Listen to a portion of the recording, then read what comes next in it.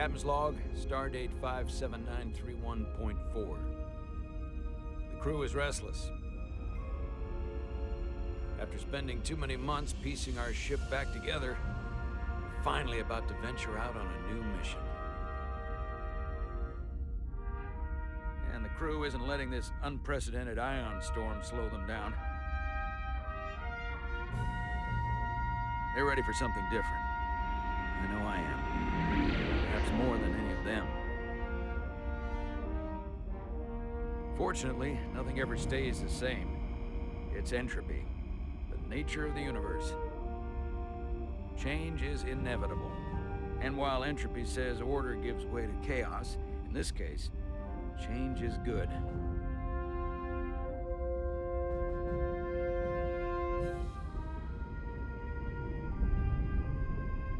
Our new first officer is en route to the Resolute.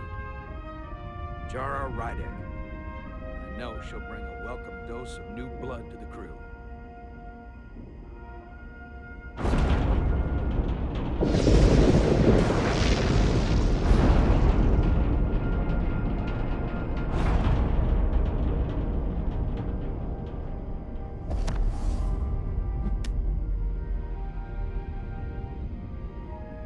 Thanks. No problem. I'm not great with flying. But these little shuttles are the worst. Here's a tip. Don't close your eyes. You'd think that would make it easier, but it only makes it worse. Look out the window, pick a star, and just focus on that. I'll give it a try.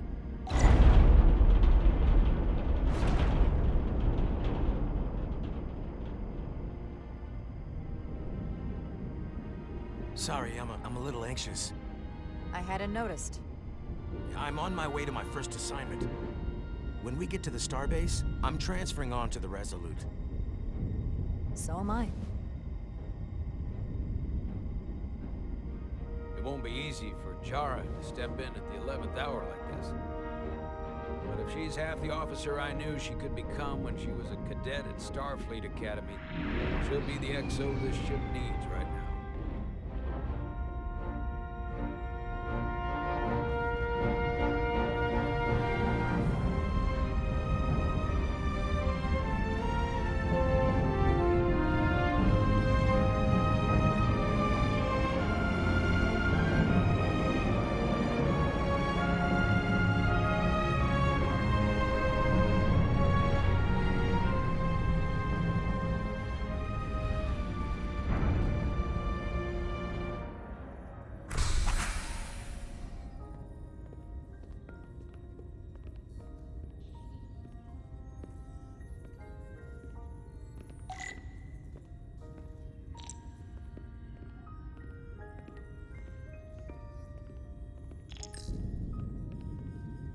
A starbase on the very edge of Federation space. Long way from home now.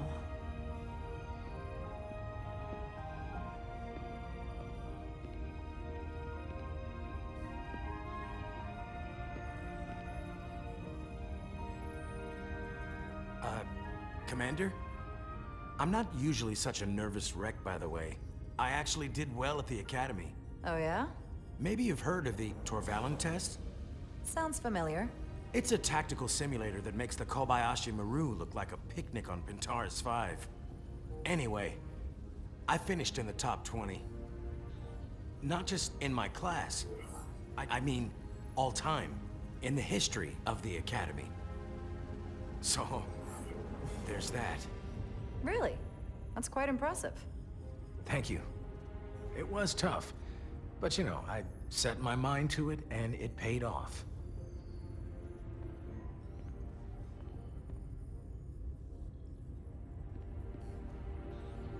Please place your hand here. Hold it there for a few seconds.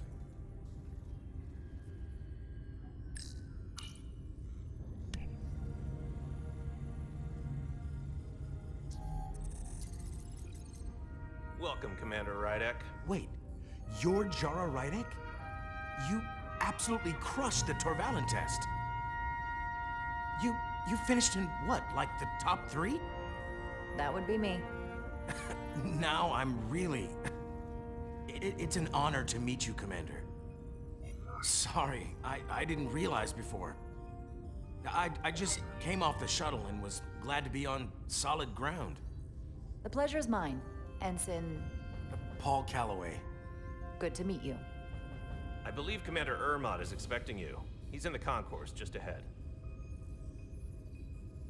See you on the Resolute.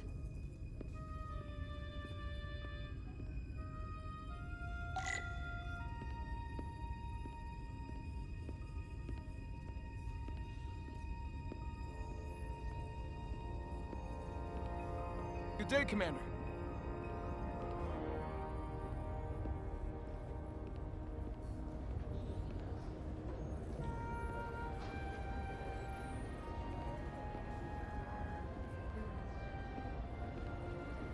If I remember my briefing, Commander Ermot is a Bolian, so I'm looking for someone with blue skin.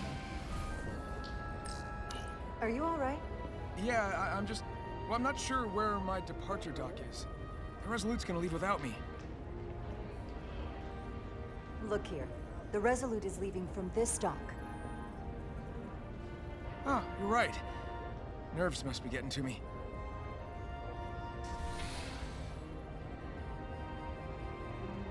Thanks so much, Commander.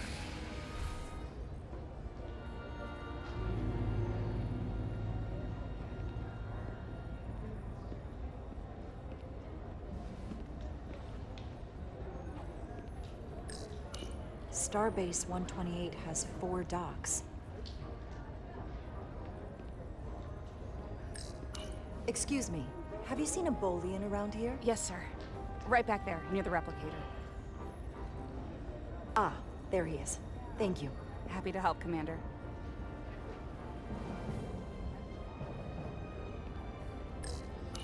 I'll replicate myself a meal once I'm on board. Excuse me.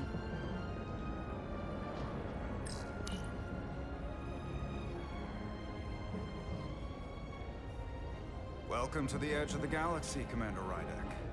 I'm Commander Jan Ermot, Operations Officer on the Resolute. Commander? I hope there wasn't too much trouble getting here. This storm isn't making anything easy for us right now. I know conditions are less than ideal at the moment. It was perfectly fine. No trouble at all. I'm glad to hear it.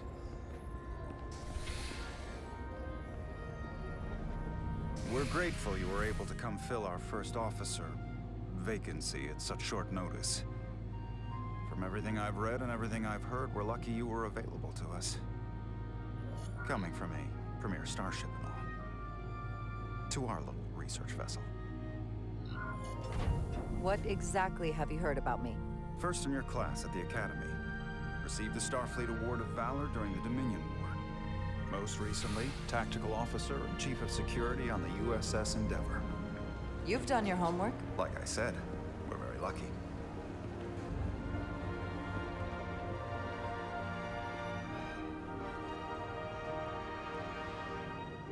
The USS Resurgence. She may not look like much compared to the bigger ships, but as far as science vessels go, she can more than hold her own.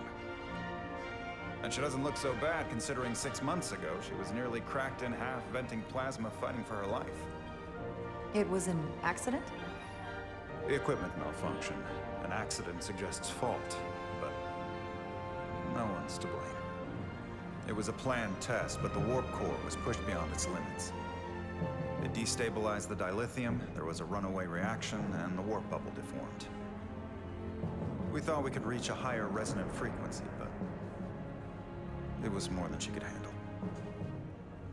Cost us our first officer and 22 of our crew. At the end of the day, we're all responsible for each other. That's what it means to be a crew. I can't even begin to imagine what that must have been like for you. I'm so sorry for your loss. Thank you. It does weigh heavy. There are some things you can't forget. It's been 6 months. What's the attitude among the crew now? Unsettled. But I hope that a new mission will help them move forward. If not, move on. Listen. I realize you've known Captain Solana for quite some time, and I'm sure you're ready to bring your best. But I should warn you that when the captain announced you would be the new first officer, there were those who felt it was a mistake, that he should have promoted from within. So you might want to tread lightly at first. Until they come to value your contributions as much as he does. Trust is earned, and it sounds like I have my work cut out for me. But I plan on winning them over. I don't doubt that. I just figured it was better to know what you're walking into. Of course. Starfleet has assigned us a high-priority mission to the Hotari region. I'll let the captain brief you on board. I know he's eager to see you. Will we be mission ready in time? We have every intention. The crew has been working around the clock to get the ship ready. There's still so much to do.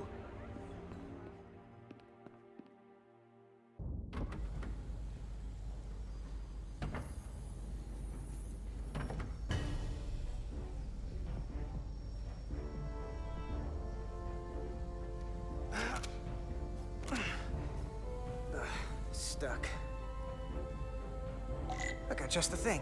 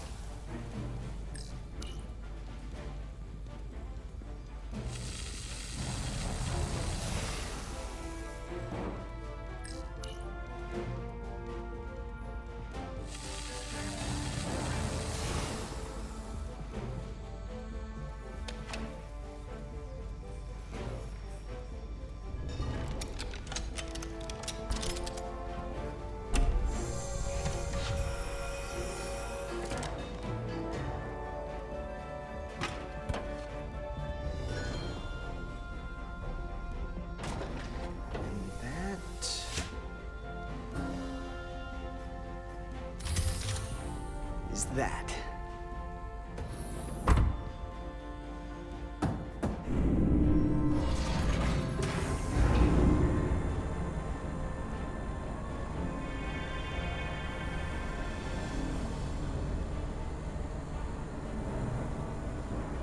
I thought that thing was totally fried.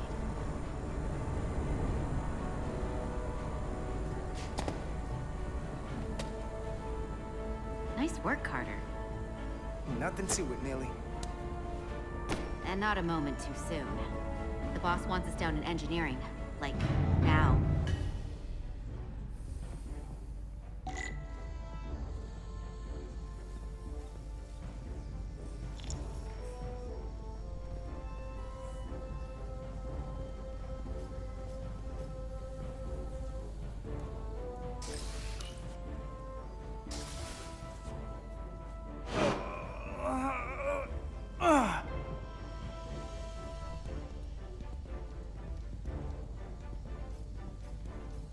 Come on!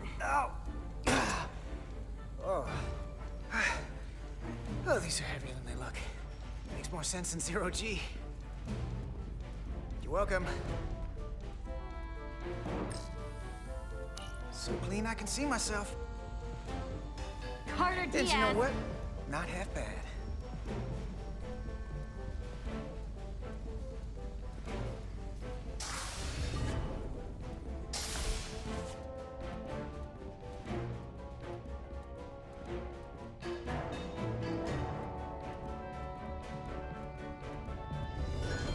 Junction 34B gives you access.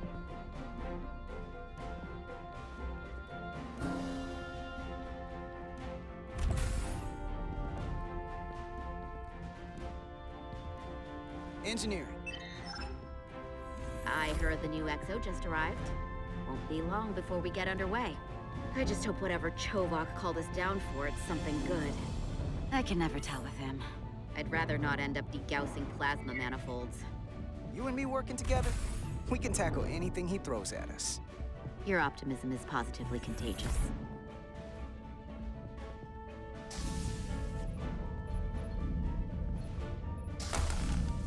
we got here before. Lieutenant Commander Chovak. We were just looking for you, Commander. Petty Officers Edsalar, Diaz. I was beginning to think you would be late. We are all hands on deck right now, which means if you are not at your post at the appointed time, I do not have someone to replace you. A point I have been forced to make to Petty Officer Edsalar on repeated occasions. Apologies for the delay, Commander. I do not want your apologies. Simply see to it that it does not happen again. So, I don't suppose you wanted us down here to check in before we go off duty? Equip yourselves in EV suits to work on the exterior of the hull. I need you to tune the structural integrity field for optimal performance. The subspace distortions and ionic interference we are experiencing are preventing the proper calibration. But this ship must be ready to depart shortly, despite the storm. The precise nature of these disturbances are not fully understood. But many systems have been affected by the wide band of emissive activity. Whatever it throws at us, we'll be ready. We've got the best chief engineer in the fleet. I am a Vulcan, Mr. Diaz. Flattery is not necessary. All that I require is that you do your job. Right now, that entails critical preparations, because long-range sensors show that these disturbances will be more severe at our destination, the Hotari system. You have your orders. Do not delay. Yes, Roger Commander that. Chovak. All hands on deck. Oh, what's that? All hands on deck. That's what Chovak said. You know what that means? It means this ship isn't ready to go out and the brass know it. So they're throwing every warm body at it. And they're going to leave on schedule. Consequences be damned. It all comes down to us, Nilly. We're the ones who will get it ready. I know what we can do. But this isn't just any old refit or any old relaunch. Oh, whoa. Excuse me. A lot of new faces coming on board. It's gotta be tough coming as a replacement. That's for sure. They seem all right. Something that happened 6 months ago while they were off on another ship? Well, that's nothing to hold against them. Yeah, you're right. I guess getting a little new blood on board doesn't hurt. Hold on. Now there's an old face I didn't expect to see again. Hey, Miranda! You weren't gonna leave without me, were you? Miranda, you're here? We thought you were staying on the Adirondack. Transfer came in at the last minute, so I figured I'd slum it on this bucket of bolts. Looks like you got her back together pretty nicely. I wasn't sure what to expect. I'm gonna take the high road here, pretend you didn't say that, and welcome you aboard. He's a better diplomat than I am. He still owes me a bottle of Saurian brandy. Don't think I forgot. Oh yeah, it's coming back to me now. Maybe Carter can rustle up that bottle and we can give you a proper welcome. As soon as we wrap up this quick little spacewalk.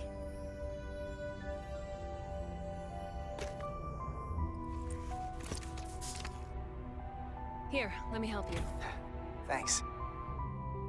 So what's the word? Are you back in the security rotation? Yep. Still running with the usual suspects. Whoa. Good to go.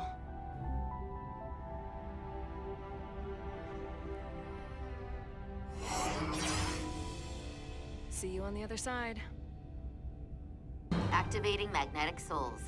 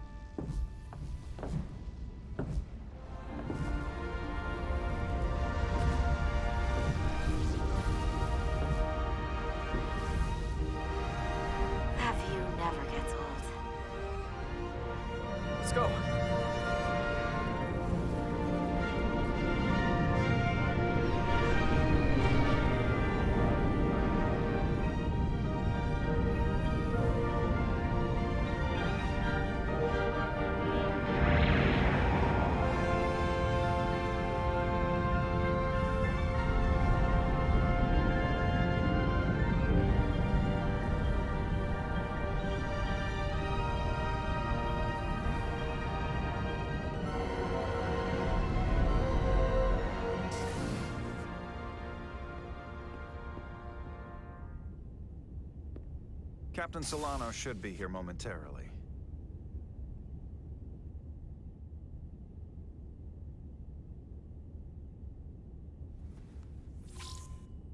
You'll have to forgive me, I don't know much about Kobleods.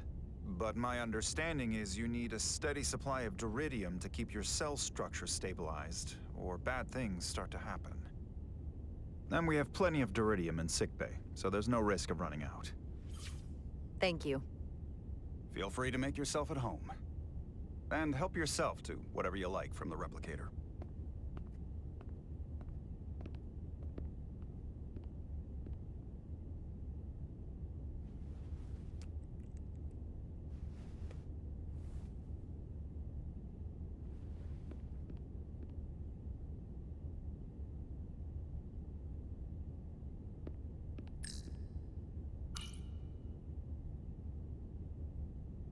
I can't believe he keeps this around.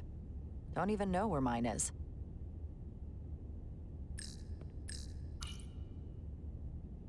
We'll be out there soon. Going where no one has gone before.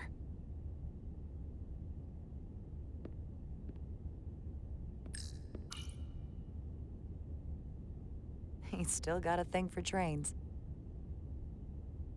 The warp engines of their day, apparently.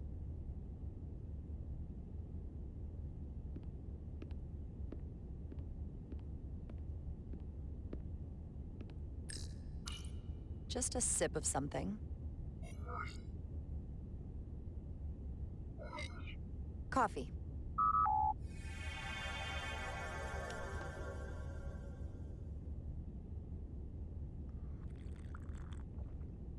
Perfect temperature. Don't know how they do it.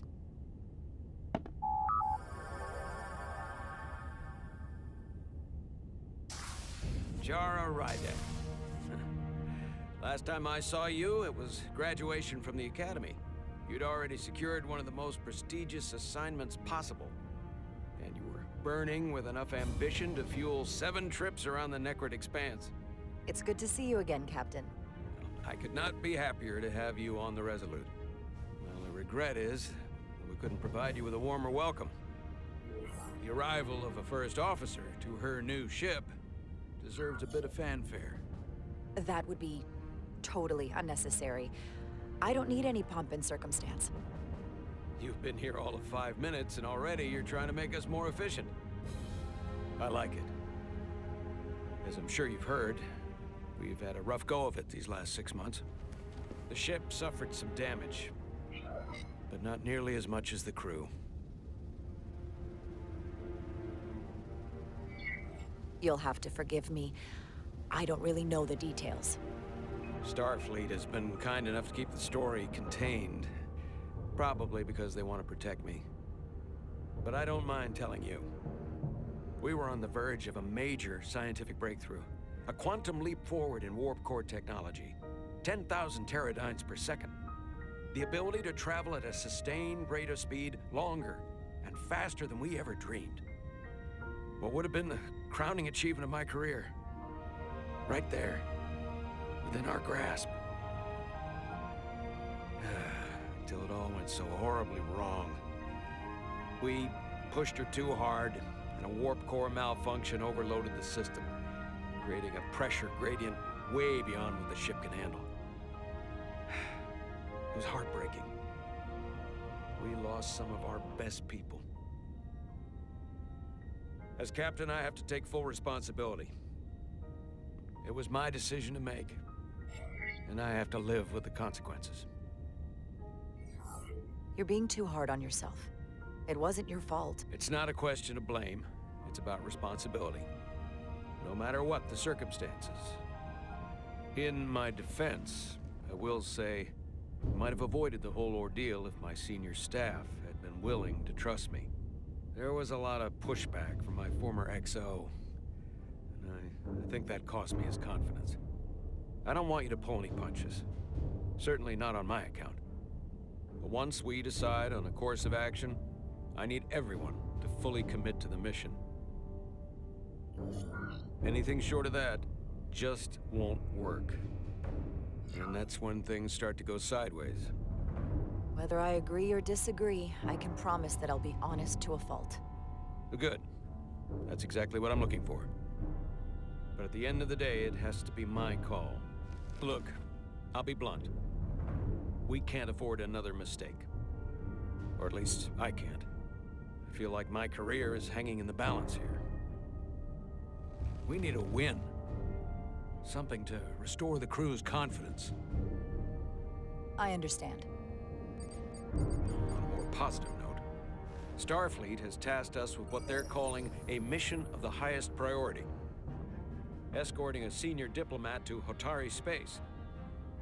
Two previously peaceful and otherwise non-aggressive civilizations now find themselves on the brink of all-out war. So it's a peacekeeping mission. I see it as a golden opportunity to not only prove what the Resolute and her crew are truly capable of, but also a mission for which we're uniquely qualified. This ionic storm. Our long-range sensors suggest it's several orders of magnitude stronger than anything on record. A total anomaly like nothing we've seen before. And you'll never guess where it leads. Hotari. Exactly. Very nearly in the precise location where we're headed. Where I imagine the interference will be exponentially greater. But the diplomat will brief us on the details of the rendezvous. But are we prepared to embark on the mission? As much as I'd like to think that's true, I have my doubts. But I don't want to get ahead of myself.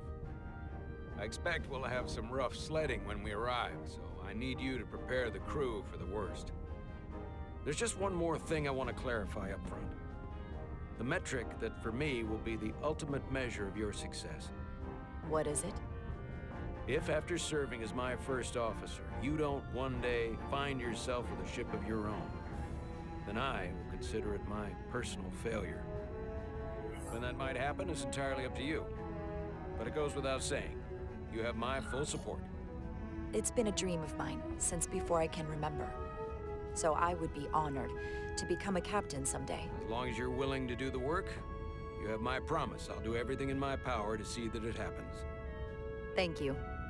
Come, let me introduce you to the crew.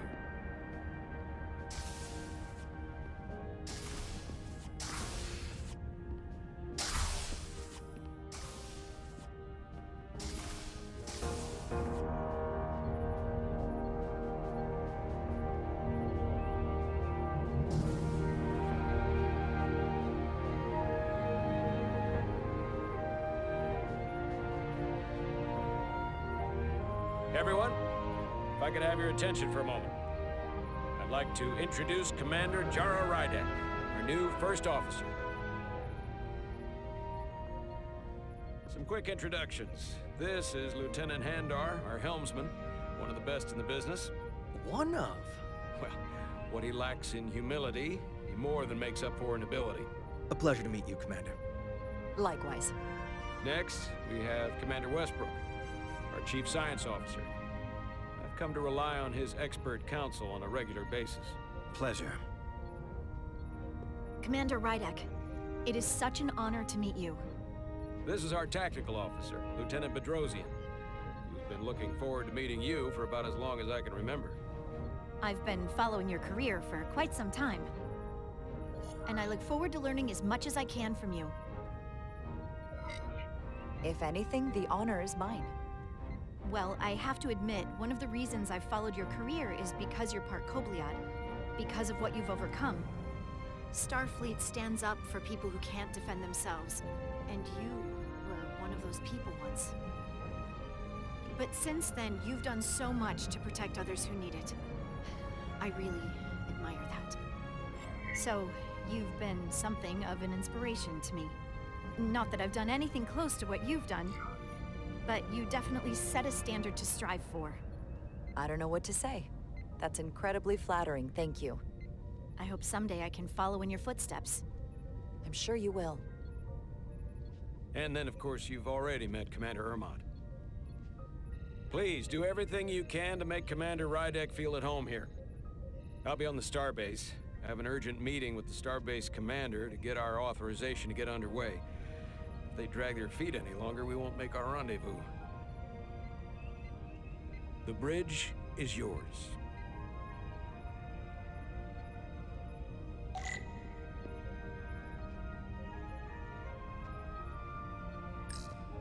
Operations.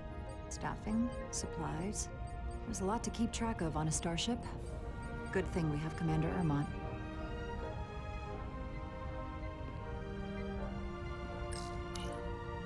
The helm. The Resolute is a refitted Centaur class, meaning it's capable of quick maneuvers. Can't wait to see what she can do.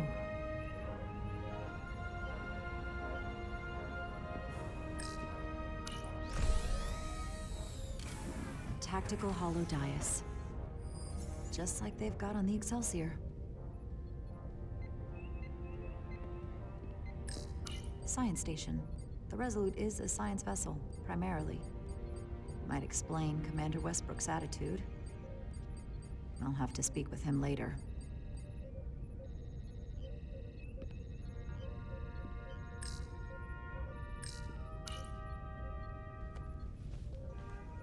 Commander, Chief Engineer Chovak needs to lower the structural integrity field. He's sent a crew out to recalibrate the emitters in response to the danger posed by the storm. We just need your go-ahead.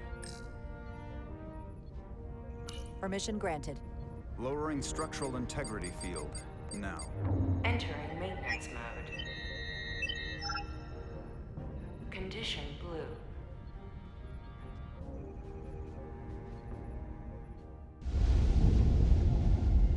The storm is getting worse. Looks like they turned off the SIF. Great. Let's get to that emitter.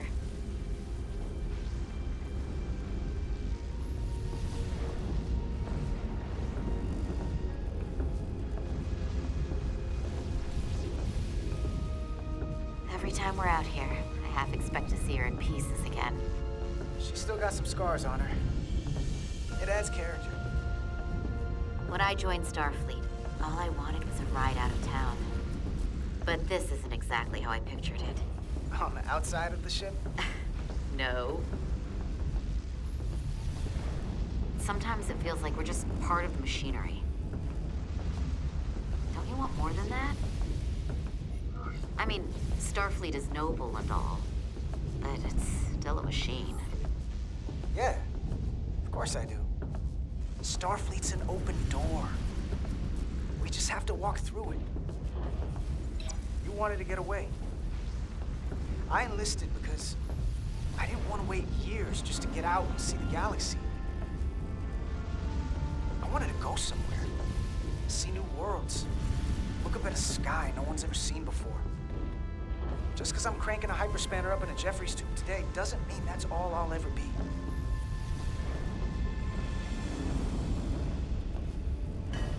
Diaz to Commander Chovak. We are at the SIF emitter. Acknowledged. You may proceed with the recalibration.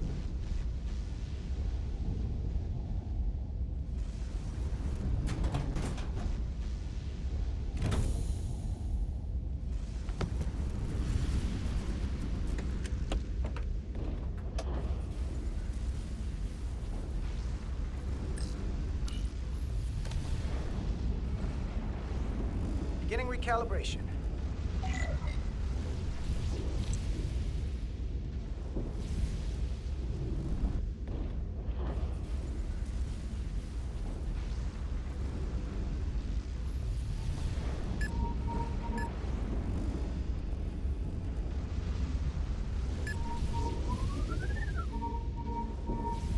Careful. Too much action and harmonics will deflect the alignment.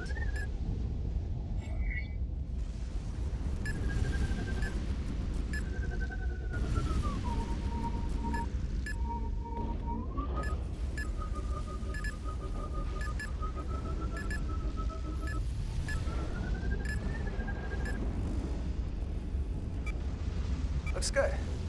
That wasn't so hard.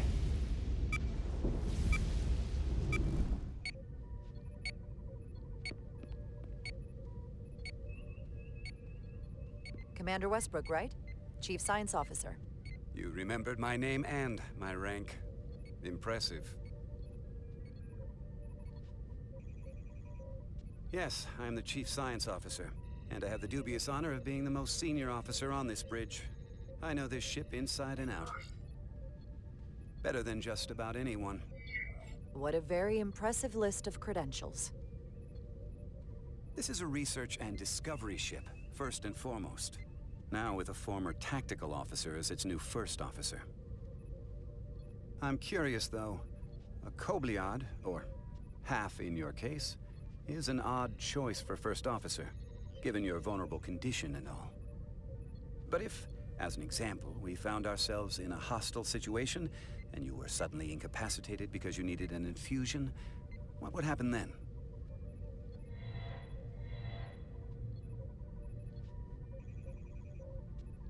You'd leave Captain Solano without an XO.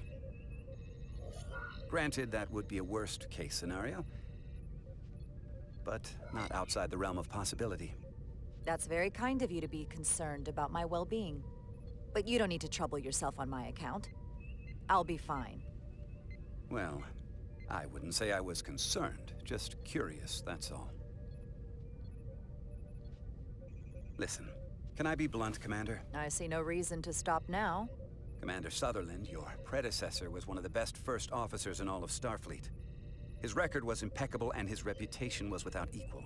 I mean no disrespect, but the shoes you're stepping into are almost impossible to fill. He was loved by the crew.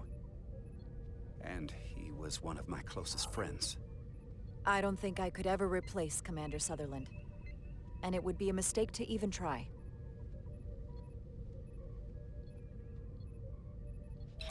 Seeing as Captain Solano is on the starbase, let me give you an update on this ion storm we're flying into.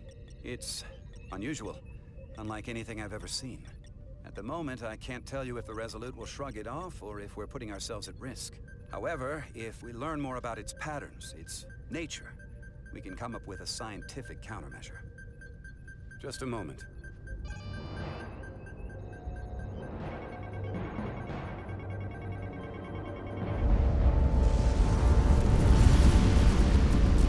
We've got a massive energy wave inbound. On screen.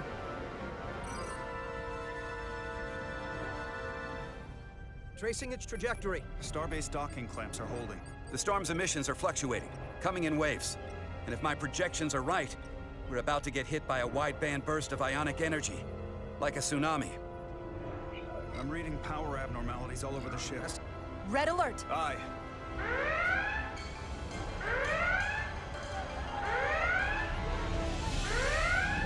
Evacuating main gangway and retracting. Putting sensor visualization on screen. With the structural integrity field shut down, we can't take a direct hit. Time to impact. 1 minute. Shield systems are severely impacted. We have limited protection. I need every available solution. What are our options? We can weaken the impact of the storm with a deflector pulse. There's a better way. I'm sending all auxiliary power to the deflector dish. Send the aux power to the shields. We can't reactivate the entire shield bubble, but it's a directional threat. So we can orient all we have towards the wave. You have to believe me. We only get one shot at this. We can't afford to get it wrong. Bedrosian, get those shields up. Rerouting power to shields. Stand by. I need a heading. We've only got one shot. Understood. On my command.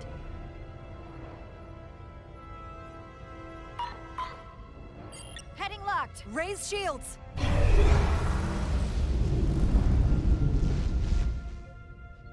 This is it! All hands, brace for impact.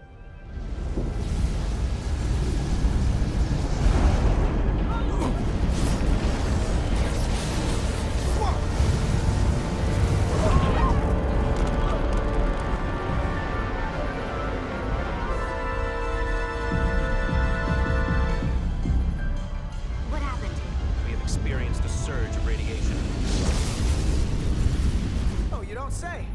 This radiation supercharged the plasma, forcing it to backflush through the system and creating a dangerous imbalance. That can blow out every primary system on the ship. Just tell us where you need us. I need you to traverse the hull to the access port to recalibrate the port nacelle plasma regulator.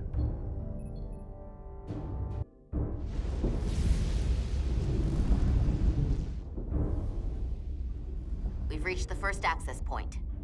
Understood. Do you see the override for the level 1 failsafe circuits?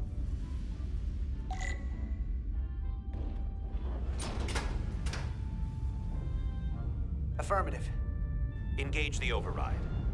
It should allow us to stop the EPS flow to the warp engine without triggering an automatic core shutdown.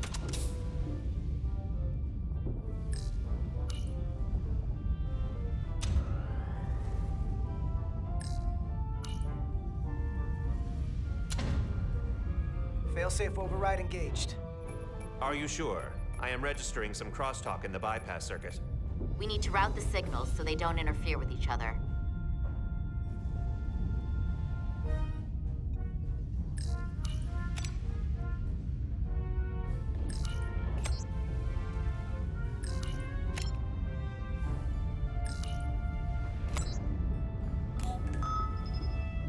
Diaz to Resolute. The failsafes are temporarily disabled. Moving on to the EPS regulator. Heads up, Carter. What is that? One of the discharges coalesced. It's coming right toward us. I'm gonna try to disrupt it with my phaser.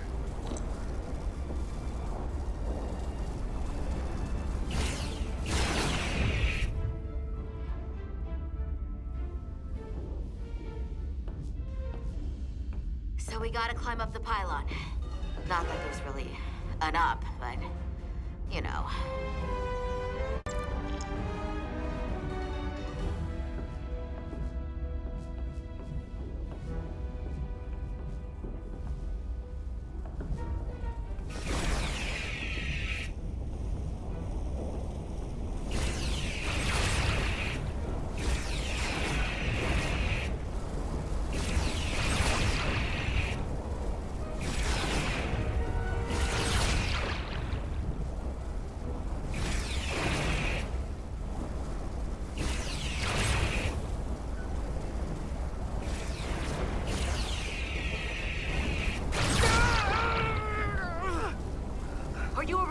Yeah. Suit took most of it. Just snuck up on me. That damaged your suit. Energy dampening is down to 60%.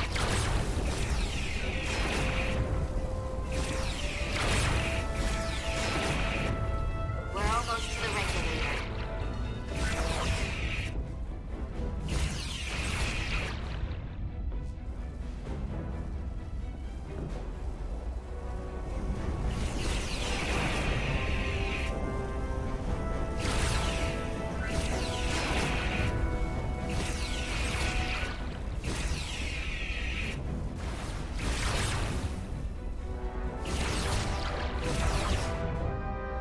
We're at the regulator. Opening the access panel.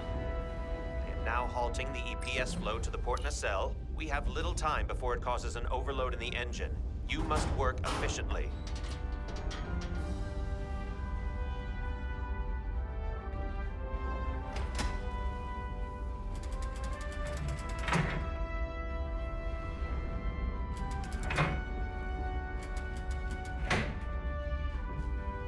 EPS manifold adjusters reset to neutral.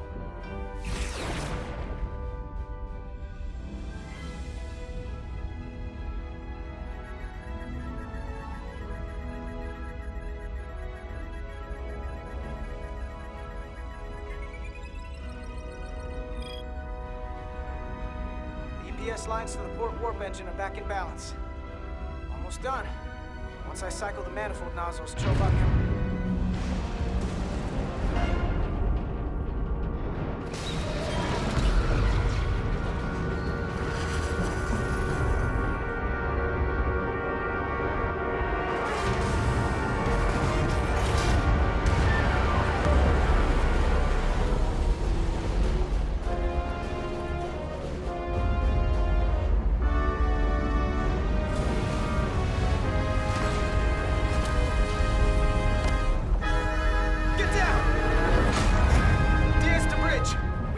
docking clamp.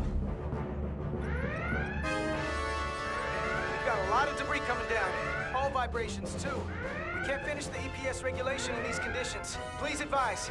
We have to release this ship from that other docking clamp or the hull will be ripped apart. There's a problem. The clamps are supposed to disengage automatically in an emergency, but it's not working. Not working? What are our options? The docking clamps are fitted with exploding bolts for an emergency release. We've got crew out there. That'd be like setting off a bomb next to them. Maybe there's another way. Starbase is hailing us. Put him through. Resolute, the remaining mooring arm is failing. You need to disengage from the starbase now. The damage to the station will be catastrophic. We have crew outside and are looking for We the have safest people way on this station. If that mooring arm breaks, we could lose dozens of crew. Commander, hear me out.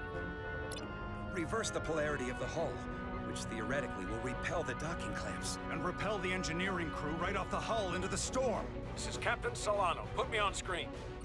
Go ahead. Captain, we have a situation. Commander, what are you doing? Blow the bolts on the docking clamp. The captain doesn't know the whole story. I'm giving you an order. Jara? Captain, you brought me here because you trusted me. Can you trust me now? You better be sure you make the right decision. The captain made himself quite clear. They're gonna get hammered with debris out there. Reverse the polarity. There is protocol. And there are lives. What is the holdup? Starbase, stand by. We're gonna flip hull polarity to disengage the clamps. Yes, Commander.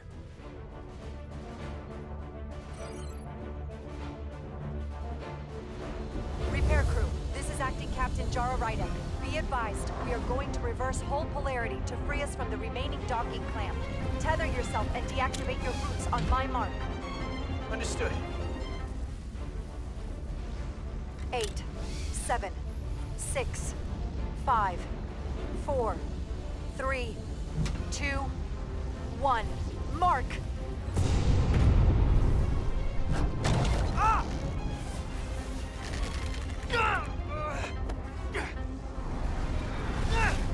Grab my hand! I got you. Thank you. Plasma imbalance is reaching critical condition. We are moments from primary system failure. I got it.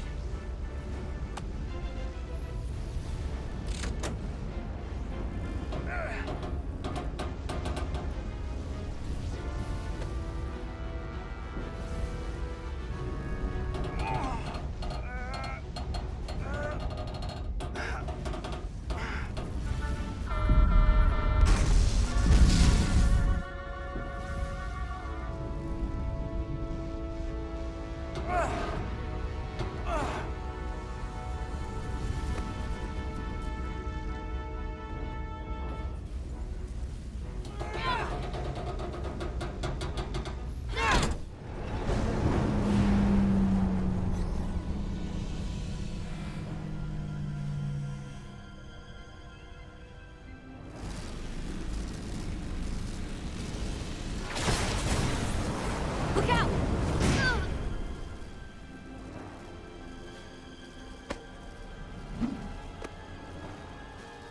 I got you. Petty Officer Etzelar's hurt and unconscious. I'm gonna have to tow her back to the airlock.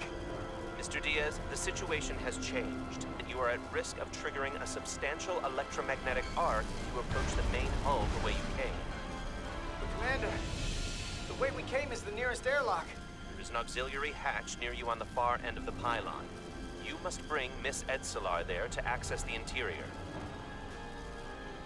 Roger that. Going there now.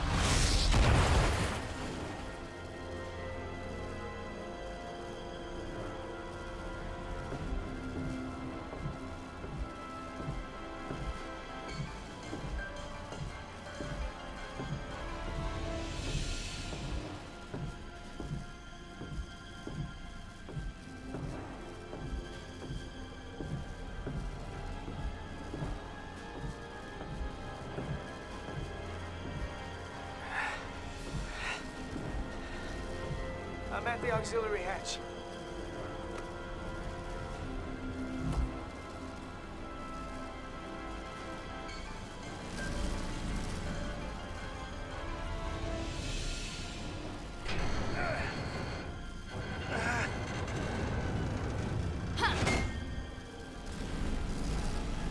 You go first.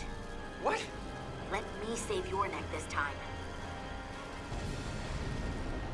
No time to fight me on this. Get in there! Not on your life. Let's not let it come down to that.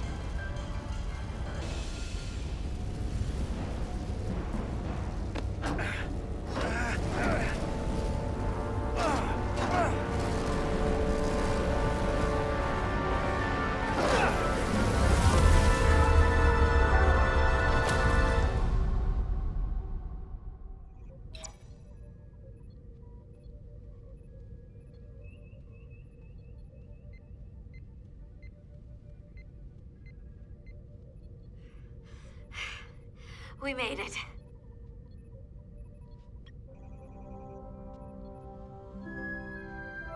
They're safe. Bringing the SIF fully online. Do it.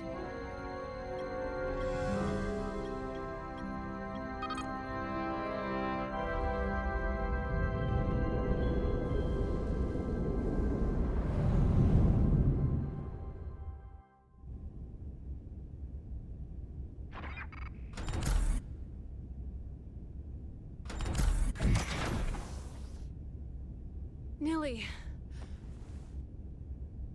I'm good. Help me with him.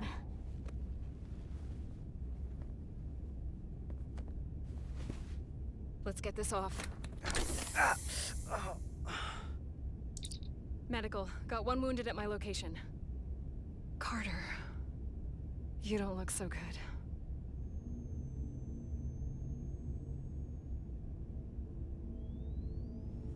You gotta be more careful. I just got here. I'm not ready to see you two get blown to space dust just yet. Now let's get you down to sickbay. Great.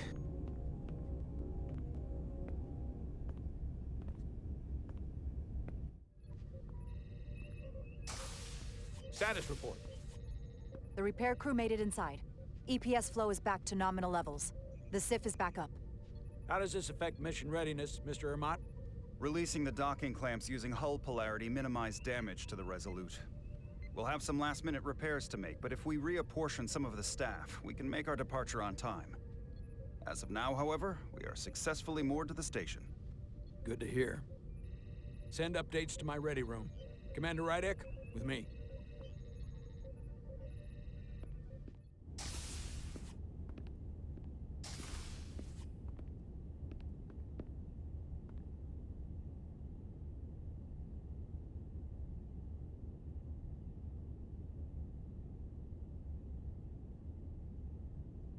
You disobeyed my orders. Well? I'm sorry for that, Captain. I did what I thought was— You disobeyed my orders! And not just in front of the bridge crew, but the Starbase staff as well. That's going to get around.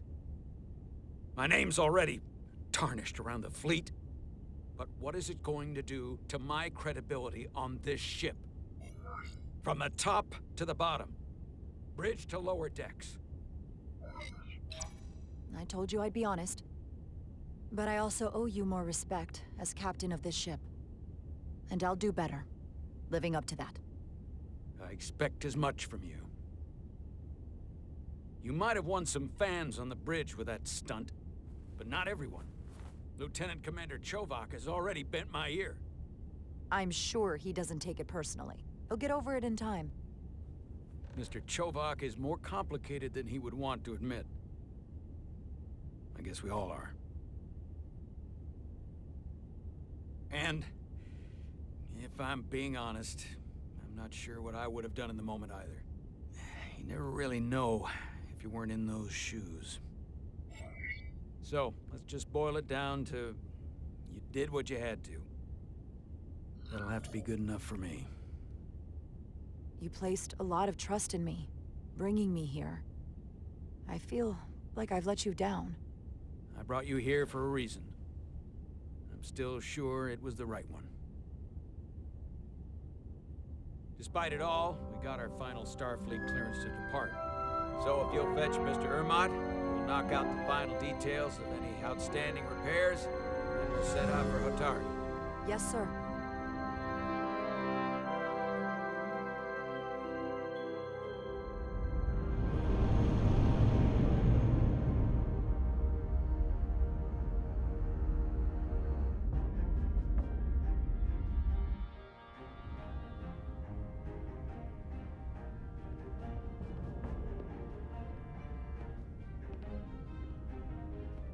All departments reporting full mission readiness. We've got our full complement on board. This is my favorite moment, right now. The start of a new mission is always full of possibility. The Orion Syndicate could sell it as a drug. Don't let the Admiralty hear you say that.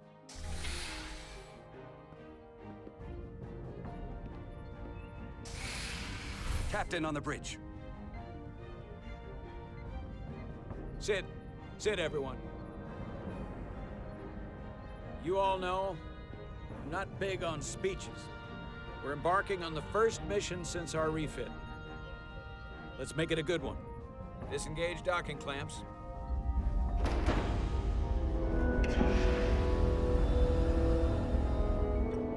Docking clamps released. Thrusters ahead, Mr. Handar.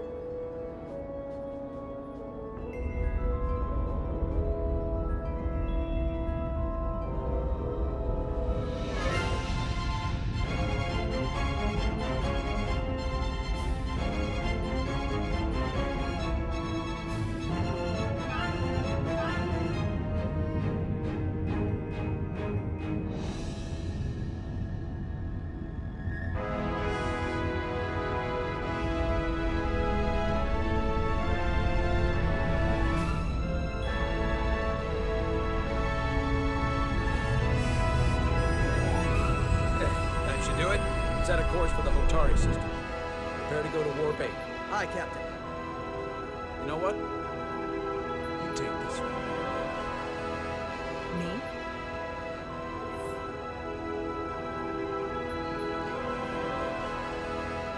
Engage.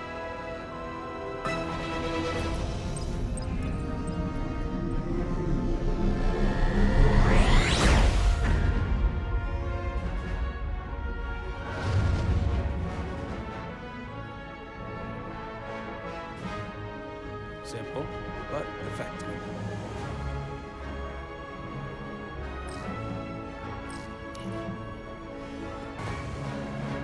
Easy. Thank you. I'm fine. Really, You don't look so good.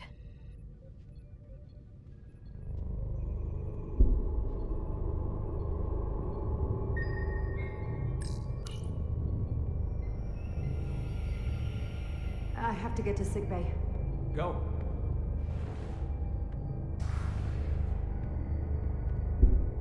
Commander, help me get her inside!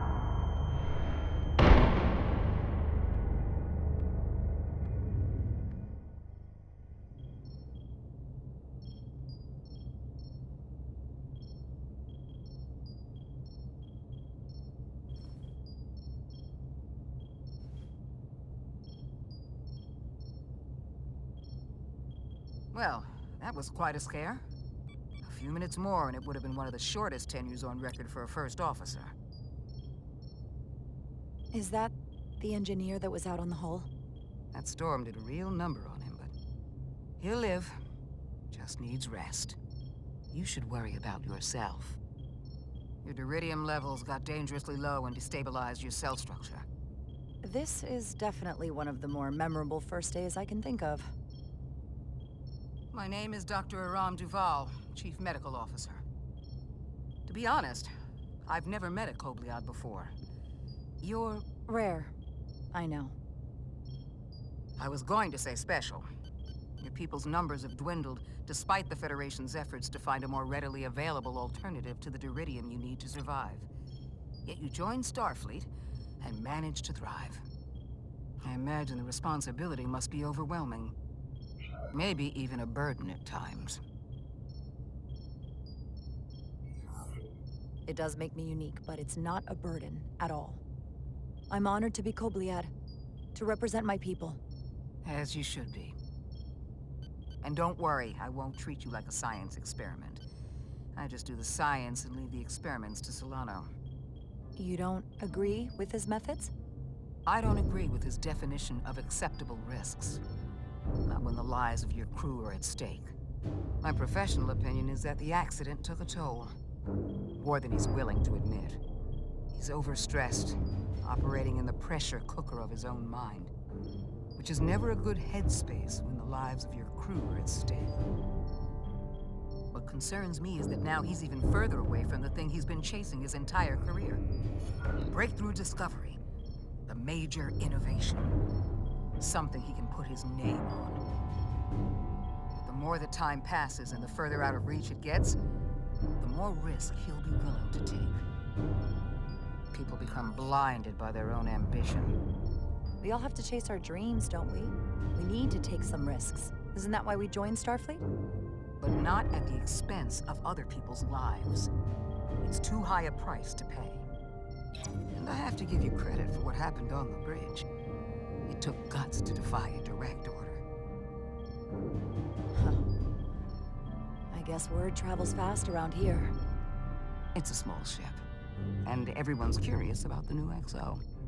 Fortunately, your cell structure's almost completely stabilized. And I'll spare us both the lecture, but I do feel it's my responsibility to remind you, without regular infusions of Duridium, you will not live. It's as simple as that. Understood. Then, my work here is done.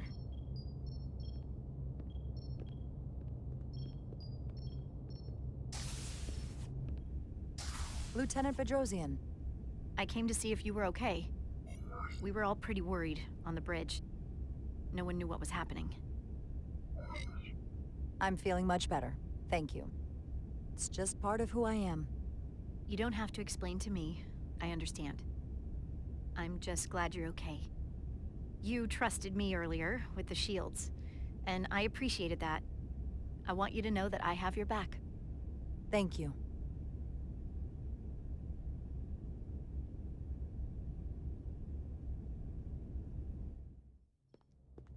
Now, Carter, the emissions that gave you that burn are quite unusual, like everything else that goes with this storm.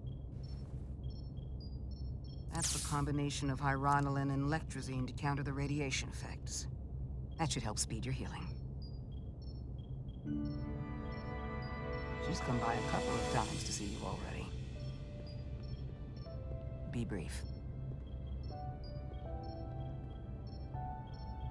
It's good to see you awake again. I was starting to get worried. Not that you aren't in good hands with Dr. Duvall. You did take one hell of a shot, though. I hear you've been checking in on me. Thanks for that. One of the benefits of working a security rotation. Lots of opportunities to walk by sickbay and stop in. Millie was looking in on you too, by the way. But since it's just us right now, I had a chance to think about this while I was away. And I thought it was important that I just come out and tell you.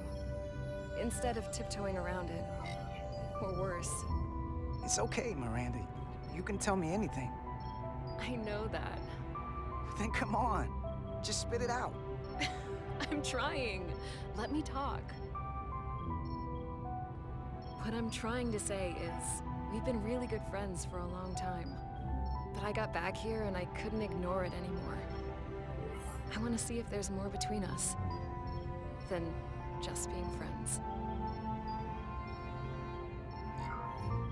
You don't have to explain it. I feel the same way. There is something between us. So, do you want to find out what that something is? If it's there for you, and it's there for me, why not give it a try? We don't have to put too much pressure on it. Let's just see where this goes. I like that. Definitely felt some pressure coming down to see you. Sorry to interrupt, but the patient needs to rest if he wants to get back to his old self. Of course. I'll see you again soon.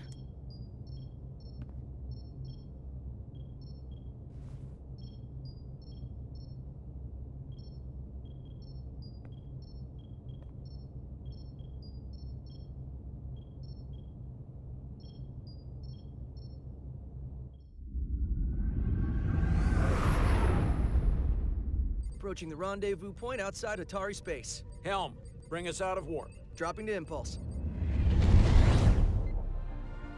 Ionic interference surging, Captain.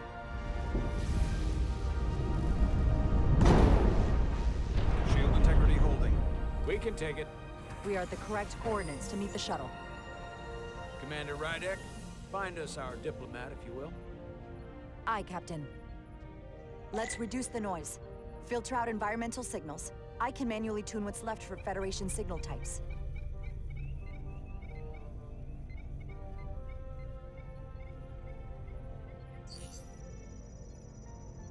I've located the shuttle. Opening comms. On screen. Shuttle to Resolute. Shuttle to Resolute. Debris field. Lost maneuvering. Losing. I can't get it any clearer. You won't get a transporter lock. It's just not happening. Power up the tractor beam. We'll pull them directly into the docking bay.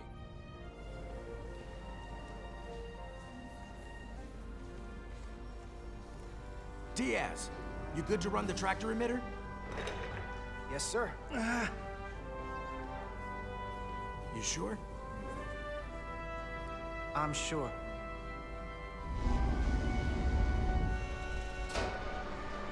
Come on, Diaz. First thing, lock onto the shuttle and stabilize the rotation.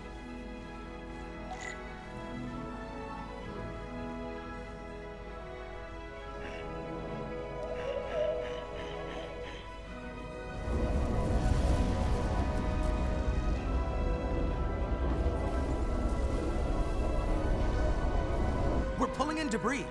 I'm on it.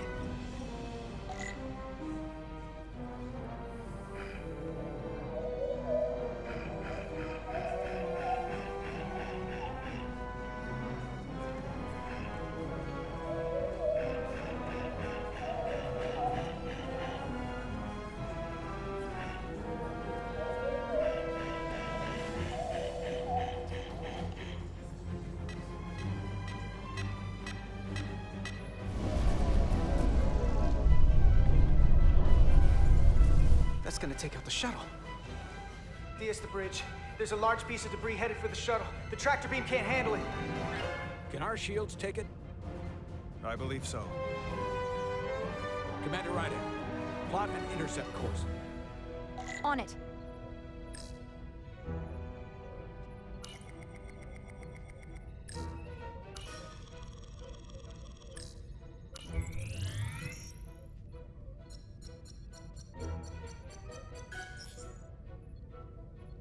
Here we go. Maneuvering thrusters bearing 53 Mark 17, 200 meters on an intercept course. Maneuvering.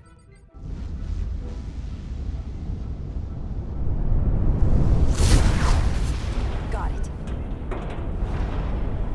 Whoa! Someone's working hard on the bridge.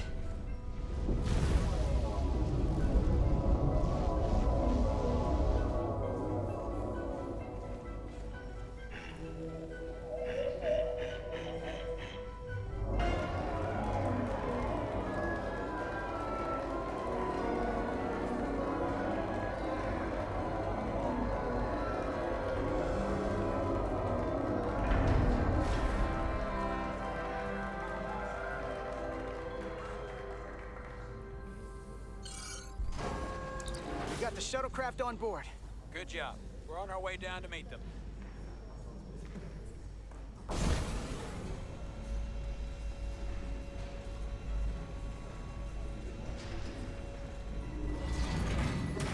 Terra firma, so to speak.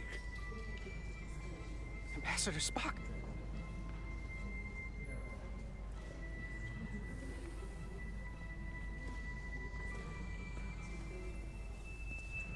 The captain will be right down to meet you, sir.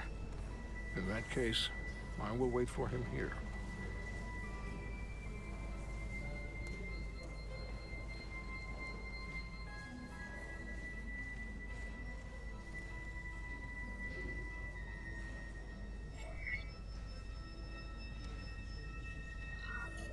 Well, let me be the first to say, welcome to the Resolute, Ambassador.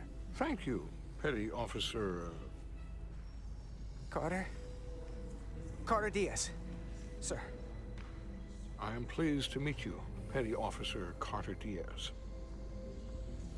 It appears I have you to thank for my safe arrival. Your assistance arrived not a moment too soon, if I may say so. Well, it wasn't all me. I got some help from upstairs. A bombastic approach to clearing debris. We thought we were prepared for our arrival in Hotari space, but it is evident my craft was not sufficiently robust for such intense ionic activity. The storm has been pretty intense. There was an element that was most unusual. Before you came to our aid, our maneuvering thrusters and impulse engines were rendered inoperable. So we attempted a short traversal at warp speed, only to find that we could not achieve warp at all, even though our diagnostics computer showed no faults or anomaly. What do you make of that? When all indications say that warp speed is possible, but in practice, we find it is not.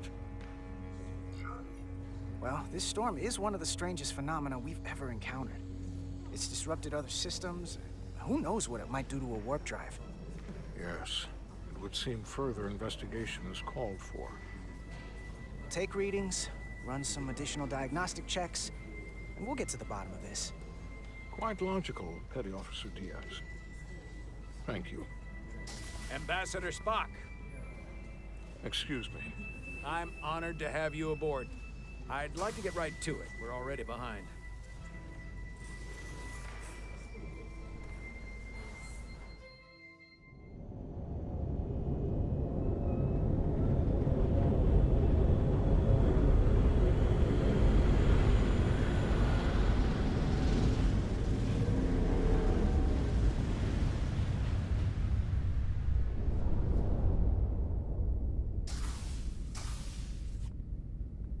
Ambassador Spock, my senior staff.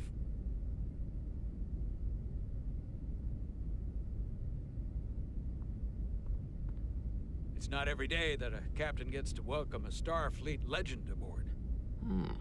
You flatter me, Captain Solano. But legend implies the past tense, whereas I am very much focused on our present circumstances. I didn't mean to suggest you were stuck in the past. You're right, Ambassador. Not the most diplomatic choice of words. You are a legend, Ambassador. There's not an officer in Starfleet that doesn't know of your career. I would never assume that to be the case. We were hoping you could fill us in on the details. We got the basics from Starfleet. Two formerly peaceful neighbors are now on the brink of war. Indeed, and the tension between them grows fiercer by the hour.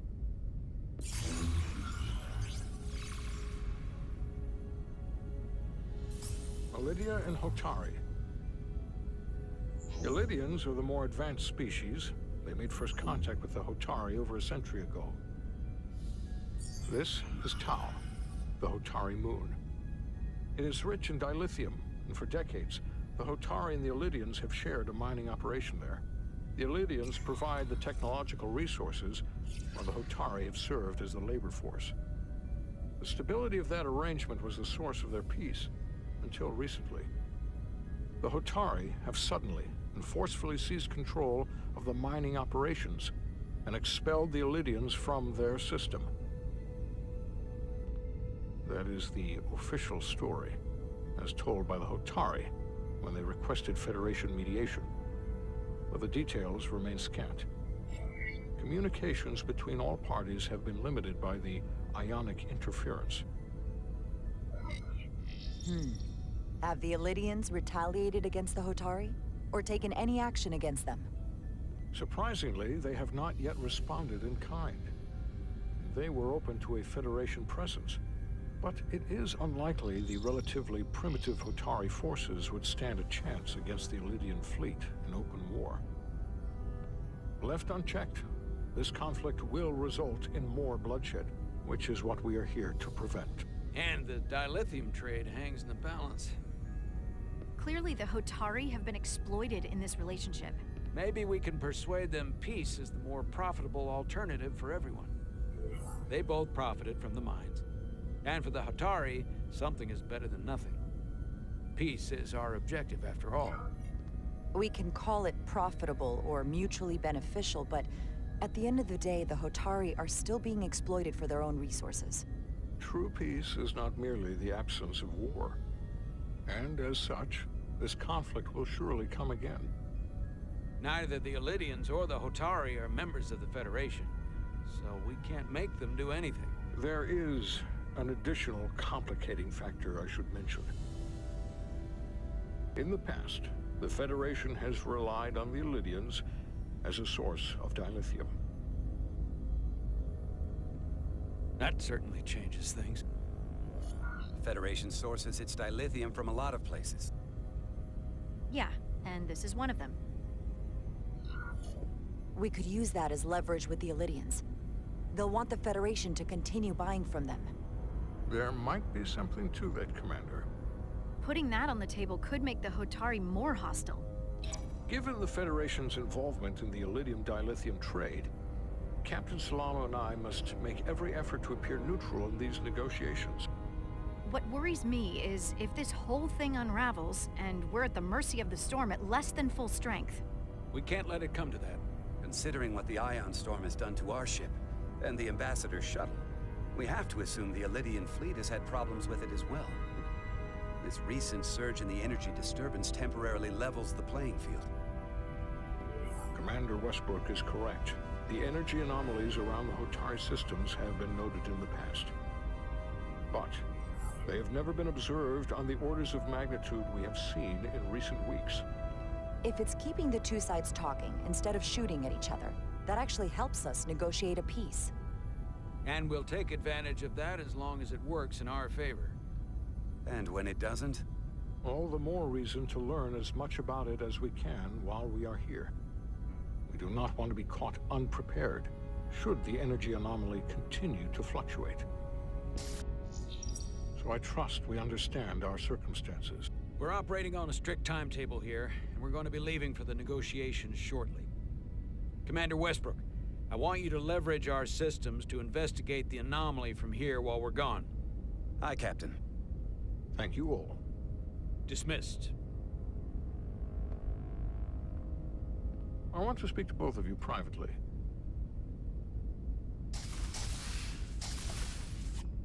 Ambassador Spock, I'd like to make a formal introduction. My first officer, Commander Jara Rydek. Commander, as you are aware, there are limits to what Captain Solano and I can do in our official capacity as representatives of the Federation. But someone in an unofficial capacity, your first officer, for example, would not be bound by those restrictions. Commander Rydek could ingratiate herself to certain parties behind the scenes, where they may be more candid in revealing information that could lead to a resolution. She certainly goes her own way. Maybe that helps in this case. It would be unconventional, but I'm not opposed to it. I'm honored to be included in the negotiation process. You're not just included, you are instrumental. Well, I hope Commander Rydek will have more luck finding out what really happened than we will through official diplomatic channels. The fate of the negotiations, the interests of the Federation, and the prospect for peace may very well depend on it.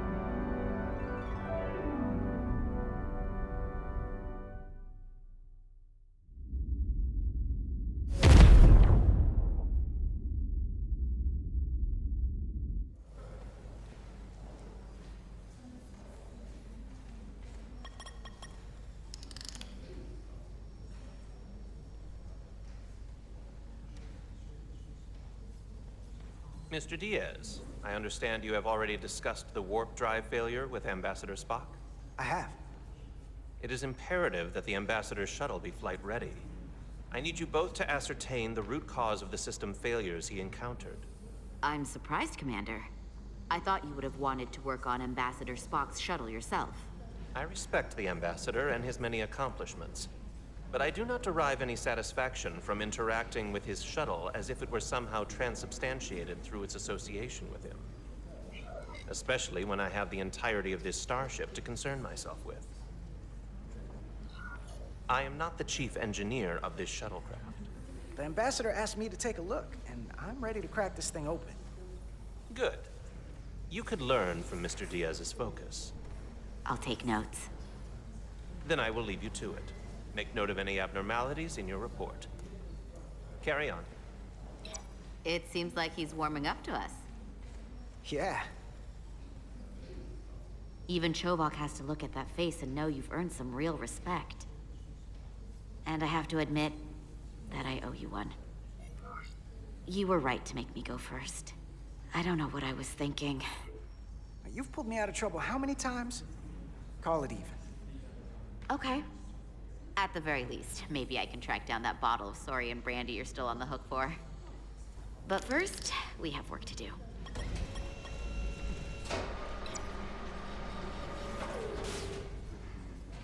Ready to go? All set. Let's run the diagnostic.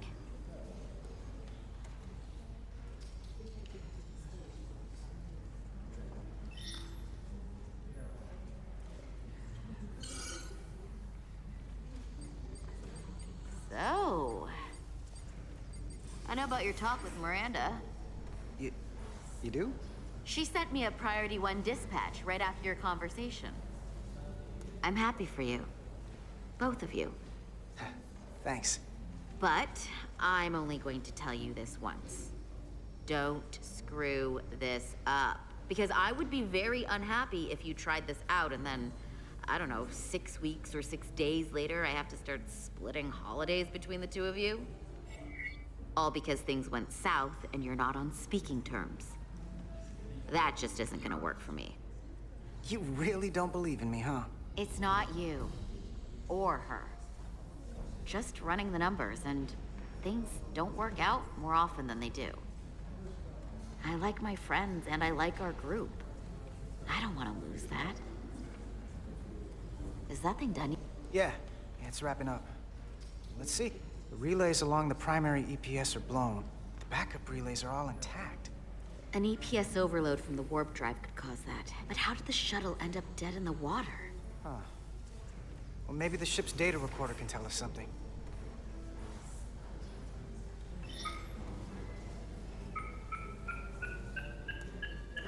Here.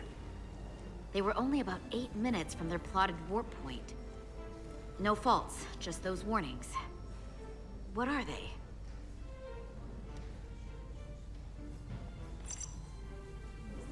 The warp field became inverted suddenly. I've seen this happen when the center warp coil cracks. A cracked warp coil throws a fault code. Still, we should take a look.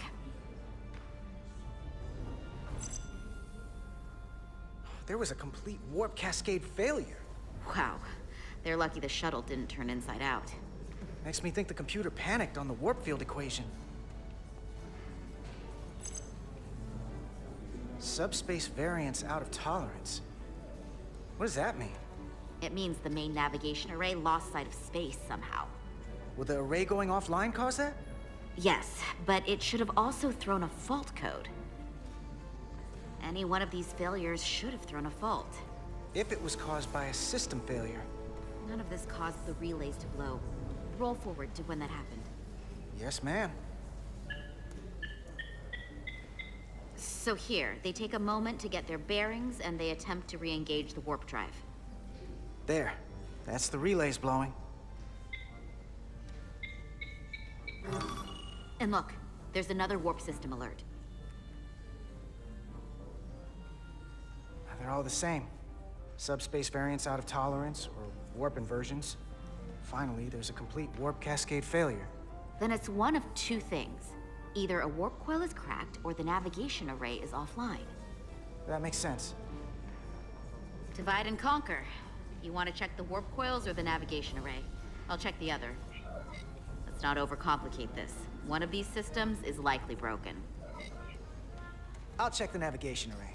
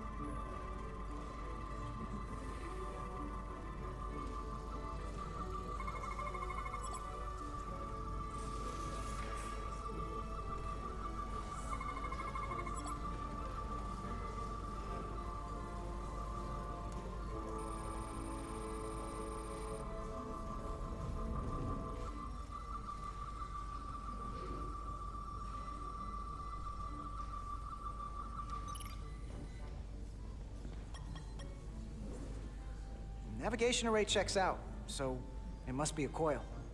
Except it's not. Checked and double-checked. Well, the readings don't lie. Here comes the security detail for the way team.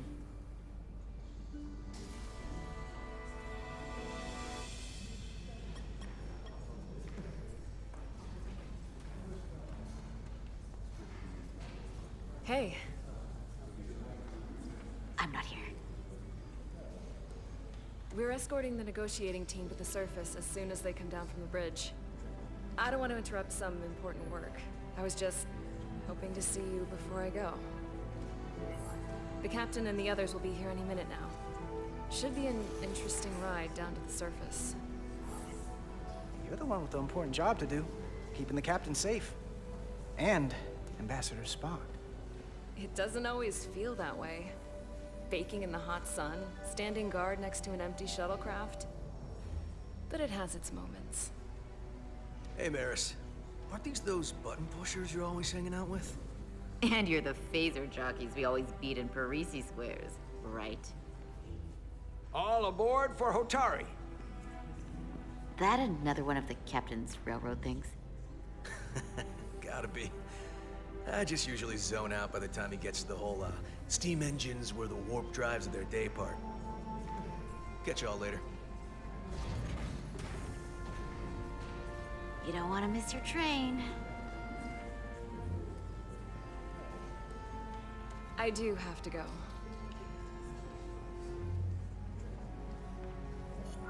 Not gonna lie, I'd rather not leave right now. More important things on my mind. Do me a favor. Come back safe. Deal.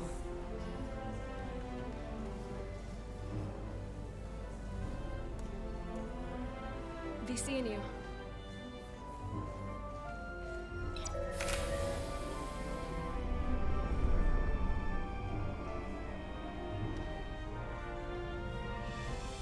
Lara Diaz. If you could float back down to reality, we still have a ways to go. All right, where were we? So, the warp coils in the navigation array are fine, but the nav computer doesn't seem to think so. I'm out of ideas short of field stripping the shuttle from bow to stern. You wanna take this out of the shuttle and throw it on the bench? Oh, real hands-on maintenance. I like it. Okay, the nav computer is patched into the ship. The ship's computer can double-check our work. If the shuttle's nav computer is putting out false data, we'll know it. Let's run through the shuttle's logs again. Running now.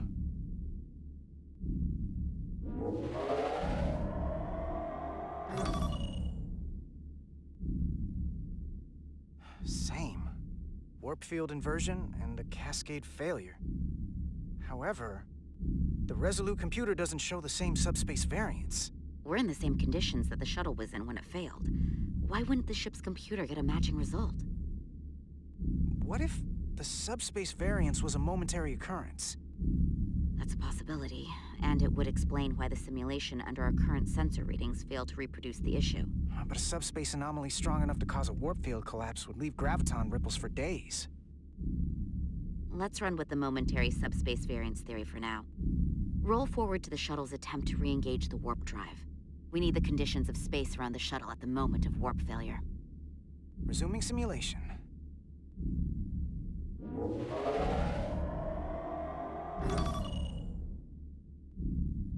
Error in warp field calculation. Cochrane formula variables are out of range. That right there. Take the shuttle sensor data from that moment. Computer, why did the warp field calculation fail? Warp field pressure returned non-orthogonal. Results are undefined. That doesn't help. Wait, what if we use a different ship? Put the Resolute into the simulation instead of the shuttle. Yeah, it should warp just fine. Unless... Computer, run the simulation with the Resolute. Resolute simulated. Computer, give me manual control on the warp power. Static field intensity, warp 1.1. 1.2. 1.3, Warp pressure is destabilizing. Error in warp field calculation. The warp drive has experienced a system-wide cascade failure. Warp field collapsed. Subspace variance is out of tolerance. Cochrane formula results are undefined. Bingo. What-o? The same moment when the shuttle failed to warp, so did the ship. Whatever happened to the shuttle just happened to us. The Resolute will not sustain warp. We can't leave Hotari space.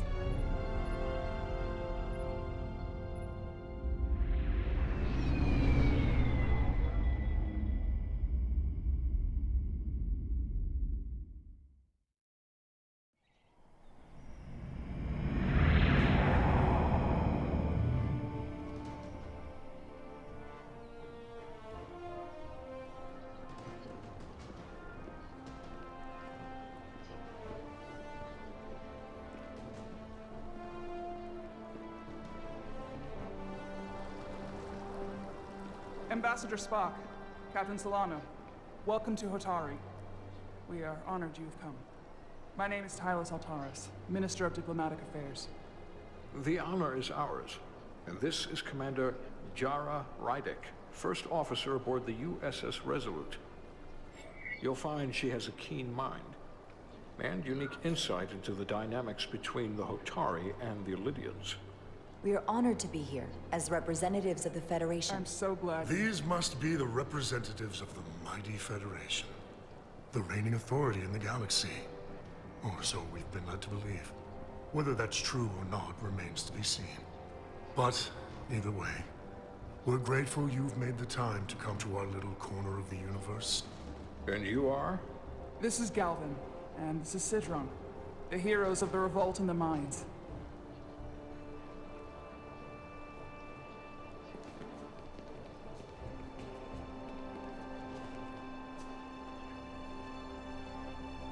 Let's hope this is the last time we ever have to come here. If you'll excuse me.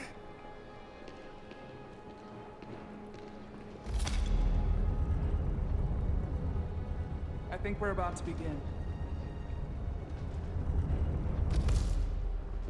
Did you hear the arrogance from that guy? I don't know what we're walking into here. But that guy was something. That may be true. But let's keep an open mind going into the negotiations. Hopefully he's just one voice amongst many. Then let's hope he's the outlier. The Hotari have invited us as their guests, so we must show them the proper respect.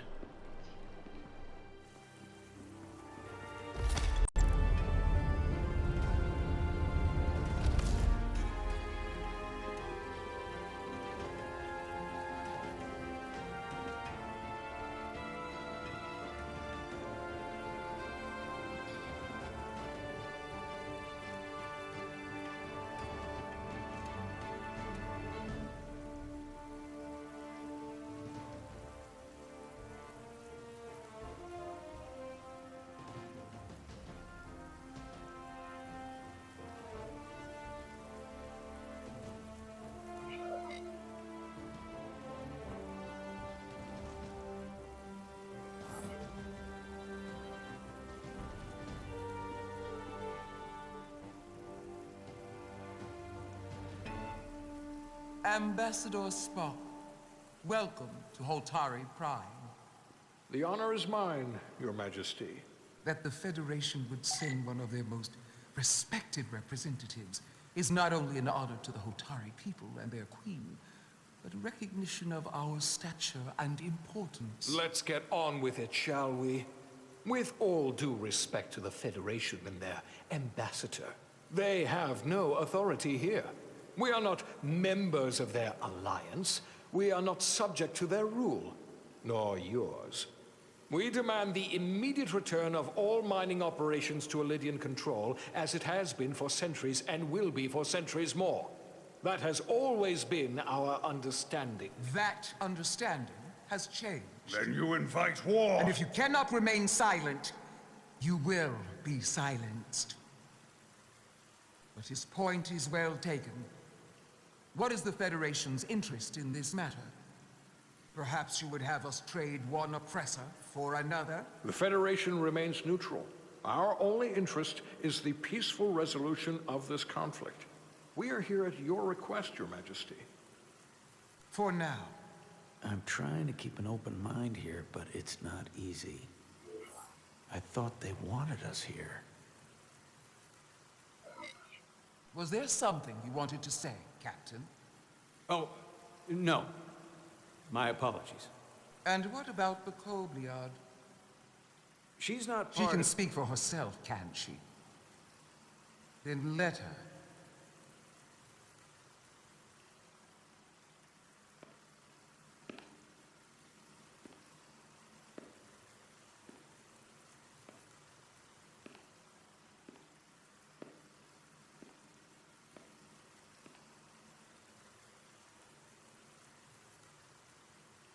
Now then, one should know their place. What you might be somewhere else is not what you are here, which is standing before a queen. And a queen deserves respect. A bow is not too much to ask. Is Hotari Prime, heart of the Hotari system. My apologies, Your Majesty. I meant no disrespect. Better. You are Kobliad. Your people suffered brutal treatment at the hands of the Cardassians. Their injustice towards the Kobliad is as unimaginable as it is unforgivable. Not unlike how we have been treated by the Elidians. As much as they'd have you believe they are the victims here, remember it was the Hotari who attacked us. Hundreds of innocent Elidians were slaughtered without mercy in those mines. The blood is on their hands, not ours. Quiet! If after all the Kobliad suffered, you finally had the chance to right that wrong, to get out from under their control, would you take it? Or would you negotiate a peace?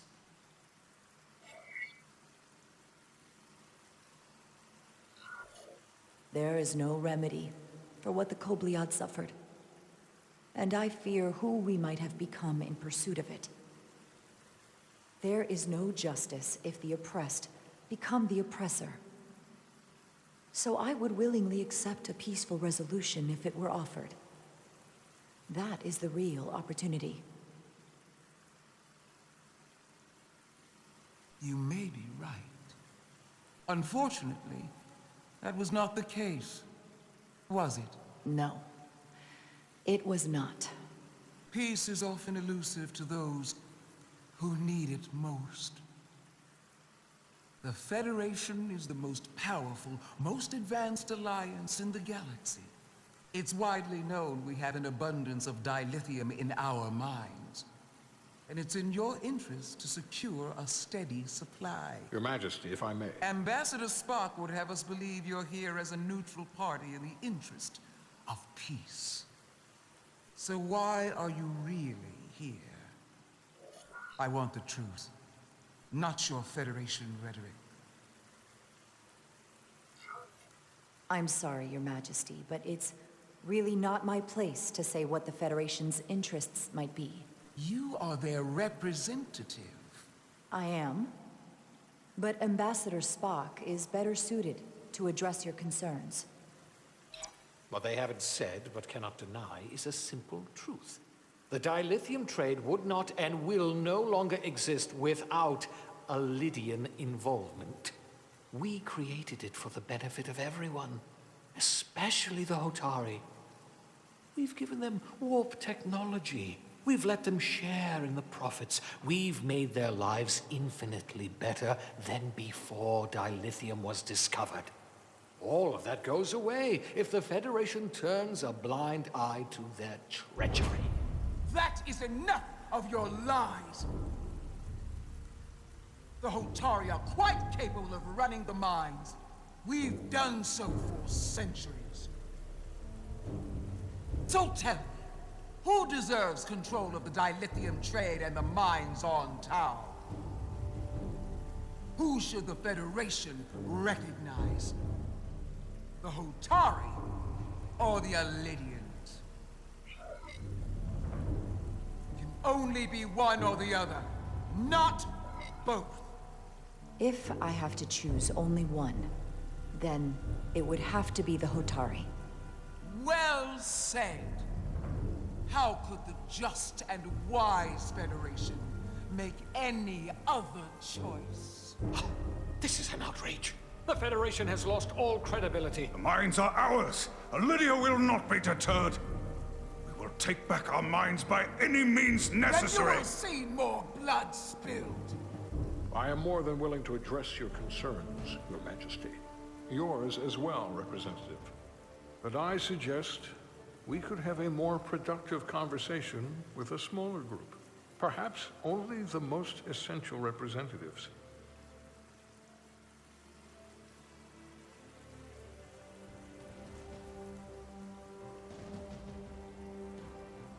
I suppose there is some sense to that.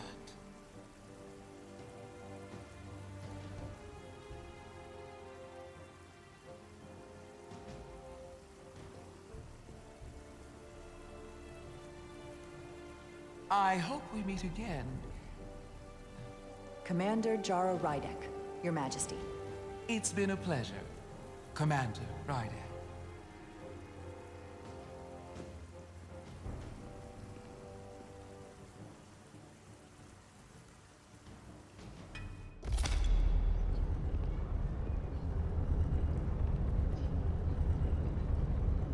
Spock and I will cover everything on the diplomatic front.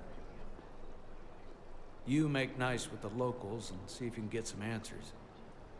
We need to find out why the Hotari are so willing to risk war. What happened in those mines?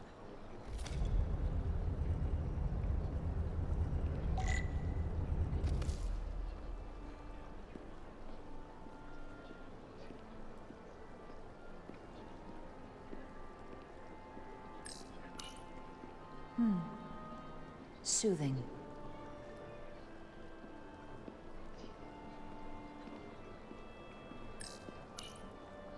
Commander, I'm glad you've chosen to side with the Hotari.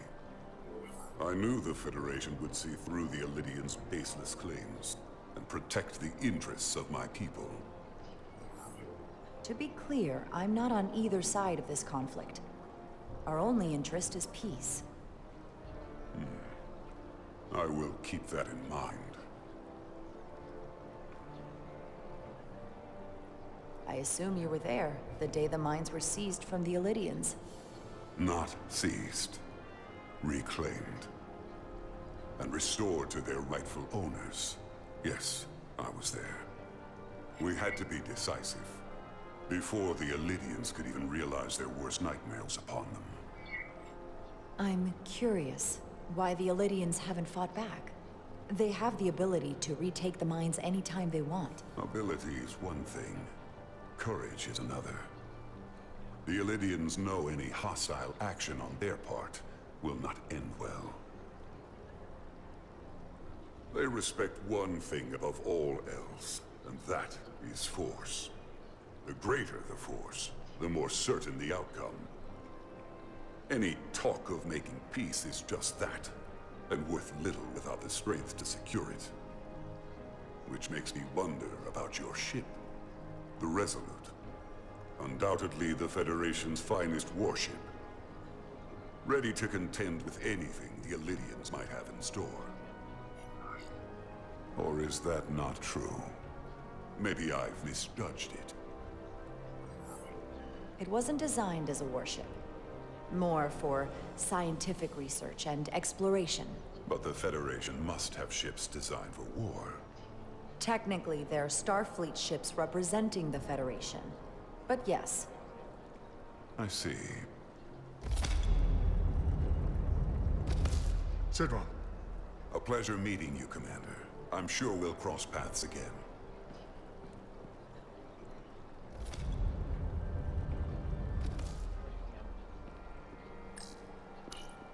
Commander Rydek, I'm encouraged to see the Federation supporting my people.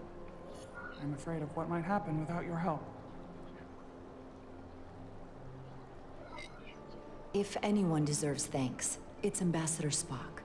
No one is more invested in negotiating a peaceful settlement to this conflict than he is.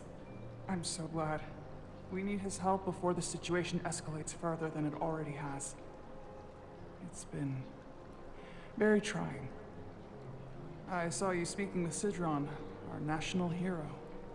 I'm curious, what did he say? He seems to be of the opinion that negotiating for peace is a waste of time. Because force is the only blunt instrument he understands. He's a miner, not a diplomat. For the first time in our history, the Hotari have the upper hand. We see ourselves as strong instead of downtrodden.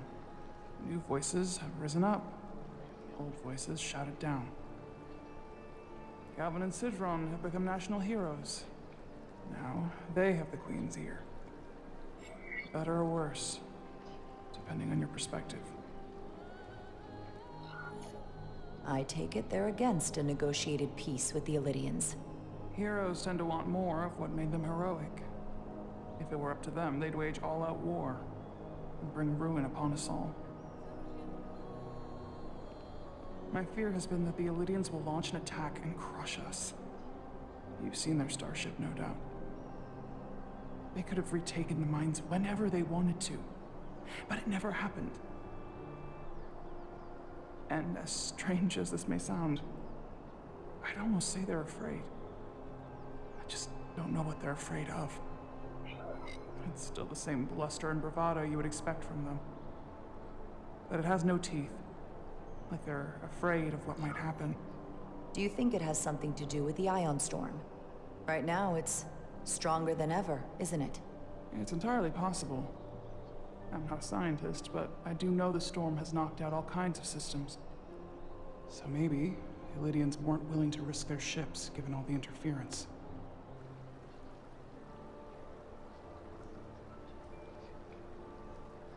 Since the day of the revolt, Galvin has seized control of the mines and restricted all access. No one's allowed without his personal authorization. And they've taken over a section of the palace with just as much secrecy and security. I'm told it could be something they brought back from the mines. I've made inquiries, but everyone pretends it doesn't exist. I strongly suspect they're hiding something. Why would they do that? I don't know. But that's what concerns me. Whatever they're hiding, it can't be good. How can we know?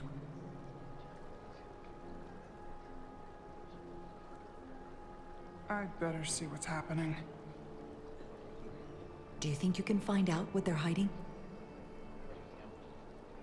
I need to see proof of something before I can make my case to the Federation. I can try, but even if I found it, I might not know what to make of it. Take this. You can use it to capture whatever you find, and then send it to me.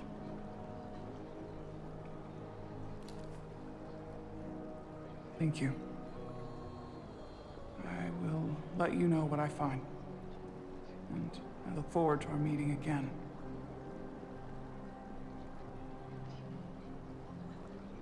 Sorry, I couldn't help but notice you were speaking with the Hotari this whole time. I figured in the interest of fairness, I should offer another perspective. Of course. I'm probably not telling you anything you don't already know, but these negotiations rely on the Federation's neutrality, as does any hope you might have for a supply of dilithium in the future. So, why you would choose to side with the Hotari escapes me. Without Illidian involvement, there is no dilithium trade. But clearly, you weren't aware. We are and will remain completely neutral.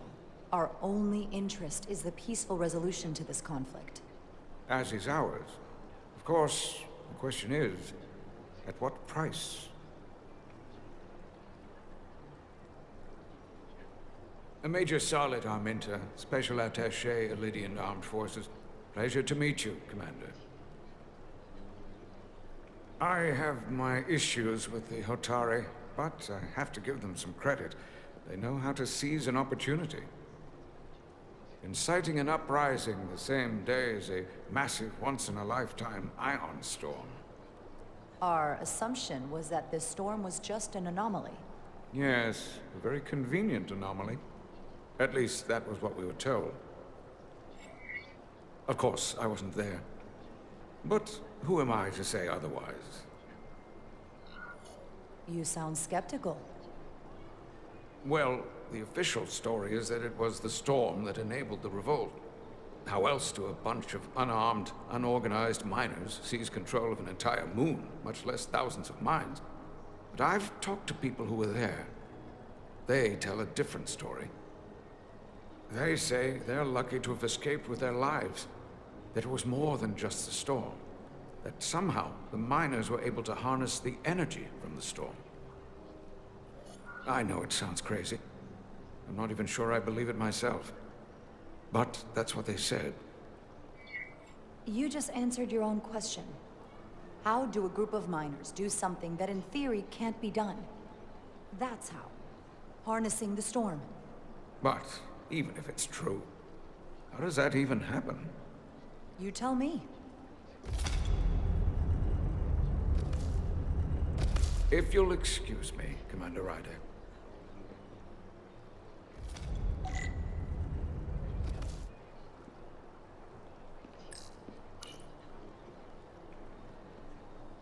They seem proud of their culture.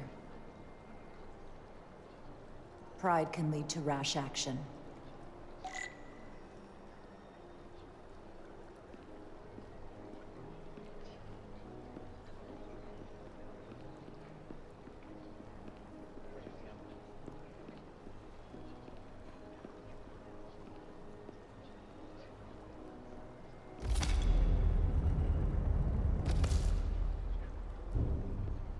Well, that was a disaster. What happened? The Hotari refused to concede anything, so the Elydians stormed out. The Hotari did not invite us here as peacekeepers. I hope your efforts were more fruitful than ours.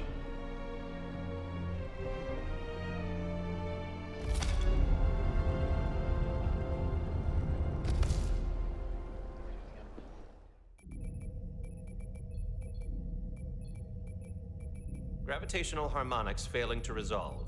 Warp bubble stability degrading. Increase output to maximum. Increasing warp output to maximum. It's happening again.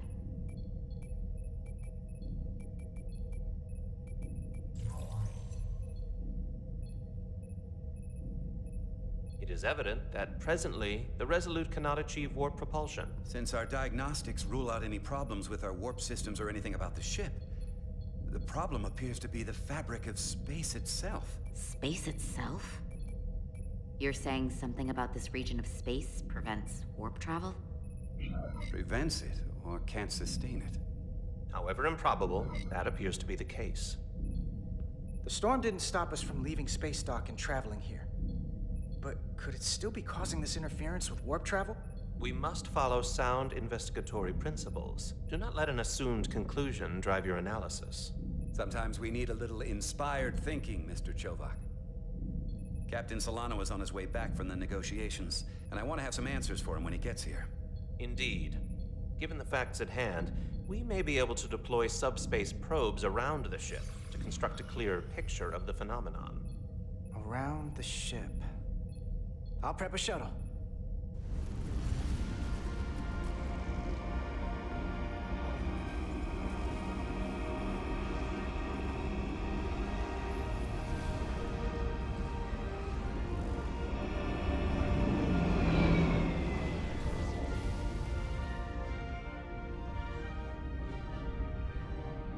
Setting up a waypoint at a distance roughly corresponding to the edge of our warp field. When we get there, I'll deploy the first probe.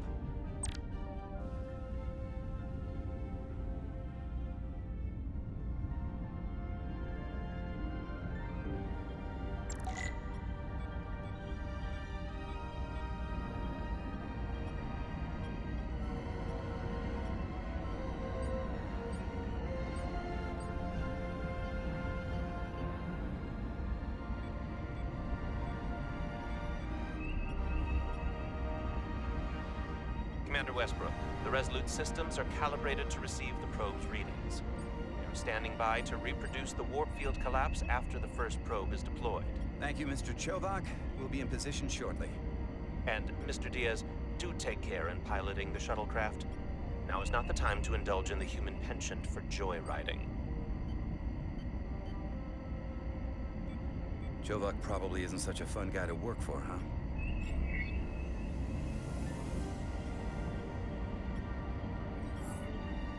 Nah, Lieutenant Commander Chovak's not so bad. You know, once you get used to him. And, I've learned a lot working under him. I have a feeling I'm going to have to work harder to be a political animal like you. With this new first officer coming aboard.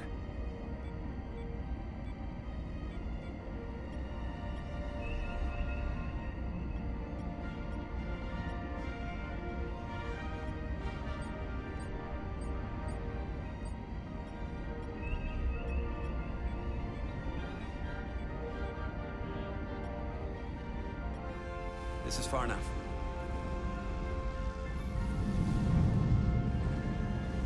Transporting the first probe into position.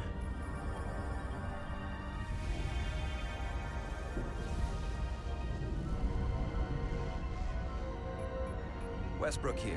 The first probe is deployed. Understood. We are reading it. We are about to replay the simulation.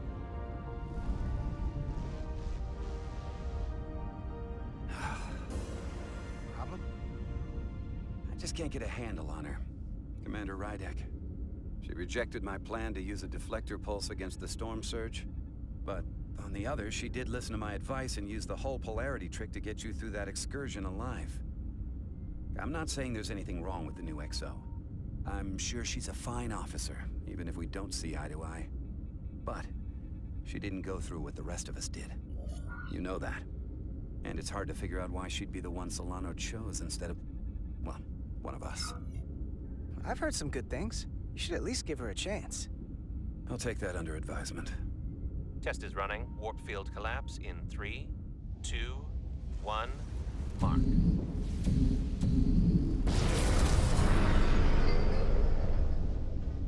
Whoa.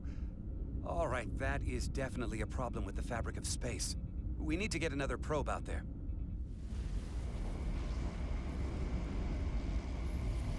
With 2 points of data, the Resolute and the probe, we've managed to get an interference pattern. I'm setting a waypoint to a particularly strong area of interference. We'll deploy the second probe there.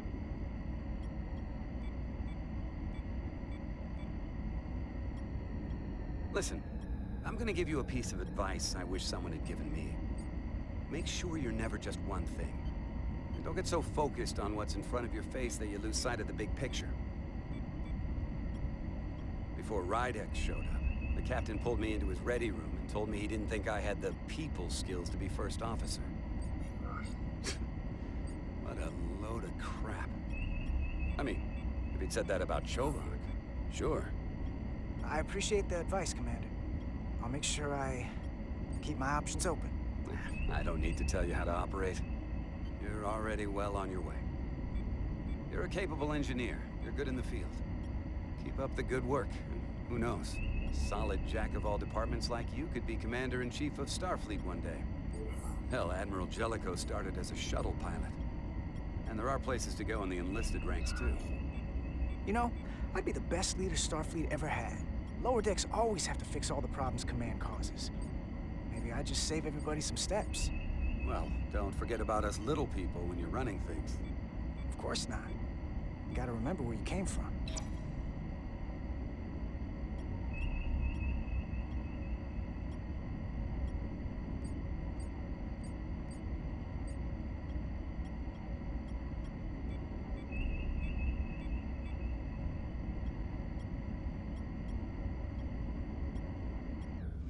Here. This is close enough. Stop the engines. Deploying the probe. Westbrook to Commander Chovak. We're ready for another sampling of data. Very good. Running the simulation again. Warp field collapse in 3, 2, 1, mark. There it is again. I saw it. It seems to be directional. Well, what about the scans? Anything?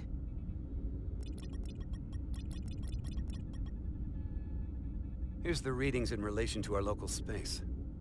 We've got the Resolute, Otari Prime, and the probes. All this interference is overloading the sensor buffers.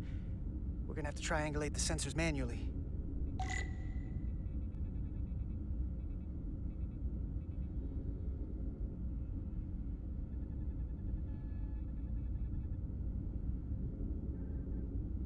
We got something.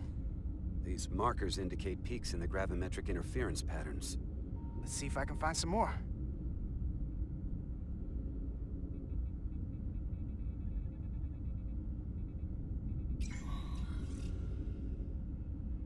Hold up. This is coming from the moon. A beam that blocks warp travel. Aimed right at us. Someone is doing this intentionally. I don't know how they're doing it. This is like nothing I've ever seen. Why would they be doing this? We came here to help these people. And now we're getting hit by some warp-killing weapon? Now, look here. It's current readings of the ion storm. These concentrations, they line up with the interference pattern. The storm and this beam, they're coming from the same place. Carter, whatever petty local conflict brought us here, it's just a small part of something much bigger.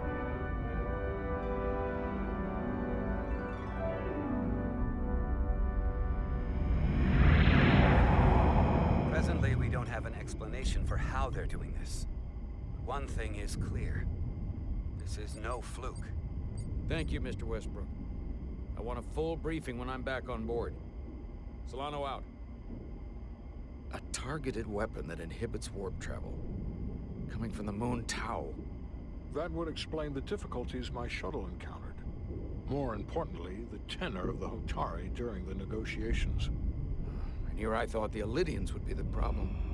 Coming to peace talks in a warship. This wasn't supposed to be so complicated. For all their posturing, every indication is that the Elydians are afraid of the Hotari. They didn't bring their warship as a threat. They brought it because they're scared. From everything we witnessed, I would say that is highly likely. But what are they afraid of? Tylus, the Hotari representative, said she thought they found something in the mines. Galvin and Sidron brought it back to the palace, but they're keeping it under tight security. She's going to investigate it. I gave her my tricorder. I expect she'll contact us soon. You found an ally. Why would Tylus help us? Go behind her people's back? It's a fair question, considering. She's worried that her people are being dragged into something that isn't going to end well for them. She's trying to save them. That may be true. She's certainly more likely to help than the other Hotari we've met. That raises another question. Specifically, what do the other Hotari have to gain in bringing us here, only to make this hostile maneuver against us? There must be some motivation. Unless they changed their minds between when they asked and when we got here. Sidron was very curious when we spoke outside the Queen's chamber. He wanted to know all about us, our ship, the Federation. He wasn't giving any answers. He was looking for them. Well, I'm sure you didn't tell him too much. I don't think the Elydians know what's really down on that moon either. Major Armintas said the revolt defied explanation.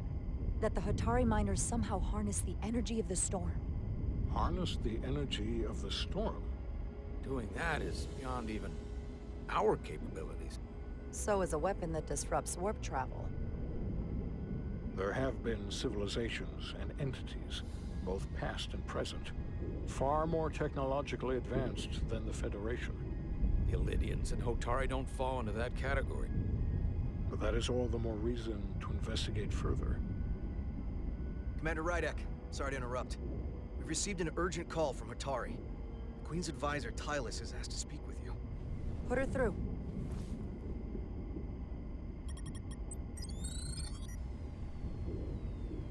Galvin and Sidron are still with the Queen. I've enlisted help to gain access to the room they have under guard. I don't have much time.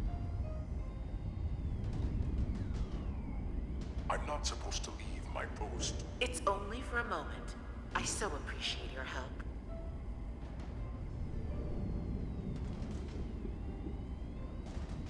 I found something. I'm sending you a scan.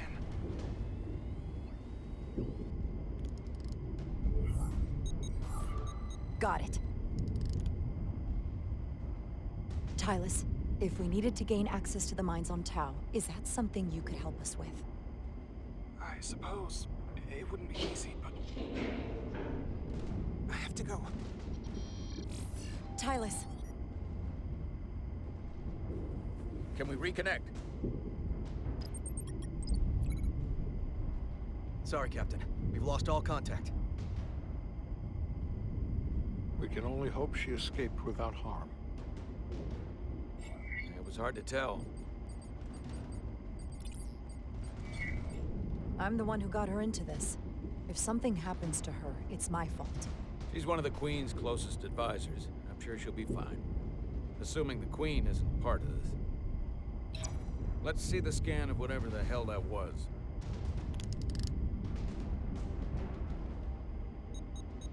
Tylus suspects this came from the mines on Tau. It appears to be of ancient origin, but the markings are unfamiliar.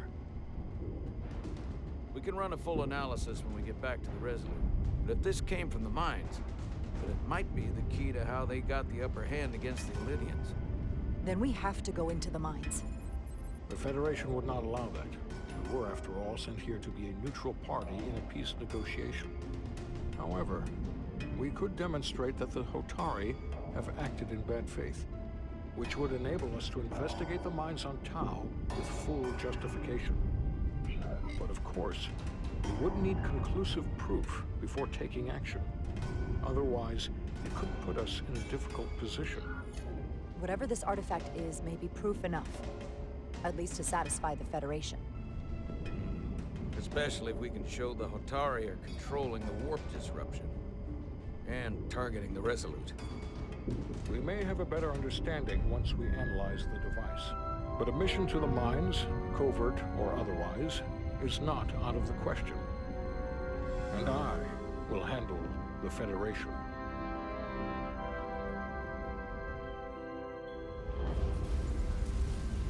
As I was telling Carter, I want all the data I can get on this warp problem. And the negotiating team's shuttle has been recording data all the way back from Hotari.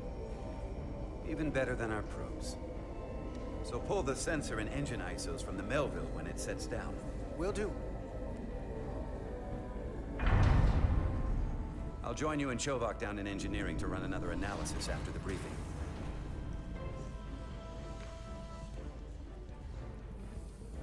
I didn't like this warp problem when we thought it was some astronomical anomaly. And I like it a hell of a lot less now that we know someone is doing it to us. How does it work? What do we even do about it? What do you say we pull these chips and find out? Took some damage on the way.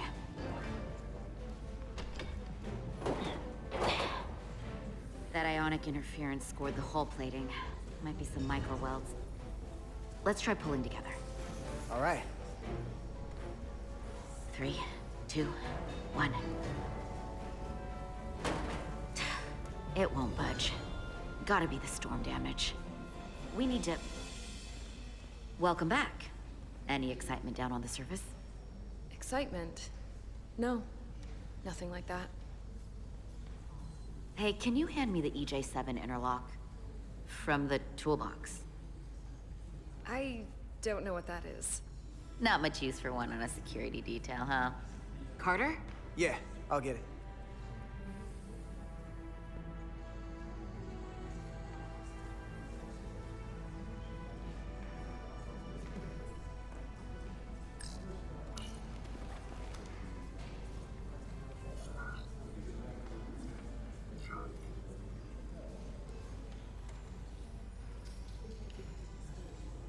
Okay, I'll apply pressure while you decouple the panel.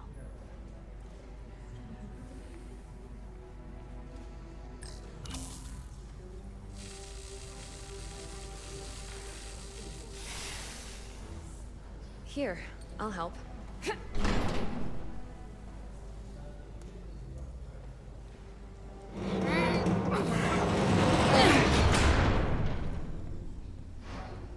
We've got this. Open up and say ah. Thanks for the hand. We have to get these isolinear chips down to engineering. No problem. You really know everything about these ships, don't you? The tools, the systems. Like a walking Starfleet technical manual. Well, I wouldn't say everything, but I know my stuff. I can see that. Come on, start pulling chips.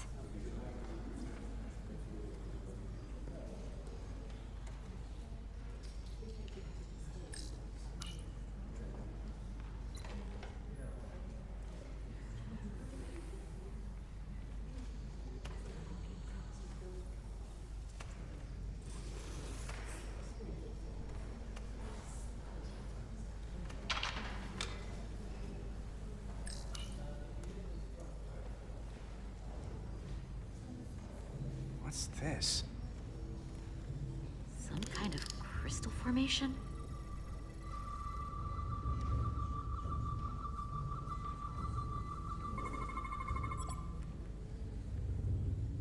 Whoa.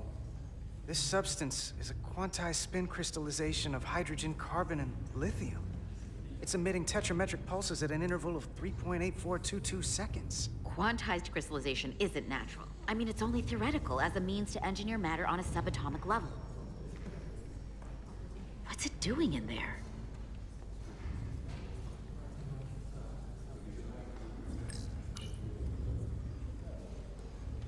Wait. Regulation 364, subsection 9. What? Regulation 364, subsection 9 orders that in the case of an unknown foreign substance infiltrating a sealed system, it will be placed in secure confinement before further examination. Retrieve a containment module. Don't you think we're more equipped to deal with whatever this is? No. Before anything else, this is a security issue. You don't even know what this is. Which is why we need to study it. Once it's contained. Well, if it's not natural, then someone might have put it there. It could be a tracking device, some kind of sabotage, or even a bomb. Which is why we need to get it to the containment lab. Come on. I can't make an exception. Not even for you. I'm still going to report these crystals to Commander Westbrook when we send the shuttle data. And I will inform my superiors. I'm taking this just as seriously as you are. But I overheard talk about the warp disruption on the shuttle. Now these crystals? Maybe this situation is more than we can handle with just a science vessel. We could trigger a distress call, get Starfleet to send more ships. Or I could send a message to my old CO on the Adirondack. Get some combat-tested vessels. We shouldn't do this alone. Miranda, you gotta be more careful. Someone hears that, they could think you're talking mutiny. I'm just trying to figure out how we can help. Okay, stand back.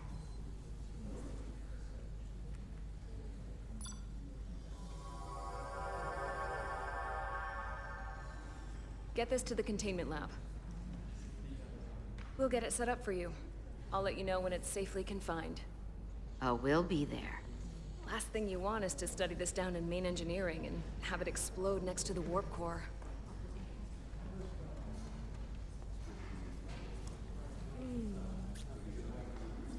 Almost forgot.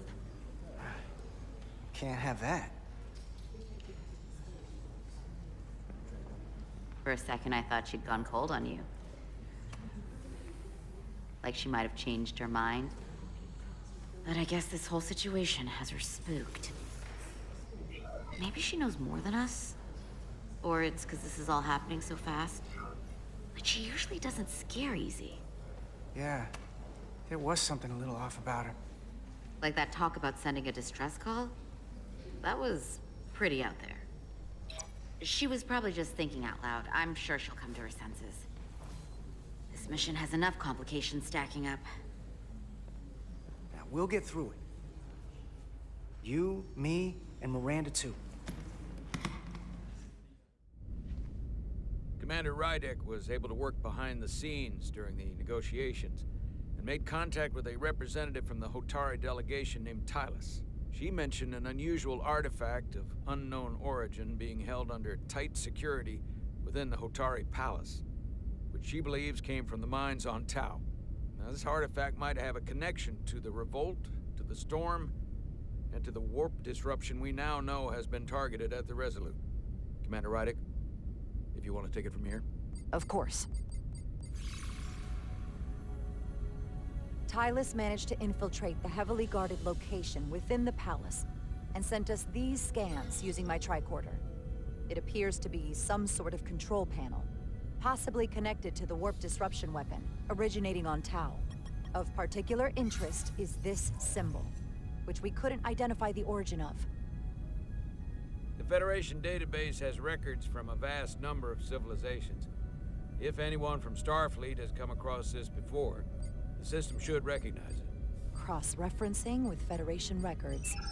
Displaying symbols from Federation database with a 90% probability of match or higher. Select a symbol to further analyze.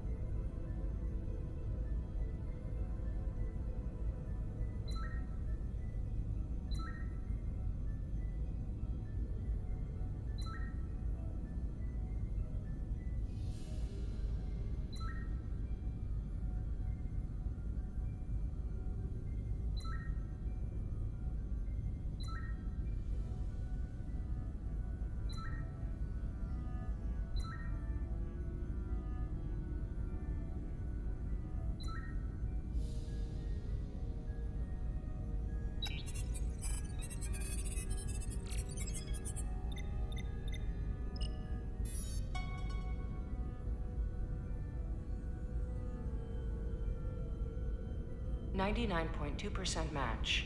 Got it.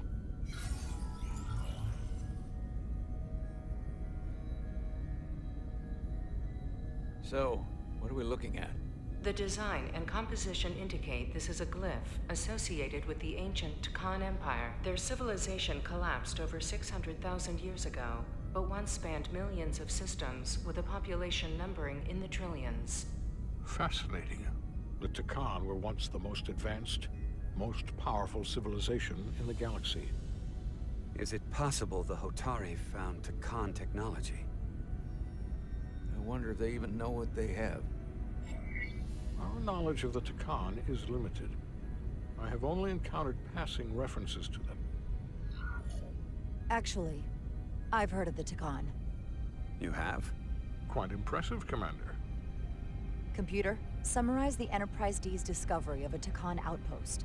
On stardate 41386.4, the USS Enterprise D, under the command of Captain Jean-Luc Picard, discovered a Tkon outpost in the Delphi-Ardu system. According to the mission summary, an unbreakable energy-draining field was deployed against the Enterprise and a Ferengi ship.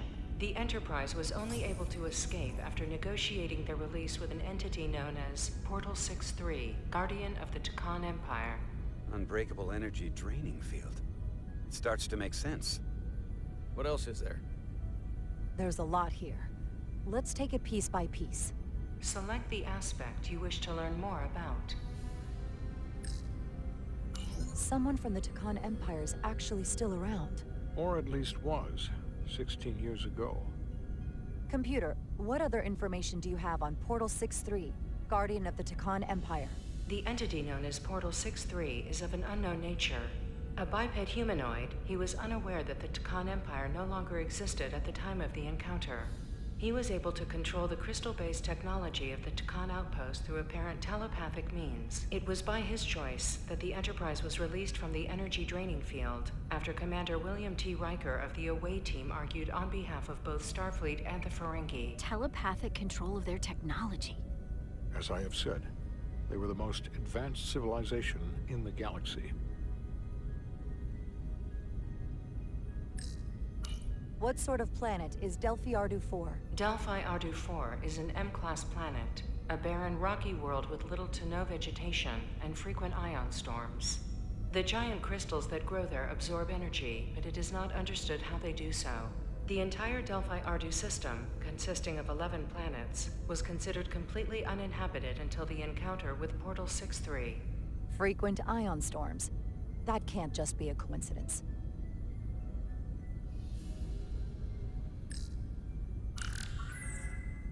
There appears to be some sort of restriction order from Starfleet. Computer, explain this restriction. A Starfleet directive similar to General Order 7 forbids entering the Delphi Ardu system or attempting to make contact with Portal 6-3. Starfleet doesn't throw up a no trespassing sign for just anybody. I suppose it makes sense, considering what happened to the Enterprise D.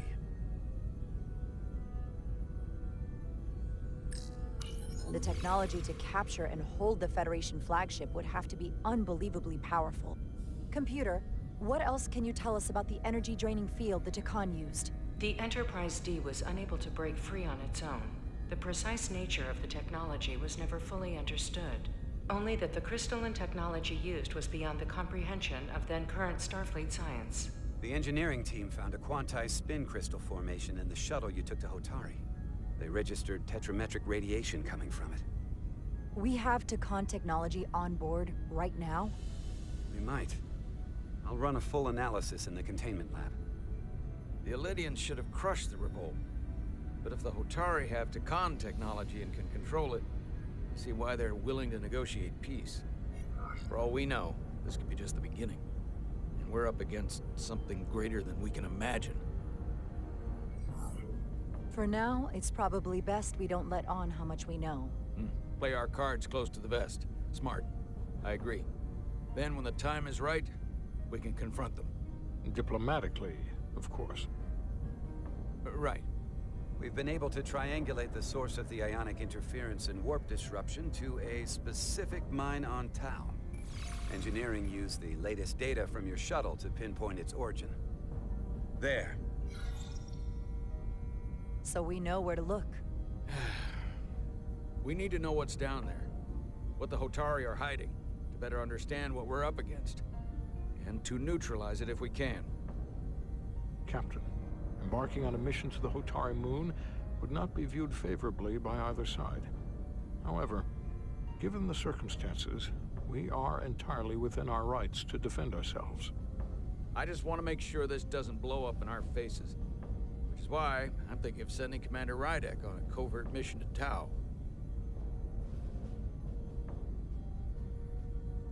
Assuming you're up to the task. It would require absolute secrecy. And obviously, it's not without risk. I'm ready for action, Captain. Just say the word and I'll be there. I'll admit, I wish I could go myself. I'm hoping Tylus can accompany you. The priority is to avoid detection. It's a calculated risk. The last thing we need is to get caught and then blamed for violating our neutrality and aggravating an already tense situation. We can't afford any mistakes, which is why I've chosen you. Yes, sir. I'll do everything in my power to make sure no one knows I'm there. Good. Of course, you'll have full support from the Resolute. We'll make sure we take every precaution. Every precaution. Get in touch with Tylus and make the necessary arrangements as discreetly as possible. Bridge to Captain Solano. The Elydians have moved additional ships to the edge of the Hotari system. Current heading is straight for the homeworld. Understood. It would seem we no longer have the luxury of waiting. In that case, may I suggest you and I return to Hotari Prime. Doing so will provide Commander Rydek as much time as possible to complete her mission. Agreed. We'll hail the Queen's delegation from my ready room. We all know what we need to do. Dismissed.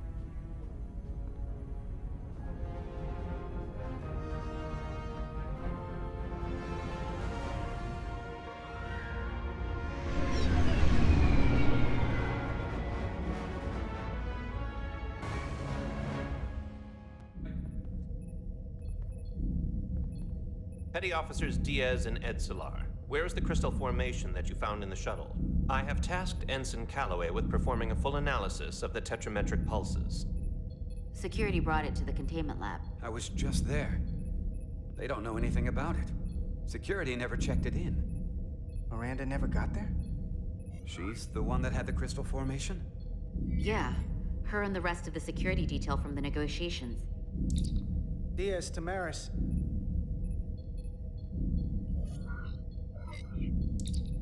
Carter Diaz to Miranda Maris. Commander Westbrook to Petty Officer Miranda Maris. Respond. Something's not right. She's still on the ship. She has to be. Computer, locate Petty Officer Miranda Maris. Petty Officer Miranda Maris is in the isolinear storage array on Deck 5. I'll go find her. Good. I am sure Mr. Diaz can attend to this on his own.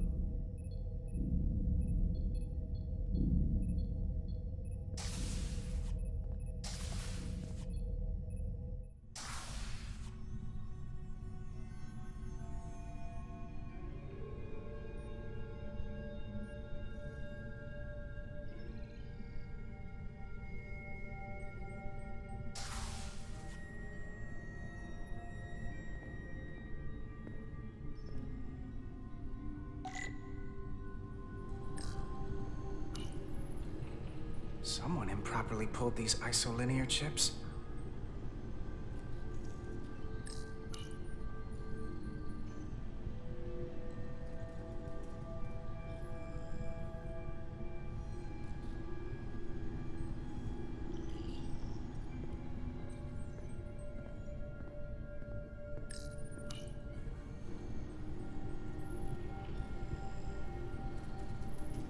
Who did this?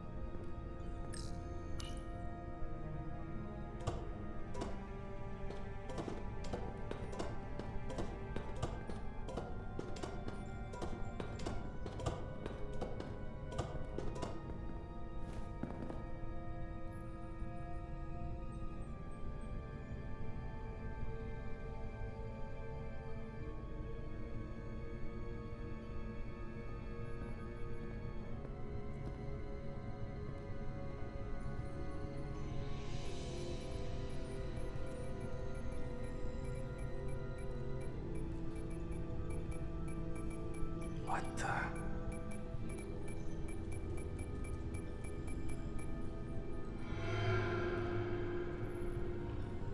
Oh, it's just you. I'm busy right now. Why don't you come back later?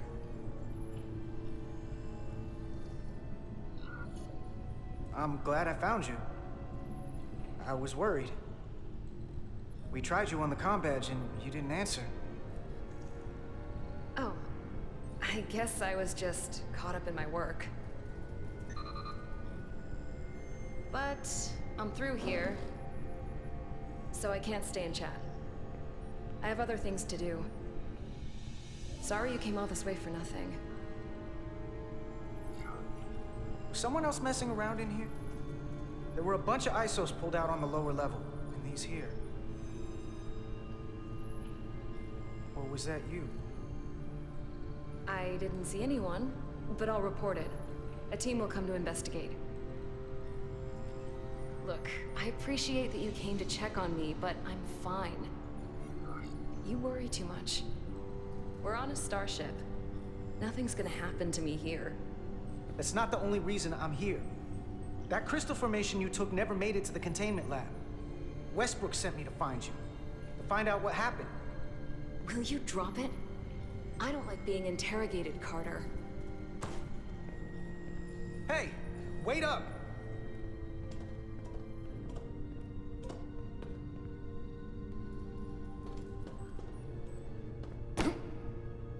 I'm getting some very mixed signals from you right now. I'm sorry. I'm under a lot of stress right now. Just tell Chovak or whoever I don't know where the crystals are, and let me go about my business. I know we have some things to figure out. I don't have time to stand around and debate with you. I want to help you, but you're not making it easy. Then I'll try to make it simple. You don't have to say anything at all. Miranda, hold on. No. Get out of my way.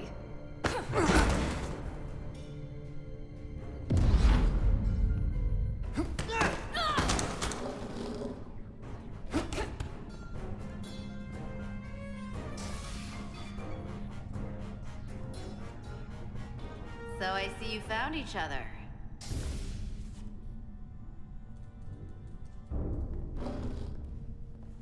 You were taking so long, the commander sent us to see what the problem was. Diaz, you were sent here with specific orders, and fighting your crewmate wasn't one of them. What the hell is going on here? Let's just let them explain. I'd like to hear that, because I know what it looks like. She attacked me. That's ridiculous. And tried to get away with this. She was copying data onto it. I caught her in the act. This drive is unauthorized. There are ISOs all over the floor. And that's why I was in here, investigating this situation. And when Carter came looking for me, we got our wires crossed. It wasn't anything more than that. Even if that was true, it still doesn't answer what happened to the crystal formation that she took. And she isn't helping. I can't tell you what I don't know. I brought them where they belonged, and that's where I left them. I don't know what's going on here, but I think we need to call it into security. She can explain herself in the brig. Hold on a minute. We don't need to put this on anyone's permanent record. Miranda, maybe you're feeling out of sorts, and we should head to sickbay so the doc can check you out? Yeah, I haven't felt right since I came back from Hotari. I think I should see the doctor. You two know her? If you really think she's not well, we can take her to sickbay first. But what I know is this is a security breach, and we should treat it as such. Please, just let me go see the doctor. She did have a bumpy ride back on the shuttle. Come on, Carter. We should get her taken care of. Let's take her to sickbay. It's better than the brig, isn't it? Yeah. Yeah, it is. Fine. Get checked out by medical. You two go with her. I'll put this back together.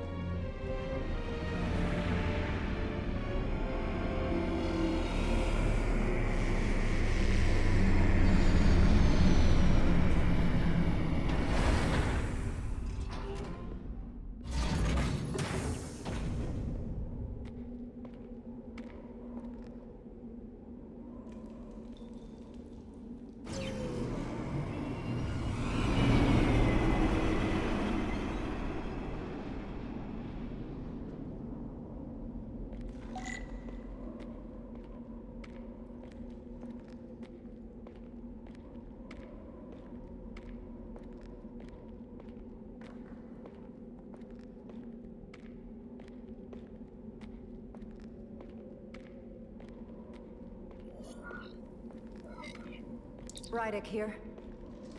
This is Irma. Any trouble getting to the surface? I'm really starting to miss transporters. As long as this storm is around, you'd better learn to like shuttles. But if you can find the cause of the interference, we might be able to get back to transporting. As if I needed another incentive. We both know there's a lot more than that riding on this. Fair enough. You'll need to get in and out of the mine undetected, so I hope Minister Tylus can help in that regard. So do I. And to keep this covert, we'll refrain from contact unless absolutely necessary. Understood. Rydick out.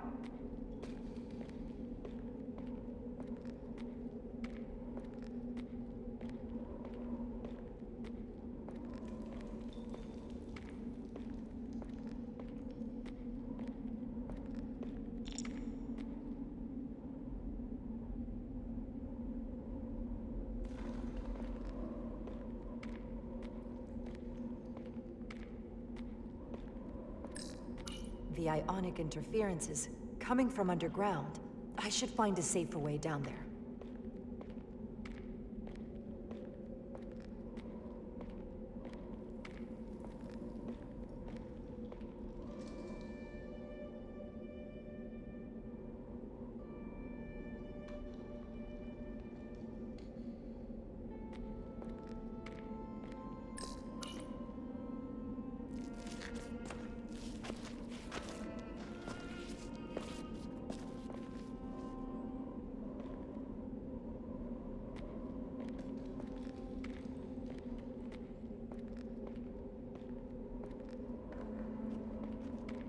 I saw your shuttle take off. Hopefully no one else did. It's good to see you. Even under these unfortunate circumstances.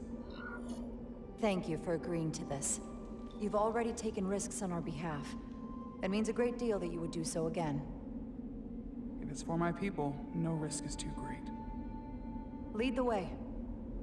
I'll fill you in on what we've learned about the situation. Follow me.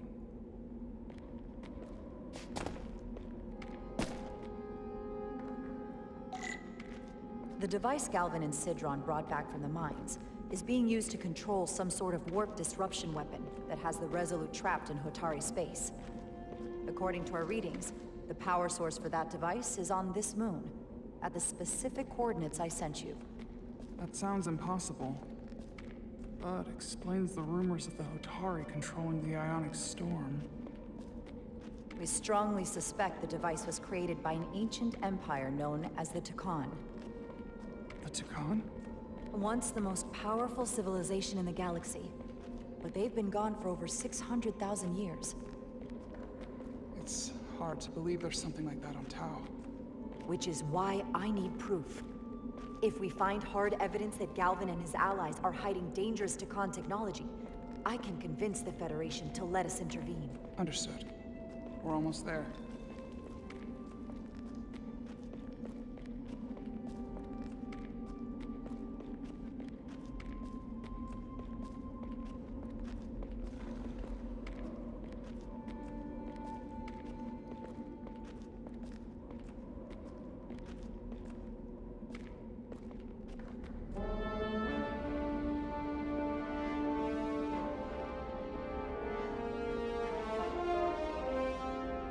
That's the mine?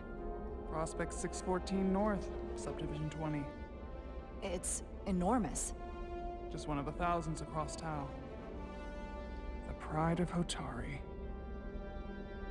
How do we get inside? The structure that circles the mine has entry points for transporting equipment into the lower levels. They're guarded, but nothing I can't get past using my authority.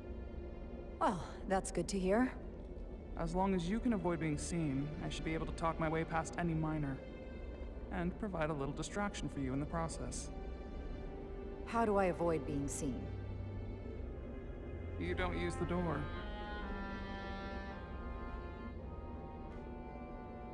How dare you!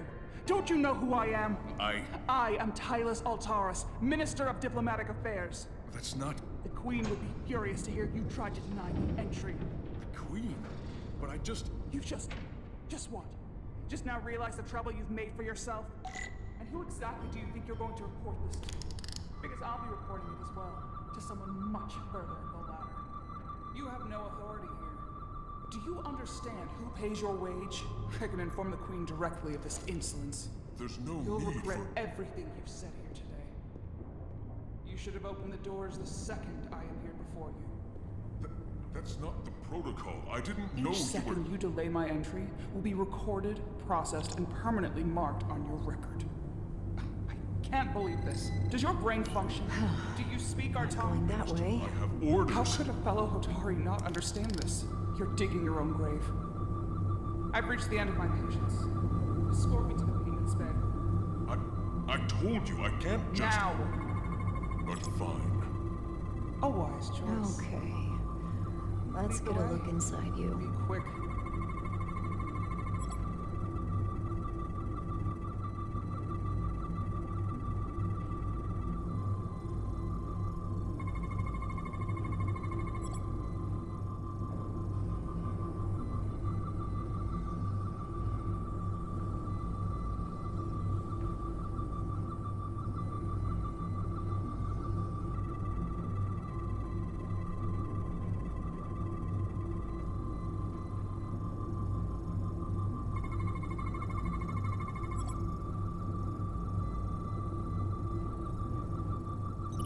Full system access. Let's see if I can just... Bingo.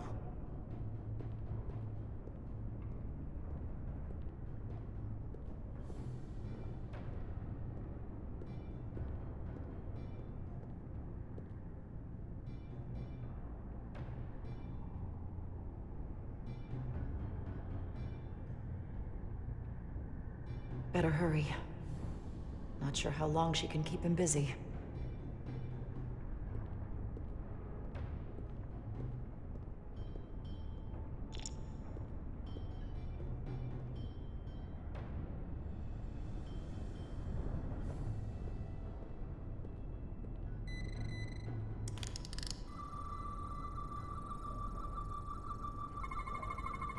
Something in here is keeping that door closed.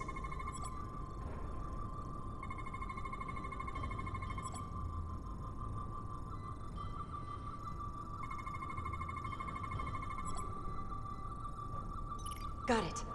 Should remove the security check on the door.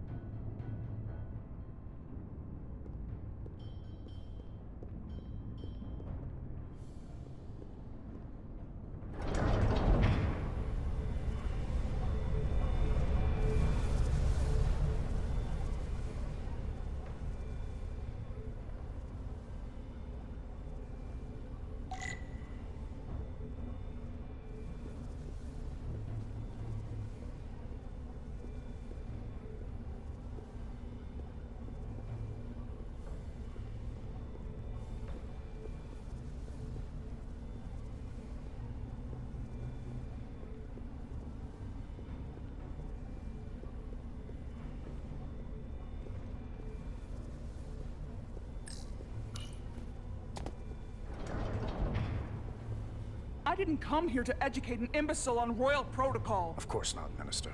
So I will be about my business here, and you will take yourself out of my sight.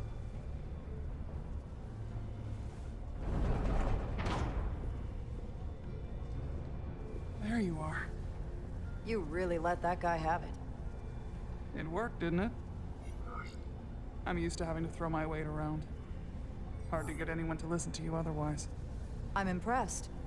I didn't know you had it in you. There's a lot you don't know about me. Underestimate me at your peril. The catwalks were booby-trapped. Galvin and Sidron have gone to great lengths to keep out the uninvited. Well, we're inside. Where do you want to start? The ionic interference is coming from below us. We need to go deeper. That lift goes down, at least to the changeover station. But we can't use it without DNA authorization from one of the guards. I have an idea, but we need a few samples of DNA from the miners who work here. Samples? Fingerprints, sweat, blood. Which will trick the machine and get us control of the lift. That's the theory. Let's test it.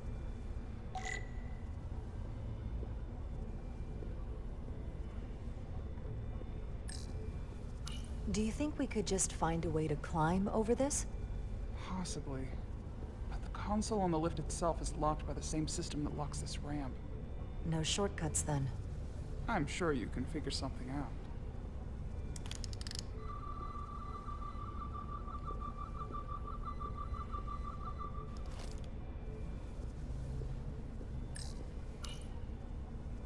No luck. Unless this console thinks I'm a Hotari guard, it won't work. The guards work out of that building back there. Might have some DNA.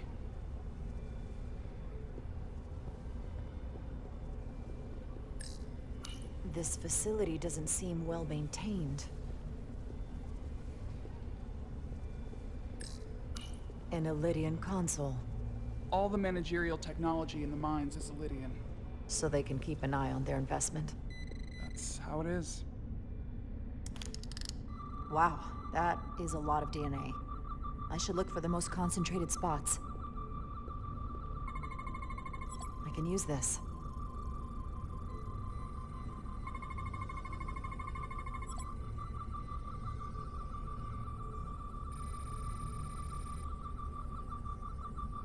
That's a stable DNA sample. It's only partial, but a few more should do it.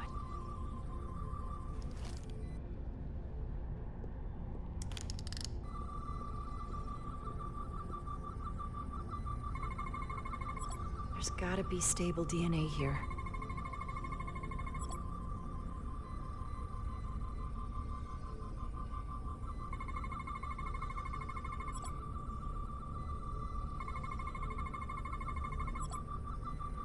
Good.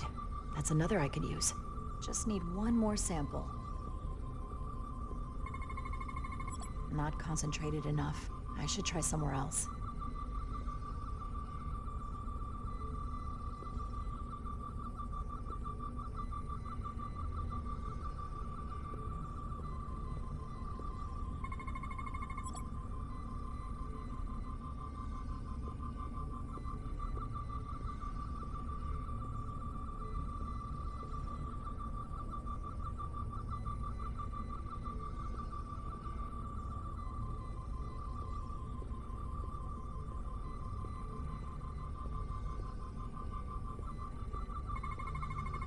Not enough. Gotta keep looking. This'll work.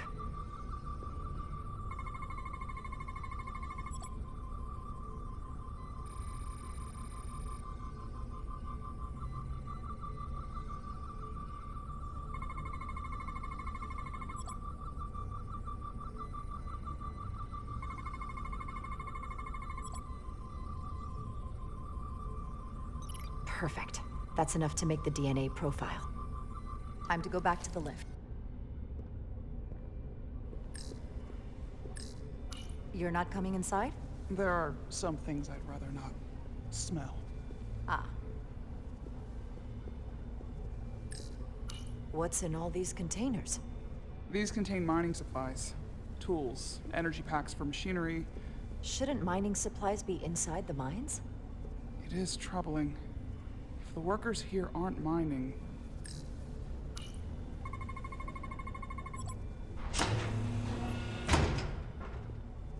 It worked. Theory proven. I'll get it started.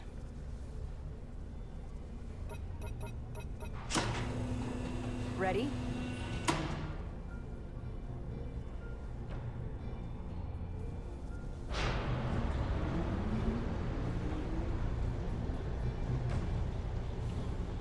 I'm a little afraid of what we might find down there. We'll be okay. I've survived worse than this. Well, I haven't. But I'll put my faith in you. For now.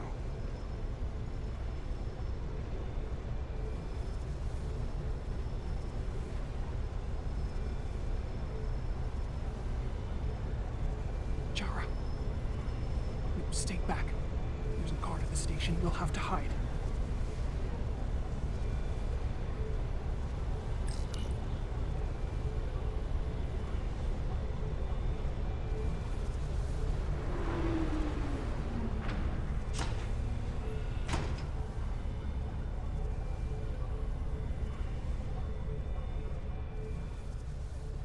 Who are you?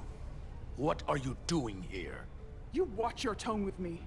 I'm Tylus Altaris, Minister of Diplomatic Affairs. I speak for the Queen herself. This is a restricted area. No one gains access without the approval of Galvin or Sidron. Wait. Jues Gawad Abawencha.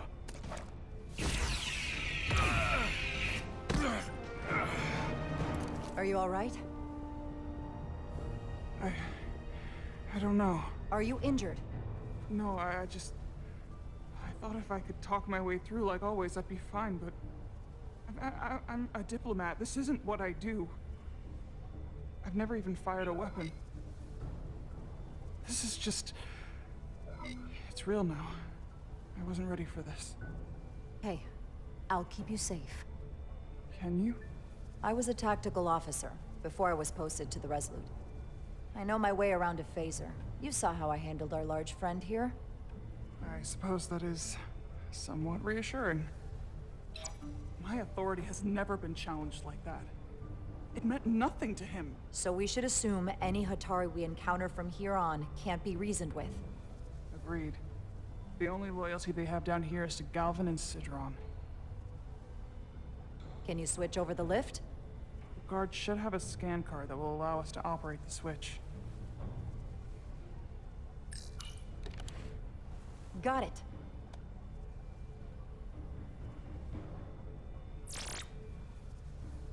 He's not dead, is he? He's still one of my people, and I didn't come here to take Otari lives. My phaser's set to stun. He'll be perfectly fine, just unconscious for a while. I see. We don't have that sort of technology on our weapons. Good to know.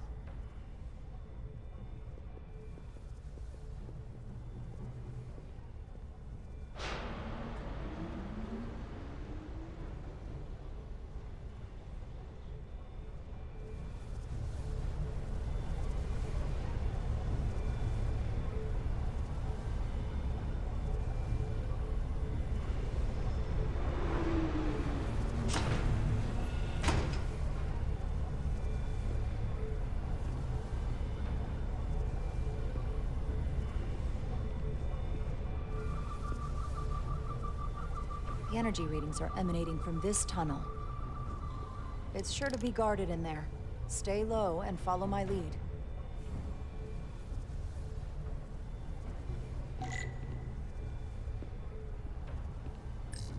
Is that all dilithium? Not all of it. We excavate large chunks of rock that contain varying amounts of dilithium ore. It's sorted and processed at the collector ship above.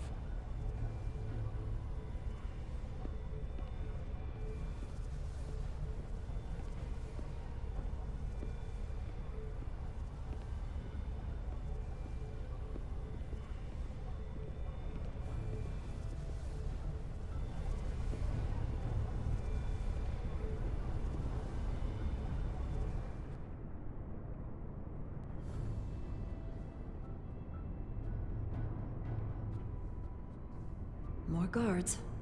I take that as a sign we're getting close. I'll get a closer look.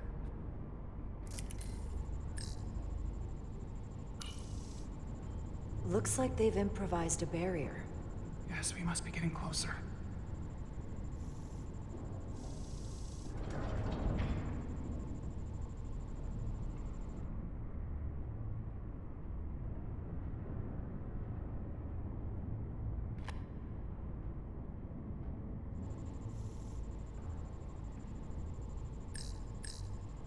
We need that particular card, don't we?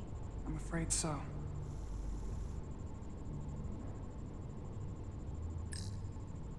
We don't have time to wait for them to finish whatever they're doing. We'll have to try to keep low and sneak past them. I'm starting to see the utility of a phaser. I wouldn't stand a chance against all three of them.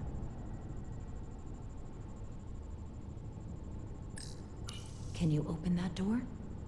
Not without that scan card. I don't like our options here. I have to get us that card so we can open the door. How? If they detect you, Galvin and Sidron's followers are clearly willing to kill to protect whatever is in this mine. Hey, I'm trained for this. I'll be fine. What should I do? Avoid being seen.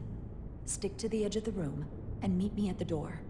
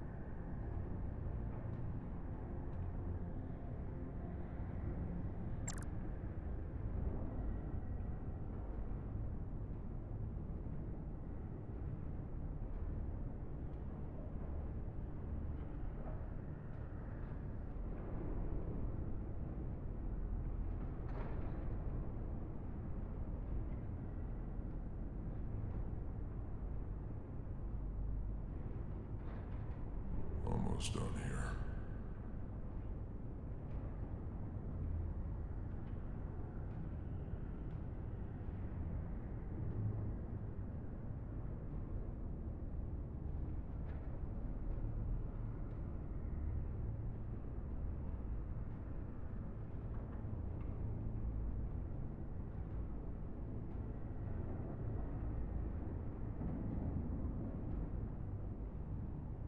The Lydians won't try something else. They saw our power, our resolve. They're terrified of us. Until the plan is complete, we're vulnerable. Then get back to work, and we'll complete the plan more quickly. Almost complete.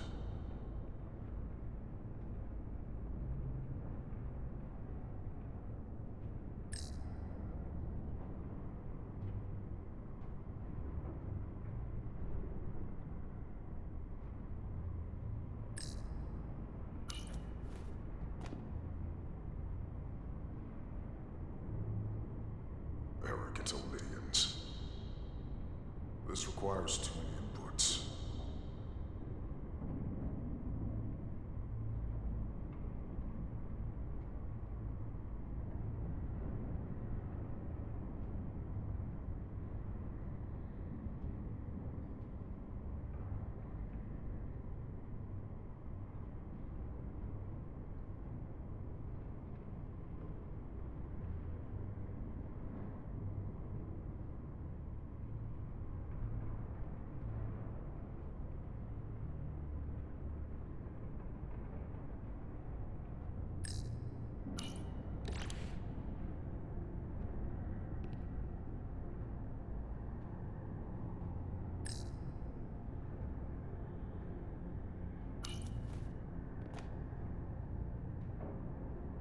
How long is Galvin going to make us wait?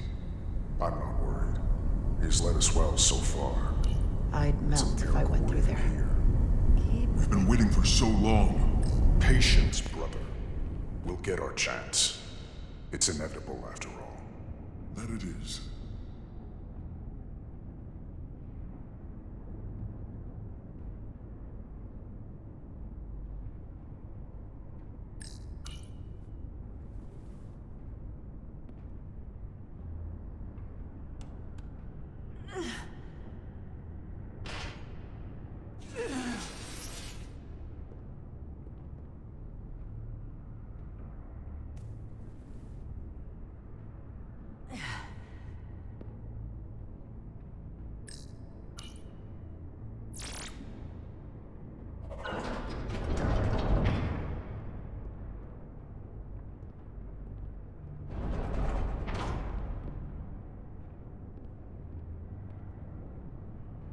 Stay close.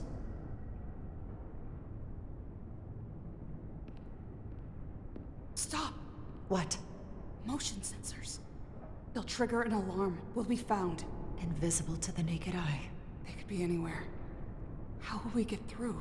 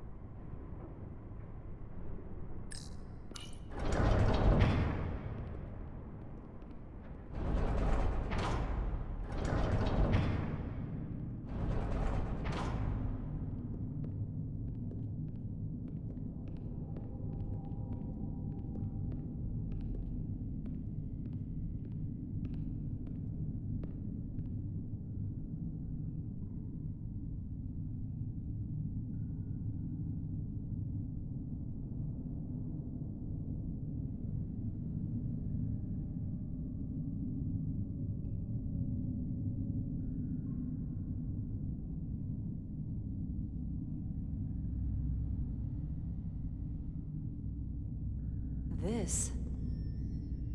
It's where the uprising started.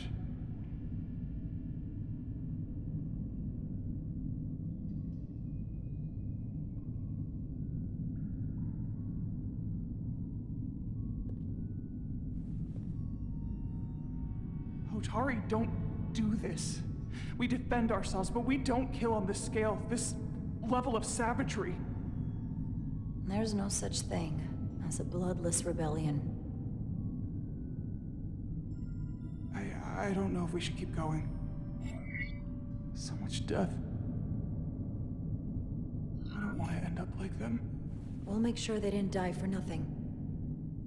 What we learn here could save the rest of your people. Okay.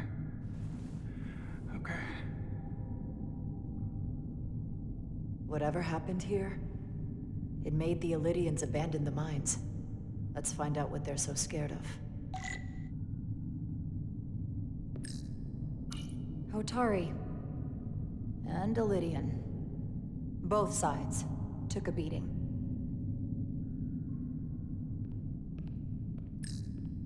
The Hotari fortified the side of the room opposite the door. It's a good tactic, but a few crates aren't going to stop fully armed Illidian soldiers. How did they win? From the blast marks, it looks like the Illidians had far greater firepower.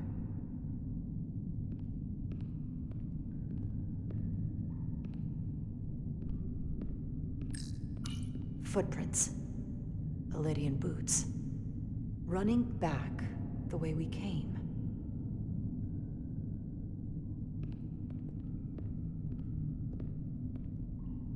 Tylus. What? What kind of weapon did this? This is like nothing I've ever seen or heard of. My people don't have a weapon that does this. What else can you tell me?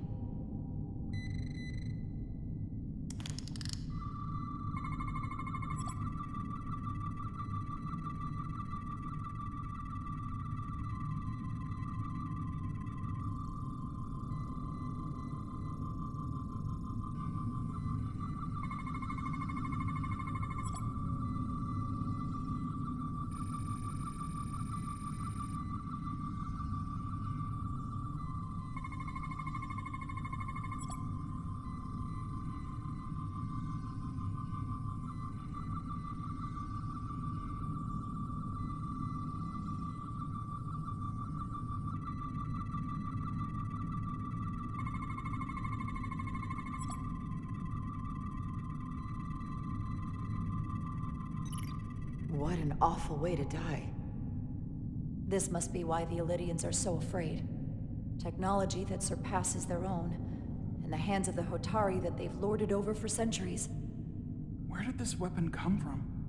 Well, the crystals are giving off tetrametric pulses. If I set my tricorder to search for that frequency, it'll lead us right to the source.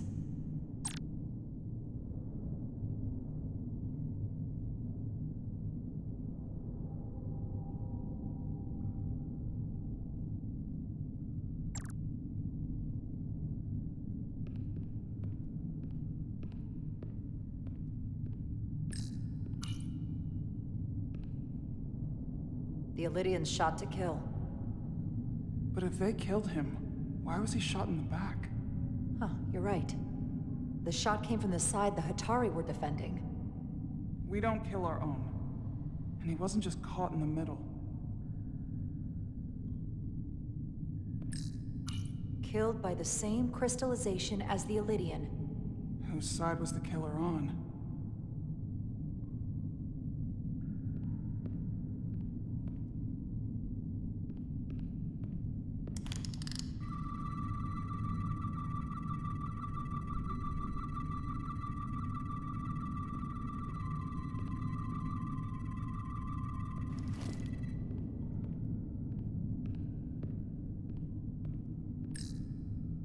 This makeshift barrier forced the Illidians to enter from the service corridor, creating a choke point. Quite the advanced tactic for a species that's never waged war.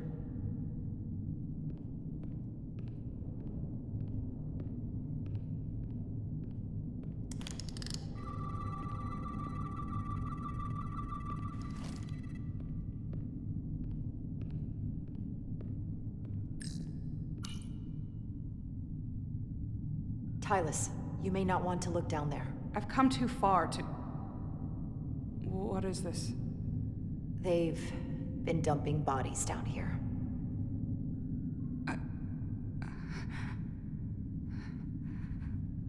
Unforgivable. Galvin and Sidron will be made to answer for this.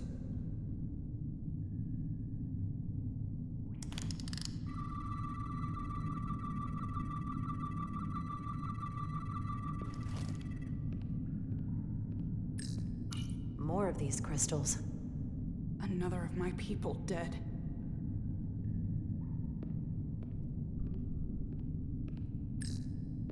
Tylus, what is this machine? It's for tunnel boring. The cone on the front is covered in disruptors that allow it to melt through the solid rock. They don't seem to have finished the tunnel. Why stop here, I wonder?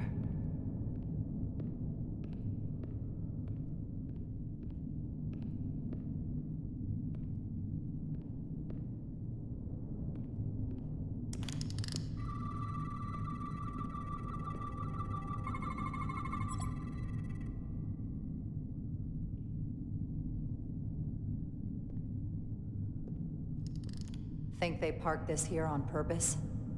One way to find out. Need any help? I've got it.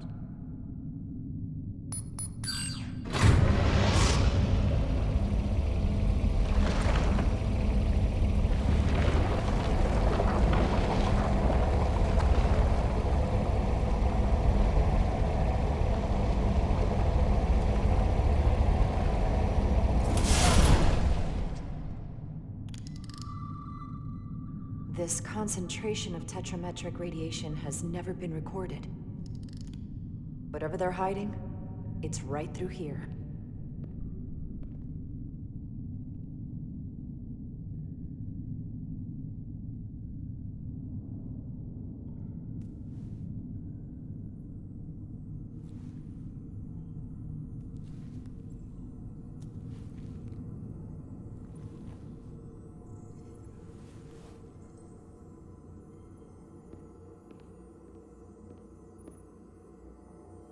This feels strange. The crystals are increasing, growing outward, replacing the soil. It's like an infection. A parasite. Growing inside Tau.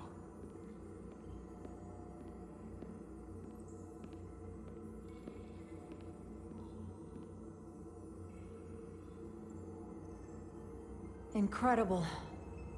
This is definitely not Hotari.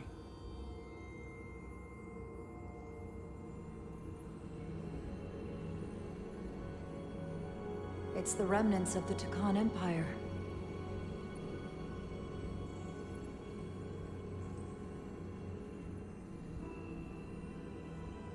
I don't think we should be here. This is exactly where we should be. Every strange thing we've seen in this system, it might all come from this room. We need to learn everything we can.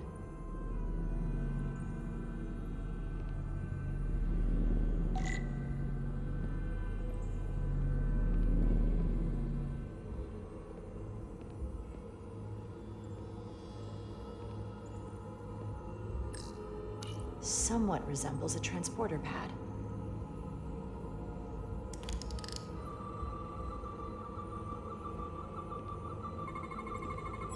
What are we looking at? It's made of the same crystalline material as the rest of this place, but I can't tell much else. Might be some kind of sleep mode. I can't analyze this further unless it starts working normally. Maybe we can turn it on from somewhere else. Hopefully. Let's keep looking around.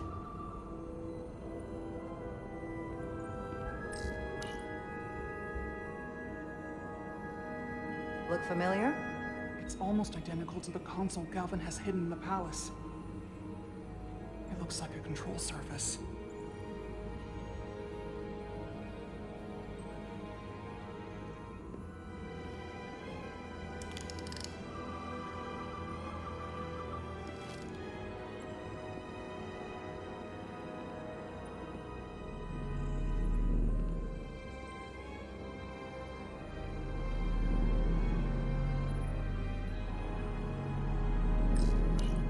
device read this? It can roughly translate the words, but we don't have enough Taconian language on record to understand how it's structured. Oh well.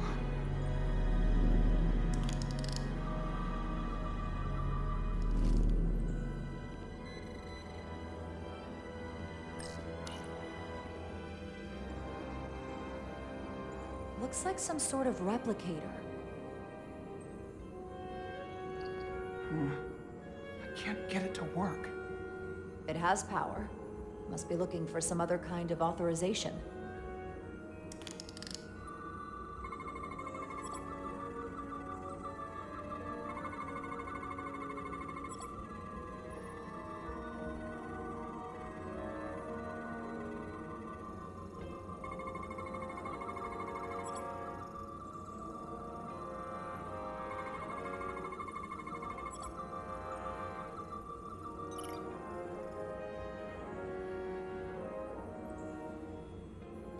What is it?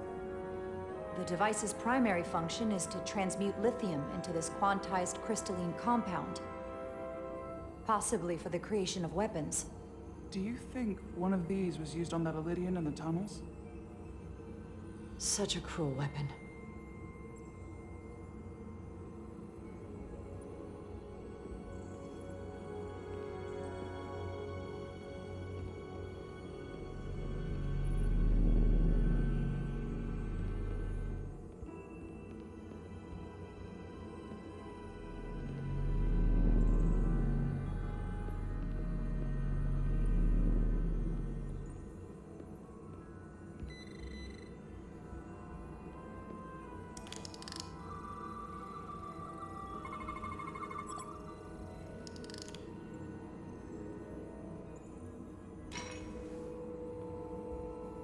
Crystallized lithium compound. Its internal structure is extremely ordered. In fact, the states of these crystals on a subatomic level suggests a storage device of some kind. Energy levels are both stable and ordered, like information. Some of them appear to be depleted. What kind of information would you deplete?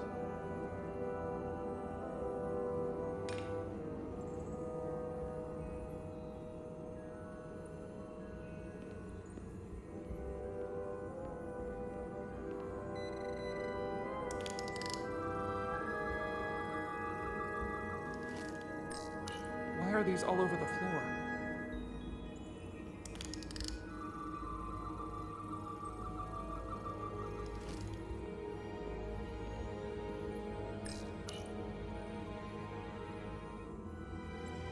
They look different than the others. These haven't been depleted yet. How are you holding up? I knew Galvin and Sidron were dangerous. Now I know they're more powerful than I could have imagined. But the worst of it is knowing they got there by turning our people against their own.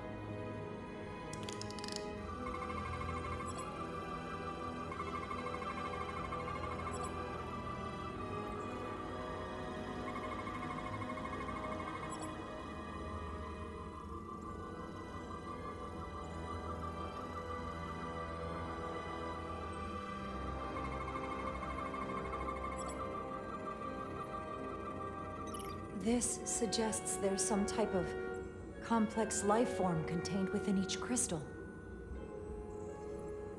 Life form? There's something alive in these tiny crystals? That's what it says, but hard to imagine how that's possible.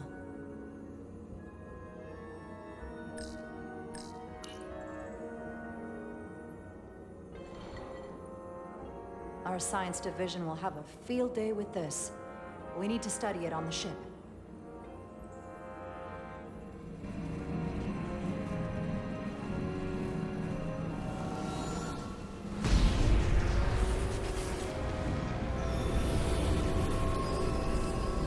Jara? I see it. What's happening? Someone turned it on. There's no one here. Then maybe the device I saw in the palace can send a signal?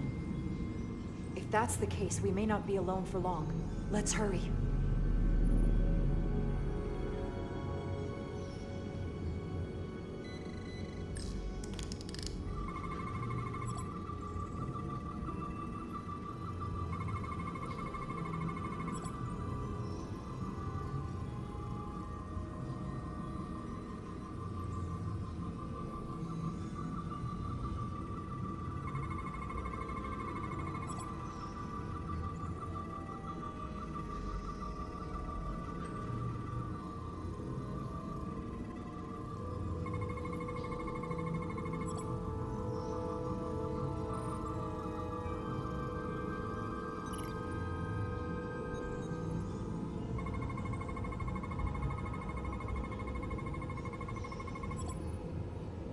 This can't be right.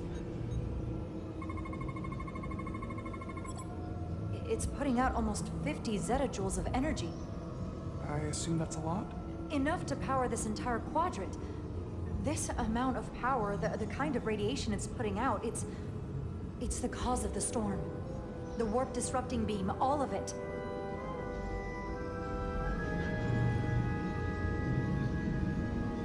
What do we do now? We get back to the Resolute. They have to know about this. Come on, let's...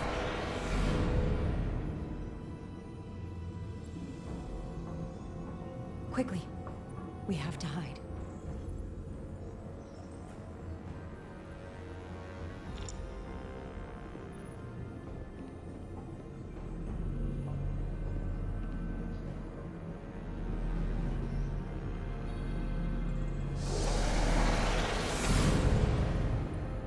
This is outrageous! I demand you let me go! No need to complain. You're about to receive a gift beyond your wildest imagination.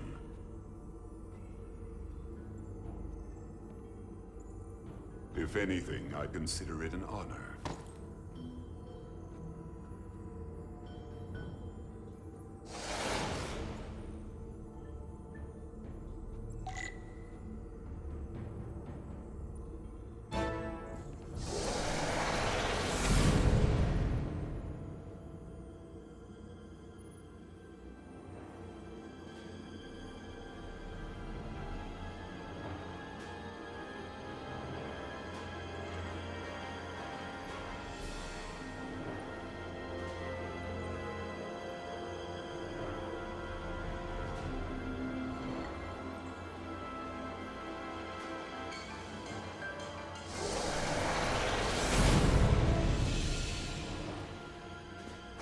What is that? What are you doing? You'll see soon enough. I can influence the course of the negotiations. I can make sure the Hotari get the better end of the bargain. So can I.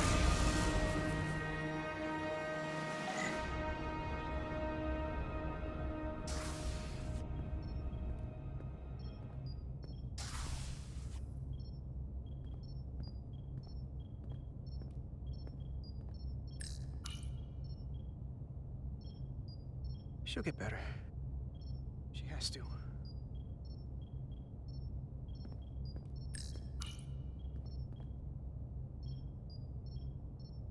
The doc's on her way here to check Miranda out. We did the right thing, bringing her here. She was off, from as soon as she came off the shuttle. Talking about a distress call? I just want to make sure she's okay. This isn't like her. We'll get her fixed up. You should talk to her. Keep her spirits up.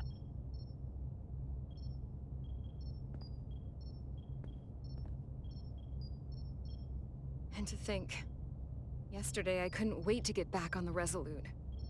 To get back to see you. You can't imagine how stupid I feel right now. I can't even believe it myself. You're not stupid. Not by a long shot. We'll figure out what's happening. And we'll get you fixed up. I'd like to believe that. I'm scared, Carter. I don't want to find out that there's something really wrong with me. Something they can't fix. Or even explain. You're in good hands here. There's not a lot that Starfleet Medical doesn't have an answer for. I'm not so sure about that. They don't know everything.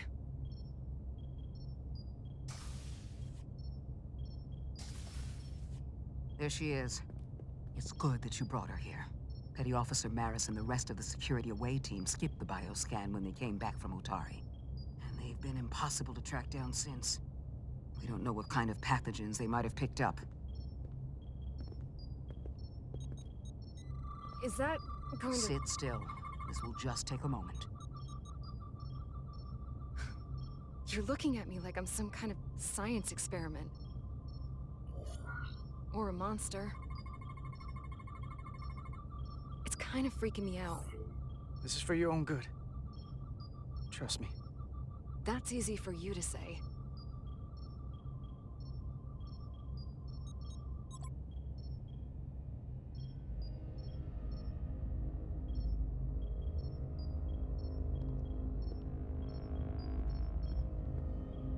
What is it? A pathogen? No. That's not Petty Officer Miranda Maris. I don't know who that is, but it's not Miranda. I know that sounds hyperbolic, but that's the simplest way to put it. What? Then who is it? I couldn't begin to say right now, but comparing the baseline readings I'm getting here with the DNA and brainwave records in Miranda's 15501, well, I'm seeing impossible variations. I guess you could call the process bioforming. This body is Miranda's, but her DNA is changing into something else. But what's more troubling is there appears to be another mind layered on top of her baseline brain scans. Miranda isn't in control. Someone else is. That explains a lot. But it's not the explanation I wanted to hear. There's no sugarcoating in my sick bay. How does something like that even happen? Starfleet has encountered similar phenomenon in the past, and there are a number of mechanisms through which these kinds of changes can take place. But we've only scratched the surface on this, and we need to do more research. I'm gonna take some functional readings. Take this and get her talking while it scans her. I'm sure you don't want to speculate, Doc, but is there any...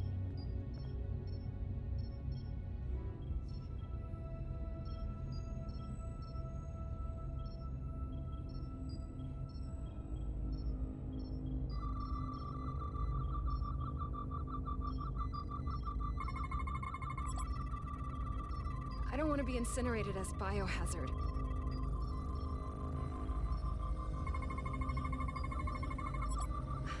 I don't know why I did it. Any of it.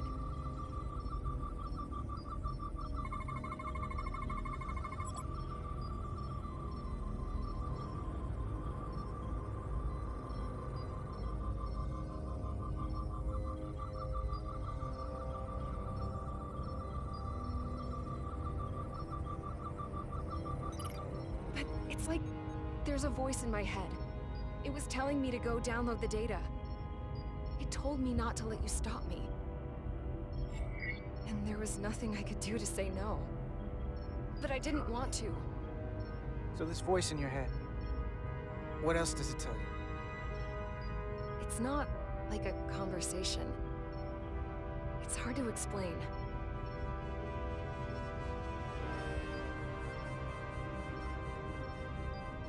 Well, I still can. I just want to say, Carter, I'm sorry. I really am. I hope you know that. Don't give up on yourself just yet. We can beat this thing. Oh, I'm not giving up.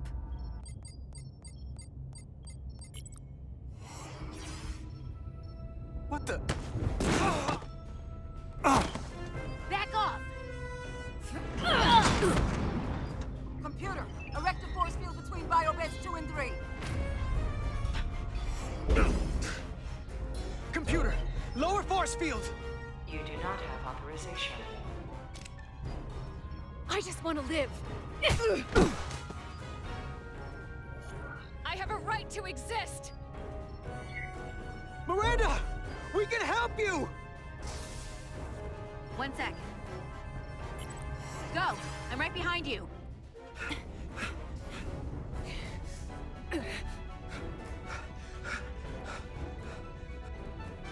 Osmia Kellam Kalujo. Which I go notice texta. What the hell are they saying? It's not in the Universal Translator.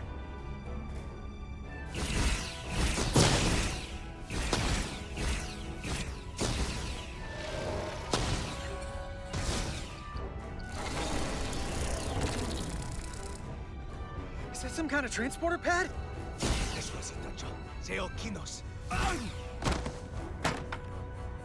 The drive!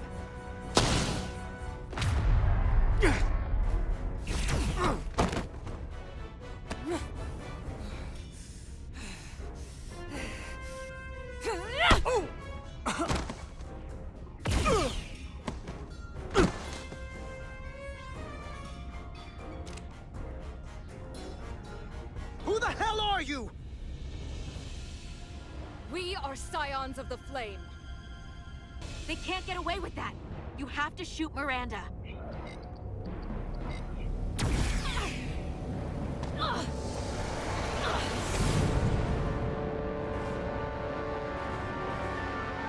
Scions of the Flame? I don't like the sound of that.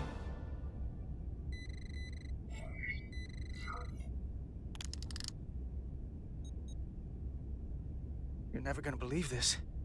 The reason the Universal Translator didn't recognize that language is because it's only ever been read.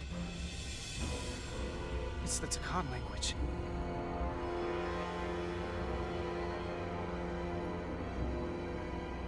Get your filthy Hotari hands off me!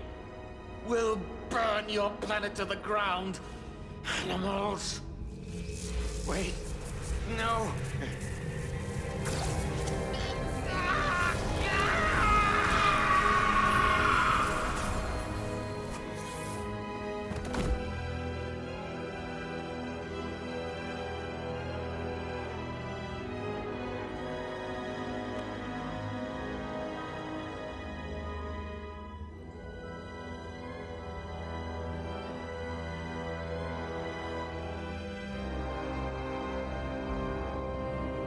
Rise, brother. Rejoin the flame.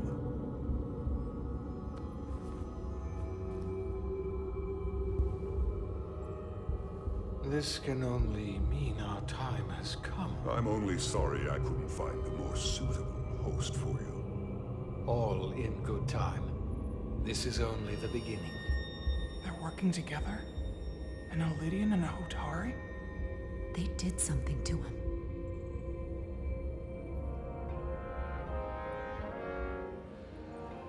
Secure the Cartabula. Cartabula? It's the energy source.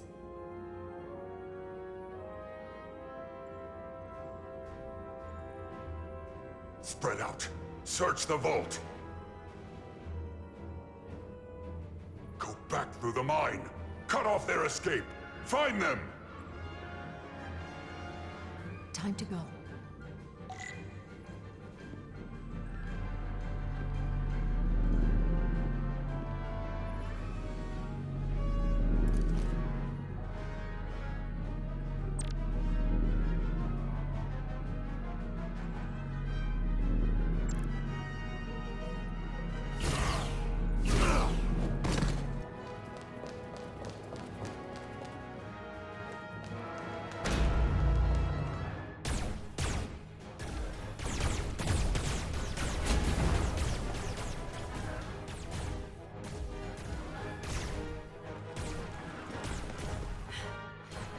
We're trapped. They're blocking the only exit.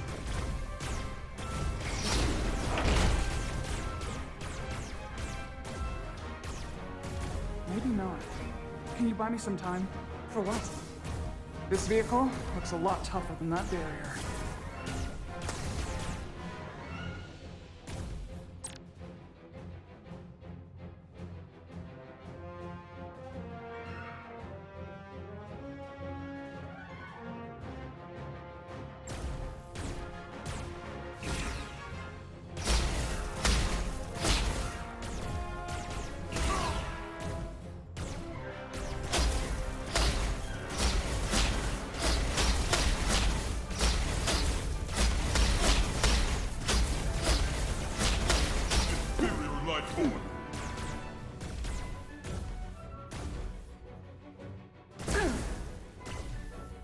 Shoot the Hotari woman!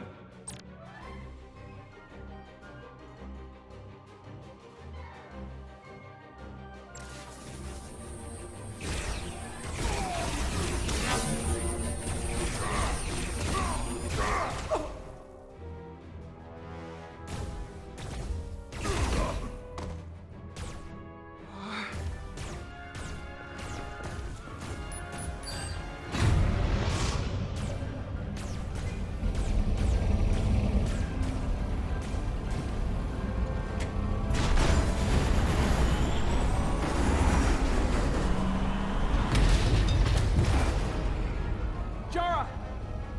Get on!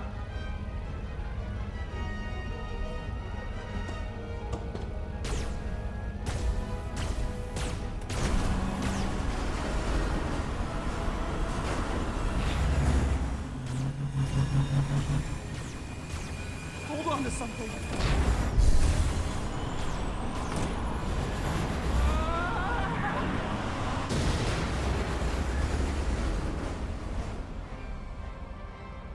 Oh no.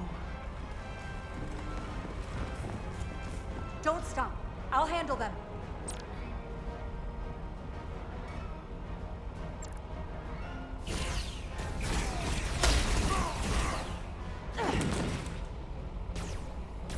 Shoot the one driving the machine!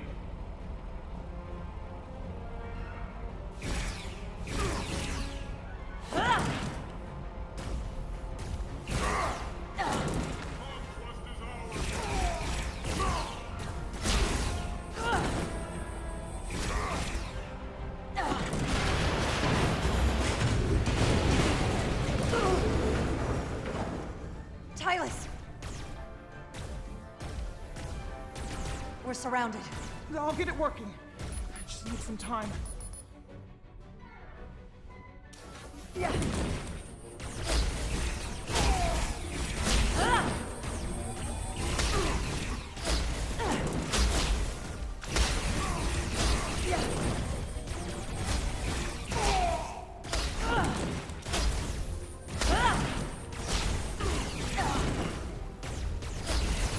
Here we go.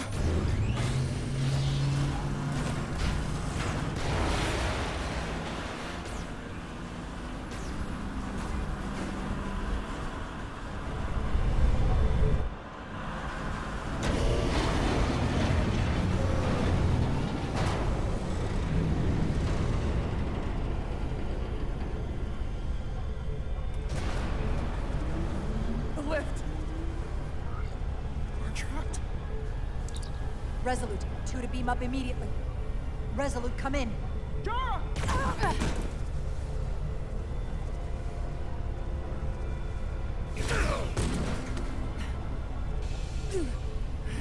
Are you all right?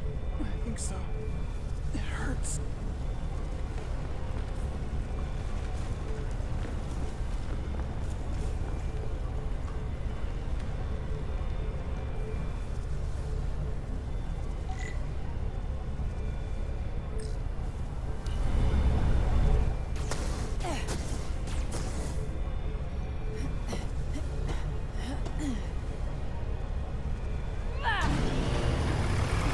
What are you doing? Hold on to me.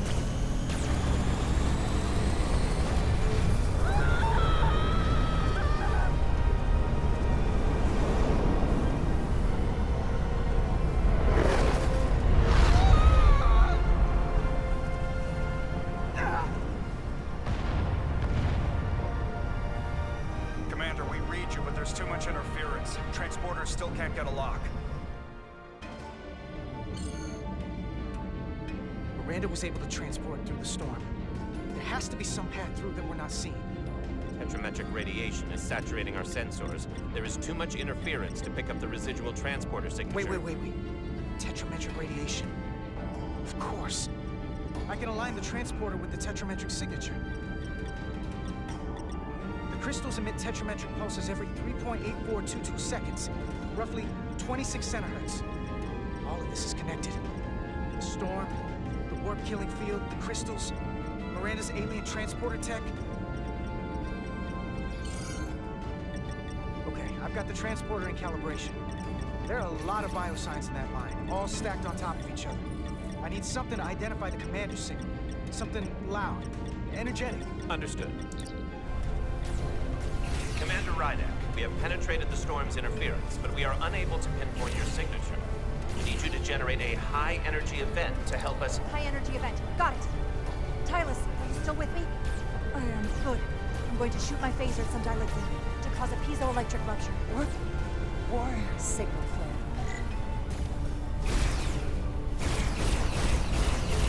These crystals have to be pure enough. Bigger still. Come on. Damn it. No good. Too small.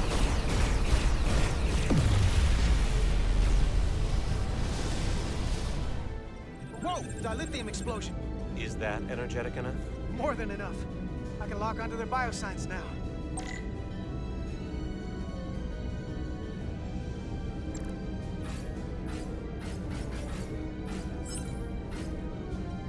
I've got their biosigns isolated.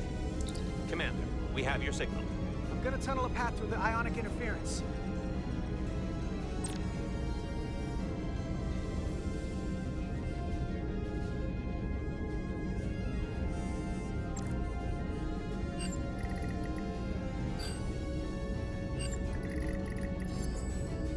I've got a path. Just gotta calibrate the signal.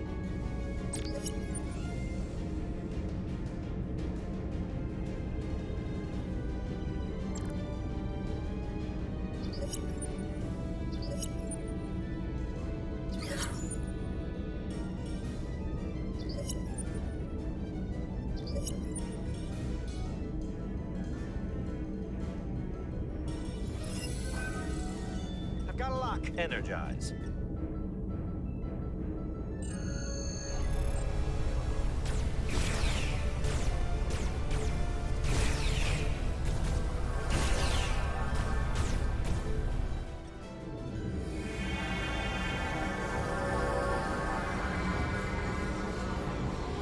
Petty Officer Diaz. We're losing her. The pattern is degrading. Can you hold the signal? I'm trying.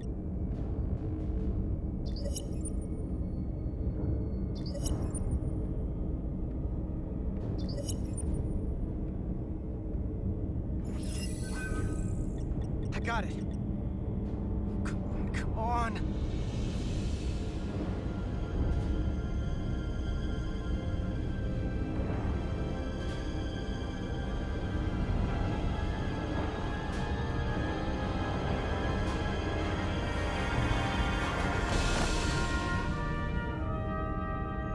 Yes! Get her to sickbay. Captain Solano and Ambassador Spock have just returned from Hotari. Take a look at that. Ryder, I need you on the bridge, now.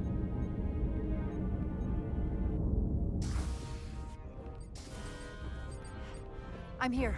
The Elydians are preparing to attack Hotari. Status report. The systems are now fully powered. All torpedo tubes open. They're preparing to fire. We should hail the Elydian flagship, Captain. Readying phasers if you want them. Stand by. Await my order. Recommendation, Commander? We need to act quickly. Before this spirals out of control. Maneuver the Resolute underneath their warships. Block their shots at the planet's surface. Clever. Shields at maximum, Mr. Ahmad. You heard the Commander. Aye, Captain. Now think twice about firing on a Federation ship.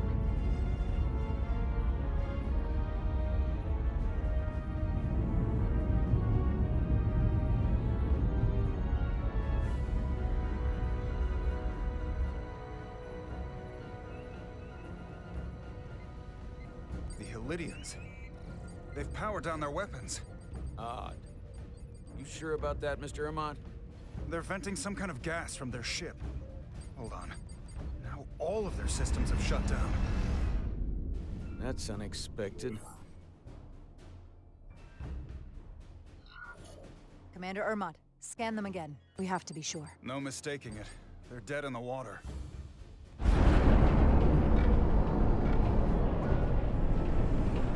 What's happening? There's an energy dampening field coming from the Tau Moon. Take us out of range. Aye, Captain.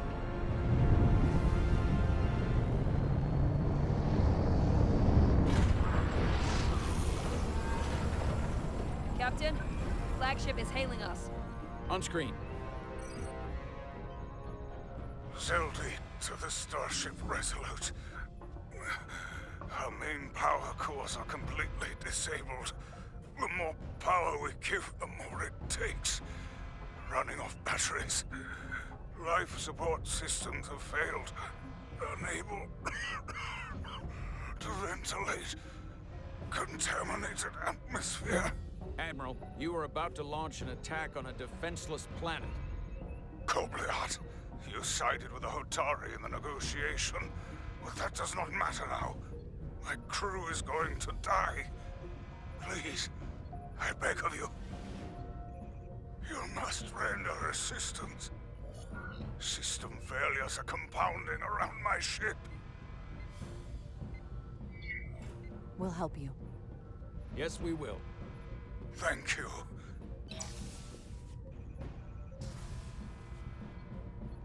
Admiral, excuse us while we devise a rescue plan. By my estimate, the crew only have 23 minutes before their atmospheric mix becomes lethal. While we may not be able to transport the Elydians directly, if we were to transport them from their ship to a nearby shuttlecraft, it should be possible to amplify the transporter signal there and reroute it to the Resolute. The Ambassador's plan is incomplete.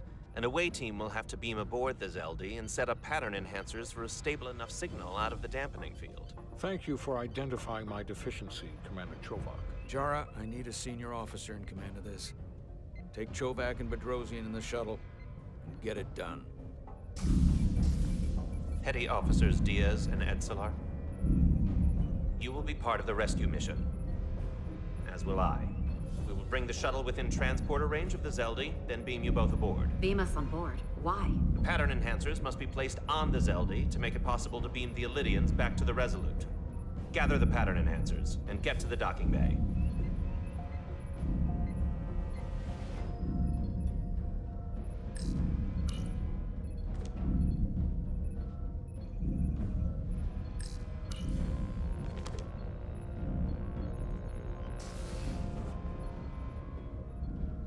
We're going on the wrong mission. Oh, what's that? We're going to rescue the Elydians, the people that oppressed the Hotari, when we should be going to rescue Miranda. This thing that's happened to Miranda is like the Trill's symbiosis joining, only worse. And I've seen too many people I care about wiped away by some greater entity to stand by while the same thing happens to her. I wanted no part of it then, and I won't stand for it now. Their bodies stolen and used like puppets. It won't be easy. She's gonna fight us every step of the way. We've seen that. Remember, it's not her that's fighting us. Yeah, I know. But right now, we've got other lives to save. Yeah.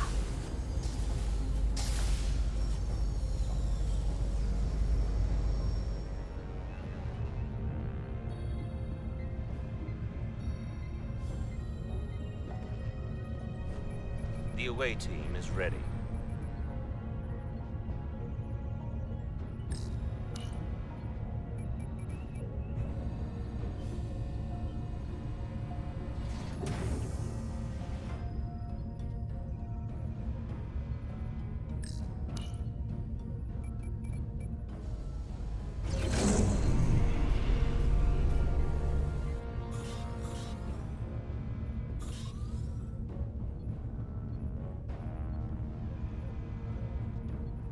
Resolute to Shuttlecraft Melville. You're cleared for takeoff. Acknowledged, Resolute. Melville taking off.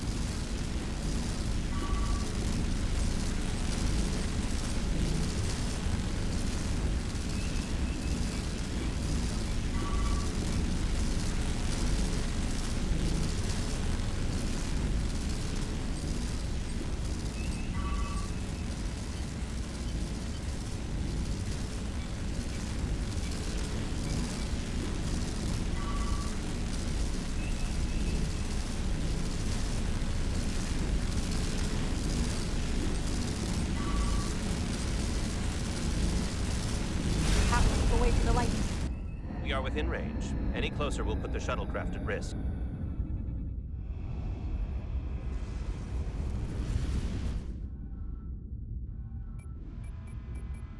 Preparing to transport the away team.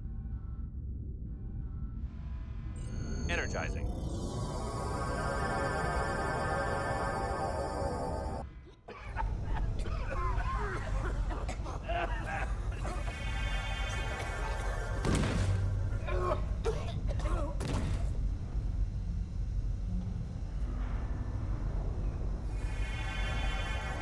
The ship's life support.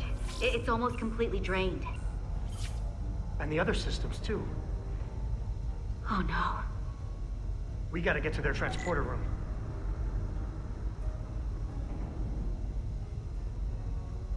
The atmosphere in here is turning to poison. All of these Elydians are going to die if we don't get them out of here.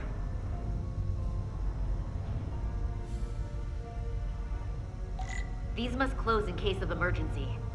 They don't have enough power left to function. Carter, give them a charge with your phaser. Should make them open.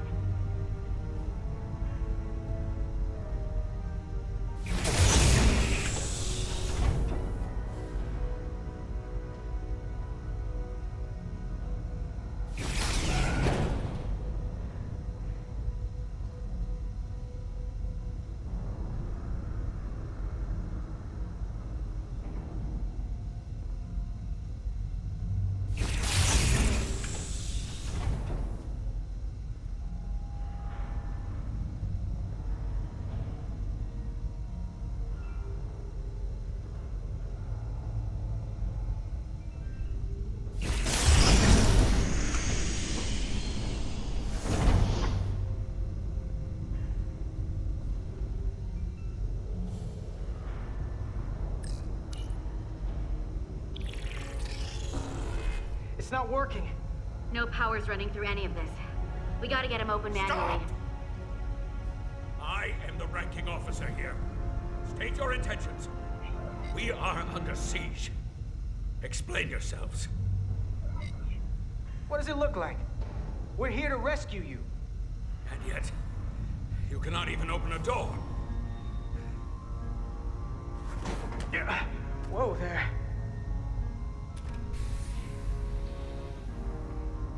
I am still able to stand. What are you trying to do? We gotta get into your transporter room. Then we can get your people off this ship.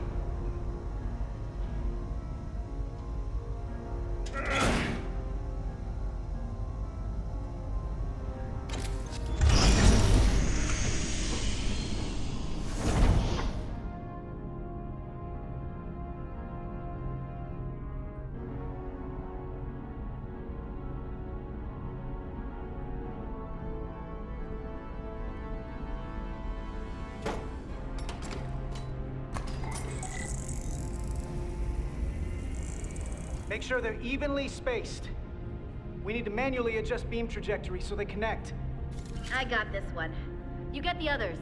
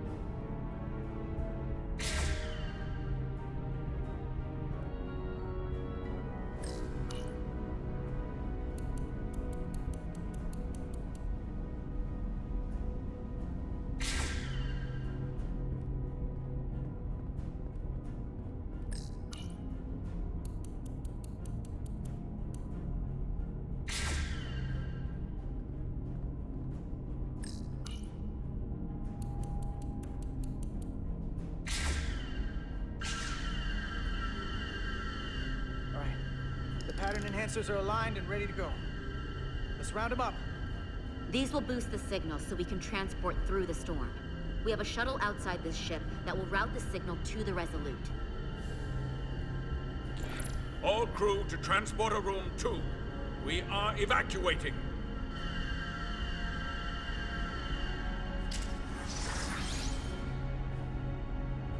We're alive.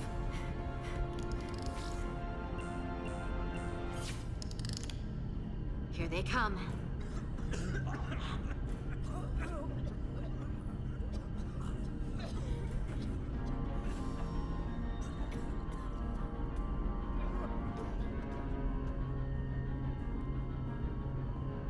Okay, coordinates. Beam status. Energizing controls. Please step on the platform so we can evacuate you, Admiral. The crew goes first, Arminta. Sir. I mean it. You! Get on the platform already! Okay, the interface is in Elydian, but the layout is the same as the Starfleet transporter. I just gotta do what I did before. Select the people to transport.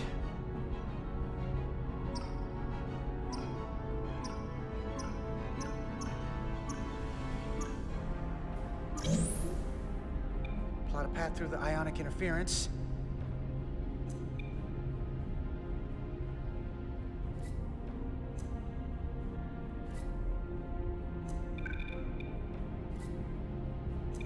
Okay, just have to calibrate the signal gain to get the highest possible output.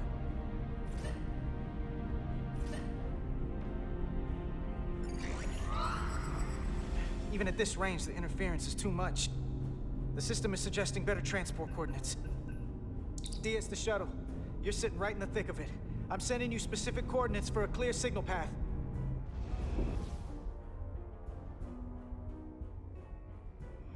Waypoint's been added to the navigational computer. There, Commander. Give or take 50 meters.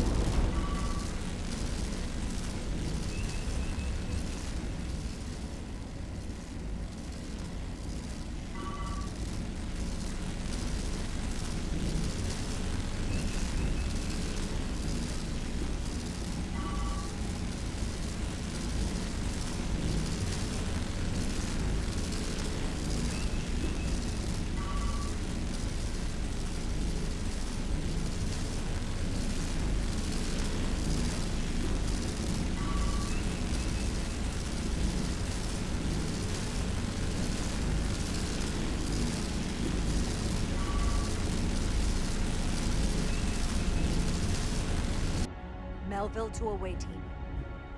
Energize.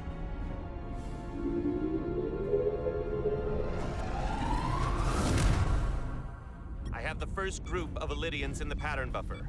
Redirecting and transmitting to the Resolute now.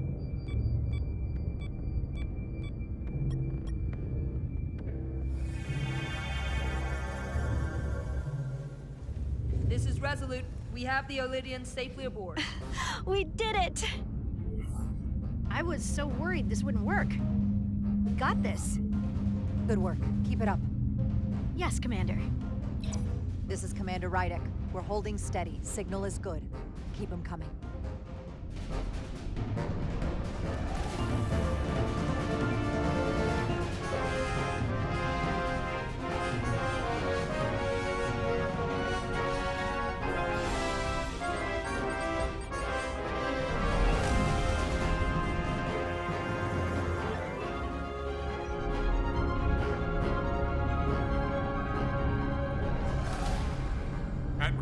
Next.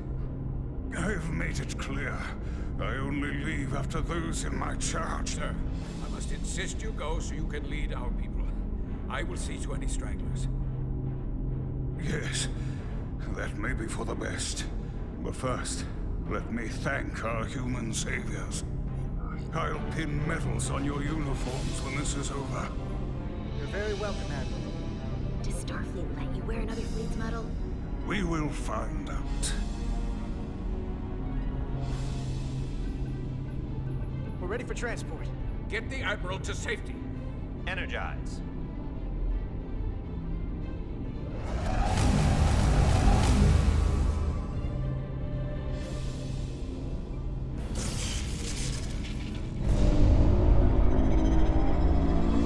Massive power surge! Sending available power to the annular confinement beam. I have the Illidians in the pattern buffer, but I cannot resolve their signal to send them through to the Resolute, nor can I materialize them here. We need a better position with the Resolute.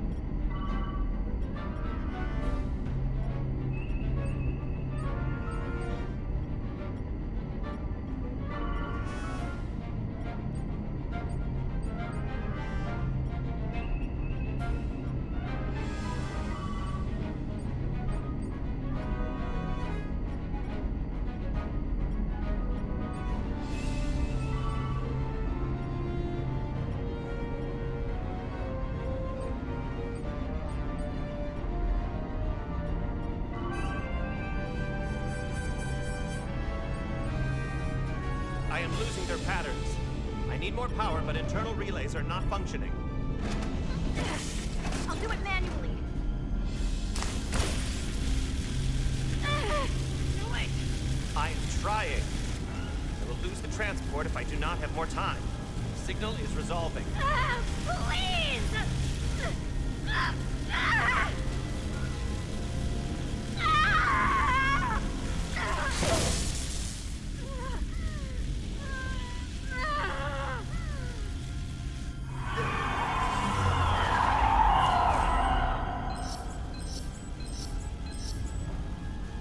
We have lost the 15 Illidians in the last transport.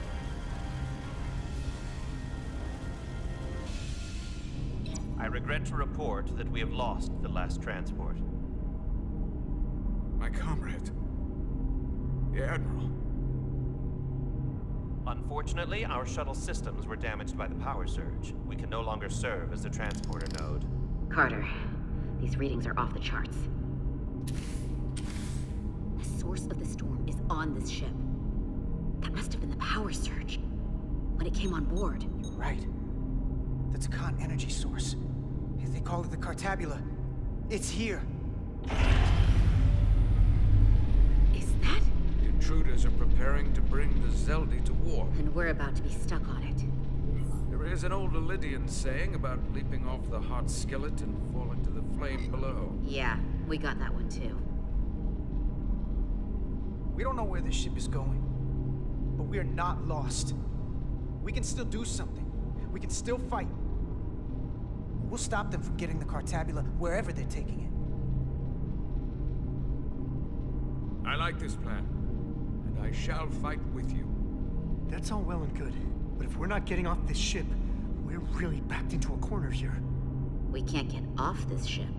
But maybe I could target somewhere on the ship.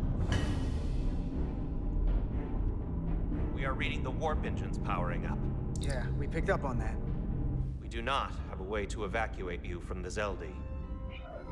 The shuttlecraft is too heavily damaged. That's all right, Commander. We have a plan of our own. We're gonna stay on this ship.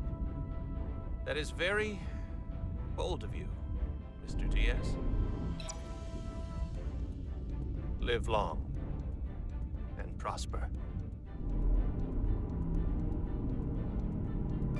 I hear voices down the corridor. We'll be here soon. I'll guard the door. You just get us out of here, Diaz. Hey, Stretch. Help us with this map. Find somewhere as remote as you can. They're almost here.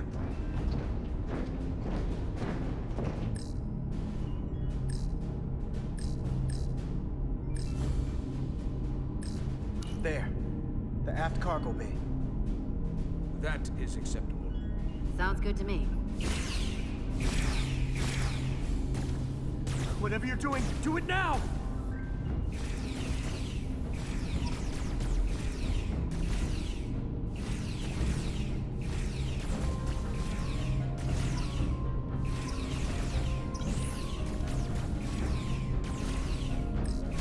We're locked in. Board to transport. Come on, Belle! Belle!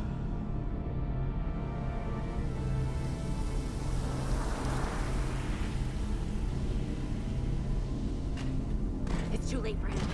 Carter! 3 to transport.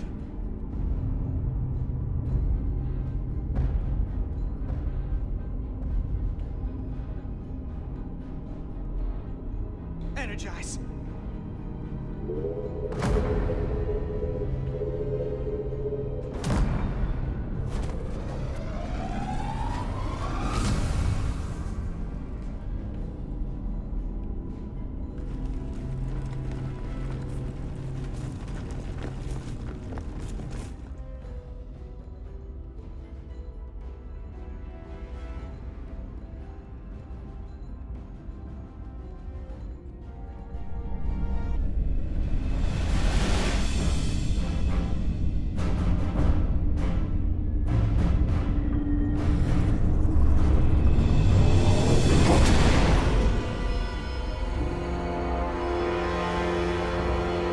Zeldin does not appear to have left any warp signature at all. We cannot track its trajectory. I held on as long as I could. We saved many lives. And our people on the Zeldin knew the risks their duties entailed. Contact the Resolute, Mr. Chovak. Have them bring us back. Yes, Commander.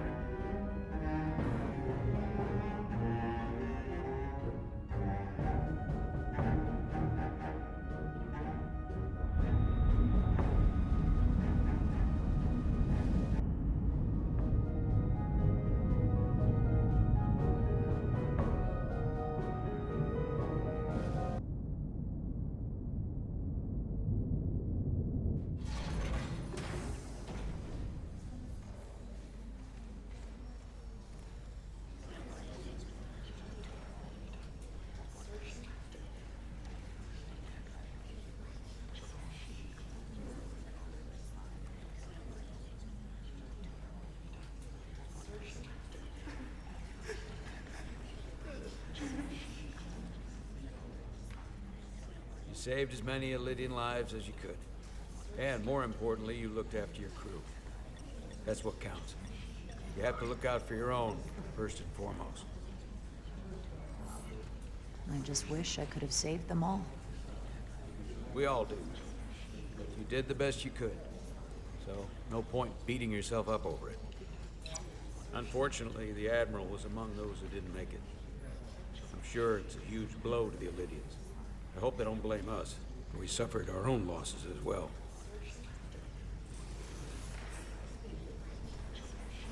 How are we getting our away team back? Ambassador Spock and the rest of the senior staff are waiting for us in the briefing room to discuss just that. I wanted a chance for you and I to speak first, given the circumstances. While protocol might suggest we alert Starfleet about our situation, missing crew, the data breach, possible threat from the Hotari, or Khan, I think we're better off keeping this to ourselves, under our control. You know what's at stake for me here, and what is at stake for you, too.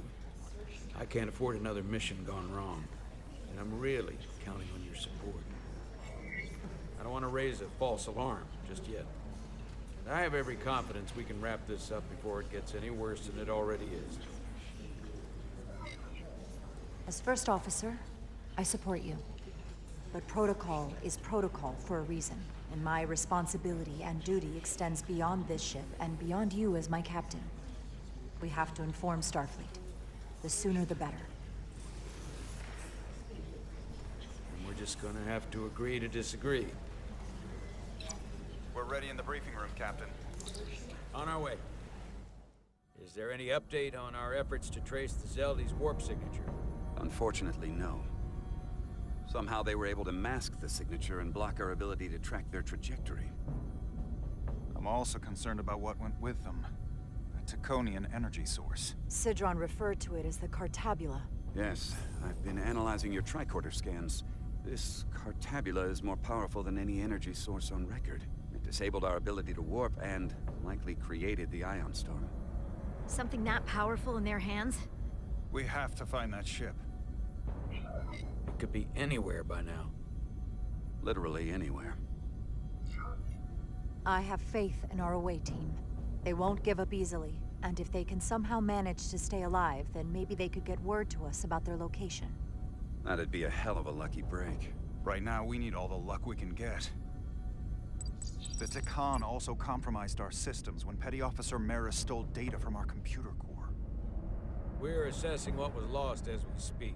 It's just too soon to say exactly what they had access to. Starfleet needs to know about this. We're not contacting Starfleet until we fully understand the situation.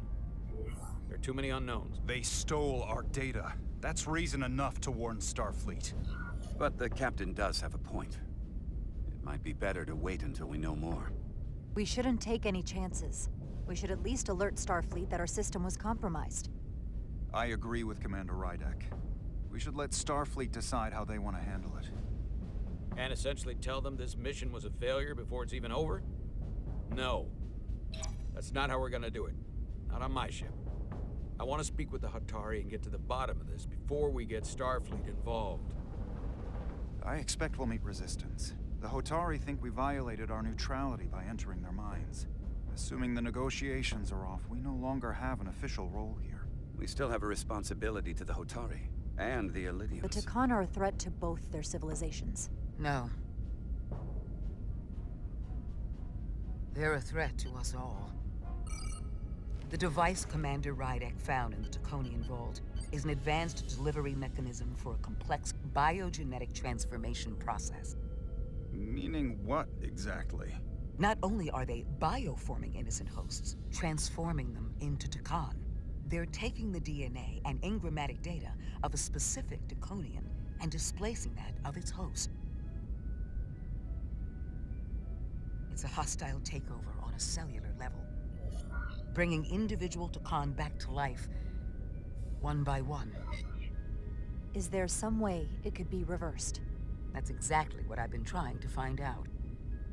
So far, it appears the answer is no. Once the Taconian takes control, the displacement of the host is irreversible, and the bioforming appears to be permanent. Petty Officer Maris called herself a scion of the Flame, but the computer had no information about it. She also shot the hell out of my ship as she escaped and nearly killed a few of our crew. So we know this about those scions. They're dangerous. The Takan have crossed a line. That much is certain. However, meeting with the Hotari could offer insight into their true intentions. Under the pretense of an apology for betraying their trust and trespassing on their territory. Given the options, this might be our best chance to find out more about what they have planned. I couldn't agree more. With the Cartabula gone, I can confirm we have regained warp capability and the use of our transporters. Excellent. Commander Ermot, see if we can arrange a meeting on Hotari as soon as possible. As Ambassador Spock suggested, under the pretense of an apology. Aye, Captain. Nice work, everyone.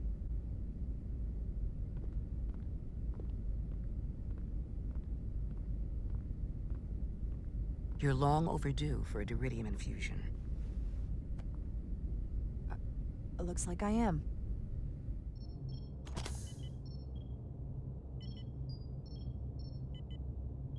Aside from almost running out of Diridium, you're in good health. Nice to get some positive news for a change. You I don't worry about. The captain, however. Go on. You see it, don't you? He's desperate. Withholding intel from Starfleet just to save his reputation. That's not normal behavior for a captain. I was relieved you called him out on it. You've spent enough time with him now, seen enough of how he runs the ship. If there's something wrong, as the ship's doctor, I need to know. Don't sugarcoat it. You know I wouldn't. To be honest, I'm worried about him. It seems like the stress of this mission is getting to him. He has so much riding on its success, and I am concerned he'll do something rash to ensure it. Good to know we see eye to eye on this. And I want to be clear, I care about Solano, I really do. I've been his doctor for years. There are more important things at stake than offending an old friend. If it gets any worse, you know where to find me. Jara. Monitor your deuterium levels. I'll be right back. How's your wound? Like it was never there. I feel lucky you were there with me. Without you, I'd be, well... Thank you for saving my life. Even with the wonders of your technology, it wouldn't have mattered if you'd left me for dead. I should be thanking you. You took that disruptor shot for me. Without you, I might be the one in sickbay, or worse. Well, I couldn't just let you die. Not after all you did to help. I won't forget it.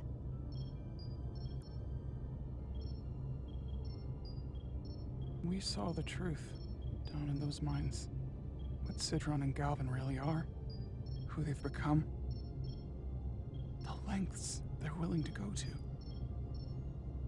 What they did to that Lydian.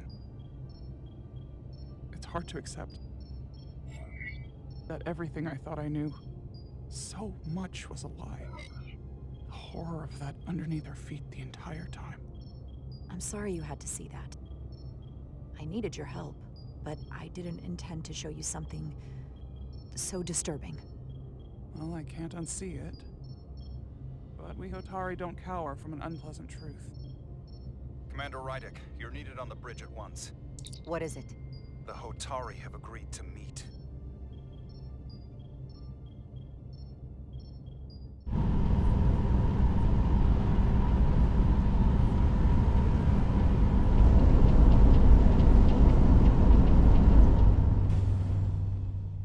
They haven't found us yet.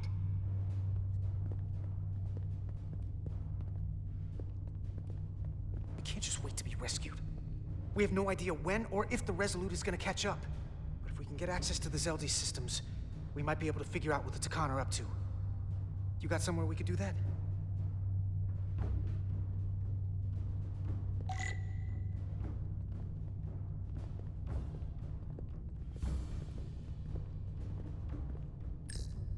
For how uptight the Elydians are, their cargo bay is kind of a mess. Come on, Carter. We need to stick with the tall guy.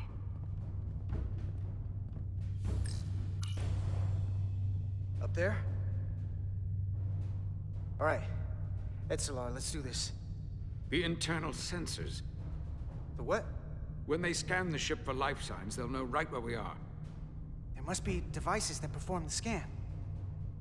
Right there. And there.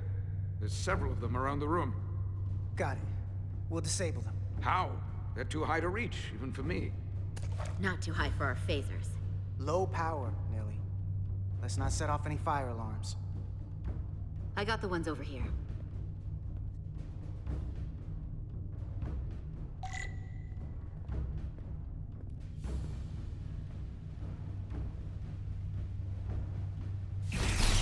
Got one.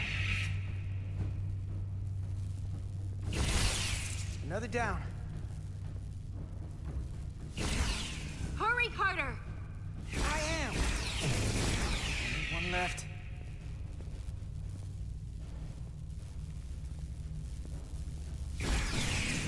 Here it comes.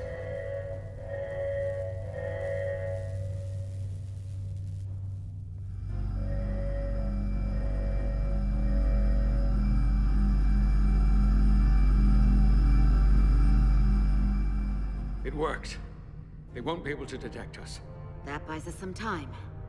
Now that the Zeldi has its power again, I might be able to access some of the ship's systems from here. I'll take care not to give away our position. The Takan might not even know we're still on board this ship. Miranda only saw us transport away. She probably thinks we're back on the Resolute. Miranda. Don't give up on her yet, Carter. She had you in her sights, and she didn't shoot. That means the real Miranda is still in there. The Takan don't have her. Not completely, at least. She must still feel something. That is a reason to hold out hope. And a reason to remember the Takan haven't just hijacked this ship. They've hijacked every body they're in. I know she played us, used our sympathies, your relationship to break out of sickbay. But maybe there's a way to turn her back and Miranda could help us stop the Takan. Here, on the ship. Just because the Trill joining is permanent doesn't mean the Takan bioforming has to be. I've heard enough of your prattling on about your friend. You have to think like a soldier. She's our enemy now. She'll be dealt with like the rest of the Takan. My friend Miranda is not responsible for what she's doing. The Takan have taken control of her mind. We certainly can't kill her for it. Speak for yourself. If anyone threatens the Empire, they are the enemy. It's just one life, and it's already been lost. You don't get to talk about Miranda. You don't get to ignore the truth. There is no such thing as just one life. And she is not lost. This isn't calculus. You can't just break it down by the numbers. Perhaps that's why my Admiral and everyone else in the final transport was lost. A problem with your calculus. Our losses are mounting. Yours are just beginning. We're stuck on this ship, same as you.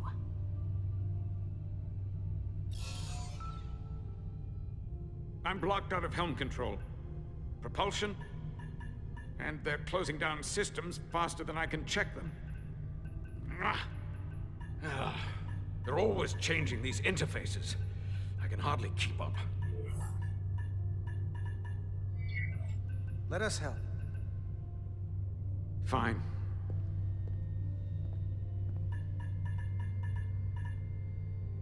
They're using a senior officer's access code to lock down our systems from the bridge. The Takan must have turned someone in command.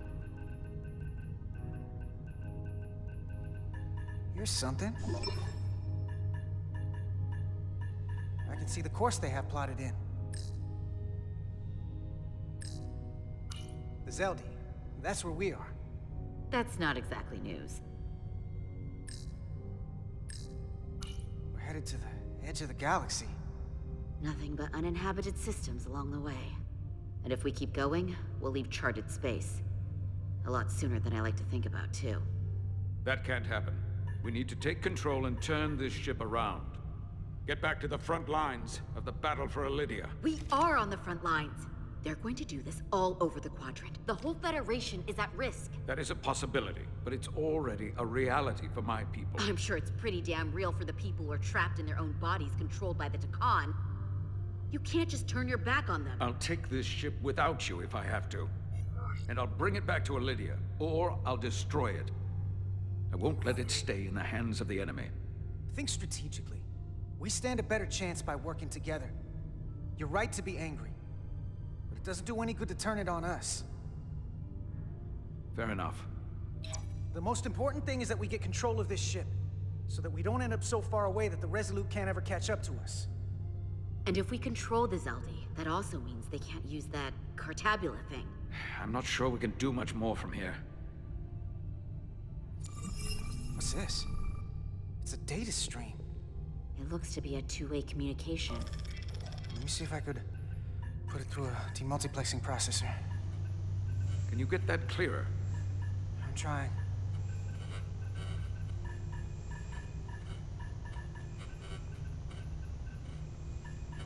Okay.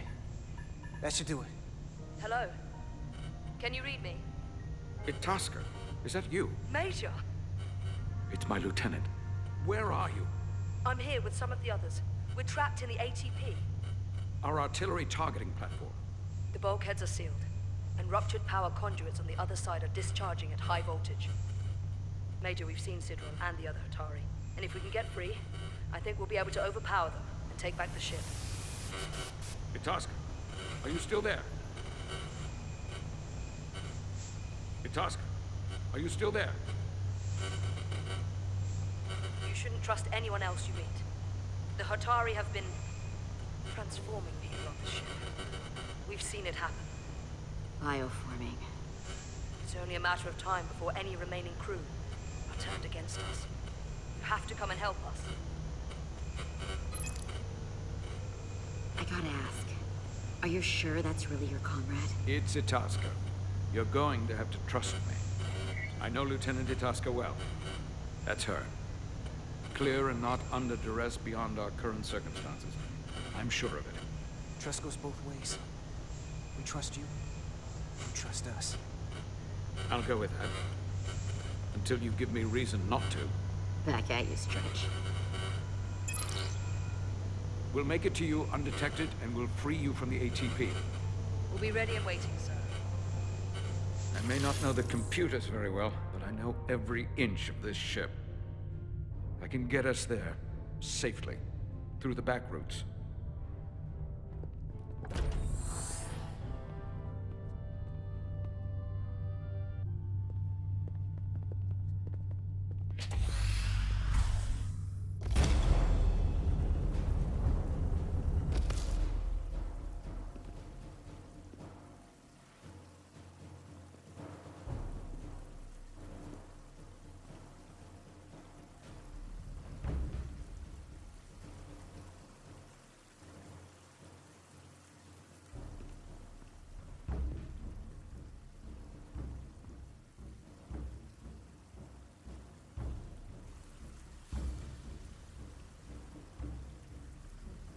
You may approach. Your Majesty, an apology is in order. The Federation... Spare us your apologies, your excuses, your pathetic explanations. You said you were here under the pretense of peace, yet you trespassed into our minds. I should have known you couldn't be trusted when you sided with the Illidians. Your intentions have been clear from the start. I take full responsibility for my actions, which were entirely my own, not the Federation's. How noble. Your Majesty, if I may. Her actions nearly caused a war. I was addressing the Queen. Galvin speaks for the Voltari now. Fortunately, we were able to resolve this ourselves despite your interference. The Illidians have agreed the mines will remain under Hotari control. We now recognize the Hatari as the sole authority in this region. Your presence here is no longer necessary. So you can consider the matter resolved. Why would you do that? You've given up everything and gained nothing. We have peace. Fairness was never part of the bargain. I thank you for coming. But the sooner the Federation leaves, the better. The hell we will. Captain? What about my crew trapped aboard that ship? Or what you did to my security team? The data you stole? I want to make one thing clear. No one is to leave Hotari space without Federation approval. No one. You think you have that power, when in fact you have none. You came here under the presumption you would be the ultimate authority. That you would show up and render judgment in this petty dispute over precious resources between lesser people. But instead, your arrogance and self-interest was your undoing. Blinding you to the real power at work here. Something far beyond your feeble imagination. We came at your request to help solve the problem, not create You came because I wanted to see the mighty Federation for myself. The greatest power in the galaxy. Needless to say, I was disappointed. They never wanted our help. They were setting us up from the start. Commander Rydek saw what you did in those mines. How you bioformed innocent people against their will and turned them into Takan.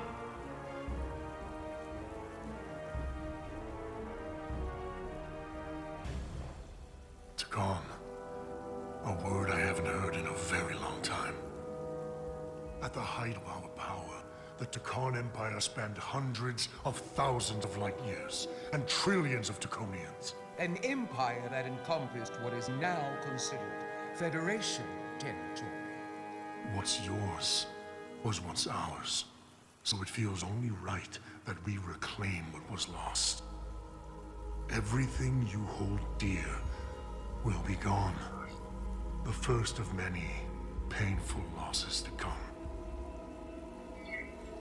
You won't get away with this. You'll be held accountable by the Federation. I already have gotten away with it. And the Federation has no authority here. Not anymore. You might be surprised how many want to be part of the most advanced civilization the galaxy has ever seen. We will not stop until we've reclaimed what is rightfully ours.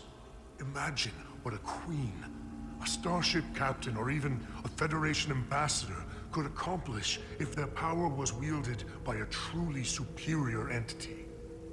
In the face of such impossible odds against an adversary so clearly more advanced in every way, the only logical choice is to submit. Never.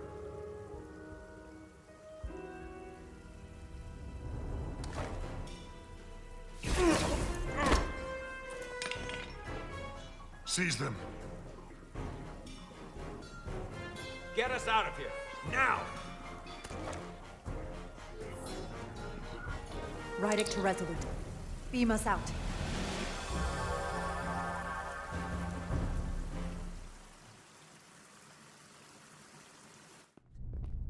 You ever done something like this before? Close quarters combat? Infiltrating an enemy stronghold? Something like that. I once spent 6 days crawling through sewers during the siege of Tofar Ket to retake the citadel there. That's just one of many campaigns I've served in. My dress uniform is well decorated. I'm glad we're here with you. We need your kind of experience. I should say you do. And I'll be glad to have Lieutenant Itasca with us.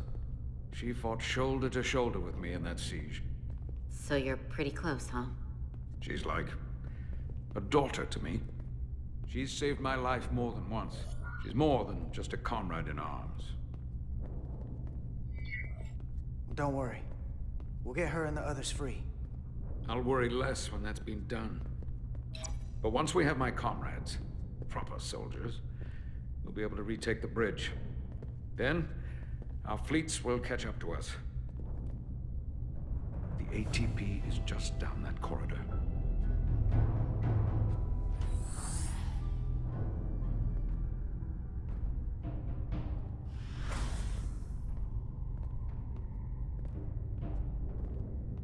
Is this the artillery platform? This is the power distribution for the forward armament cluster.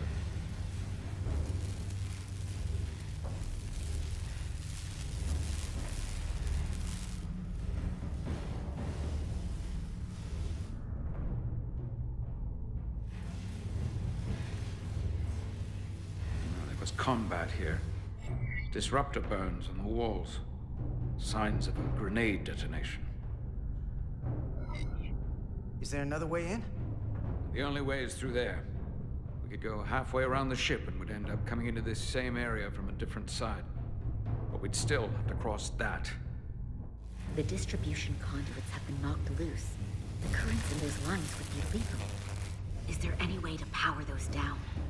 Each circuit has a control panel that regulates power to the magnetobanks. I can track connections between the power lines and the control panels. I should be able to clear a safe path to your crew. We'll get the door open here.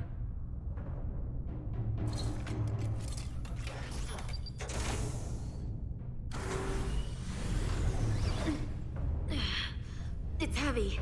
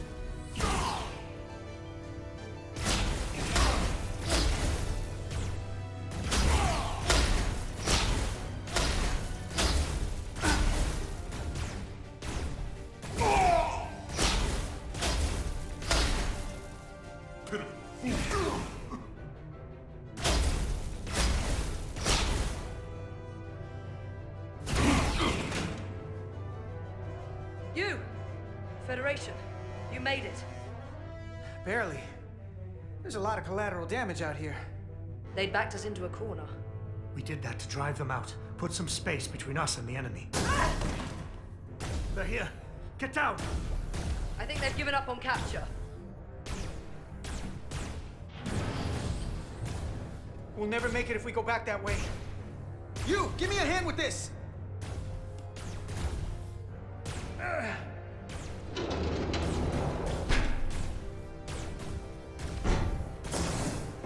Go! Go! Behind us!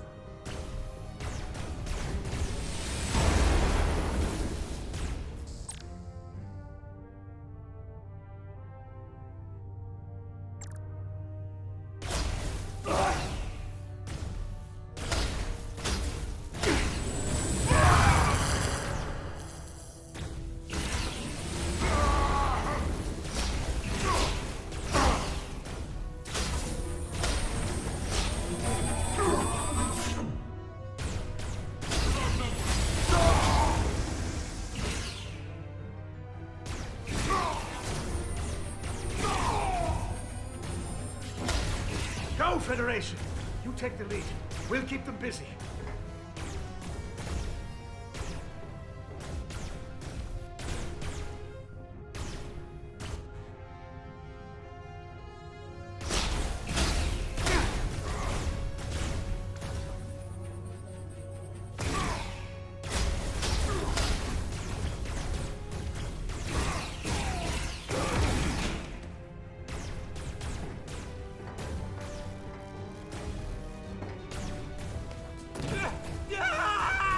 Fall back!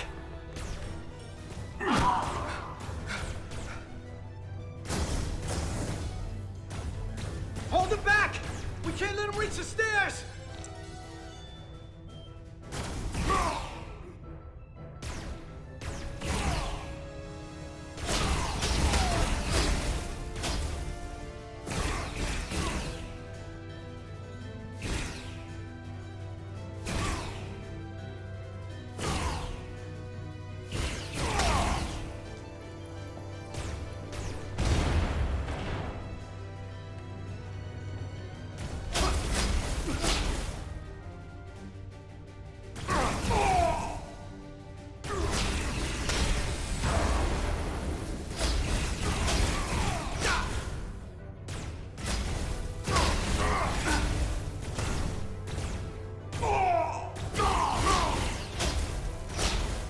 Come on, hurry!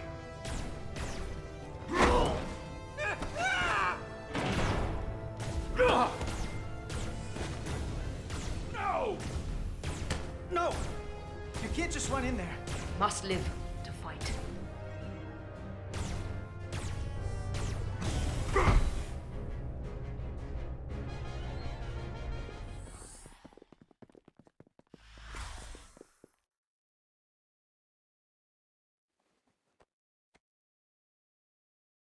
We let the enemy take them. Hadri and Private Turo. They weren't the only ones. But if we hadn't, it would have been all of us. I'll have to live with that, and I'll answer for it when I die. It's not the Illidian way to leave one of our own behind. It's a sin to do so. We've lost people too. I know it's not easy. What makes it worse is that when we were in there, trapped, Hadri is the one who said that we had to live to fight. And we all agreed. We said if one of us was taken, the others wouldn't stop. We'd keep going, make our way to the bridge. They died so we could fight on. The Takan don't want them dead. They want to steal their bodies. And steal their minds. The Takan knows everything the host knows. That means they know our plan. They know we're heading to the bridge.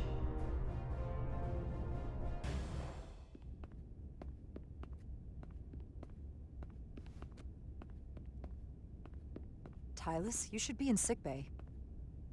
I'll finish this. I couldn't just lie there knowing the entire fate of Hotari hangs in the balance. How did it go? look exhausted.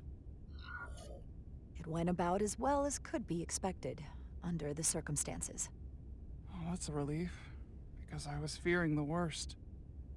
I heard a rumor that they'd made a deal, that the Elydians agreed to peace. After what we saw Sidron do to the diplomat in the mines, I could hardly believe there was hope, but then... Is that true? There is a deal. The Elydians did agree to peace, and the Hotari have retained control of the mines. That's incredible. I never thought it was possible. How did that happen? It all looked so bleak. I thought the Elydians would never agree. I don't know exactly, but I think they were able to find common ground. It's almost too good to be true. I didn't want to get too excited about a rumor, but if you're saying it's real, who am I to say otherwise? And the Queen? How was she? She must be thrilled there was a deal. War was always her greatest fear. I can't really say. To be honest, she hardly spoke. Odd. That's not like her at all. The deal was already done, so I suppose there wasn't much for her to say. Still, that doesn't sound right. But you were there. And the threat from the Takan, they... Yellow alert. Commander Rydick, we need you on the bridge immediately.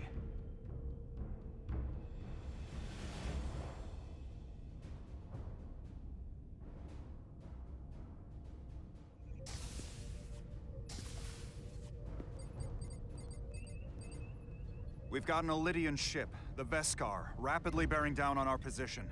Or what was the Veskar? Now I'm not so sure. Bring it up on the view screen. 600 kilometers in closing. Still coming straight for us.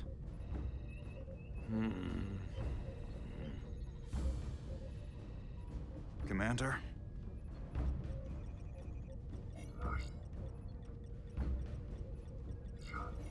Have you tried hailing them? Try it. Hailing the Elydian ship now. No response. 400 kilometers in closing. Shields up. Ready phasers. Shields up. Phasers ready. It's incoming. Lock phasers and open fire. Heavy damage. But deflectors still at full power? That bypassed our shields entirely. That's impossible. God damn it, return fire. Everything we've got. Rydick, modulate the shield frequencies. See if you can get us any cover. Commander, I've got this. Just keep firing.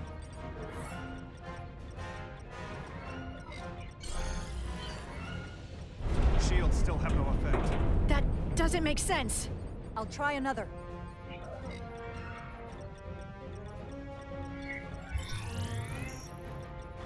There! We've got incoming!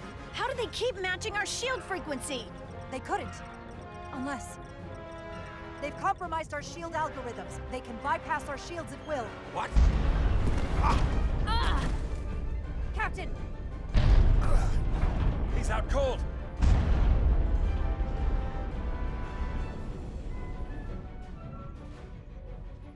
Why'd they stop?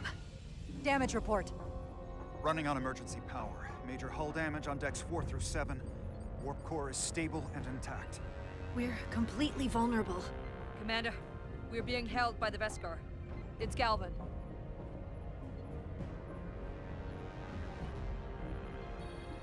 On screen.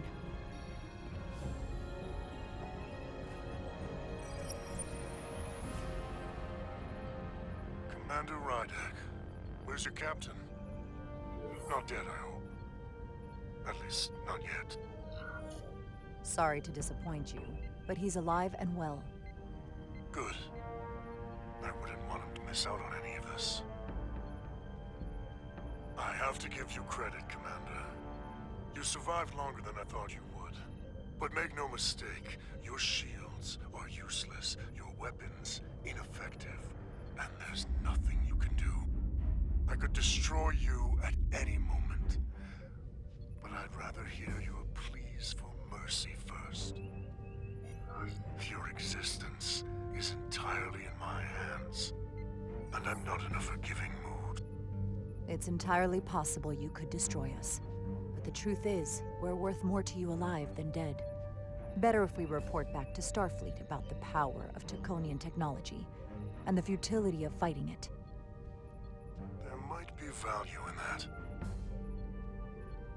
I've been thinking about what you said, Commander. You claimed I would be held accountable. And here I am. Hold me accountable.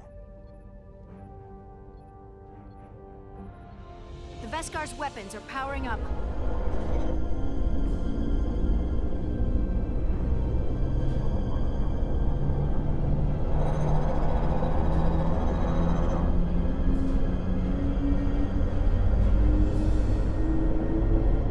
But of course, now you are entirely at my mercy.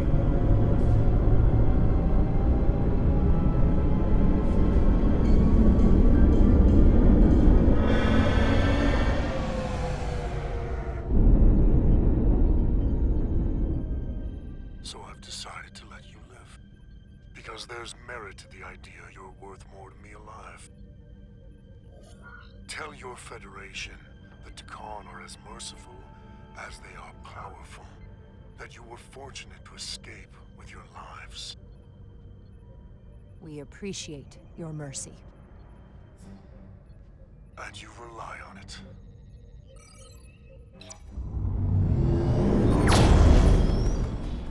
I've lost their signal. Can you track their warp signature?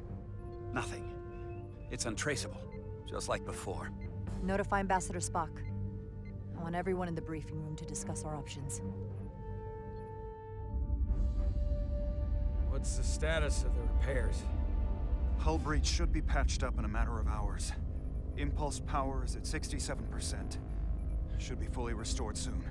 Still no luck tracking Galvin's warp signature. They've all but disappeared. Keep trying. Finding that son of a bitch is the best shot we've got. Commander Rydek, you had the Khan after the ship was attacked. What is your assessment, given our current situation and the losses we have suffered? I'd rather not fight this alone. We need to call for reinforcements. In that case, we might have an option. Portal 6-3, Guardian of the Takan Empire. If anyone could find Galvin, it would be him. That's assuming he's willing to help us. True, but there's only one way to find out. Wouldn't we need to secure authorization from the Federation Council to contact him? The nearest Federation outpost is Angoria. I can travel there by shuttle and inform them personally of the threat from the Takan. Meanwhile, the Resolute can travel to the Delphi Ardu system in search of Portal 6-3. I still have my doubts. I do not. Captain William T. Riker has first-hand experience with the area and with Portal 6-3. His guidance will prove invaluable and should alleviate your concerns. Delphi Ardu 4 is a restricted zone for good reason. For all we know, we could be walking into a trap. Not to mention the high likelihood Portal 6-3's allegiance will be with the Takan. It's just too much of a risk. A waste of time. Time we can't afford to lose. According to Commander Riker's records of meeting Portal 6-3, he was willing to listen to reason. We may be able to convince him that Galvin is wrong. Or he'll just be happy to learn his civilization is making a comeback. In which case, we only compound the problem. I am inclined to agree with Commander Rydek. Her logic is sound.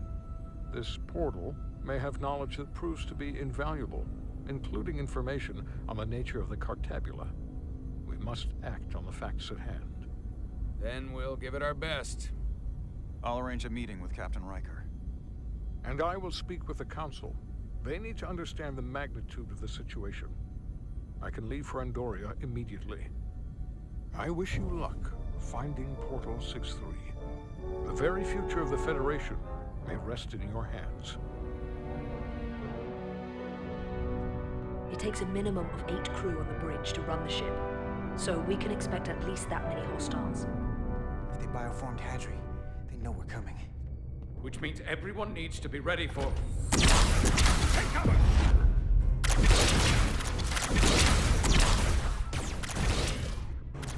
Now, one. We need that door sealed. We can handle that. Where do you need us? There's an access panel there. You should be able to patch into the local system. We'll be shot getting there. I'll cover you. On my signal. Now!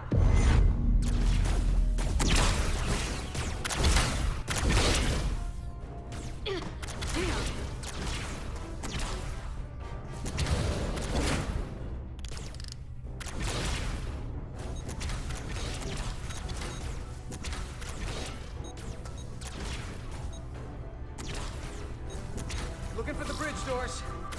Wait, what's this? Got something? Gravity. If I invert the artificial gravity inside the bridge, that'll throw anyone on the bridge right up into the ceiling. He'll never see it coming. It's Asuka. Get ready to charge. Charge? Reversing gravity polarity. Now!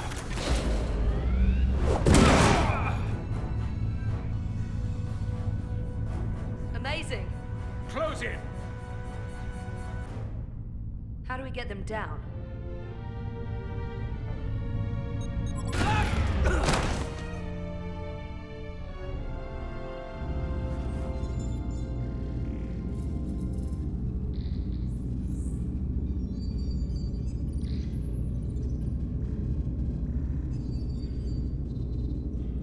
What are we gonna do with them? We don't have time to take prisoners. So you're just gonna shoot him? I haven't decided yet.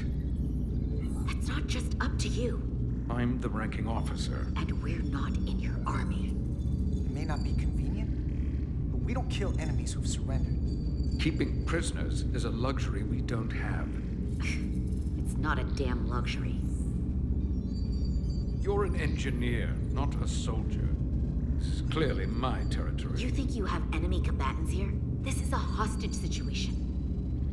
Each one of them has an innocent life inside. I'll keep watch on them. As will I. We can't let our guard down around the enemy. Petty Officer Diaz and I will figure out how to stop the ship. Let's hurry. The rest of the Takan could show up any minute.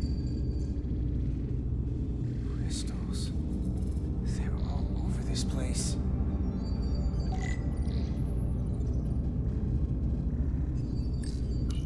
Where's the captain?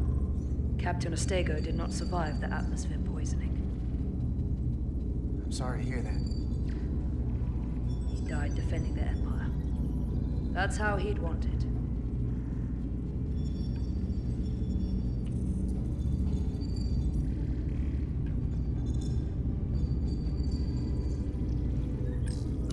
This console looks unaffected.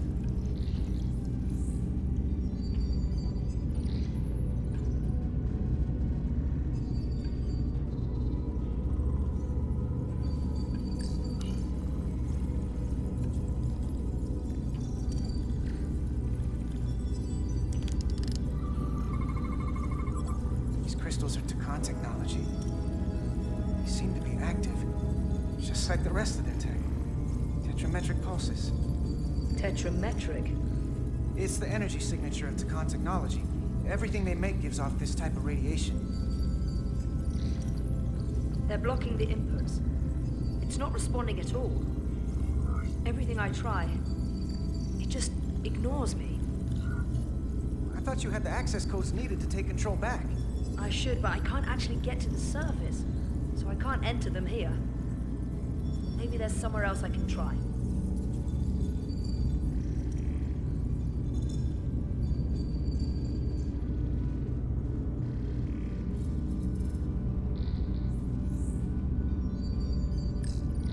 Gotta figure this out before we get wherever we're going. If the Resolute can't catch up to us, we're in a whole different kind of trouble.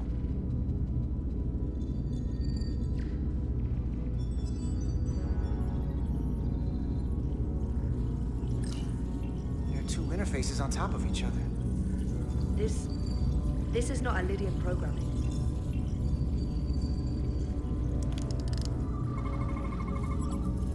It's the Takan language. From what I can tell, the ship's systems are actively responding to input. Which is the opposite of how most bridges work. They usually send commands, not receive them. It's from an intrusive program. This control station won't do us any good either. What have they done to this bridge? Consoles running themselves, some clogged up with crystals that are sending off tetrametric pulses. But none of this is sending signals outward. It's receiving. They're flying the ship from somewhere else. That should be impossible. But it explains why there's less than a full bridge crew. If they aren't flying the ship from the bridge, where are they controlling it from?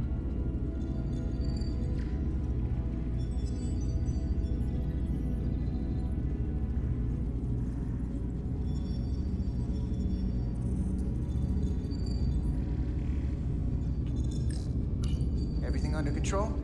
Yes. These Takan haven't made a move. Yet.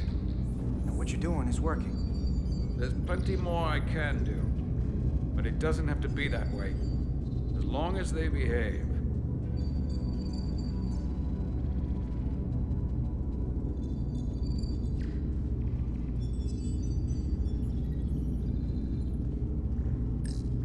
Any trouble? Don't worry about me. Worry about Stretch over there. Why? He's looking for any excuse to vaporize the prisoners. But I'll make sure he doesn't. Even if they're the enemy, it's not right. I'm here if you need a hand. Just hurry up and figure out this bridge. That's the best way to help.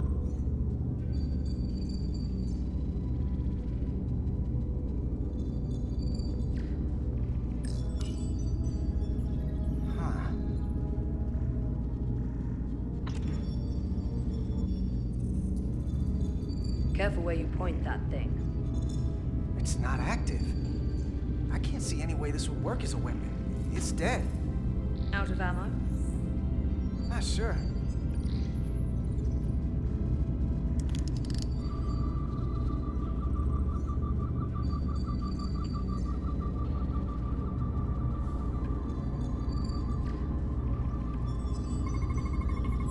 Engine's a red line, running at full power.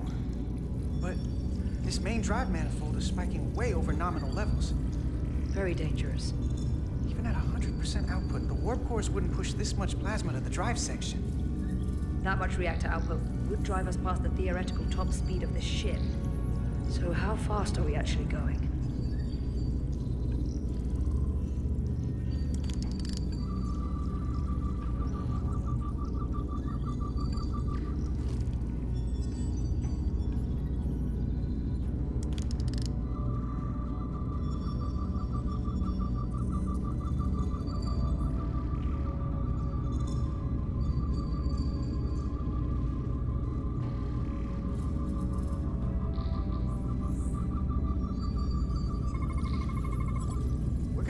Less than an hour.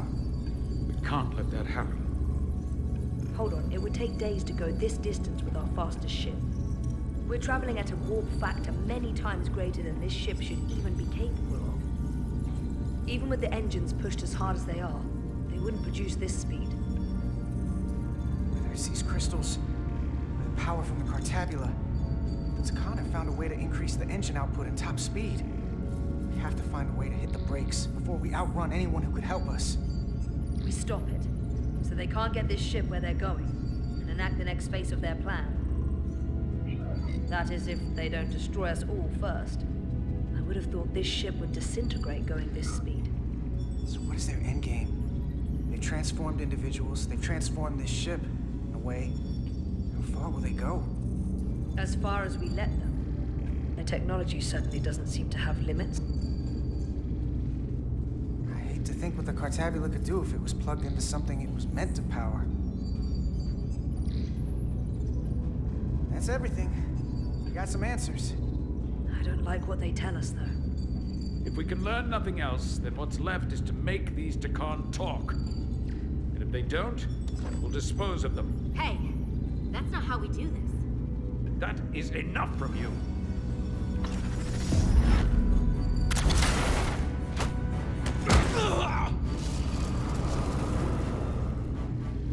I thought that thing was useless. It was. No power. Until he touched it.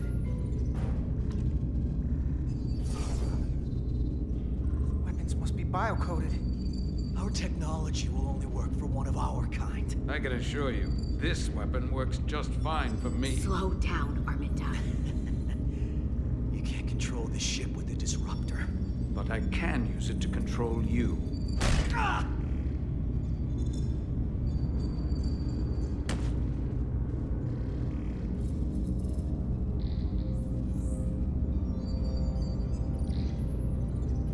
Let's talk.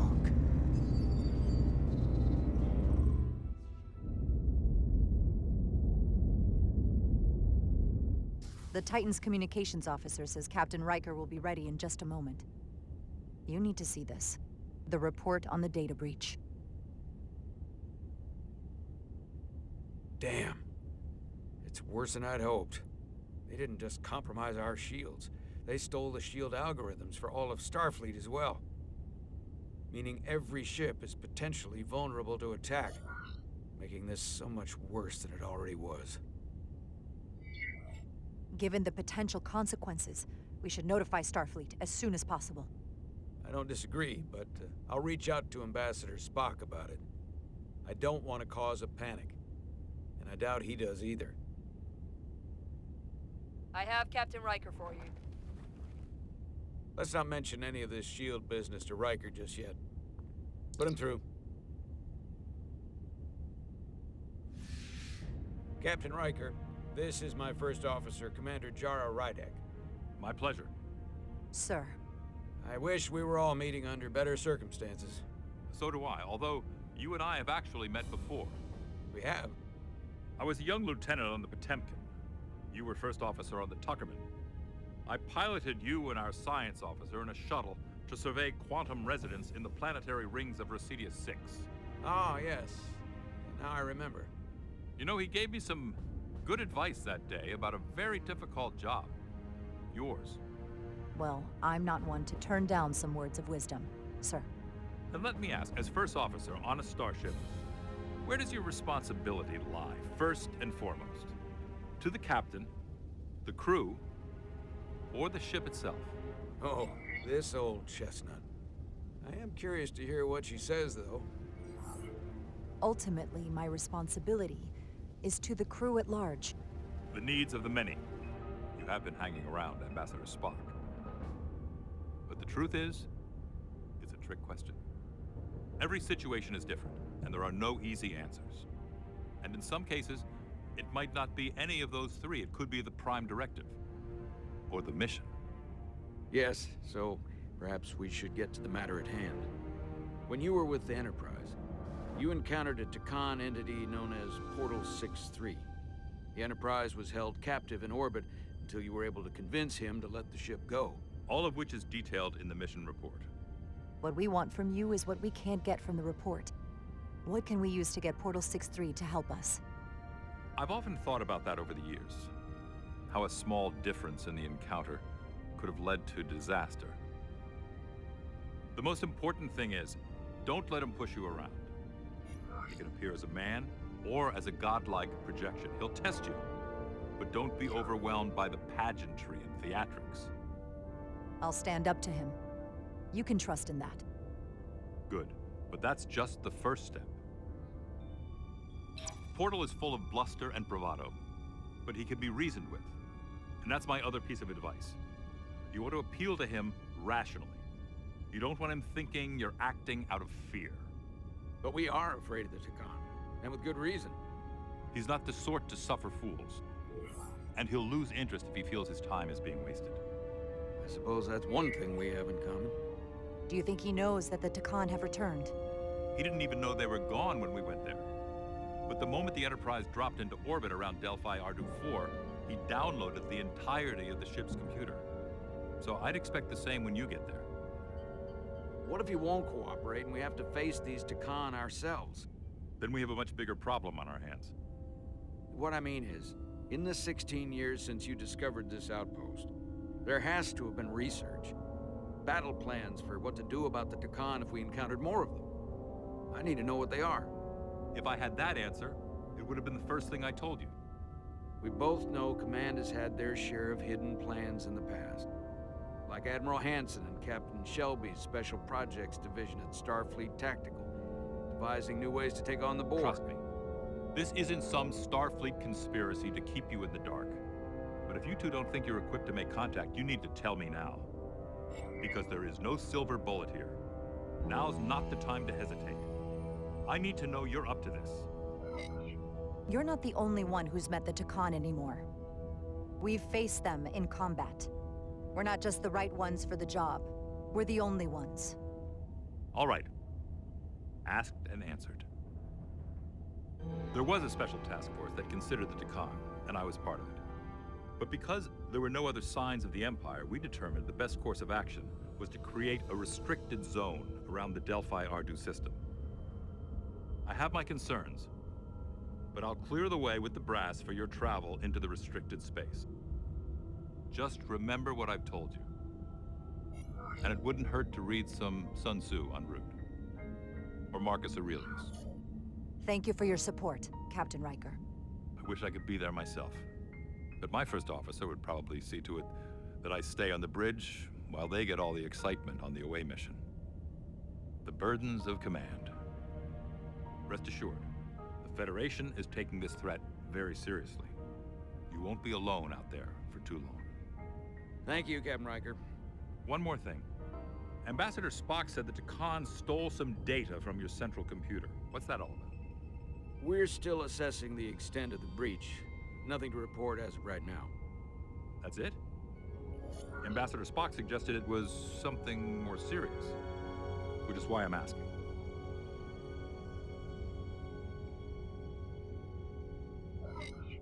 One thing we know is that they stole Starfleet shield algorithms. The shield algorithms? That could jeopardize every ship in the fleet. We're still making sure our assessment is accurate. We don't want to raise alarms unnecessarily. This is as real as it gets, Solano. I have to talk to Starfleet Command now, so I think this conversation has come to an end. I really do hope you get Portal 6-3 and find those Takan before this gets out of control. Riker out. I specifically said I wanted to keep this under wraps. I thought we had an understanding. Now all of Starfleet will hear about this. Considering this is new information Ambassador Spock doesn't have yet, I figured Captain Riker would be the closest to communicate directly with Starfleet Command. Now the cat's out of the bag. I have to think about the damage control of it all. You're dismissed.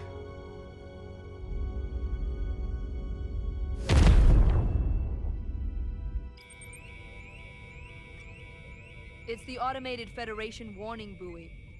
Transmitting the disable code Captain Riker provided.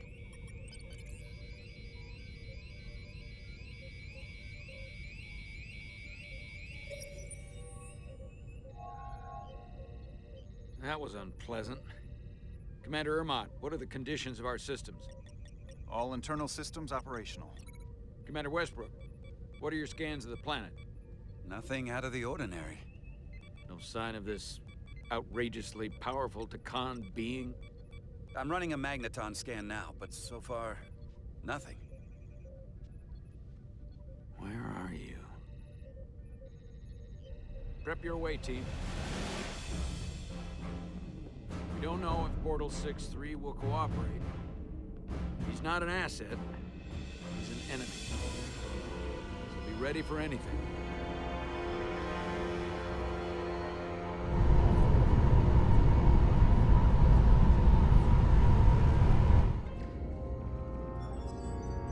Prove you're worth keeping alive for a little while longer.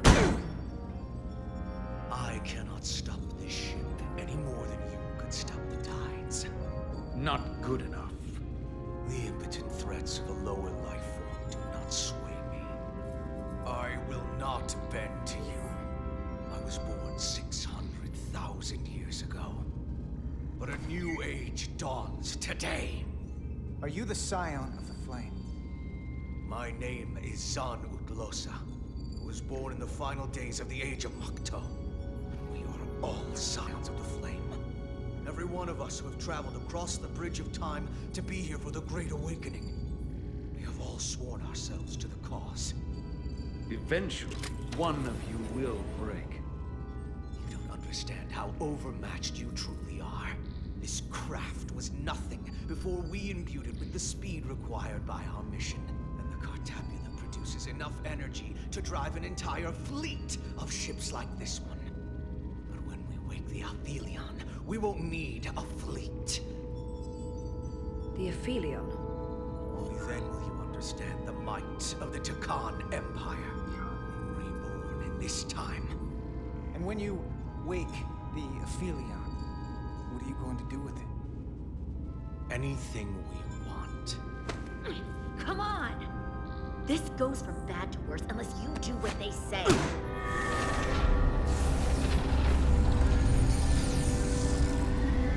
It's coming alive. He can't stop the ship. Then he will. Or we cut off his hands and use them ourselves. The moment I reduce speed or change our heading, the others will know. First, they'll just resume course from elsewhere. Trivial matter. And then, they will come here. For you, this is a dead end. I don't know if he's telling the truth, but I don't like it. We need a new plan. He's just trying to talk his way out of trouble. Why would you tell us all this? I tell you because I value my own life. When my fellow Scions come, and they will come, I expect you'll all act like the savages you are, and a battle once. You've all died once. I don't intend to do so again. I won't touch those controls. If you want to get us killed, do it yourselves. You fear death. There's a way to stop this ship for good, and he knows how. He just needs more pressure. What kind of pressure? We hurt him, he'll talk. Trust me. That's against Starfleet protocol. You're not on a Starfleet ship. Your protocol does not apply. We take the action that will lead to our victory. Don't assume your moral code takes precedence above all others. I'm not gonna torture them. Not like this. There's gotta be something we can work with here.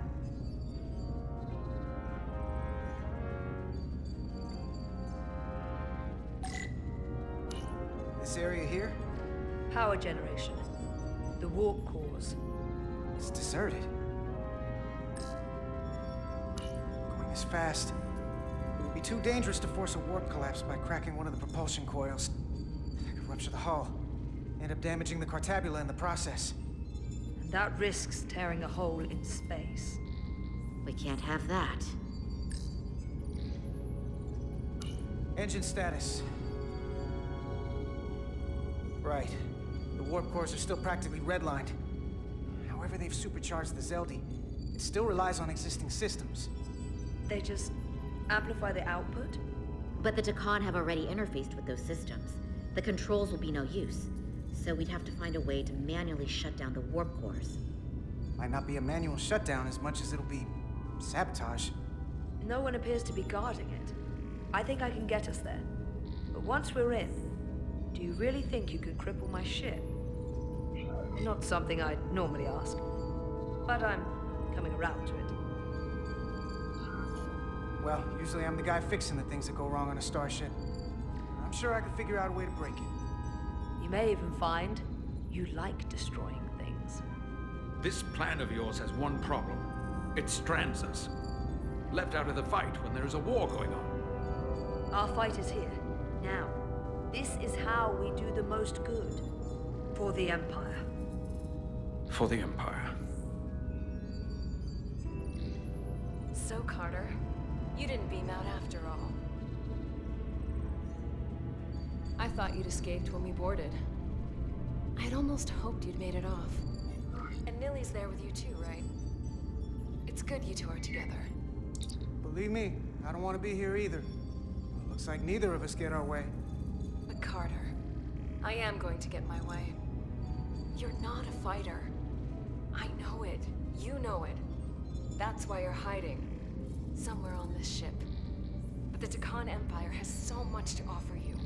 Think of all the knowledge lost for 500,000 years that you'd have access to. I know you want more from life, and I want to show you what you could be a part of. Not just the wonders you've already seen from us. In our time, we had the power to move stars. Carter, you have a thirst for discovery. You don't know what you're doing.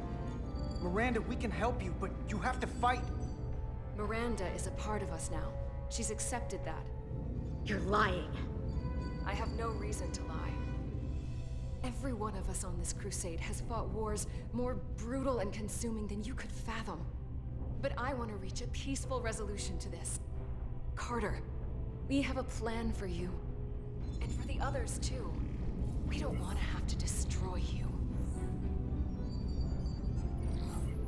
You think there's some sort of compromise to be had here? After all you've done? The only end to this is when you surrender. After all we've done? You can't think we give up now. We can continue this conversation in person. I'll see you on the bridge very soon. Her comm badges. She's tracking our location with them. If we have to use force to free our fellow Scions, there will be casualties. We can't stay here. And we need to disable the transmitters. Where'd you go? You don't want to talk to me? She's trying to keep you talking. I mean, I get it. But I'm trying to help you. You're still there. I think that's because you know we have something to offer you. And you're starting to do the math. And realizing that making peace with us is better than the alternative. I don't know who you are, but you're on borrowed time. Miranda, if you're in there, I will find a way to get you back. Keep fighting.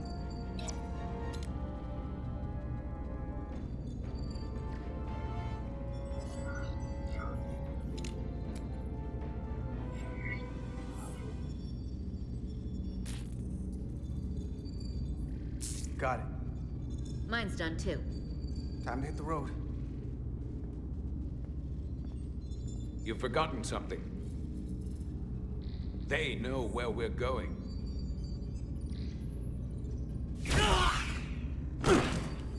Set to stun.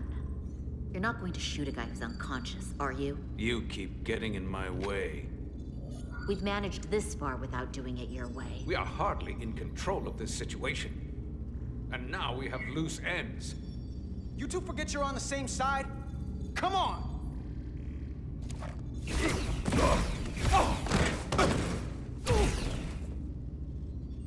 Now let's move it.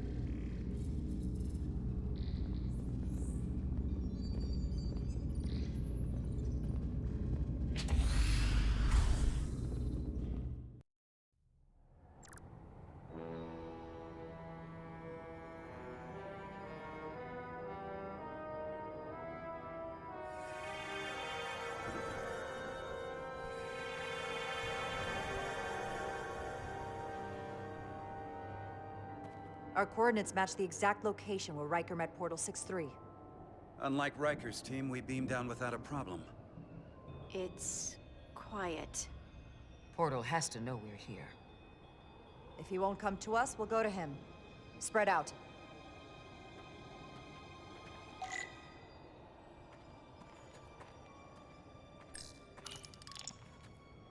Already gave it a scan. Dead. Whole planet feels like it's been turned to stone.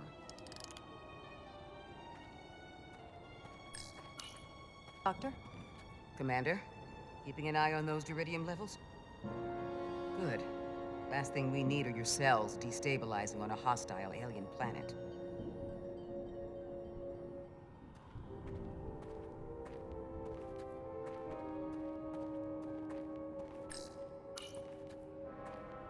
If I recall right, Geordi LaForge transported in here, hanging upside down. I guess we're lucky we were spared the indignity. Anything unusual, Commander? It's all unusual, to be honest. We've precious little data on this planet, so brief was Captain Riker's visit. Anything he didn't see himself is a total unknown. We deal with unknowns all the time. Part of the job. I'm accustomed to dealing with the unknown from my station on the bridge.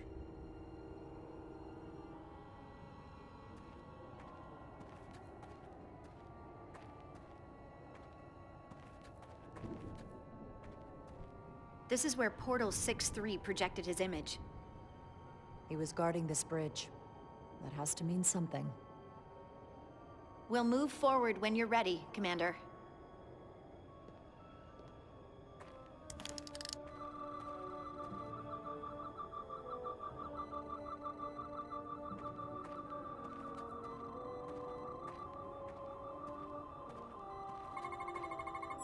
These crystals are dormant. Riker's report said they were glowing, that they served as energy collectors. It could be a good sign they're inactive. The Guardian of the Takan doesn't have his guard up.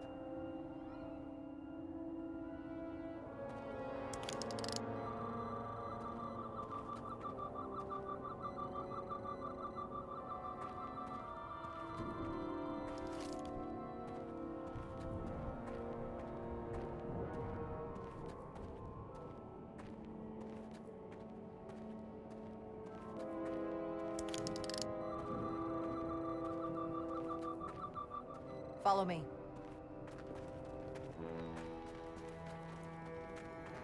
Ends here.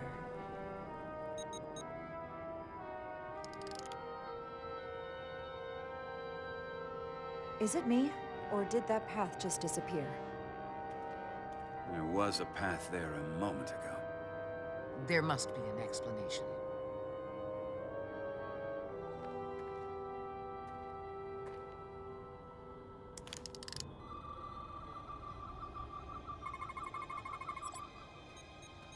Tetrametric pulses. Same energy as the other Takan technology. Most of the crystals appear dormant. What's different about this one? Readings indicate there's a cavity in the rock right behind it. We could try melting a hole through the wall with our phasers. Worth a try.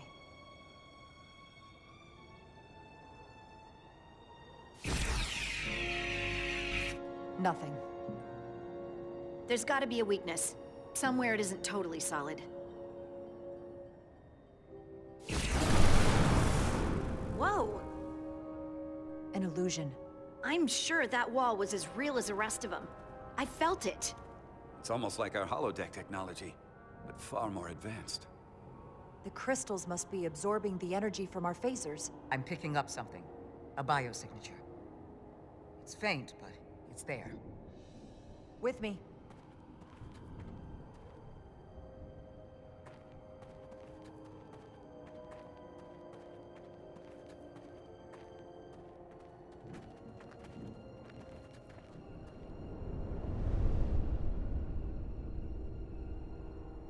Another dead end. Or another illusion. Crewman LaRue, if you would.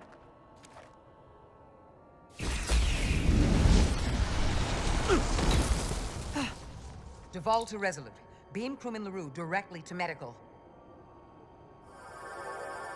Is he okay?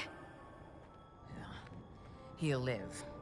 Not all crystals work the same, it seems. Don't fire your phasers at any crystals unless we're sure they're putting out the same pulses as before.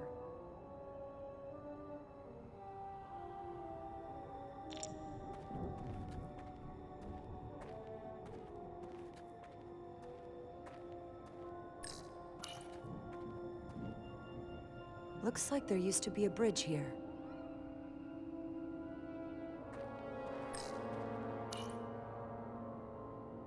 We don't have any data about what's below the surface on Delphi Ardu 4. And I don't feel a particularly strong urge to find out. Then that makes two of us. More crystals. Need a way across.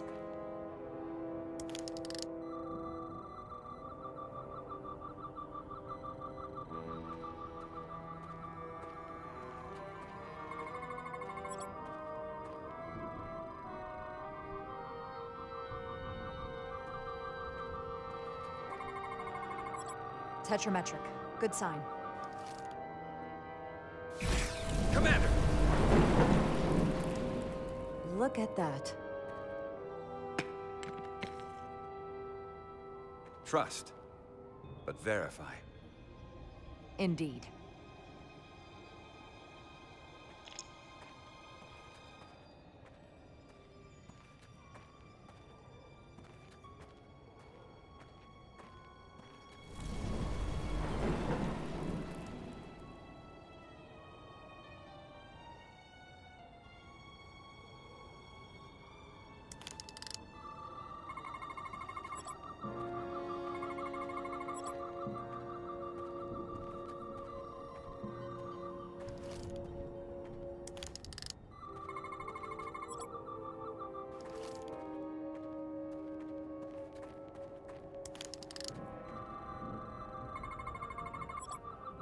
Good.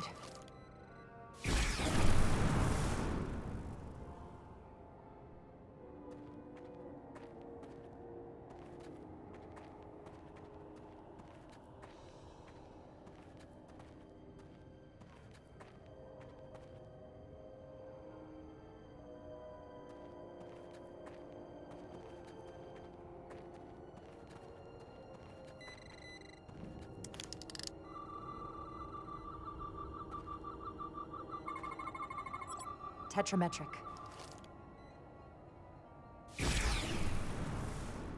Better go see what's different.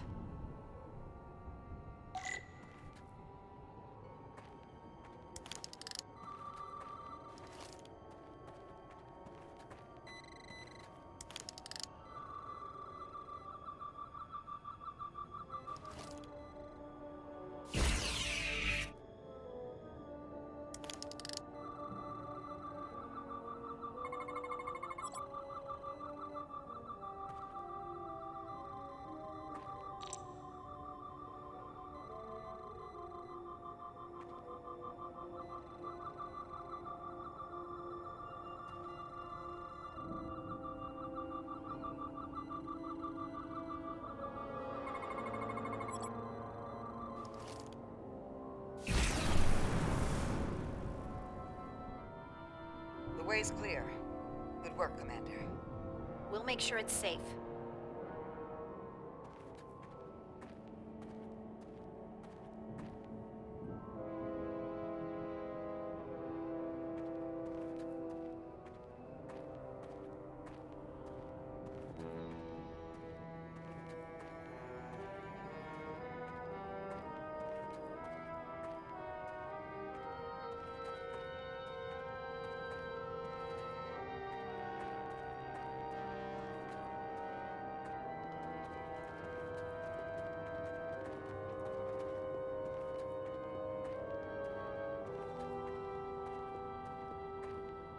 Incredible. The plants here are actually alive. Is this the biosignature you detected, Doctor? No. Not a match.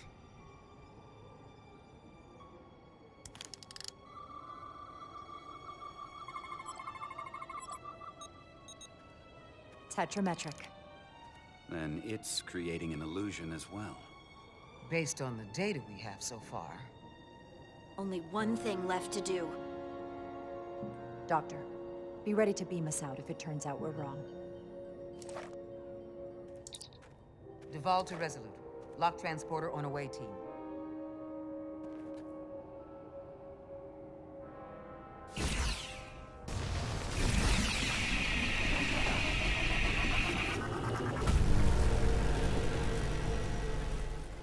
Amazing. There's nothing like this in any Federation record. The plants.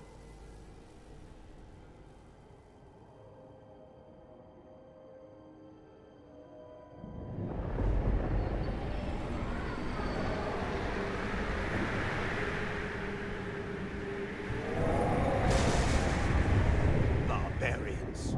It's him. How dare you disturb me? I'd hoped you had enough sense to leave of your own accord, but here you stand. Fools. In another time, I would have destroyed you and your ship simply for setting foot in this place. Fortunately for you, that time has passed.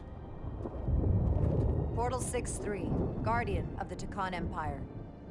We've come a long way to meet you. Guardian? I am guardian of nothing. The Takan no longer exist. Don't care to be reminded. If this is why you've come, then you should leave. Now. I'll cut right to it. The Takan have returned. Returned? My people have come back? How can that be? I've been alone for so long. If it is true, how did they return? Taconian technology made it possible.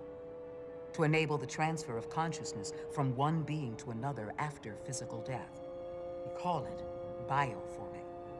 A group of Taconians calling themselves Scions of the Flame Used it to reawaken after hundreds of millennia. Science of the Flame. Is something wrong? I'd hardly call them Takan.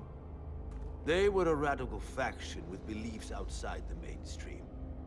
Beliefs that lesser life forms should serve as vessels to ensure Takan immortality. You want me to help you destroy them. That's why you've come. You want to destroy these scions. There is a war looming that could engulf the Quadrant. We want you to help us bring about peace before it gets to that point. Peace always comes at a cost. They have an incredibly powerful energy source they call the Cartabula. These scions have the Cartabula. And they've used it as a weapon against us. I will speak with you alone. Wait.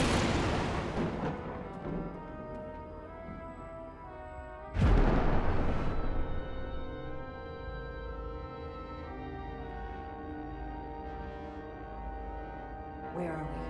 Where's my team? They're safe where we left them.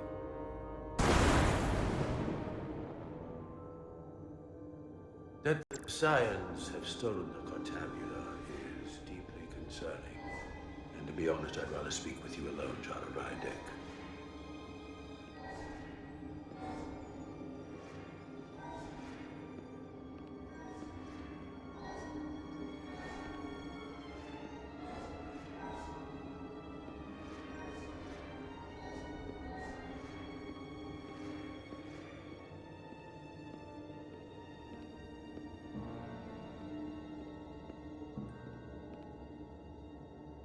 Your colleagues don't know what it means to be the last of one's kind. You and I are remnants of fallen civilizations. The Kobliad, the Takan. One dying, one dead. Our species could not be more different, but we both know the meaning of loss.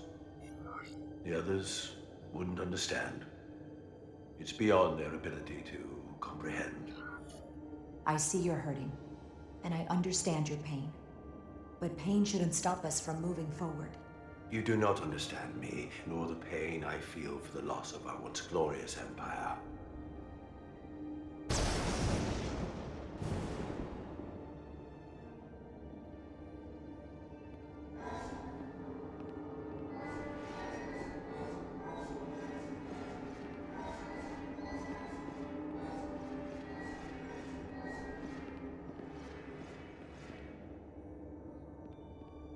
Tell me, why spend your days away from your own people when so few of them are left? Why live your life working for this federation to which the Kobliad do not even belong? And submit yourself to their authority? It makes no sense. Not by my logic. The only reason any of my people are still alive, why I am still alive, is because the Federation helped us. We would have been extinct decades ago without the Duridium the Federation gave us. If anything, I owe them gratitude. You told Riker you'd wait until you were needed. You're needed now. We need you. As much as it pains me to learn the Cartabula has fallen into the hands of the Scions, my services are not up for offer.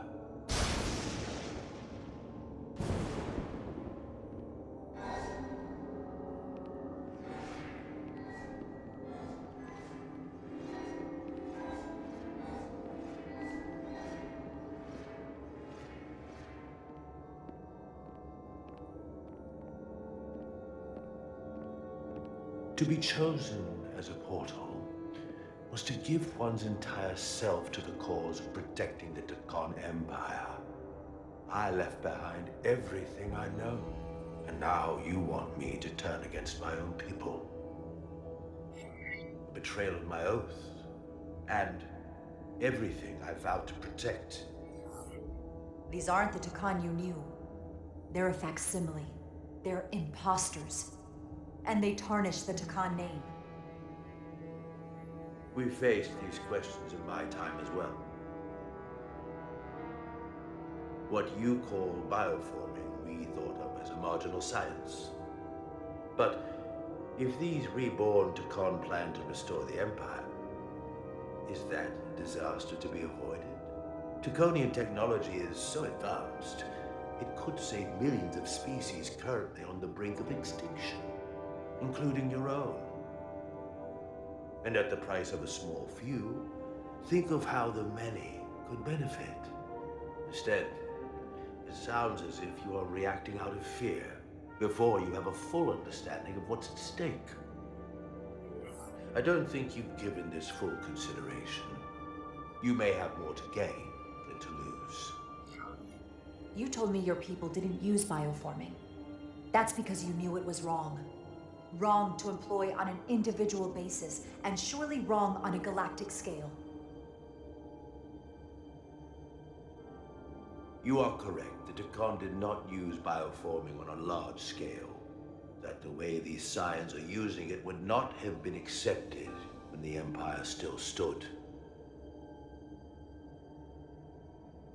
I'm curious to see these scions masquerading as true Takan. So I will go with you, and we shall find them. But when we do, I will judge them myself as a guardian of the Takan, to understand their true intentions, for better or worse. That's good enough for me. Very well. I'll return.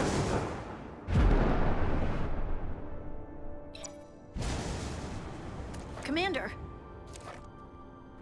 Hold your fire. I'm all right.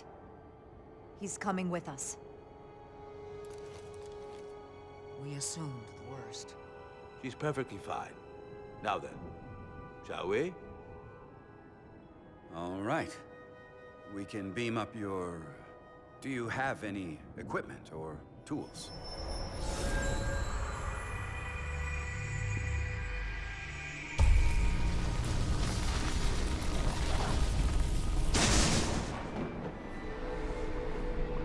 Whoa. This is all I need. Away team +1, ready to beam up.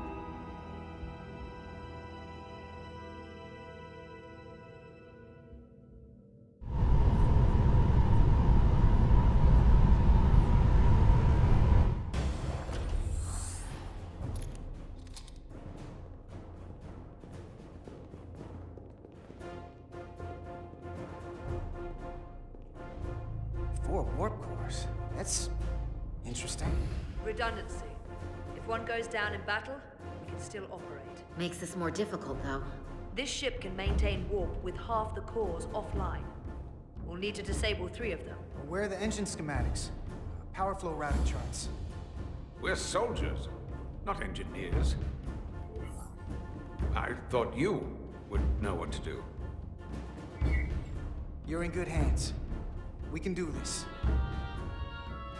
I trust that you can. You at least know where we should start? This way.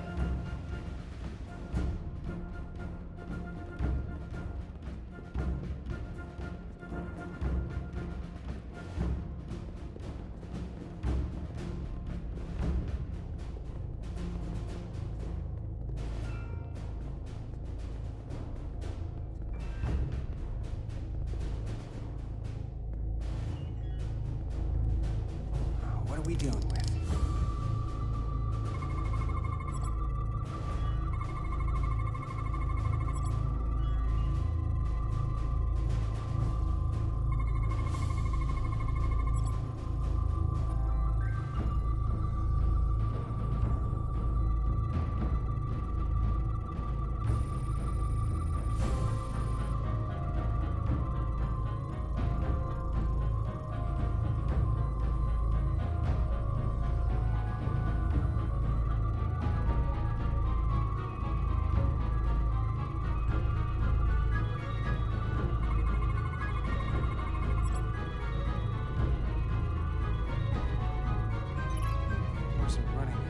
Really hot. Makes sense, since they've been producing at max output since we left Hotari space. No ship can run for very long like that. Not before a catastrophic failure hits. It's right on the edge. We just need to figure out a way to give it a push. Bet that console down there could tell us a few things.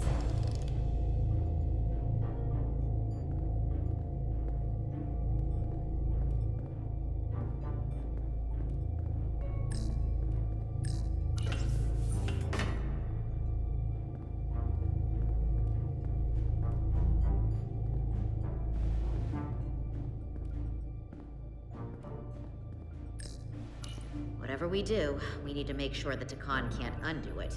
So we need a way to permanently disable the reactors that won't destroy the ship and kill us all in the process. You thinking what I'm thinking? Warp core ejection. So the question is, how do we make it happen? The reactor coolant system is operating at emergency containment levels. It's just barely keeping the temperature in check. Maybe we can use that. If it gets this high, their system considers a reactor breach imminent. Like we saw on the bridge, all 4 warp cores are operating at full capacity. The safety protocols don't look much different from the Resolute.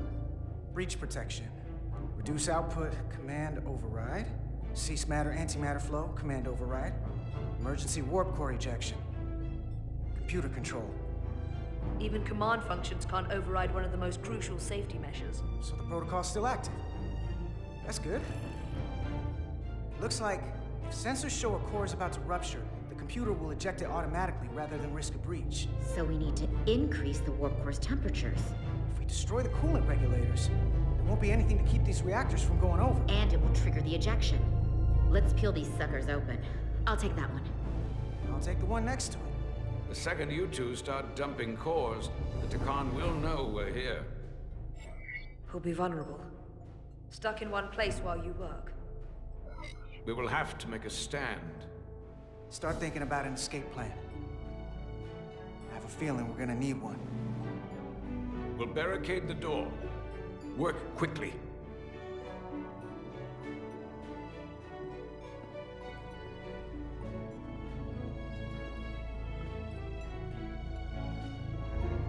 We might not have our tools, but our phasers can do this in a pinch.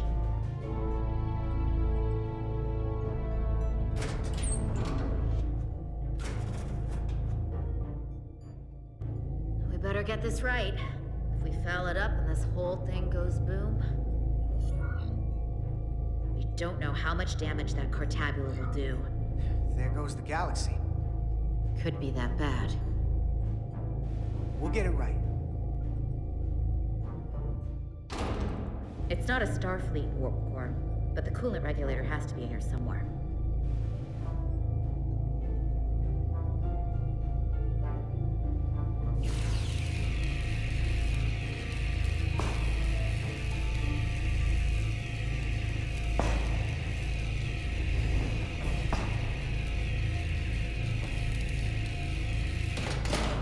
There you are.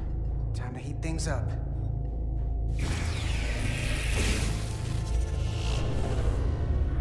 Warning. Warning. Warp core output at critical level. Ejecting core. Okay, now they're definitely gonna know we're down here. Warp core output at critical level. Ejecting core. Just one more to go. They're here. They're cutting through the door. We don't have much time.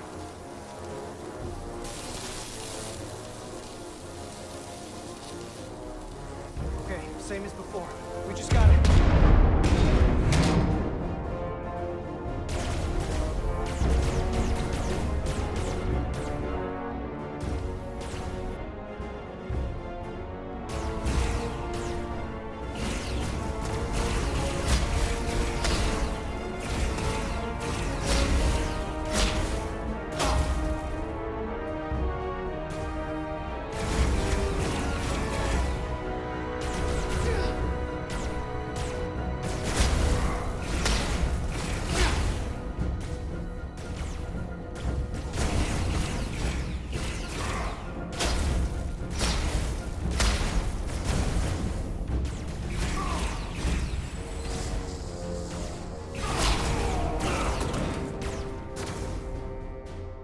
Go! Finish!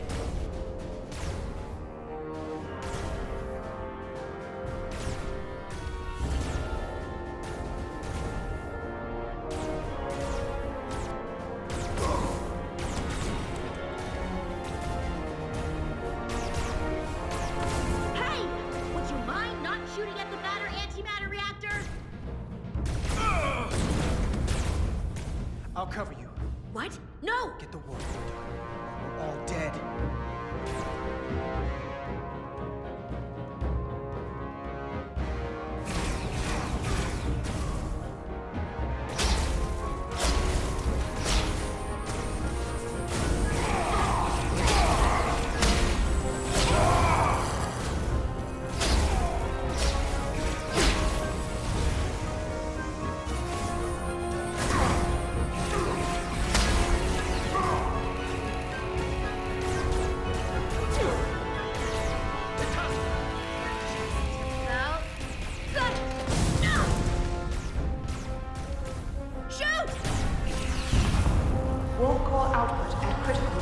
Ejecting core.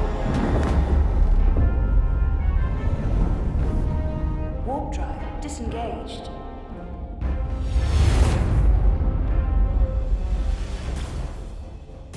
You did it.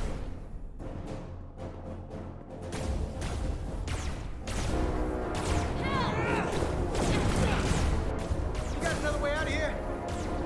I think so.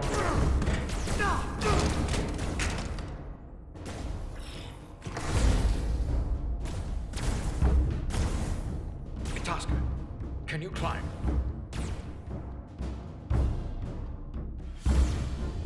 I'll see you on the parade grounds of Surella, my friend.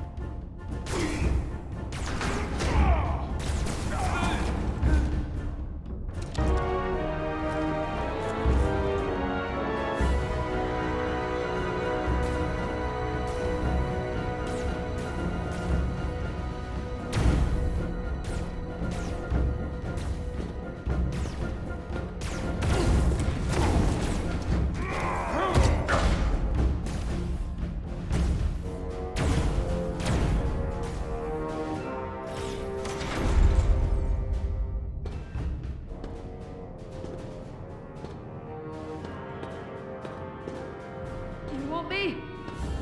I'm right here.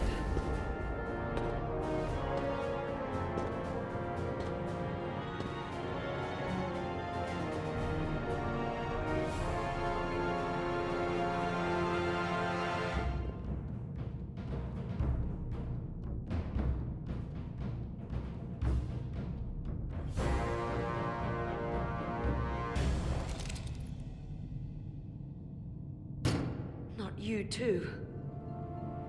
Calm yourself, child.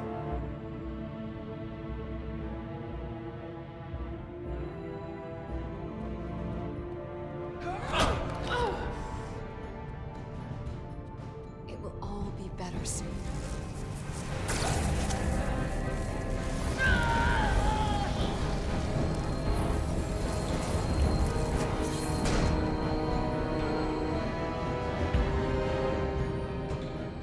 Wake up, Monka Umet.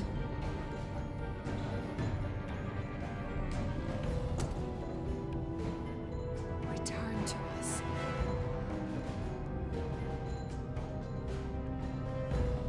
Rejoin the flame. To reclaim what was lost.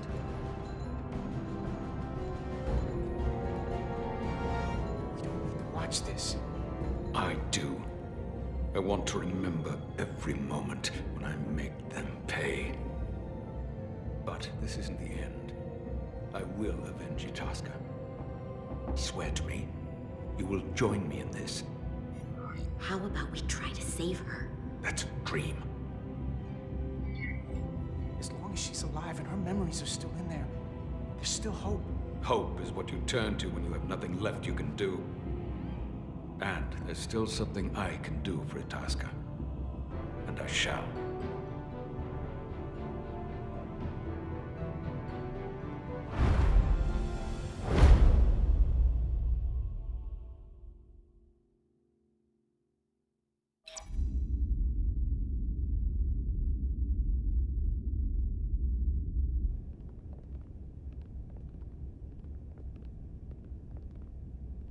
There's so much I want to ask you. There's so little I can tell you. I'm a portal, not a scientist, but I'll certainly do my best. I can only assume this is one of your older starships. One would think, given the importance of your mission, they might send a ship of a more recent vintage. The Resolute is primarily a research vessel, if that's what you mean. Not a warship. Although she has been known to hold her own in a fight. Against what?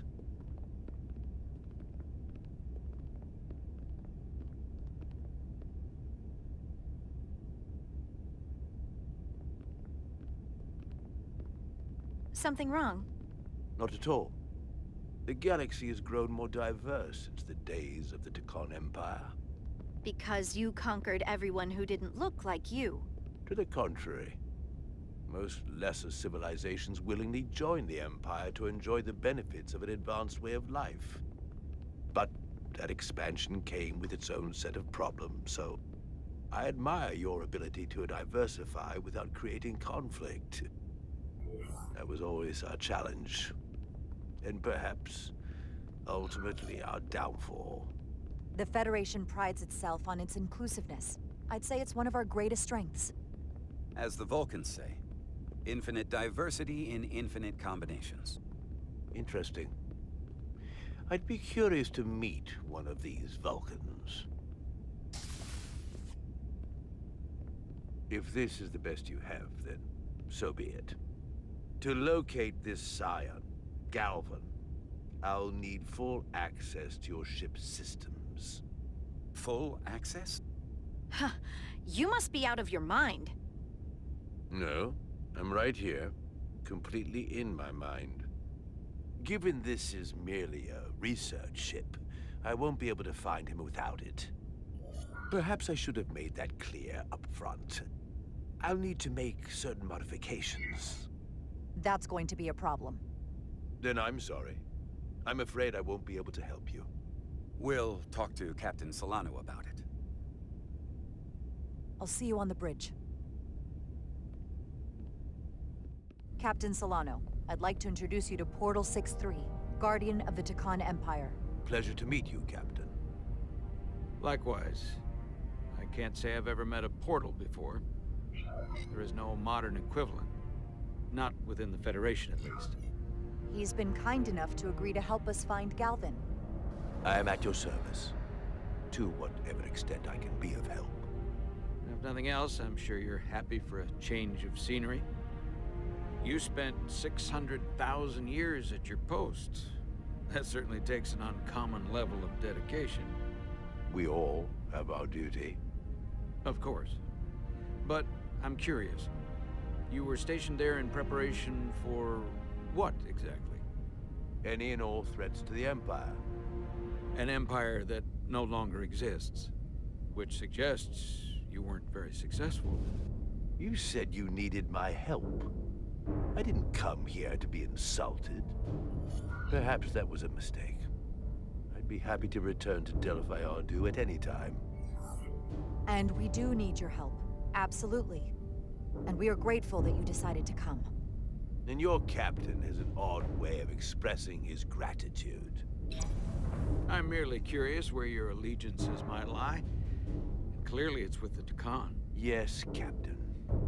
You have found me out and exposed my true loyalties. To the Takan, not to the Scions of the Flame, who do nothing more than tarnish us in name and reputation and don't deserve to be called Takan. That's why I'm here. And if you'd be so kind as to give me access to your ship's systems, we can get on with it. And you can stop wasting my time. Access to our systems? That's completely out of the question. Tell me that's not what you promised. We're vulnerable enough as it is. And now we're supposed to give him access to everything? Ridiculous. I didn't promise him anything. That I can confirm. In fact, she knew there'd be resistance. I didn't realize it would be rooted in such ignorance. If you're not enjoying your visit to our ship, we'd be more than happy to let you wither away back on your pathetic little rock. Captain? You clearly do not appreciate the magnitude of the threat the Scions pose. So myopic is your focus on your own ego. I will not be leaving until they have been found. Commander Rydek, a word.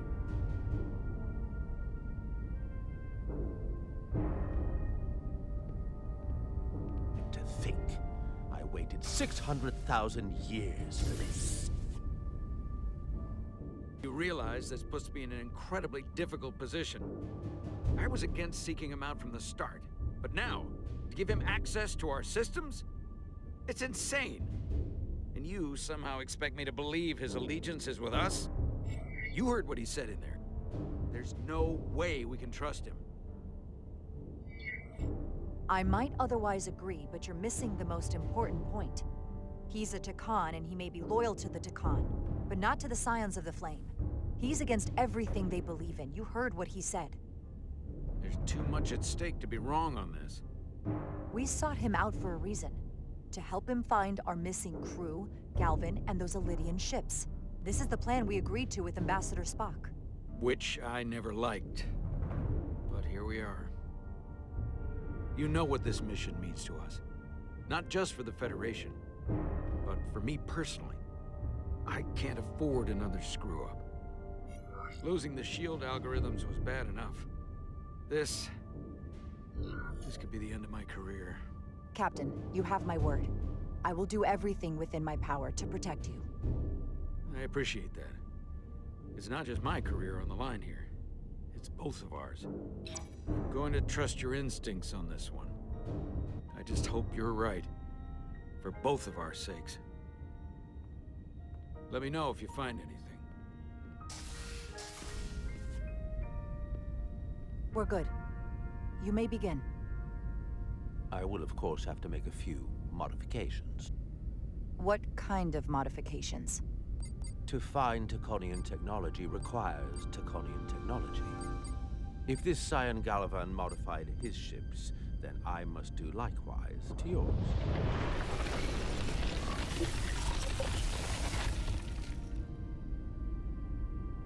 The galaxy is nearly infinite in size and complexity. This may take a moment. How long will it found take? something. There you are. What is it? Galvan? Someone is using Taconian technology.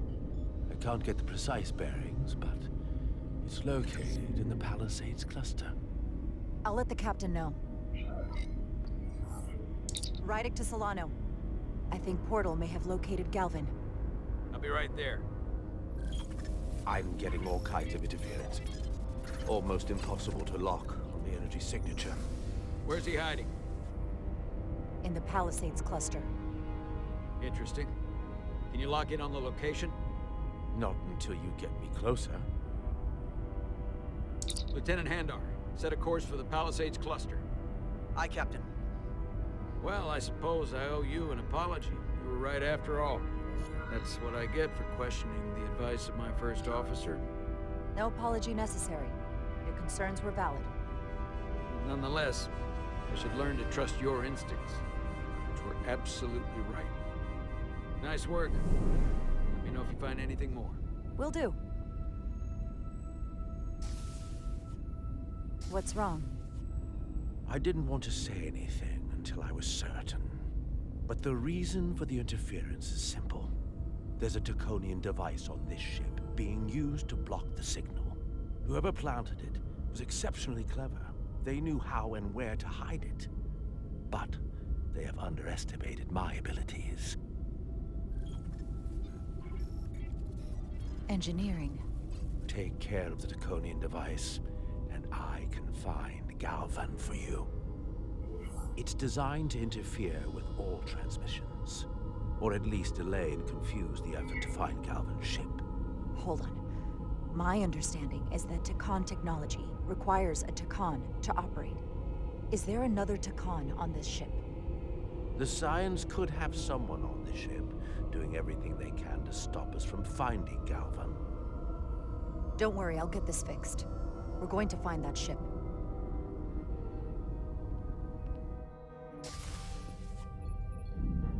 Engineers would have found this device already if it wasn't well hidden. Better to rely on my tricorder. There's a lot of noise in here. I should scan the device putting out the most radiation to filter it out. That's better. Most other radiation sources in here are well contained. There's definitely tetrametric radiation nearby. But even with the gain boosted, it's getting drowned out by other sources of radiation in here.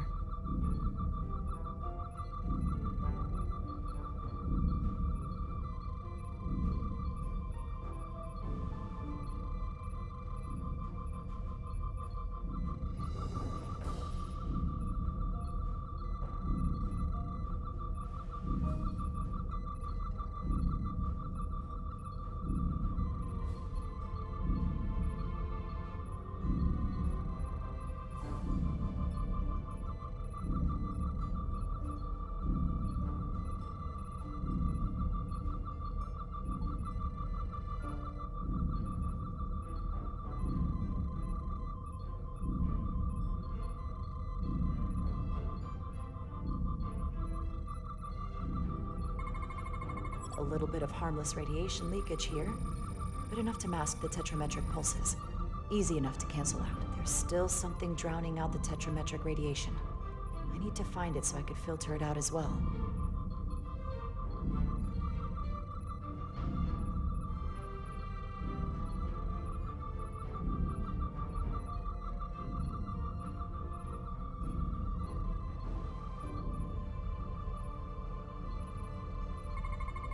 Jeffrey's tubes thump harmonics from all over the ship.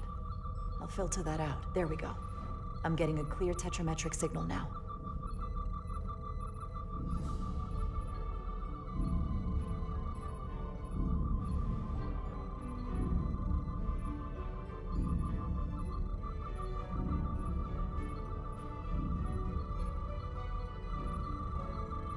Found it.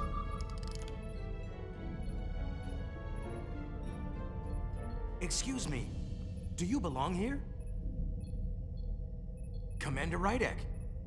I'm sorry, I didn't know it was you. Paul. Calloway, right? Yes, You know, it means a lot that you remembered. What, are you doing back here? I don't mean to pry, but first officers don't usually go digging around engineering compartments. Just a routine systems check. We've been having problems with our comms lately. Oh, that's news to me. I haven't heard anything about it. Probably because the comm system isn't working. Have you seen anyone else in here recently that might seem out of the ordinary? Maybe someone who doesn't work in engineering. Not that I can think of, but I can ask around. I'm here almost all the time, but maybe someone else noticed something? That would be great. Just be discreet about it. I don't want anyone to be alarmed. Discretion is my specialty. Well, I'll leave you alone already. Oh, come to think of it, that Hotari woman was down here earlier with Dr. Duvall finishing the last of the bioscans. Tylus? That would be out of the ordinary, right? Thank you.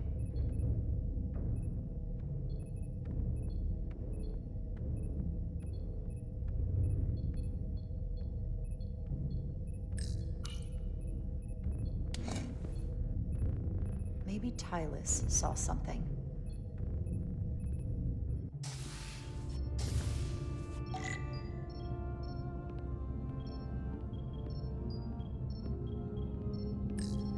Tylus, can I speak to you for a moment? I suppose. Is something wrong? There's something happening. I may need your help. This is important. Okay. But before you say anything, you should know. I didn't appreciate it when you hid the truth from me when you returned from Hotari. That too was important. Maybe not to you, but certainly to me. To be honest, I didn't know how to tell you what had happened. I was afraid of how you'd react. I wish you'd just been honest with me, instead of letting me learn the truth from someone else. Then what do you need?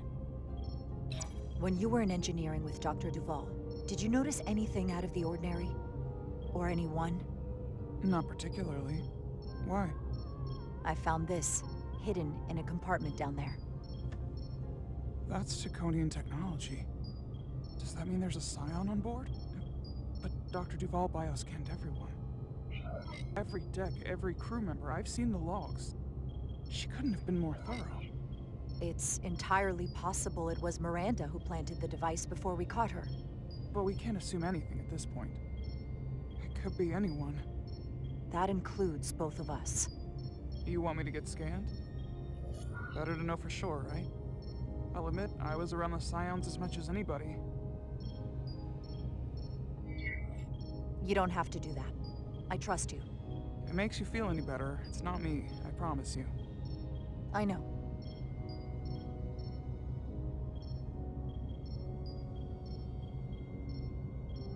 But that doesn't mean it's not you. Okay.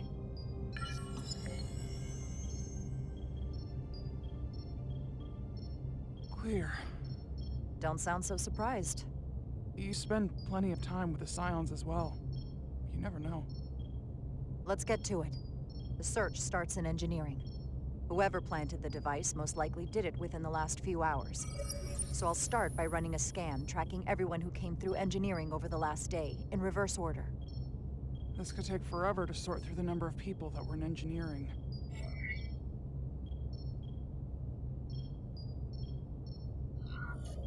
Filtering for outliers. People who don't work in engineering. That helps.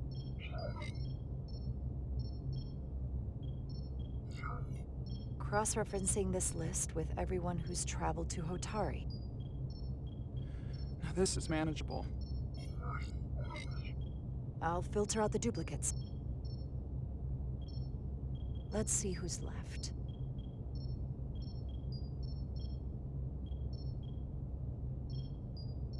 No, this can't be right. What?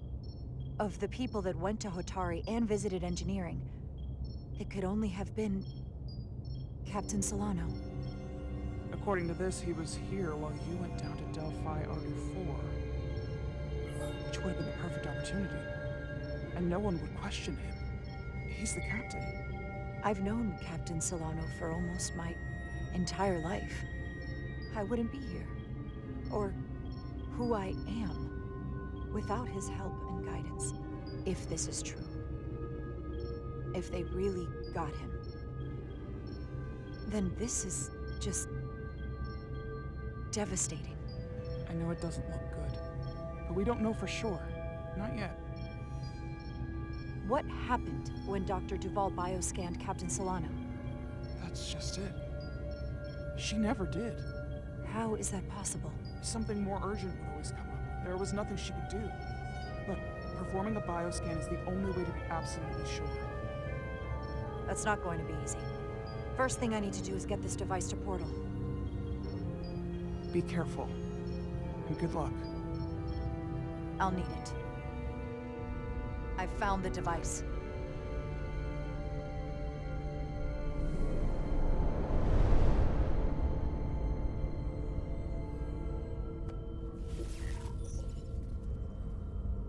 Interference is gone. I have located Galvin's ship more precisely. He's in the Usonia system. So then it worked. This whole region was one of the most sacred for the ancient Takan. What many consider the birthplace of our civilization. See these comets and planetoids in the outer orbits? Based on their current trajectory, that's Galvin's destination. And legend tells us it's the location of what was once our largest arsenal. Not that we needed it in the late stages of the Empire, but it was there as a precaution nonetheless. What kind of weapons are in this arsenal?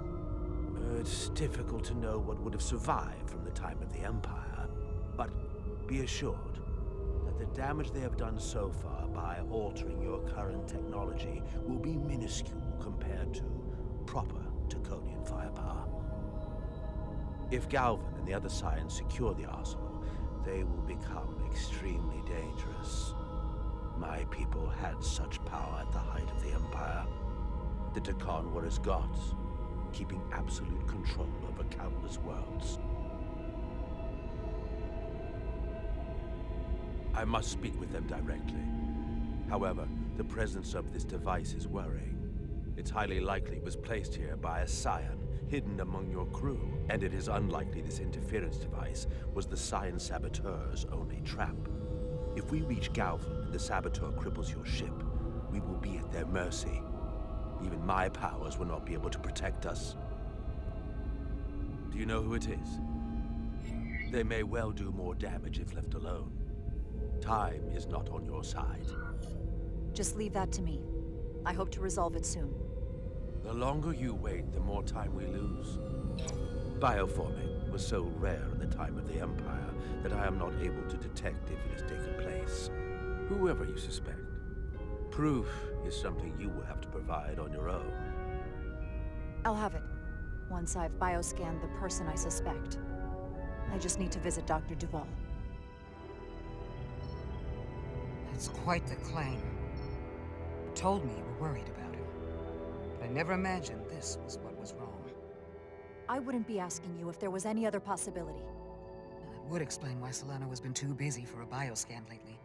As the ship's doctor, you have the authority to declare him unfit to serve. If you're right, this is the worst-case scenario. Challenging your own captain is a tall order. Are you sure you're prepared for this? If you fail, that's it. The end of your career. Maybe your life. I don't know if I would be on my own. But with your support, I'm sure we can do it. That smooth talking may come in handy. I'm in. But we can't pull this off with just the two of us. I technically have the authority to make Solano undergo a scan, but in reality, he can and will refuse to do it. We need at least another member of the senior staff to support your claim. Or this could all blow up in our faces. You better think long and hard about who you can trust.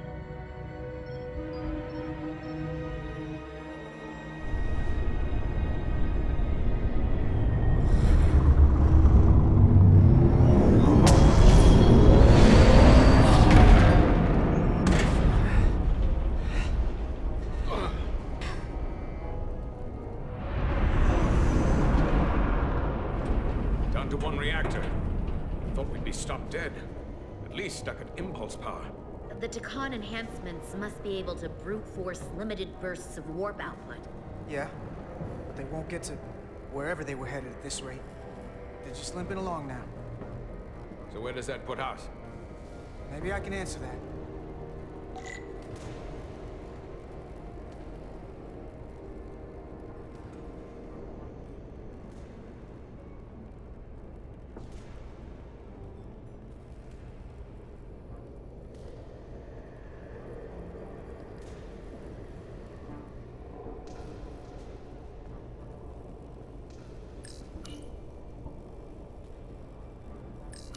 I got the ship's heading. They've changed course. Drastically. Looks like they're headed here. Usonia system. They might stop there. Can we use the Zeldi's comms to signal your fleet? Comm systems are locked. Grab hold! Oh!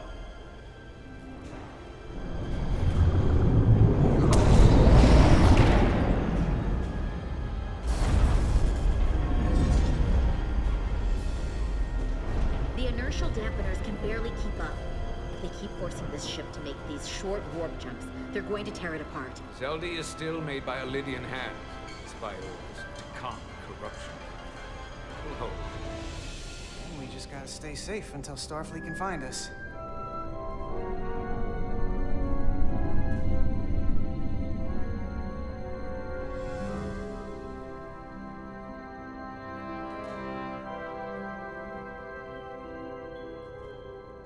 Your people, is there somewhere you go when you die? Life after death? No. On my homeworld, some people think they can cheat death in a way by joining with the Trill symbiont. But that's not a life to me. What about you? Is there another plane of existence for you? With every passing battle. I think there's just no way for us to know what happens after we die. Really? Maybe there's something more, maybe not. But I can't discount the possibility. You can't prove a negative. Then maybe you can understand this. My people have a special journey. When Lydians die, we rejoin our comrades, family, and ancestors. On the parade grounds of Cirella? That is just one part of it, but yes. Death is not the end for us. So, even if some part of Itasca remains, by letting the Takan use her body, at best we are delaying the inevitable next step for her. At worst, we are leaving her as a prisoner in her own mind. You want to save the transformed. So do I. Now that I've seen it happen, does it make me a hypocrite to say he has a point? What if we can't get them back? We can't leave them like that, right? I think Itasca would want to be released. I know it's awful to think about, but if they're still alive, we can still try to help them. We lose that option once they're dead. I had a sister, a twin. It's very rare among the Trill. You never told me that. She was one of the youngest hosts to ever join with the Symbiont. A sentient creature that lives in our body. It's considered a great honor. The Symbiont can bring centuries of knowledge and wisdom to the host. But sometimes, the Symbiont personality suppresses the host entirely. My sister was the closest person in the world to me. I knew she would be different after joining. But she drew more and more distant. The room we shared growing up was foreign to the both of us. And eventually she, or whoever she'd become, cut me out entirely. So I left for Starfleet and swore I'd never go back. I couldn't stand the thought of seeing her. Someone who looked like my sister. Sounded like her. You should try to see her again. When all this is over. Maybe things have changed for her after you've been away for years. I couldn't go back. Not now. You remind me of Itasca. I do? Bonds are not made by what runs through your veins, but the blood you spilled together. Itasca was my family in that way. I want you to know there is nothing I won't sacrifice to win this fight. But if we're lucky enough to survive, I'd be honored if you'd count me as one of your tribe. As Itasca was. Even a couple of engineers like us? You are many things. I don't need to wait that long. We've bled together. No one else will know what we've been through. That makes us a tribe. Right here. I'll take that. Will they not cease this madness?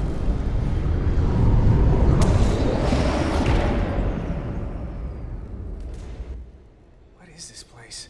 Is that the Veskar? Another one of yours? Not anymore. They've corrupted it, just like the Zeldi.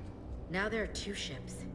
Did this just get better, or worse? It certainly doesn't bode well for the crew of the Veskar. So many lives stolen. It may not look like it, but this is better. It's twice as likely the Resolute will find us now. This doesn't look like the Aphelion. What are they doing here? You don't think they're just meeting their buddies? Maybe, but then why are their buddies here? Prepare for transfer. The storm! It's back!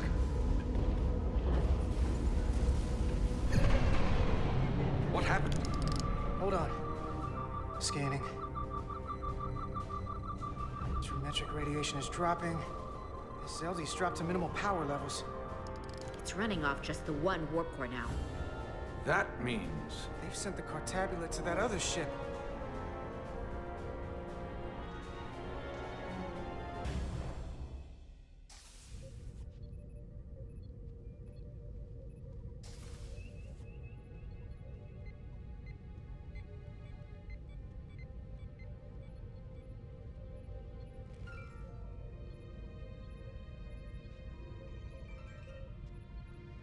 Something wrong, Captain?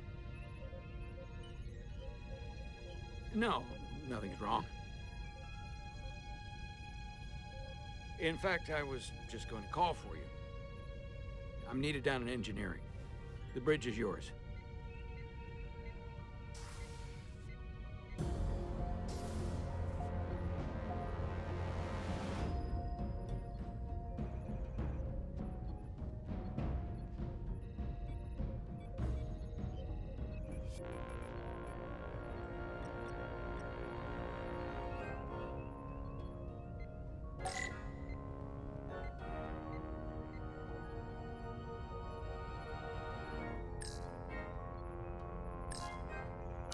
Commander Westbrook, a word, please. I'm busy here, so let's make it quick.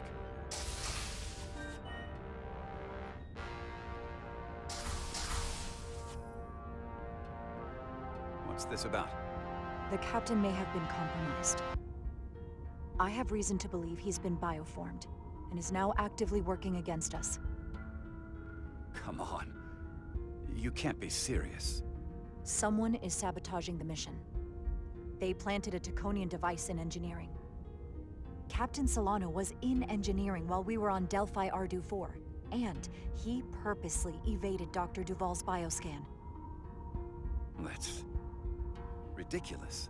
I just spoke with him a few minutes ago. He was as normal as ever. Now, if you'll excuse me, I have work to do. Listen, I know we've had our differences, but I need you to hear me out on this. What evidence do you have to even support this preposterous claim? I'm working on that. Right. You've rarely put your trust in me before. Which, ironically, only makes your story more believable. Clearly not looking for whoever is most likely to go along with you. If you go through with this, and you're right about Solano, you'll be the new captain of the Resolute. I hoped I would be captain someday, but I didn't want it to happen like this. I'll have your back, but you damn well better be right.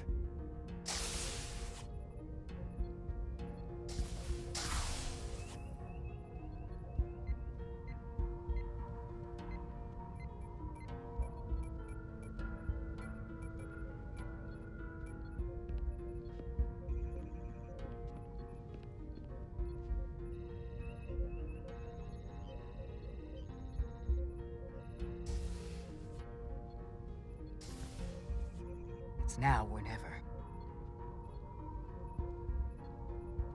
Captain Solano. Commander Rydek, we need to talk about... Doctor? What brings you to the bridge? Just a bit of housekeeping. You owe me a bioscan, Captain. I don't have time for that right now. It will only take a moment.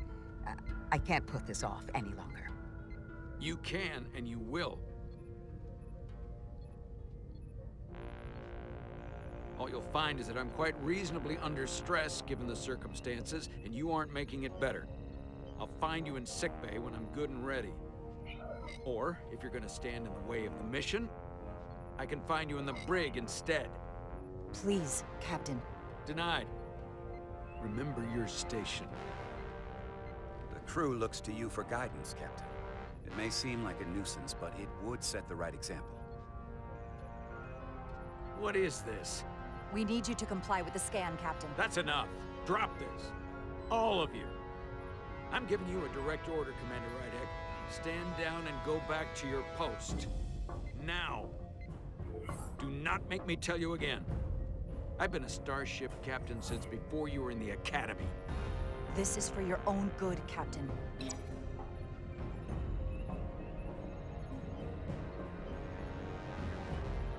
This is for your own good as well. Security to the bridge. Arrest Commander Rydek. Take her to the brig. On what charge? Conspiring with the enemy and mutiny. Captain, please reconsider. I've given my order. This is not Captain Solano. He's been bioformed. He's a scion. You're out of your mind. Commander Rydek has proof.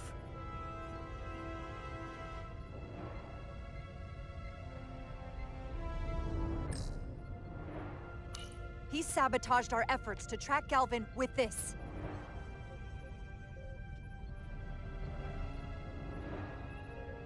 He planted it in engineering while we were down on Delphi Ardu 4. Lies! Perpetrated by the only Takan in our midst, Portal 6-3. He's actively trying to divide us from within. Captain Solano has refused to be bioscanned because he knows it will reveal he's a scion. Take her to the brig, or I'll do it myself. Oh!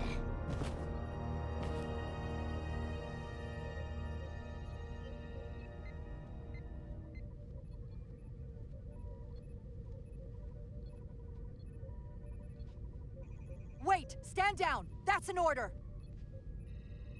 What is the meaning of this? Everyone hold until we get answers. This cannot happen on the bridge of a Federation starship. I can prove I'm right if you just give me a chance. If I'm wrong, then I will face the consequences. If you're wrong, there's no coming back from this. I'm going to settle this once and for all.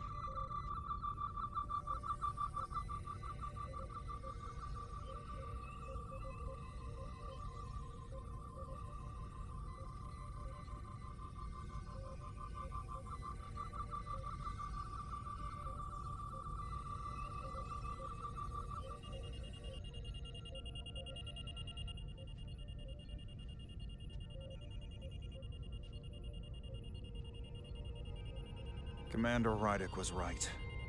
Captain Solano has been compromised. He's been bioformed into a Takan.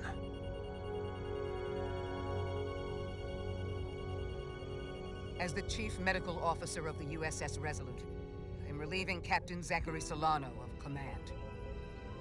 Take him to the brig.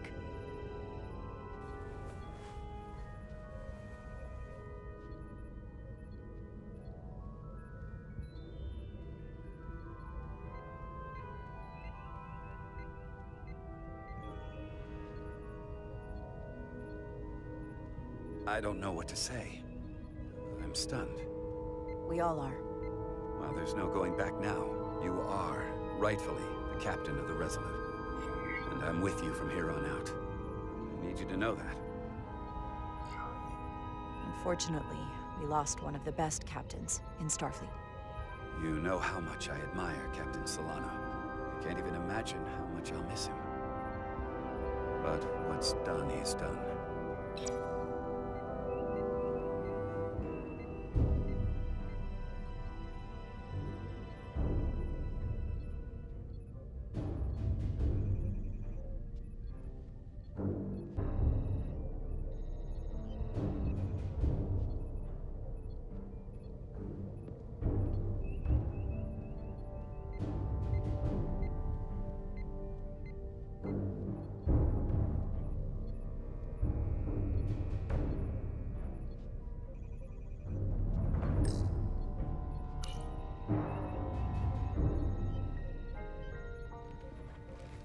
Set course for the Usonia system.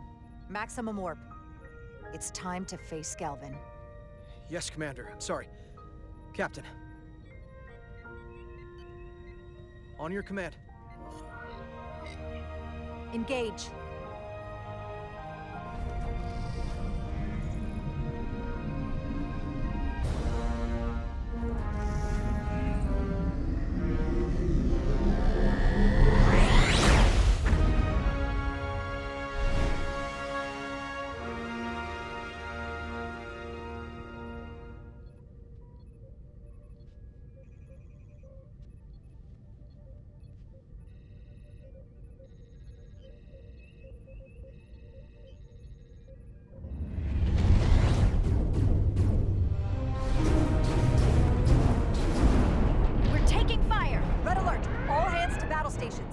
Shield status. Set to maximum, but with the algorithms compromised, they may not do much. Captain, that other Elydian ship is here. The Zeldi?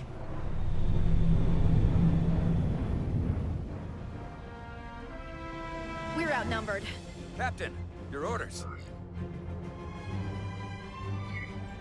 Evasive maneuvers. Aye, Captain.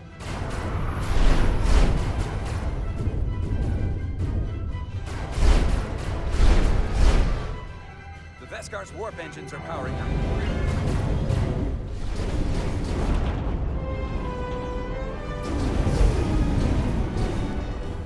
Our warp engines are offline. That must have been their goal. They didn't want us to chase the Veskar. According to my readings, they also took the Cartabula with them.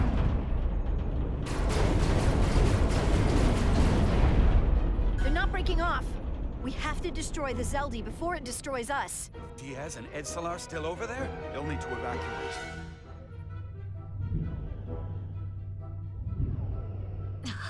Come on. I almost have it. They gotta know we're here. Hurry! You got it? Got it. Diaz to Resolute! We read you, Diaz. This is Ermot. It's good to hear your voice. Is Edsalar... is she with you? Everyone wants to know. Yeah, we're both here. We're both okay. Very good, Petty Officer. Can you get us out of here? I can't transport you out while the Zeldi's shields are up. Our phaser fire won't even get through. Is there another way off that ship? We'll find a way. Whatever you do, you'll have to be quick about it. Because we can't give you much more time. We can't evade the Zeldi forever. Understood. Diaz out.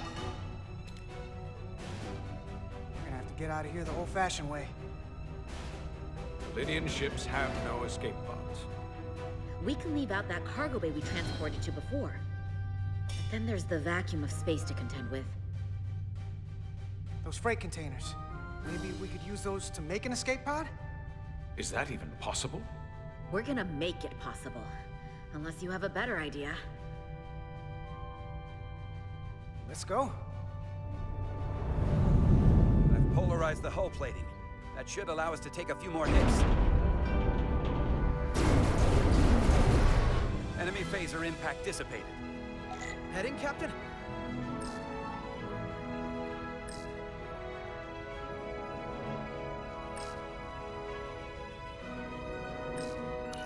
Attack pattern Beta 3. Circle around that asteroid and come back firing. Aye, Captain.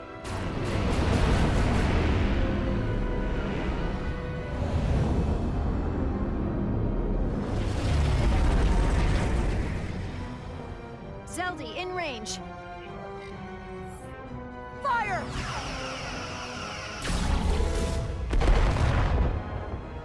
Zeldi's shields down to 82%.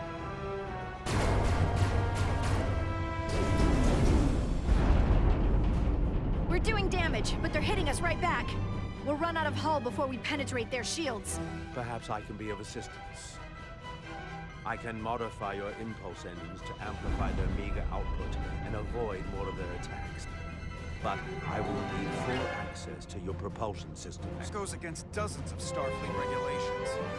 Not a security risk if the alternative is destruction. To me, it's simple. You can take this beating and hope you can weather it. Or will you put your trust in me? I've left everything behind for you. The least you can do is put your faith in me. Commander Ermot, give Bortle access to the propulsion systems. You're going to have the ship in your hands. Don't let me down.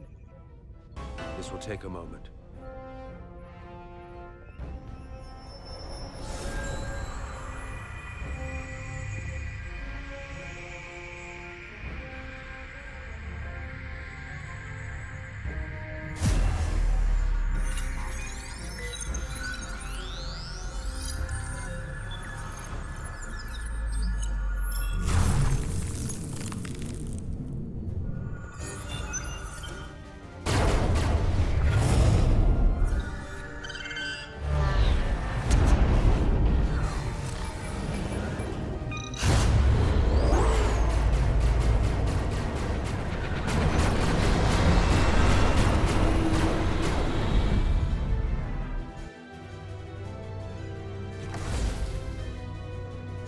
Your ship has let up its fire. That gives us some time. All right. One of these freight containers should do the trick. Be quick. We need one big enough for all of us to fit inside. Something we can make airtight.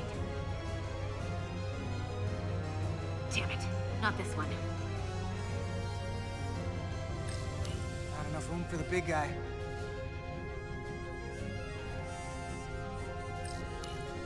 Oh, here we go. This'll work.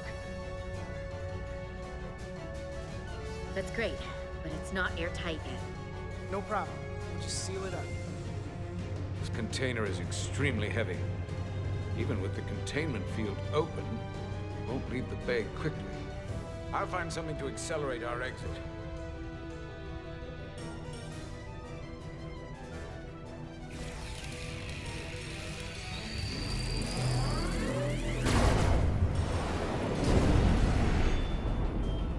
Glancing blow. Very little damage. I cannot keep this up for long. Their phaser banks are recharging. Now's our window. We have to strike back. I agree. Their next barrage could be our last. Better make this count. Target their weapon systems. Take the teeth out of their bite. That could make them run. Just like the Veskar, we'd lose Diaz and Edzelar again. Hit their engines. We've already lost the Veskar. We need to protect ourselves first. Target their weapon systems. Hi, Captain.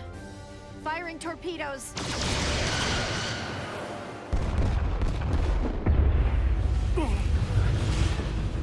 Whoa. We gotta move it now. These will give us the push we need. Those are explosives. Ride the blast right out of here. All set. I'll set the containment field to deactivate, and then run back. We can detonate by remote. We'll need to seal the doors from inside the container once we do. Before all the air sucks out of the cargo bay.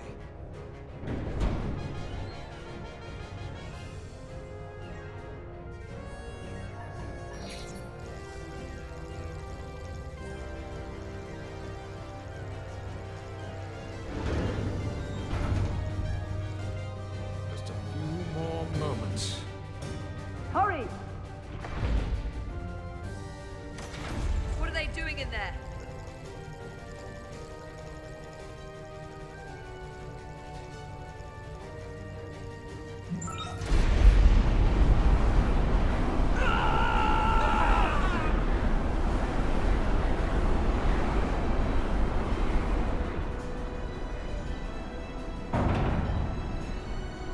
Please, help me. No.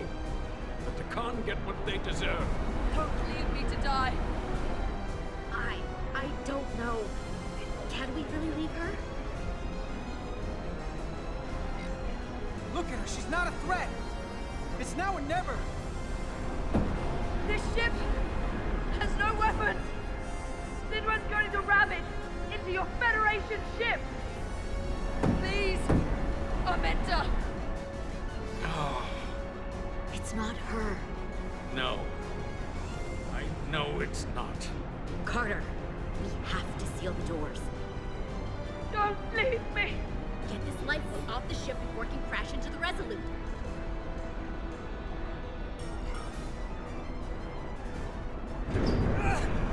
Come on, hurry!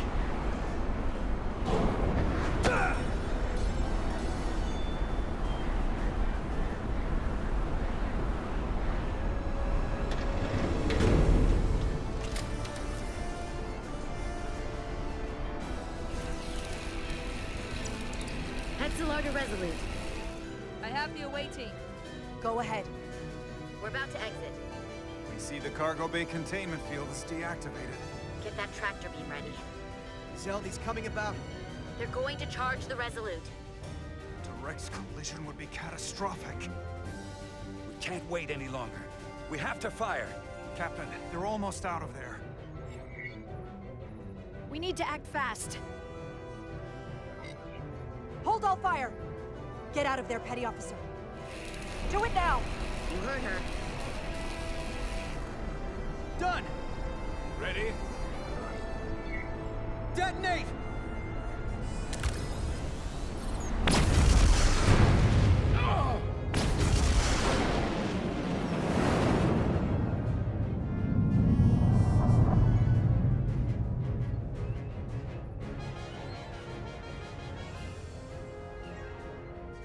We're out! I have them on sensors. Tractor beam activating. Locked on and ready to fire. Fire!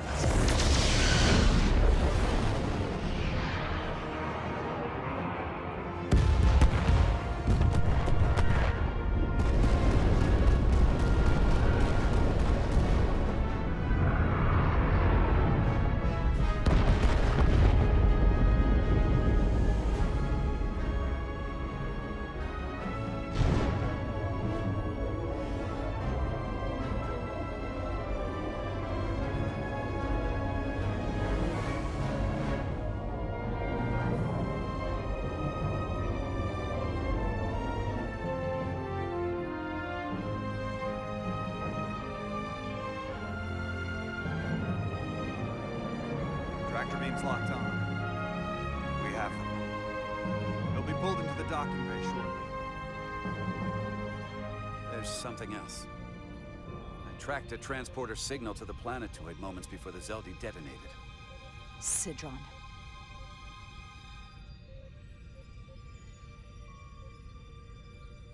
There's a Takan structure there. It's the reason they were here. It's the reason we are here.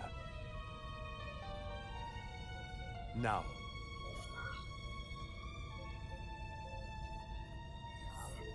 I have to see it for myself. We'll go there together. I had assumed as much.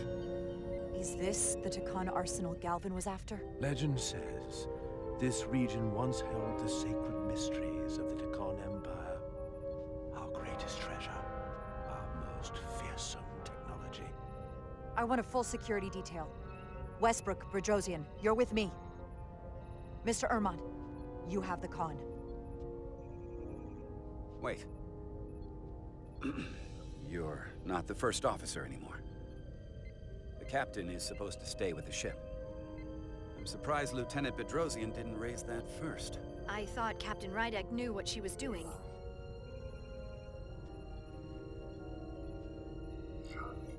You're right. But this is too important for me to sit out. You'll just have to make sure nothing happens to me down there. Of course, Captain. We'll deal with the first officer vacancy when we return. Until then, Mr. Ermont? Yes, Captain.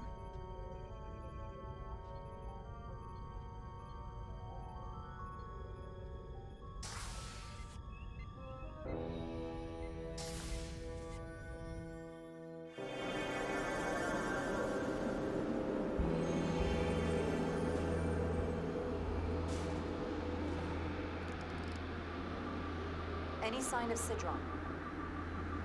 Not that I can see.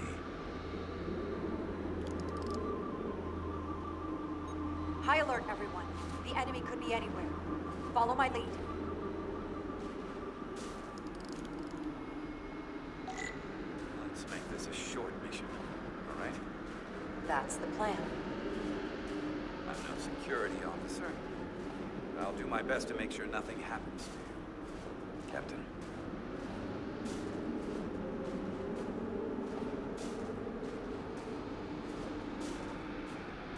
Phasers should make quick work of the ice.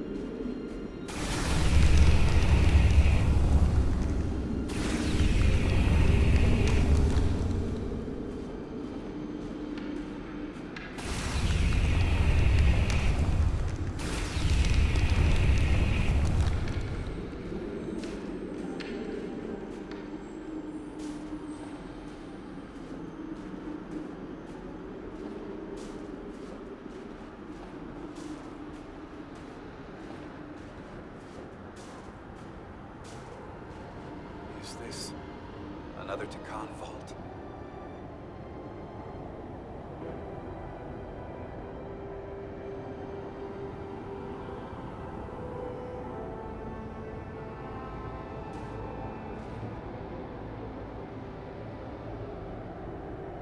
I don't see a way in.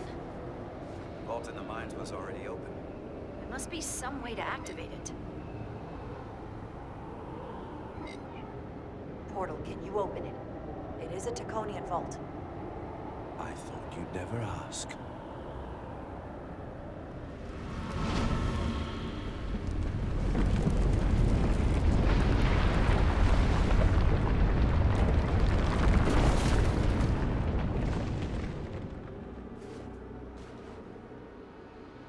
You're welcome. Better to keep it simple. Sometimes the answer is staring you right in the face. Thank you. Definitely easier this way.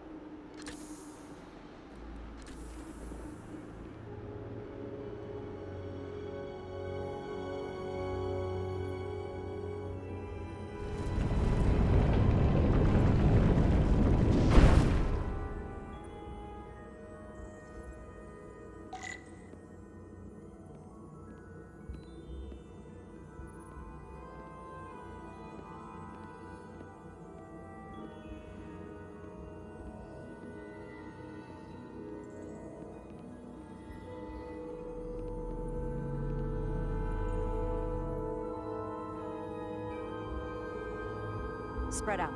Let's see what we can find. And stay on high alert. We don't know where the Takan that beamed down here could be.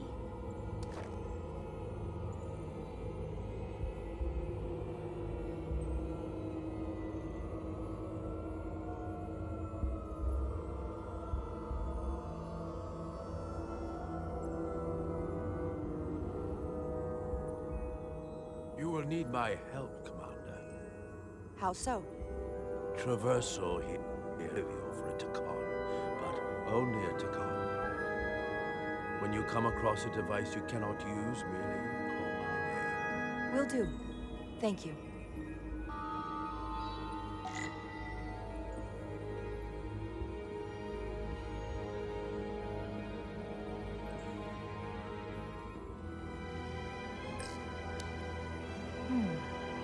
This pattern resembles the transporter device Petty Officer Maris used to escape the Resolute.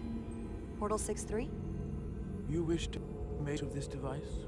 It's a transporter kind? It allows Takan to move through space instantly a short distance. Very convenient. I will activate the system for you.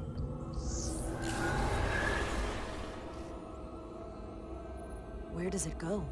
I'm not sure. The markings here must be from after my time. Well, only one way to find out.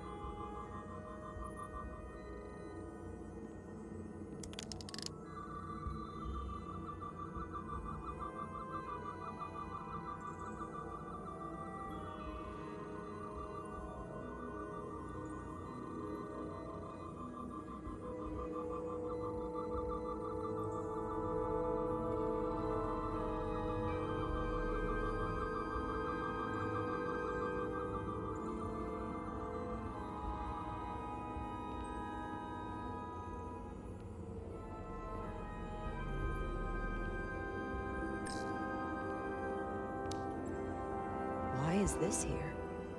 This is soil from the homeworld. Our capital system. This isn't an arsenal.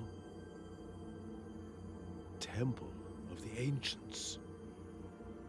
Sacred ground to the Takan. I took my oath as a guardian of the Empire in a place just like this.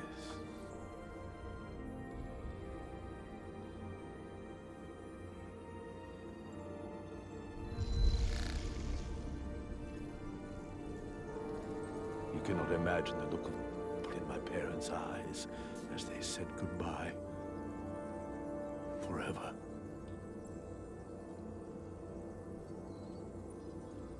Sorry. This is the first I've seen of anything new from Empire in a very long time. I'm sure you're familiar with the feeling. That sense of loss. I thought I was ready for it. But it cuts to the core of your being. I totally understand that feeling. It's unavoidable and inescapable no matter what you do. Yes, it's that distant but familiar feeling that's forever just out of reach.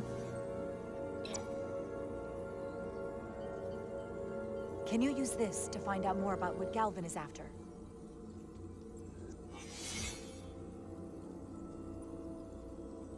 The information's encrypted.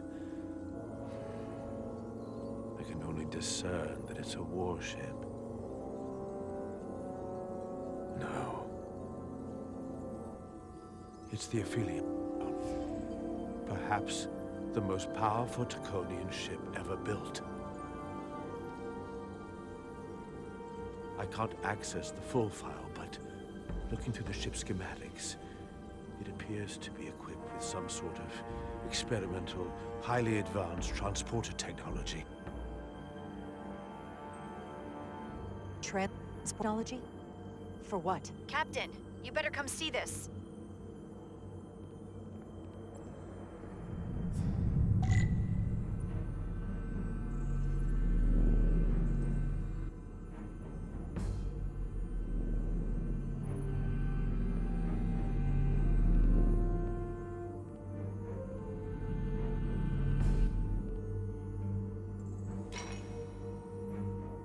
There are more up ahead.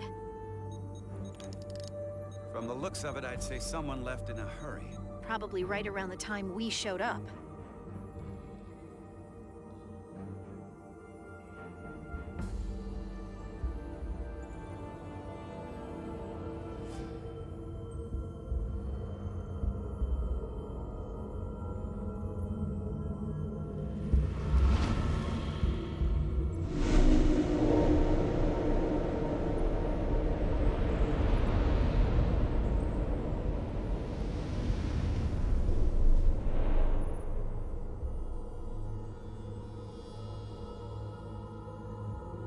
I've seen these before, in the other vault. And if all of those are the same as this, then there must be Hundreds of millions, if not billions. All that remains of the Dakan civilization. A distinct person, encapsulated in crystalline form. Preserved for all eternity. You thought this was an arsenal. And in a way, you're right. This is how they rebuild the Dakan Empire, and bioform billions of innocent people. That seems to be the case. What you have to understand is, these life forms were preserved for the benefit of the Dakan civilization, as a means of safeguarding the health and well-being of any Dakan, should they fall prey to illness or injury. They were never intended to be used for this purpose. There you are wrong. This was always their purpose, to restore the glory that was lost.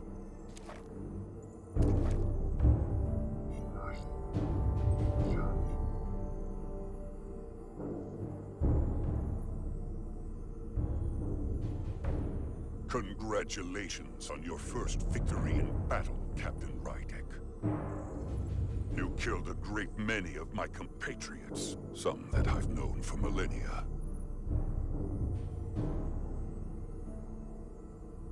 Are you proud of how much death you've caused? Each Dakan life is precious, irreplaceable.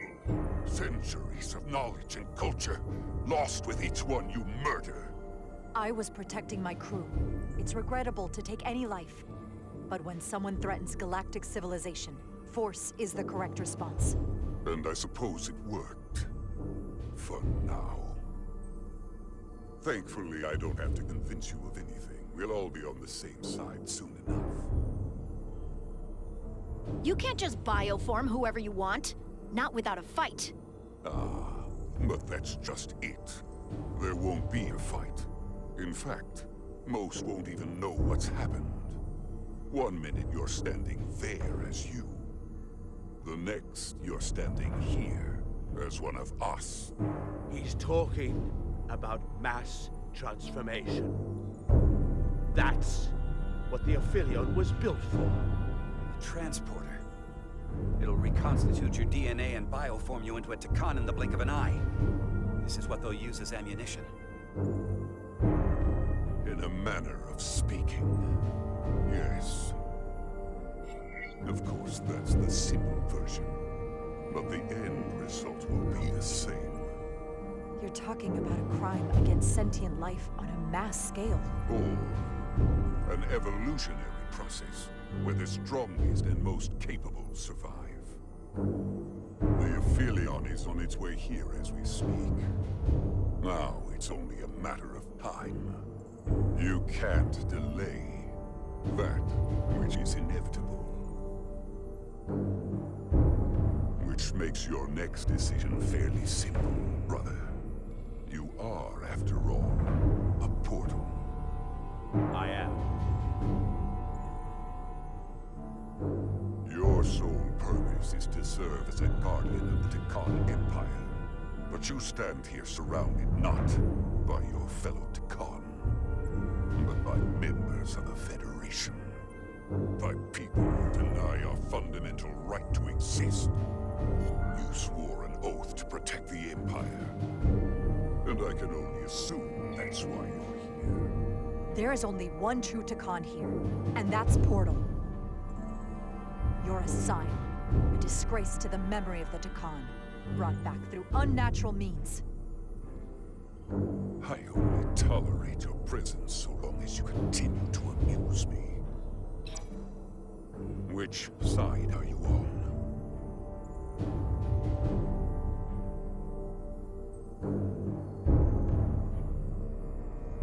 Captain Rydek, long-range sensors suggest a massive spacecraft approaching in the distance. The time has come. I hope we speak again, brother.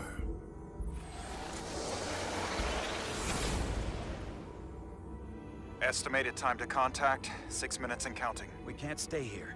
We have to get back to the ship. And we have to preserve these souls. We must take them back to your ship. Those crystals are ammunition to be used against us. We have to destroy them. Bombard the site from orbit. I'll decide, once we're safely aboard the Resolute. 4 to transport.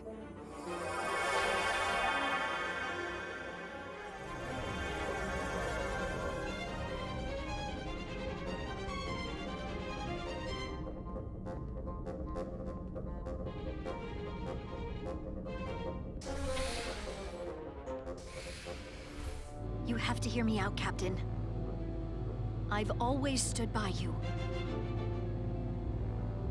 But if you bring those things on board, I'll have no choice but to resign. If they're taken to the Aphelion, they will be forced into new bodies, brought back to life in a way they never asked for. They're not living beings, but they're still dangerous. And if you don't make decisions to protect us, we're gonna end up like Solano. You, me, the entire crew. We're all next.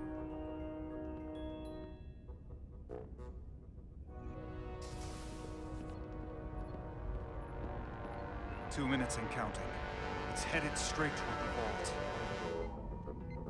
The Aphelion is coming into view now, Captain. On screen.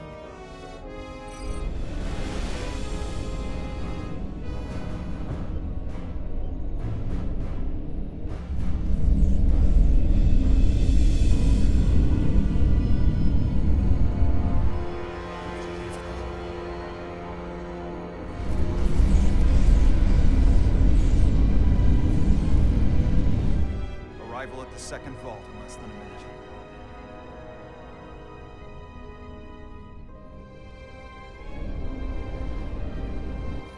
I would remind you, those life forms are Takan, not science. Takan. They're not your enemy. Right or wrong, history will judge you for this moment.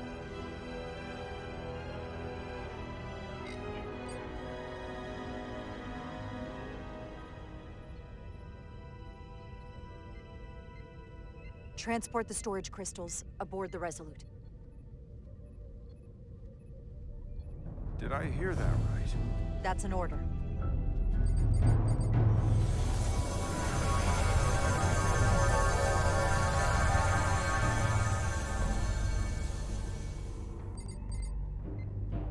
storage crystals are on board in our cargo bay.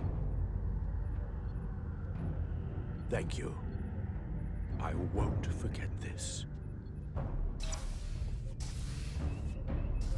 I hope you realize what you've done.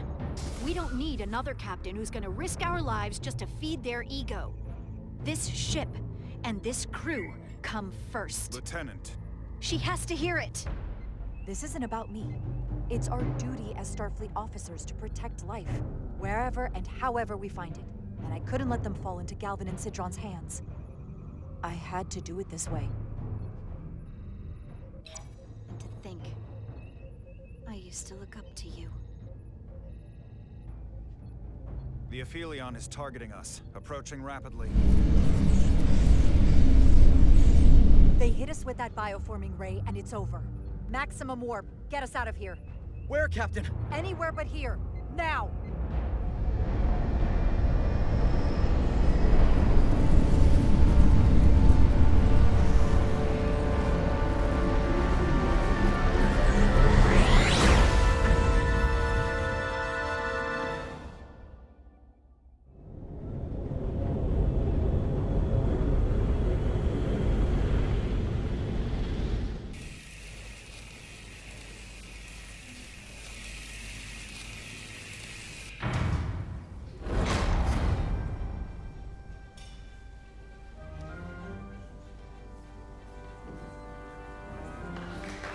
There they are!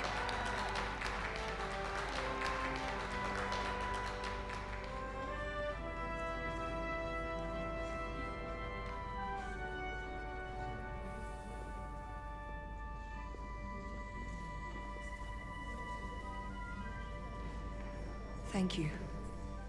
I'm not sure one of my kind would have done for you what you did for me.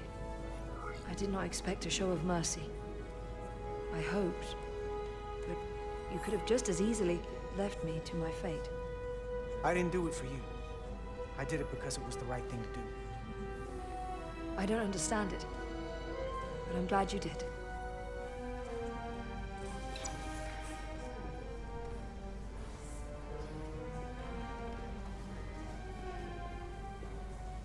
Now that we're safe on your ship, I think you were right to bring her. Things seem a little different now than they did in the heat of battle. There's more than one way to deal with messy situations. You can't save everyone, but you can try. Didn't want to regret this one. And you've spared me some regret as well. Maybe there is hope.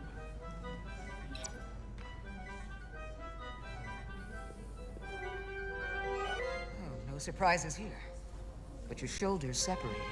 If you come with me to sickbay, we can get you fixed up in no time. Thank you. I'll find you afterwards. You two, check in at your stations. This thing isn't over yet.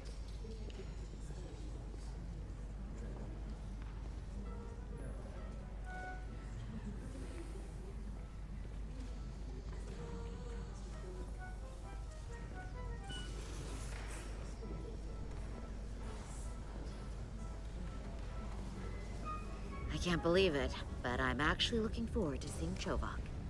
Not that I'd expect this kind of welcome from him, but I can just imagine the look on his face. Oh, come on, he's got to give us some credit for all we've done. We'll see. Then again, if he doesn't, that's just Chovak being Chovak.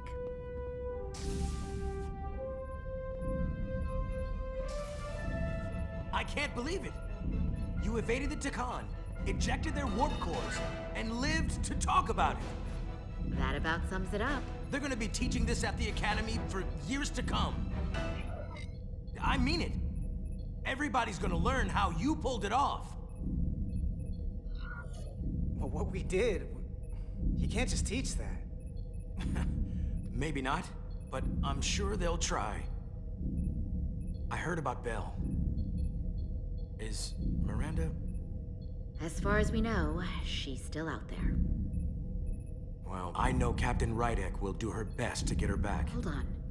Rydek? What about Captain Solano? He was turned into a Takan. Rydek had to take over. She's a hell of an officer. But none of us have been up against anything like this. No one has. Not in 500,000 years. Solano wasn't perfect, but he was a good man. I'm sorry that happened to him. Yeah, we all are. But we'll rally around Captain Rydek. Talk to you later.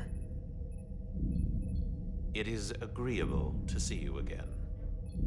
Is that so? It was by no means a certainty that you would return to duty here. No, it was not. But it was my sincere hope you would. It's great to be seen, boss. There were a few moments out there off the ship where I wasn't really sure we'd be making it back either. Everything here in engineering's kind of a sight for sore eyes. Indeed. You should know your absence has left engineering terribly short-handed. During your sojourn, this department has fallen unacceptably behind schedule on both regular and irregular duties. There's been a whole lot of irregularity going around. Seems like you could use some help around here. We're ready to go to work. I'd like to catch my breath for at least a few minutes, Carter.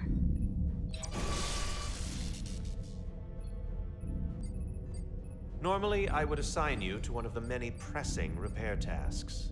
But, given your experience on board the Zeldy, I have suggested you join the senior staff briefing as we determine our next course of action. You can commence your maintenance shift afterwards.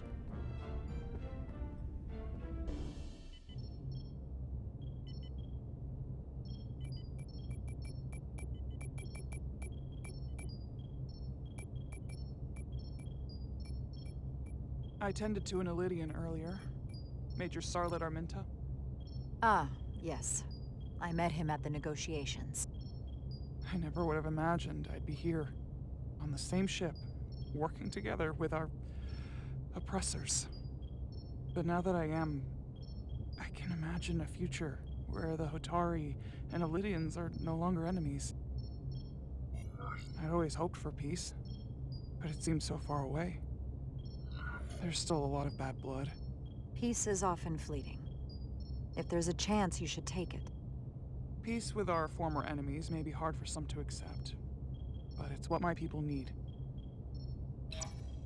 It's coming along nicely.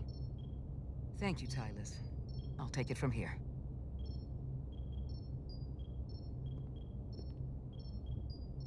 We're almost done. I have to brief Ambassador Spock in a few minutes. Ambassador Spock can wait. You have some fences to mend. Personally, I'm against the needless destruction of innocent life forms, so I'm glad you transported the Draconian crystals onto the ship. But Lieutenant Bedrosian obviously feels otherwise. And right now, you need the full support of your bridge crew. Being an effective leader requires trust, but an issue as divisive as this can create discord. I still need and value contrary opinions. I don't want everyone agreeing with me when they feel otherwise. Oh, you'll know when Lieutenant Bedrosian doesn't agree with something. She's not shy about making her opinion known. It's been a chaotic last few days for everyone. You need to name a new first officer in preparation for what's coming. You'll have to work to regain Lieutenant Bedrosian's trust, but if she's removed from consideration, it comes down to Westbrook or Ermot. Obviously, there are pros and cons with each, but ultimately, the decision is yours. Commander Westbrook has seniority and was hoping to be Captain Solano's first officer. Ermot has the knowledge and experience that makes him more than qualified. You really couldn't go wrong with either of them. At the moment, I'm leaning toward selecting Commander Westbrook as the new first officer. That would be an excellent choice, considering your history. The crew would respect the fact you chose someone likely to challenge your opinions and present a different point of view. You're as good as new. Thank you, Dr. Duvall. Always nice to have a captive audience. You really shouldn't keep Ambassador Spock waiting.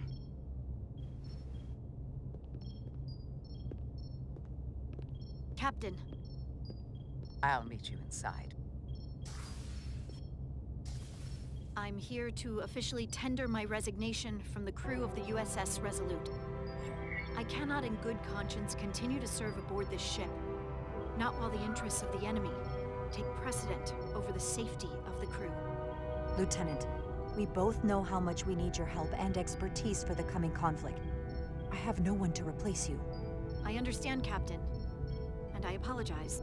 But my heart is not in it any longer. And to stay would be a disservice to us both. My door is always open if you change your mind. I appreciate that.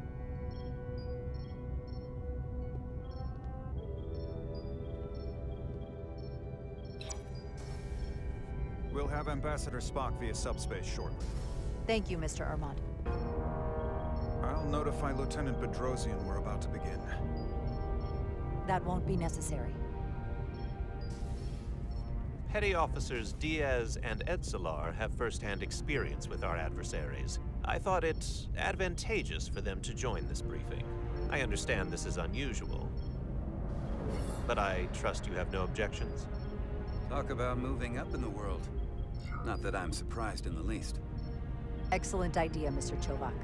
They deserve to be here. In all seriousness, what Diaz and Edsalar accomplished aboard the Zeldi is nothing short of remarkable. They're both to be commended, not only for surviving against incredible odds, but for helping our efforts against these scions.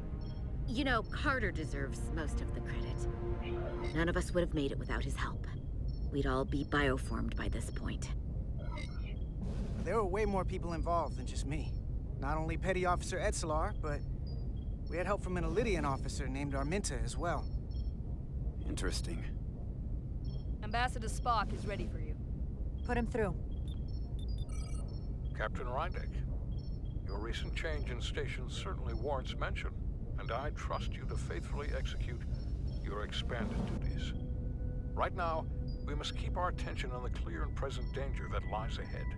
The Takan and their warship. The closest populations are the Hotari and Elydian systems, and they are likely the first targets for mass bioforming. After that, lies Federation space.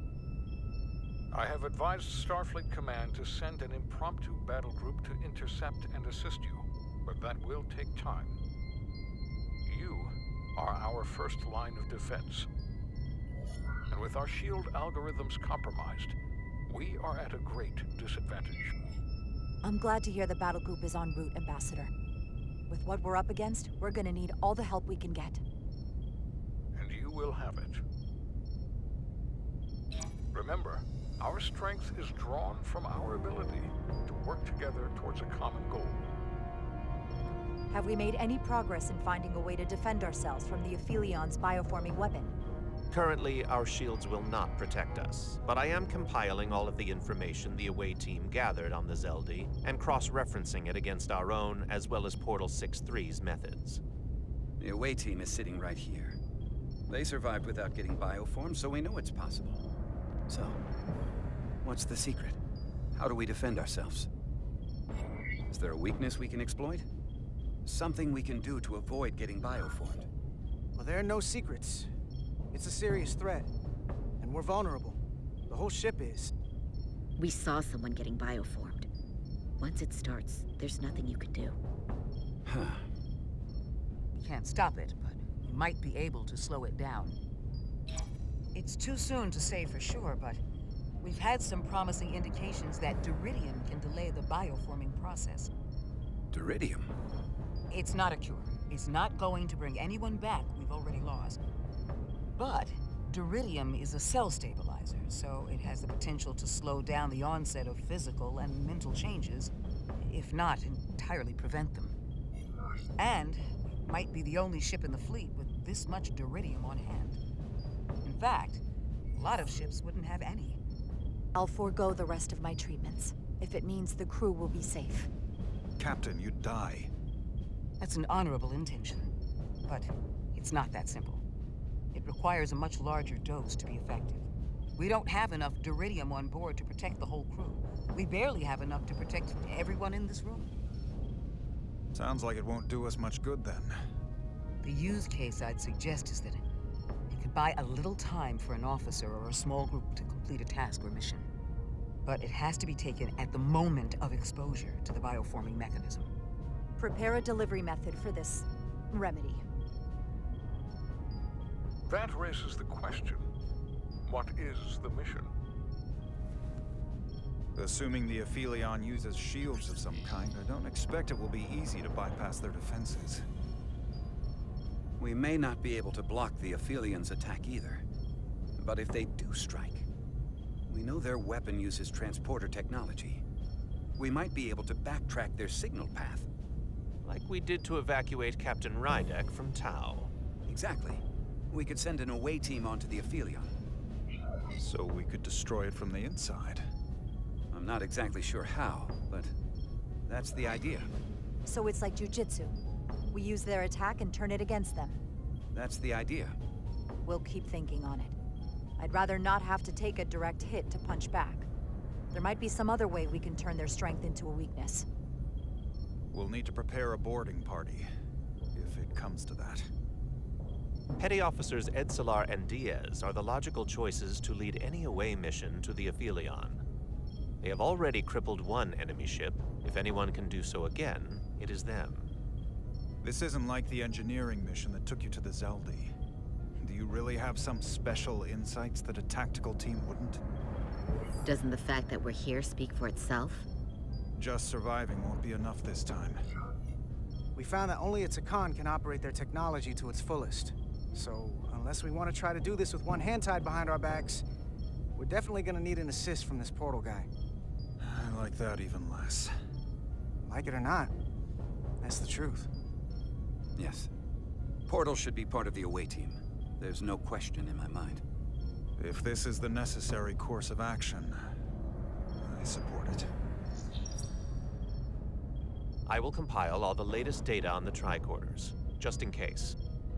In the meantime, I want you working on ways we can combat the Takan tech. Shields, weapons, anything we can use. Yes, Captain. Anything else, Ambassador? I know this matter is in capable hands. Hold the line as best you can. Help is on the way. Thank you.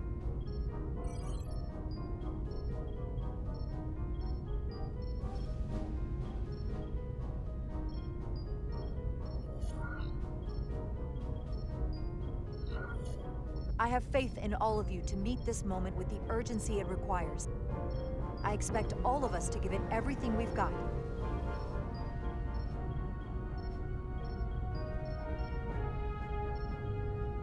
Thank you, Petty Officers Diaz and Edsalar. You're dismissed. While we have a quorum of senior staff, there is a procedural element we need to take care of. The Resolute command codes must be transferred to Captain Rydek for control of the ship. Of course.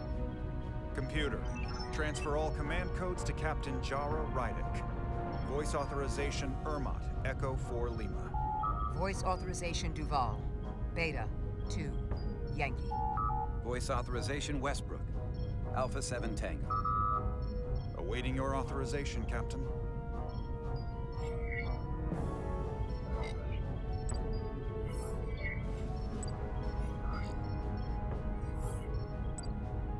Voice authorization, Rydek.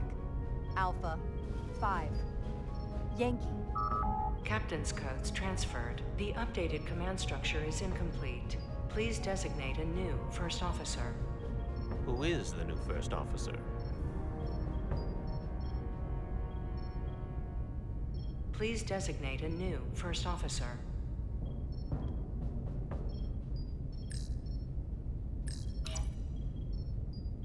It is an honor and a pleasure to name Commander Westbrook as my new first officer. Thank you, Captain. You made the right choice. Congratulations, Commander. It's long overdue. I know we've had our differences, but I can't tell you how much I appreciate this. Computer, Commander Westbrook is the new first officer of the USS Resolute. Awaiting voice authorization. Voice authorization Westbrook. Alpha 7 Tango. Authorization is now complete. Now, if you'll excuse me, there's work to be done. Nicely done. I think that went well. Captain, could I have a word with you?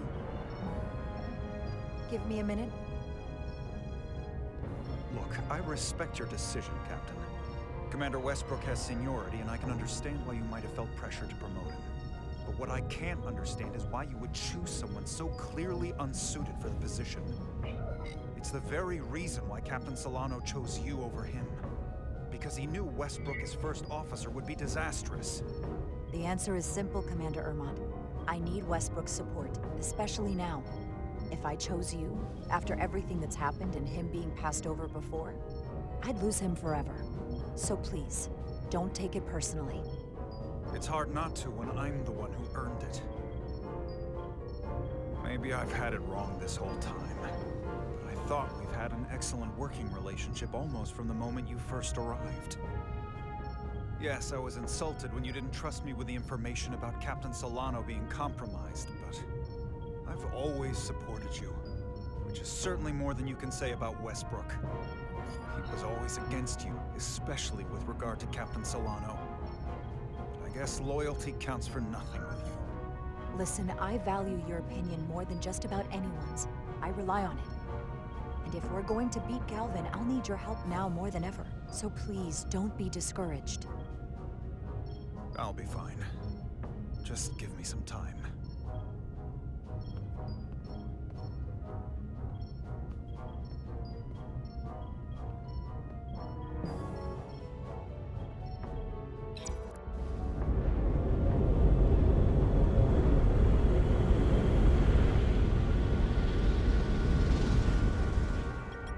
I don't understand. Giving everything she's got, but it doesn't make a difference. Something is actively slowing us down. Keep trying. What's the situation in engineering? I can't raise them. Internal comms are down. It's the ionic interference. It's spiking again. If we reinitialize the central communications trunk, it should compensate. If I may, Captain. Communications are critical to ship operations. I should go take care of this. Go.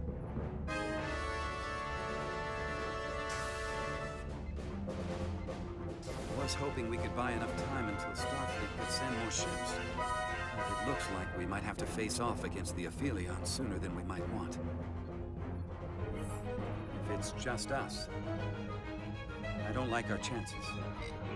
We can't fight them on their terms. We have to be clever.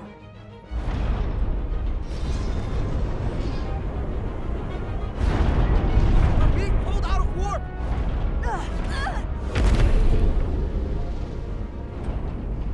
The Aphelion is closing on us, and fast.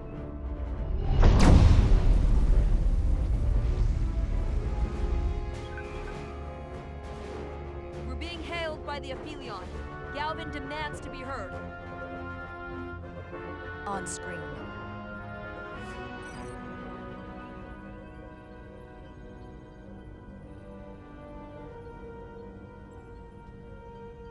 You thought you could run? That I would let you escape so easily after taking what's mine? How pathetic and predictable. At least you can take solace knowing you'll be a far braver Takan than you were as a cowardly Kobliad. Is it any wonder your people perished? If your every instinct is to run from a fight. You can threaten us all you want, but Starfleet is already on their way. And you'll have more to contend with than just us. Then you've done me a favor. We both know I hold your fate in the palm of my hand. That I could crush you in an instant if I so desired.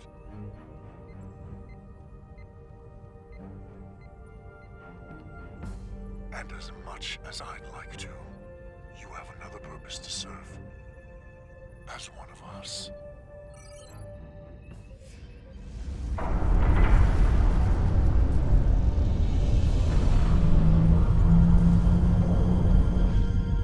Red alert! Handar, get us out of here!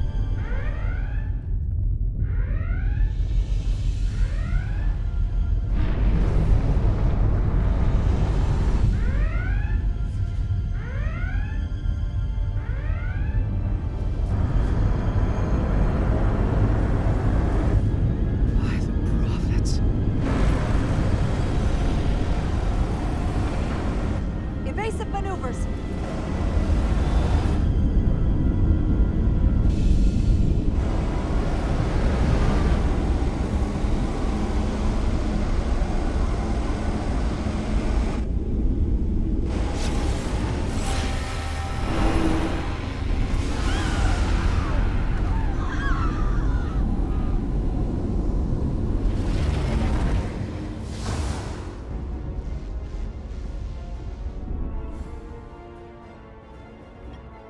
the engineering section. No systems or structural damage, though.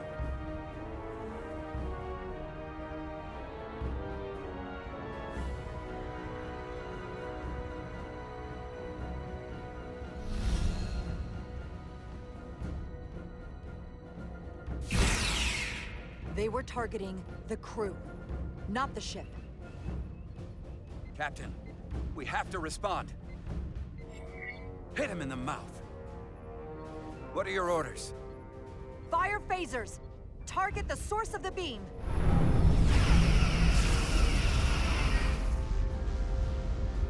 The Aphelion remains undamaged by the phasers, Captain. And its shields are fully intact. It's too powerful to take head-on. Damage report from the lower decks. I still can't raise them, Captain. Could be that the system's down. Or that was the Takan bioforming ray. And there's no one left down there to respond. The Takan may already be on this ship. No way of knowing how bad it is yet. Seal the bridge. No one gets access without my permission. I think that's for the best. Here are your new tricorders.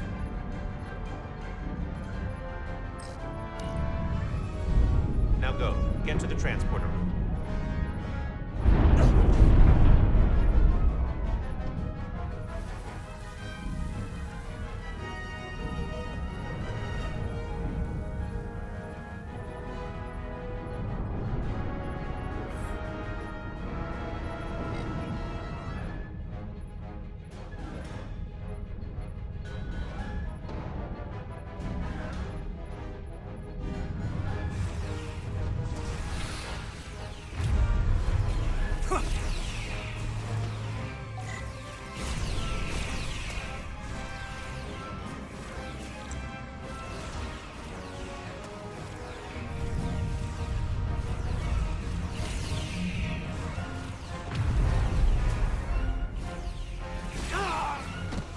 Who's on what side, Carter? Come on!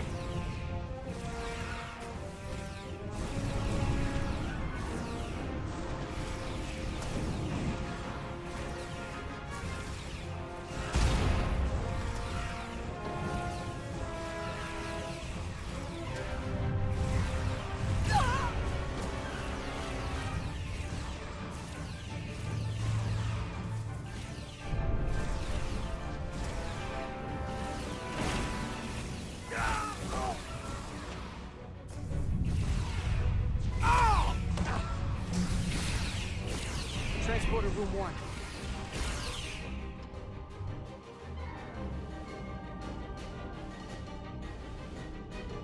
You're coming with us?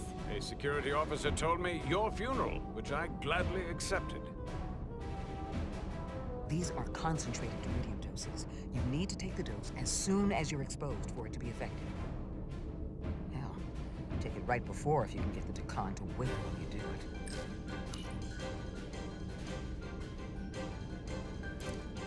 I'm having trouble locking onto the transporter path through the interference. I've done this before. I have to align the transporter with the tetrametric signature. We need to tunnel through the shields.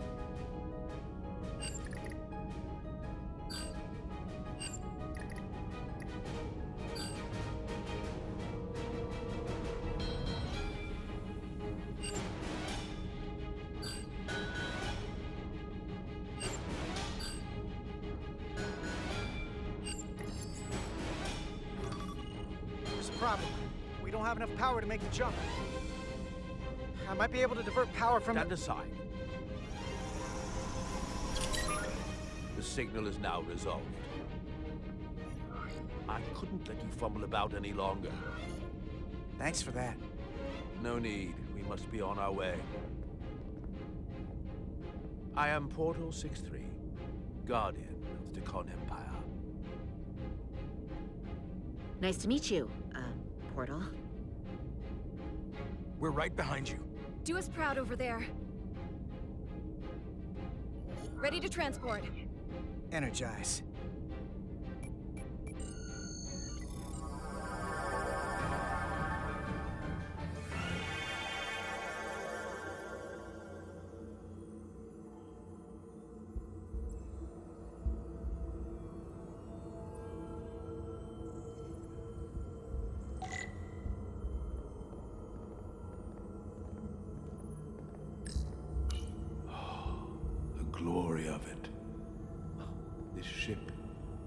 was a marvel.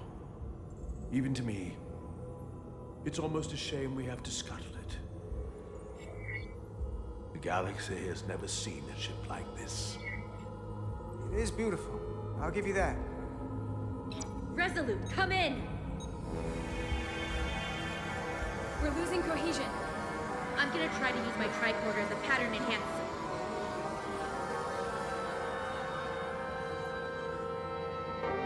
The signal's gone. Are they there? Did you get them? They didn't make it.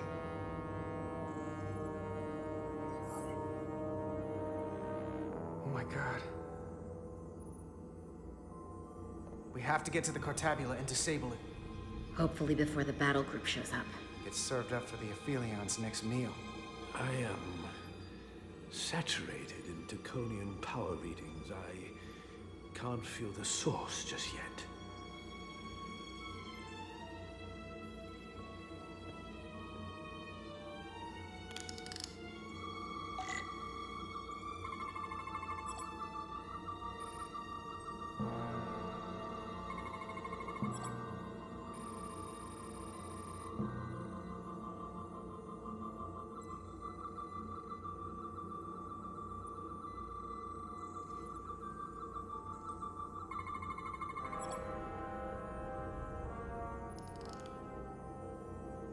This way.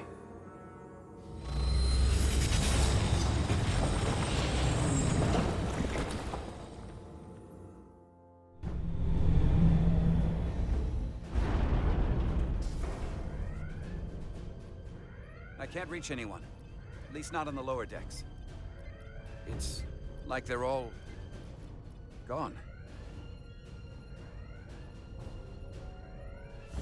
The comm systems seem to be operational again. That bioforming ray may have transformed dozens of crew members on the lower decks. This ship could be swarming with resurrected Takan. It's only a matter of time before they come to their senses and take action. Which means we have a narrow window of time to cut them off before...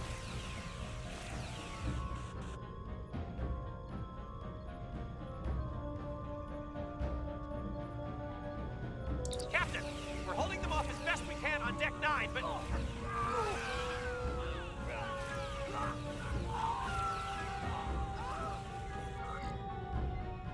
If they spread throughout the decks, we'll never know who to trust. Lock down the affected areas immediately. Close the bulkheads and erect the containment fields. No one is allowed in or out without my authorization. There could be crew members who aren't affected who could get locked inside. That's a risk we'll have to take. Initiating a lockdown now.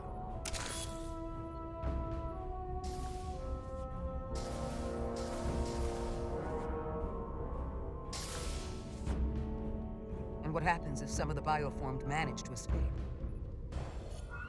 How should the crew engage them? Or should they? We don't want suspicion to run rampant.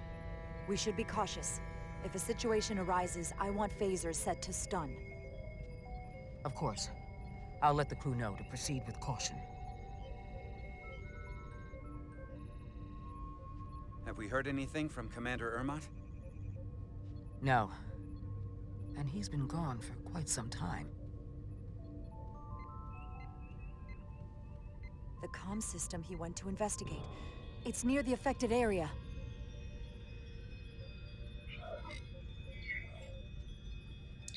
Commander Ermot. Commander Ermot, can you hear me?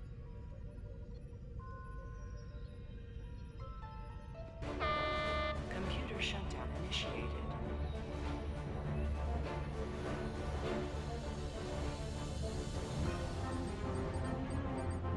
According to this, it was initiated by Commander Ermot.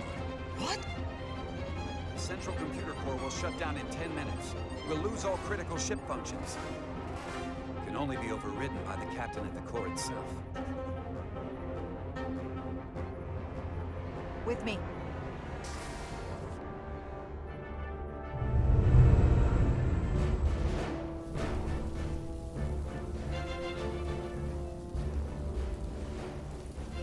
Stop! Identify yourselves! We're just trying to figure out what's happening. To hell with it.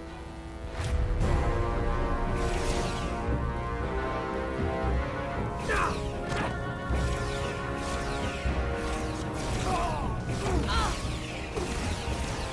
have to get to the computer core! Go!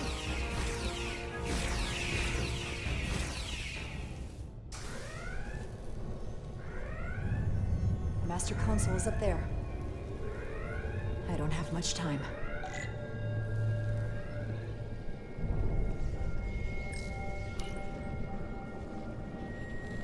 Captain Rydick, it's me, Commander Ermont. First Officer Westbrook insisted I find you immediately. Let me get this door open. I think I remember the code. I hope you haven't been hurt, Captain.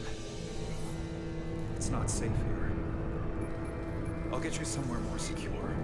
Tell me, where were you when the bioforming ray hit the ship? Where was I? I was on my way to help resolve the problem with the comms system. On Deck 9. Now, Captain.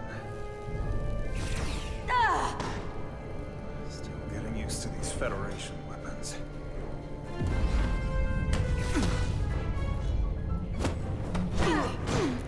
Computer termination sequence in progress. Damn it!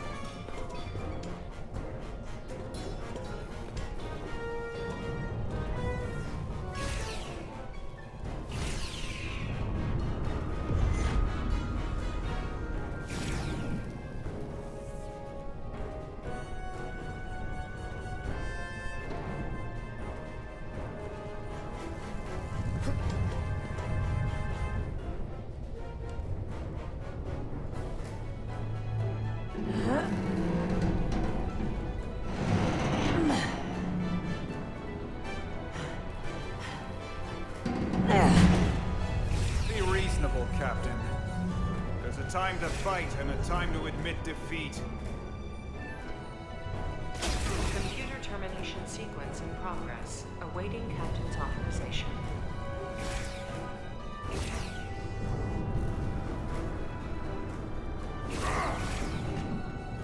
Cancel computer shutdown!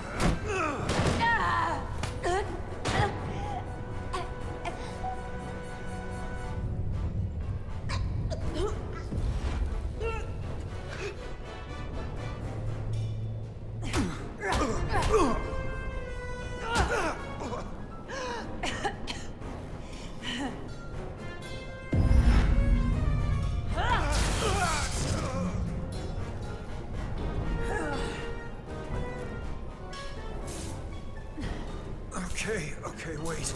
Just hear me out. Listen to reason. There's no need to do anything impulsive. You just tried to kill me. I was only acting on orders. I didn't mean any harm. You know we'd rather have you with us. We can make a deal, right? Come to terms.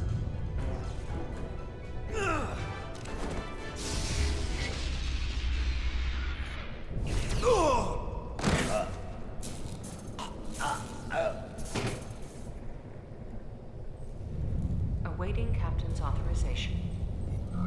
Awaiting Captain's authorization. Cancel computer shutdown. Voice authorization, Rydick. Alpha 5 Yankee. Termination sequence cancelled.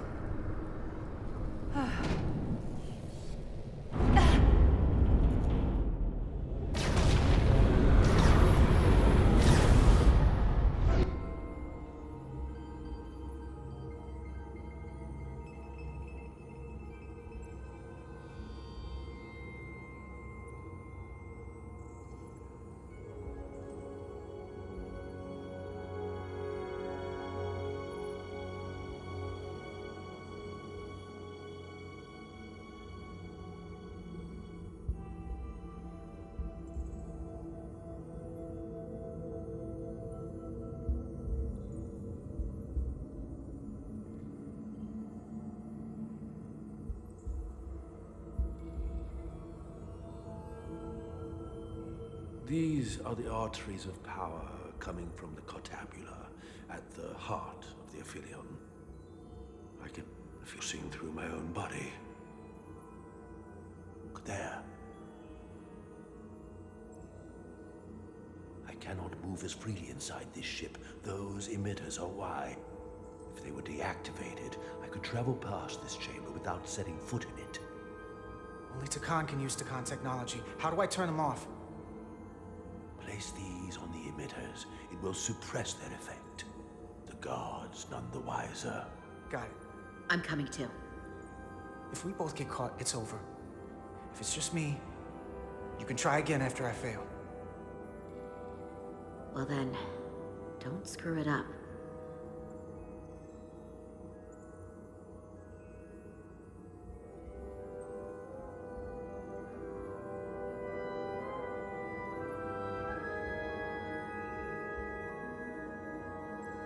I can't face or any of the guards.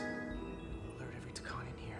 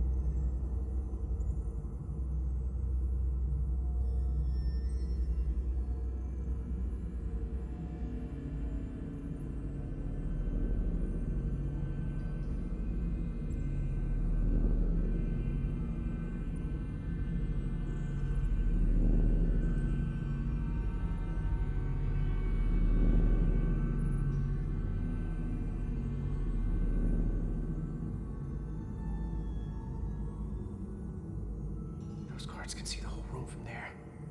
How am I gonna get past them? Maybe the crystals Portal gave me will get a reaction out of these consoles.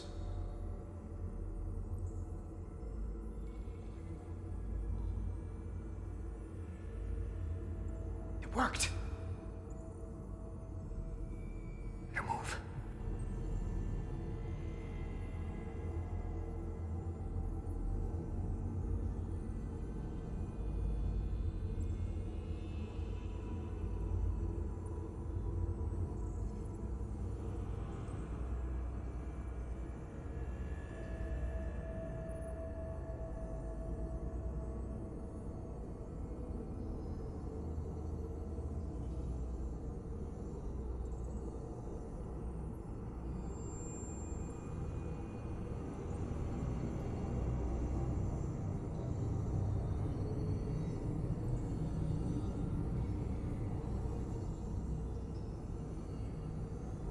Two to go.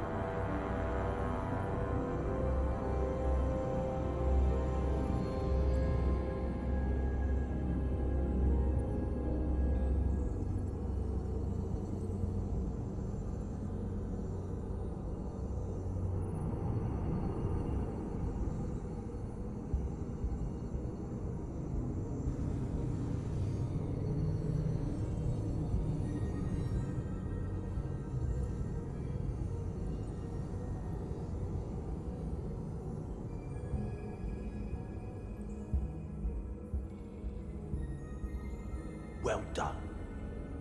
Let's get out of here.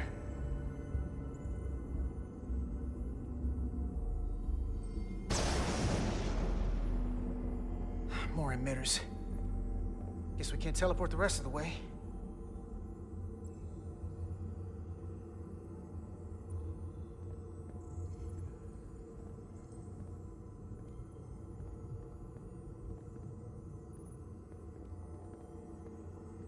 That craft can take us to the main power chamber.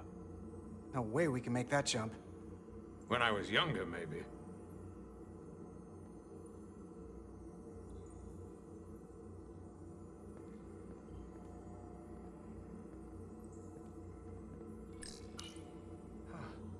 This might control that craft.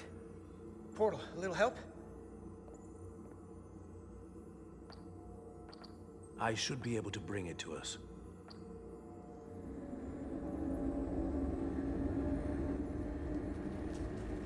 There!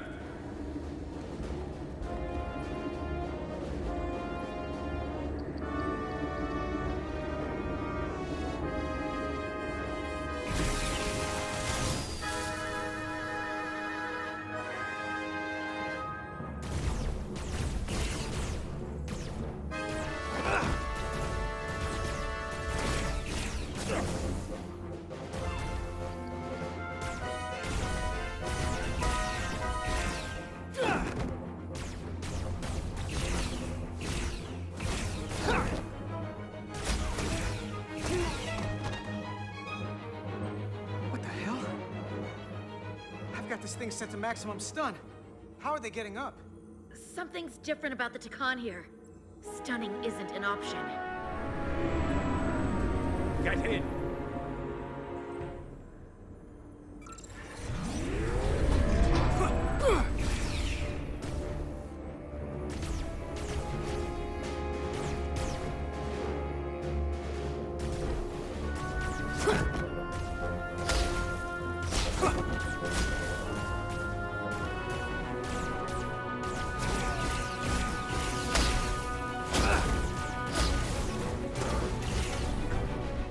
This would go faster if you did something about them.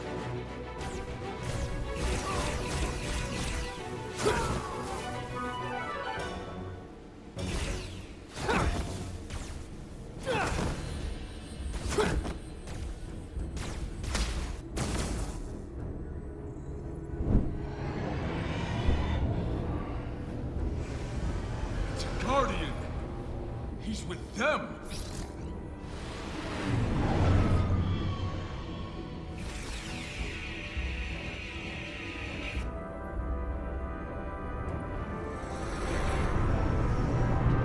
We have to sink that other ship. Shoot the pilot!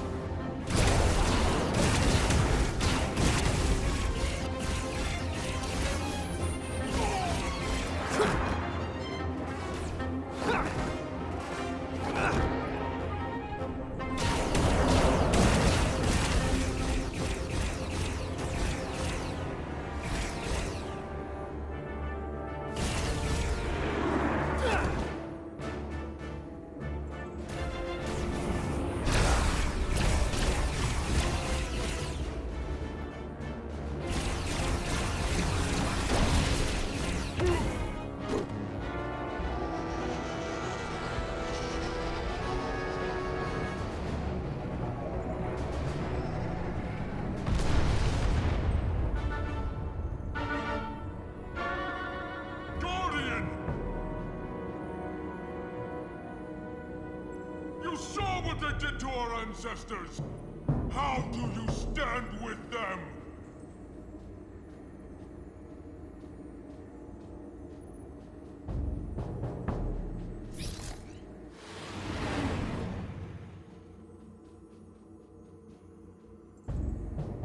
We've left them behind. I've seen it with my own eyes. They're not real Takan. We were conquerors, not parasites.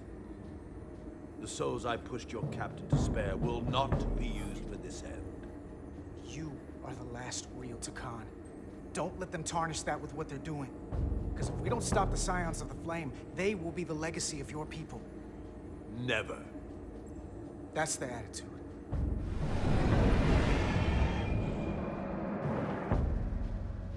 I'm doing everything I can, but I can't shake her!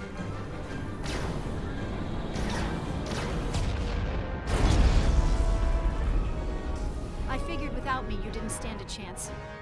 I'm here for the ship and the crew, not for you. I couldn't just sit in my quarters, waiting to get turned into a Takan. Your timing's perfect. We need your help now more than ever. Clearly. The only reason they haven't destroyed us is because we have bioformed Takan on the ship. That's why they're targeting our engines. If we lose the engines, we can't avoid the bioforming ray. Brace for impact!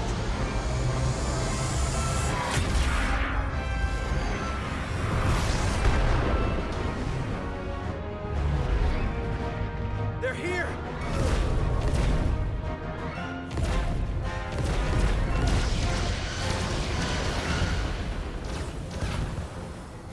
We're being hailed by the USS Titan. Put them through. Sorry to keep you waiting, Resolute.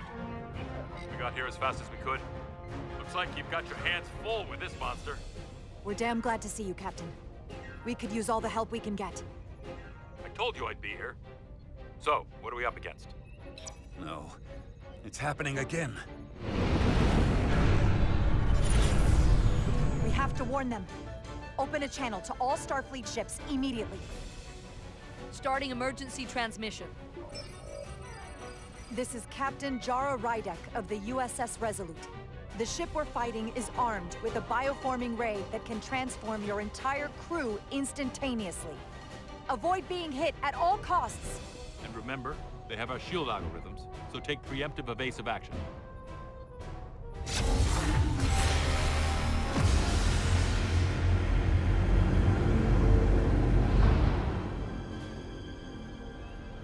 They're gone.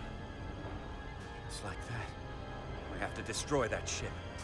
Otherwise, it won't be long before they're coming after us.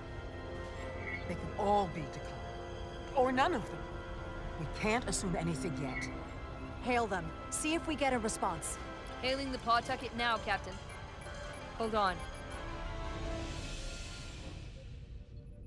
Full impulse power. Take us in for a closer look. Aye, Captain.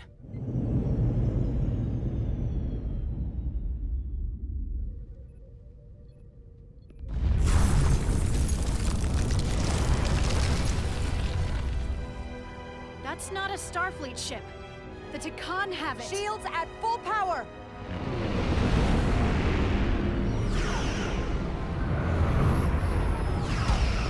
The shields are holding up against their attacks.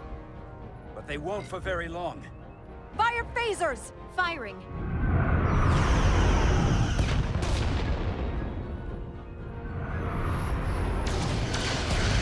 Shields at 60%.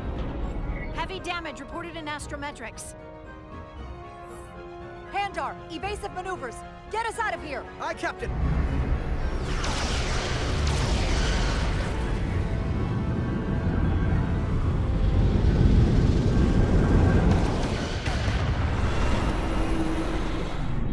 Don't worry, Resolute. We've got your back.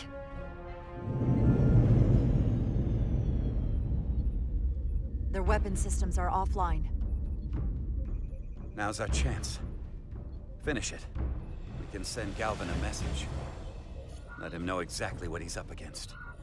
And that we're willing to fight to the very end. Take out their engines. Fire when ready. Targeting their engines. Commencing fire. Now.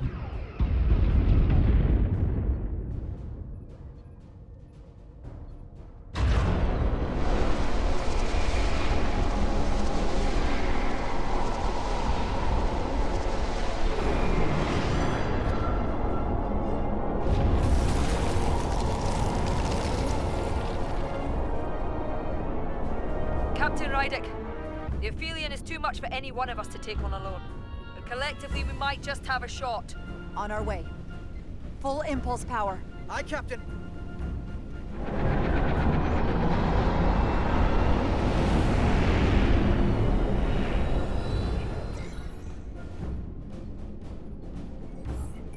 Target the bioforming ray. Fire photon torpedoes. Firing photon torpedoes.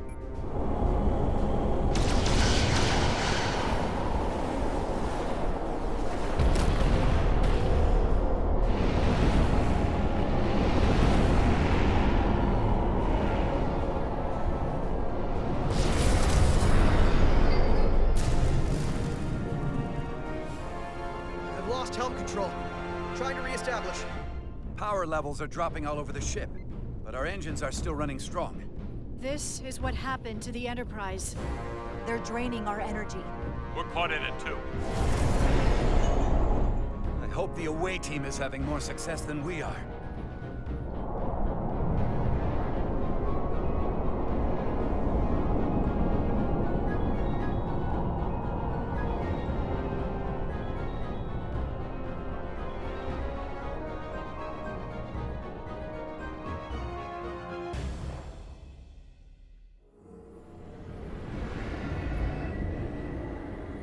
If there is a way to disable the Aphelion, it's there.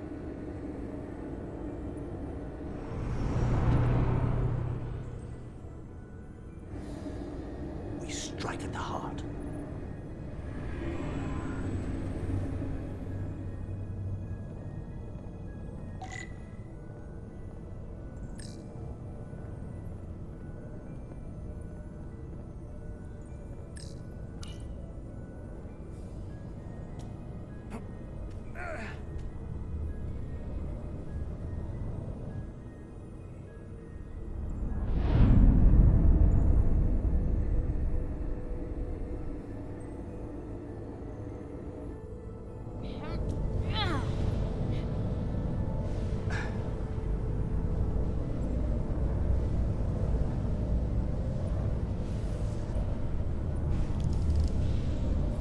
I wouldn't do that. We have to turn off this energy field to enter.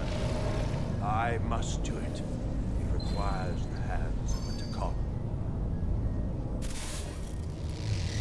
Is it working? It started. Is the opening wide enough to get through? Well, is it wide enough? No, but I can see the Cartabula. What about now?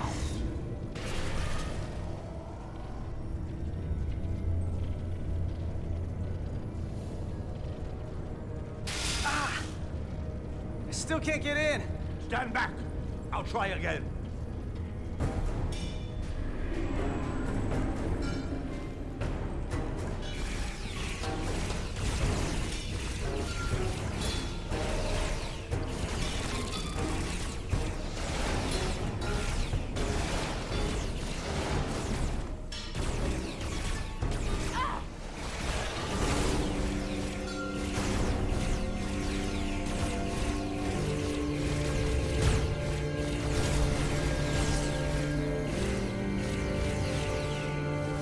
Portal 6-3!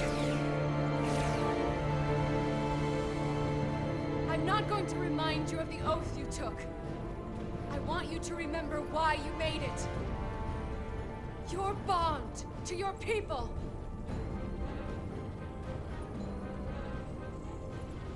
You can bring your empire back, and all you have to do is nothing.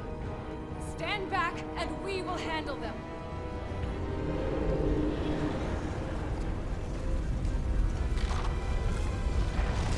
So much time doing nothing.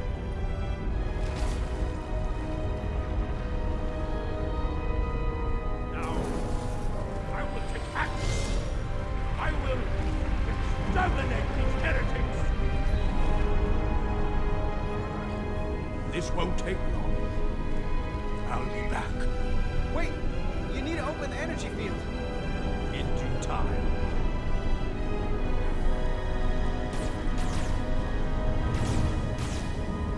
If you can get to the Cartabula, don't wait for me.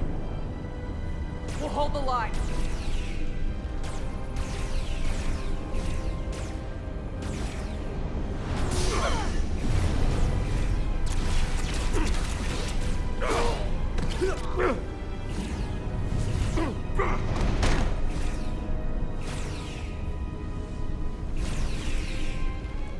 The gap isn't much wider. Can we get through? Maybe we can widen it with a containment field from the tricorder. Oh!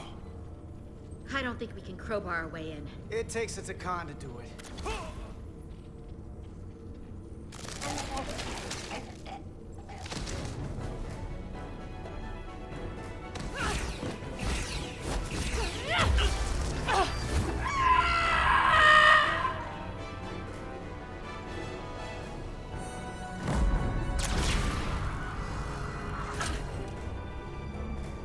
That's far enough.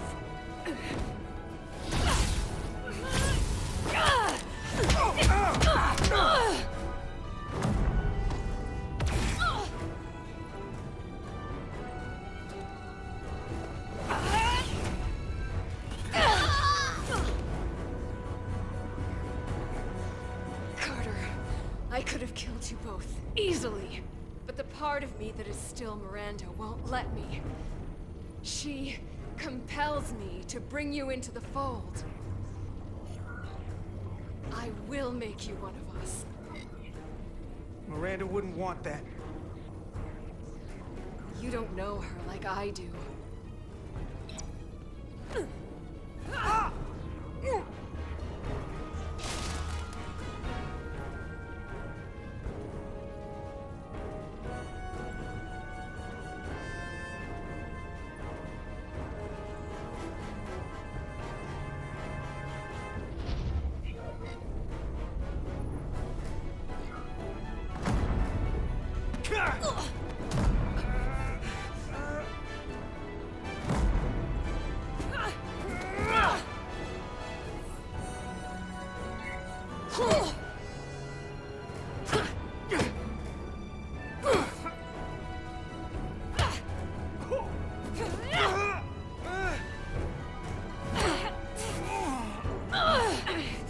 Soon, you'll understand.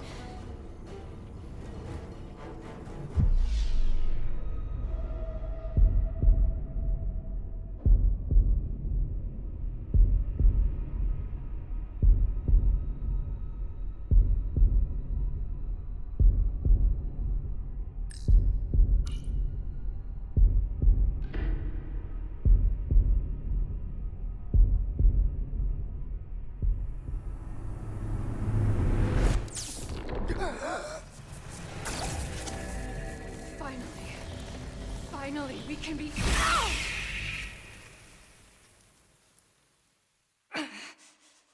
Rejoin the flame.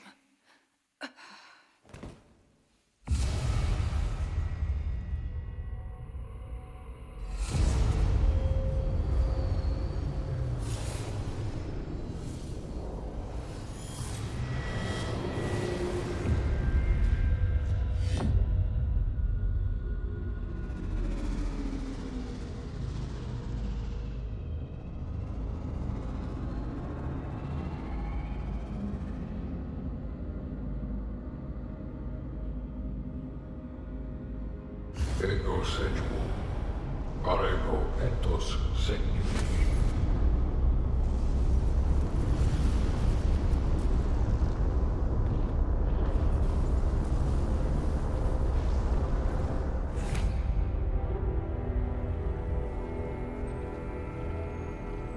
Are you all right?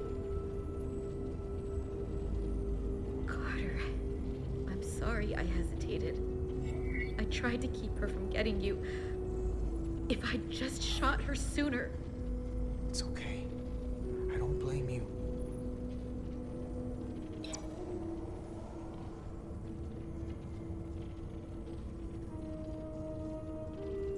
She's really gone. For good. I can't believe it. It had to end this way. She was suffering it's over.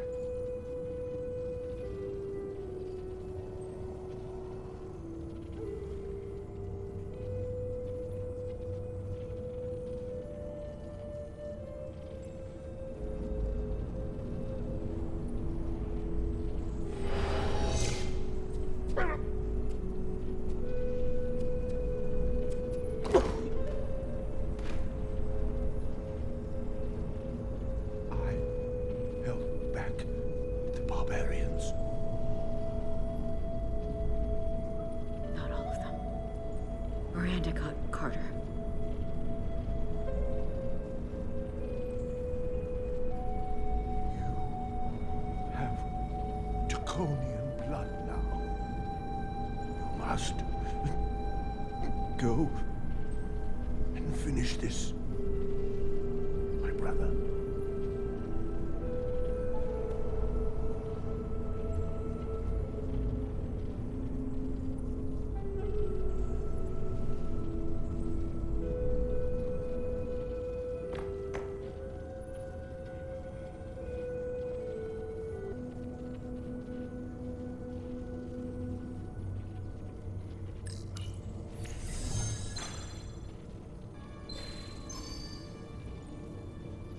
Read it.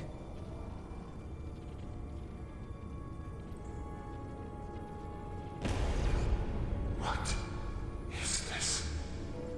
Who are you? Tell me now.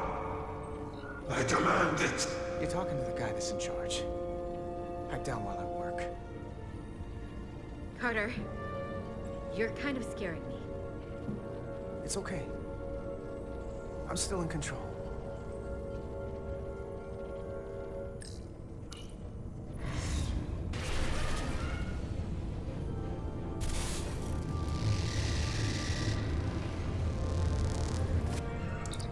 We've reached the Cartabula. That's great. Are you all okay? Yeah, we're inside. That's what matters.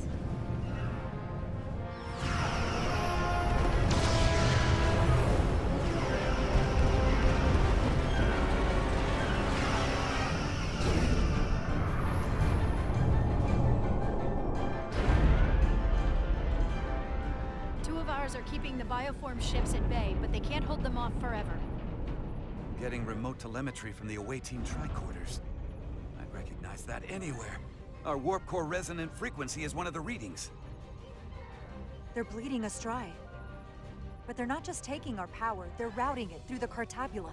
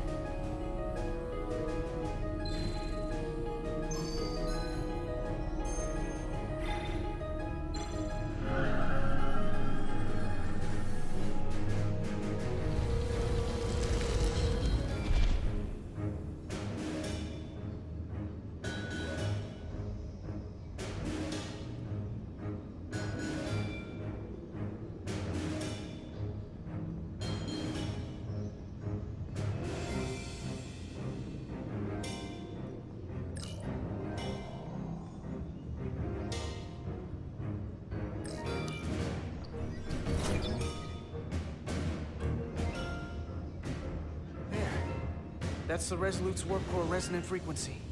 And these others?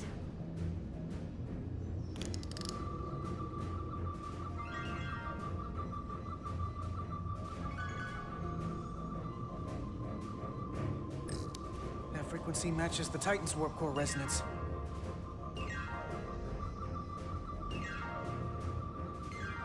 And these two are the Kimball and the Lowell. They're both Steamrunner class. Same engine platform. They're just tuned a little differently. I must be getting information from the bioforming, but this warning. It means that it's struggling with the power stacked up at close frequencies. The Cartabula can't handle the dissonance? Maybe. This is Westbrook. Are you reading these Starfleet engine signatures? We are. And you need to see this. The Steamrunner-class frequencies are causing problems for the Aphilion's energy source. Sending visuals now. They're vulnerable. We have to use this. You can break a wine glass if you play the right note loud enough. Sir? The Takan are so arrogant, they're letting us right in the front door with this energy drain. We can tune our warp core output to those frequencies. Get all our ships to do the same. Push it to maximum levels, and we might be able to crack the wine glass, the Cartabula, and take their ship offline. There is merit to the theory. But if we attempt this, it would preclude any other course of action. It'll work. It has to. If this is going to succeed, we'll need all Starfleet ships to pitch in. We aren't alone anymore. We need to leverage that. I will create a high-energy static warp shell. We'll need the away team to guide us to the right frequency. We read you, Resolute. You're putting a lot of faith in us, Captain. That's a hell of a plan. We don't want to let you down. I've got faith in you, and the rest of this crew. Now let's give them hell! Yes, Captain.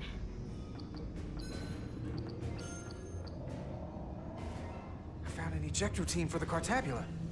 So we can disengage it, just like we did with the Zeldy's warp cores. Yeah, but it'll only activate if this thing gets completely overloaded. So we gotta take it right up to the edge of destruction. We are increasing the warp core resonant frequency now.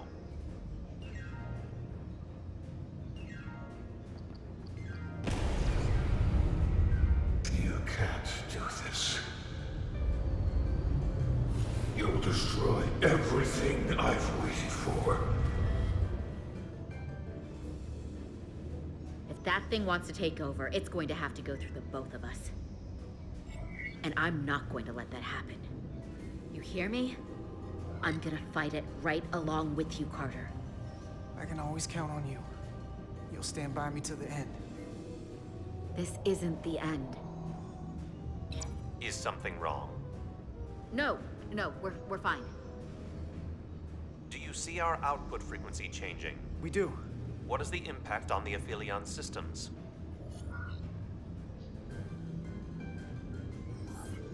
It's not enough. We need to push this thing harder. We need more power. Inertial dampeners are failing.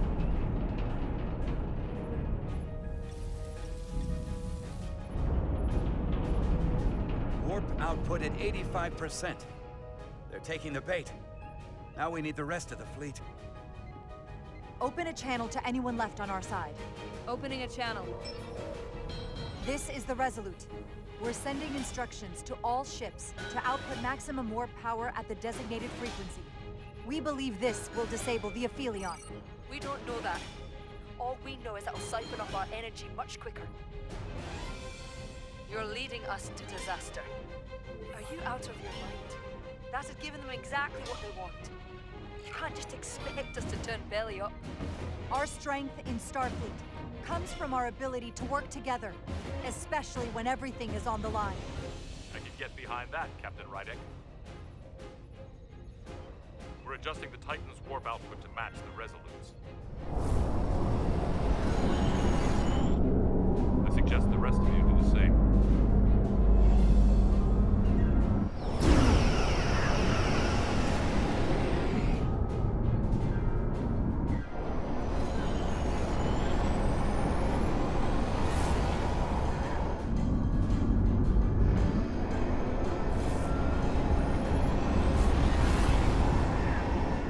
That's it. They're falling in line. This is the Takahashi. Adjusting our engines now.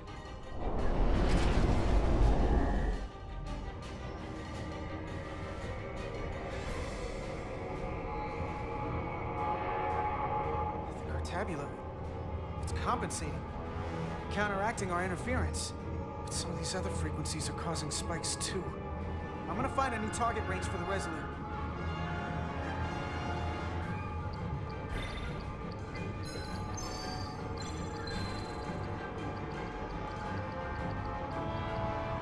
Try this out. Here. This one's hitting the hardest. If they all converge here, it'll provide the maximum disruption to the Cartabula. Got it. We want to overload this thing, push it to the brink, but not past it. You sure about this frequency? If we go too far, we won't just be destroying the Cartabula. We're going to take a lot more with us. Sometimes you just gotta go on faith, Millie. I have faith in you. That's enough. Sending data to the Resolute.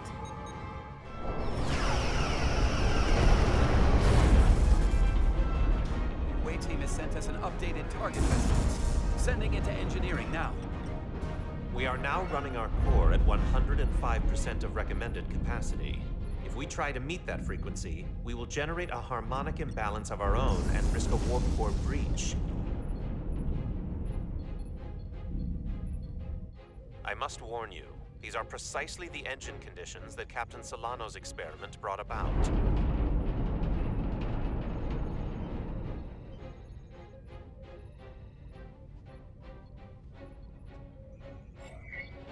A runaway reaction is a dangerous possibility right now. We can't afford to start second-guessing ourselves. Is my order beyond your ability to execute? Then you will follow it. We're all counting on you. Yes, Captain.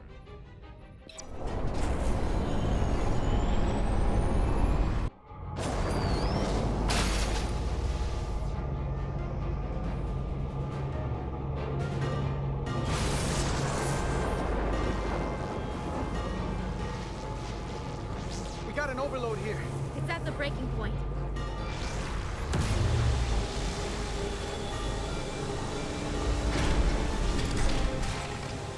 What's happening? We got a problem.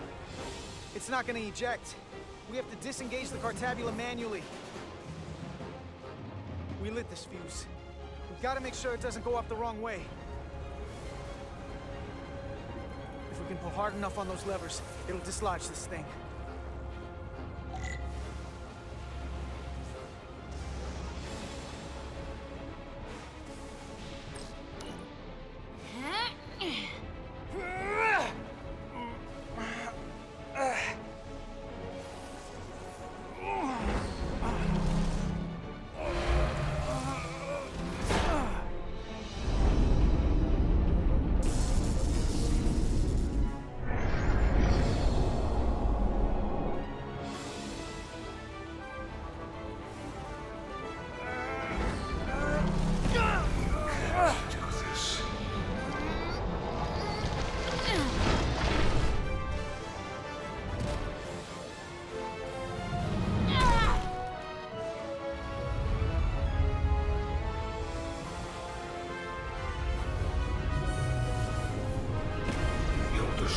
Everything I've worked for.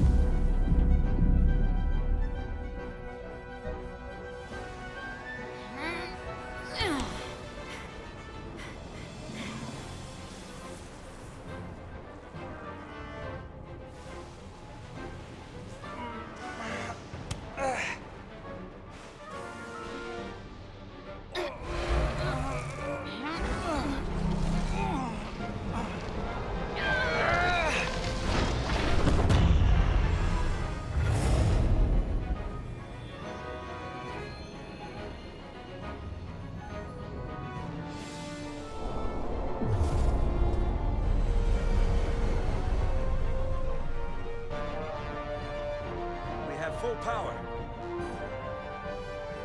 And the Aphelion is shutting down. Returning warp reactor to nominal output levels. The Takan are running off reserve power now.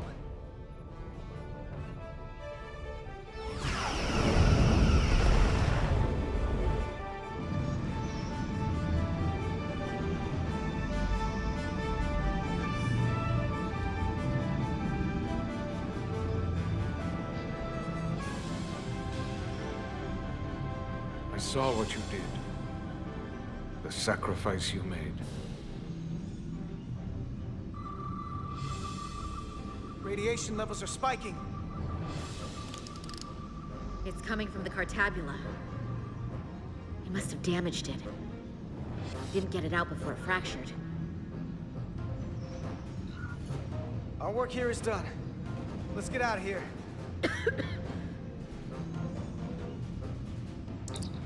3 to beam back to the Resolute. We can't lock on. Our transporters won't cut through the interference. We can't stay here.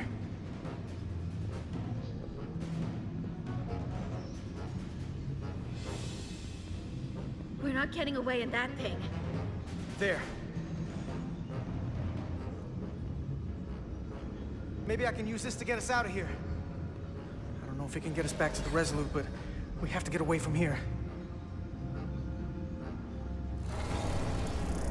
Everybody on!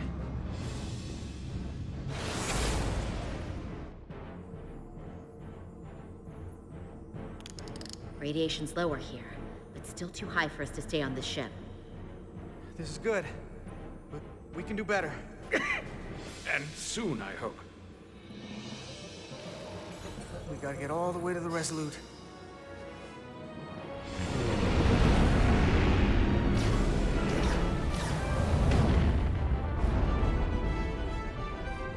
That thing is down, not up. We'll handle the stolen Federation ships, but you need to get a crippling shot on the Aphelion. A direct hit to its bridge will bring it down. Take us real close, Captain. Skim the hull of that thing where it can't get a clear shot at us. Or I can weave us through the battle. And hope we don't get caught in the crossfire. I don't want to get too close to that thing. we can't take much more fire, Captain. Take us along the Aphelion's hull. Get us to the bridge as fast as you can. Aye, Captain.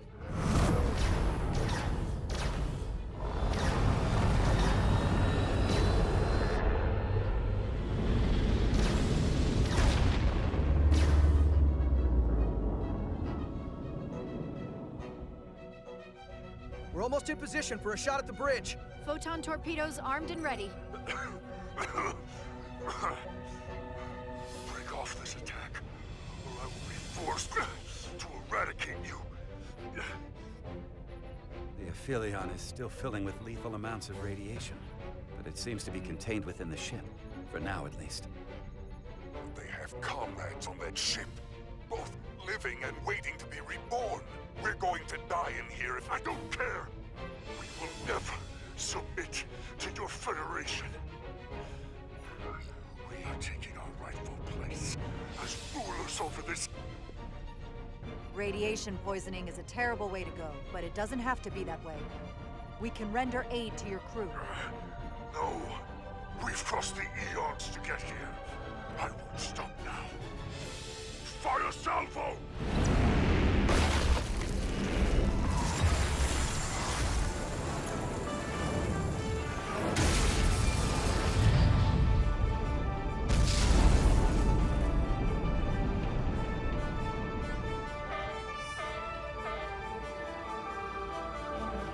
Now the radiation is rising here, too.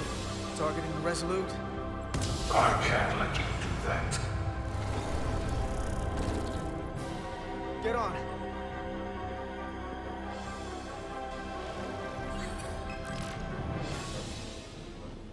Damn it. I can't hold on to it.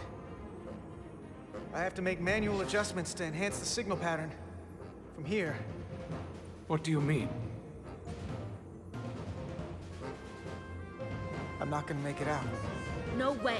We're all leaving together. We've been through too much to split up now. We don't leave people behind. Got it? I'm really sorry, Millie. I'm not gonna be able to go with you. But I have to get you back. Please.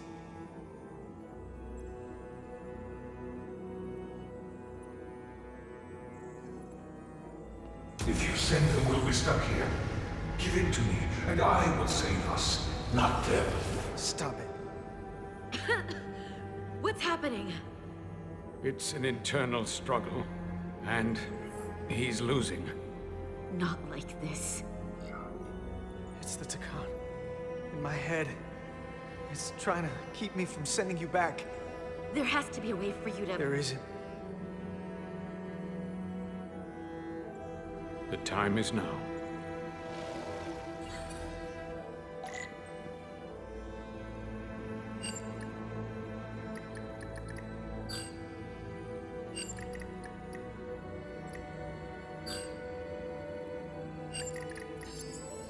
That won't work. I told you. This body is mine now.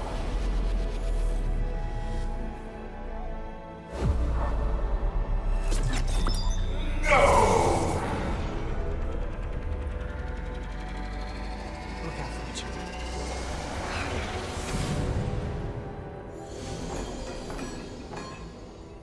The away team has beamed back. We're in position and ready to fire, Captain.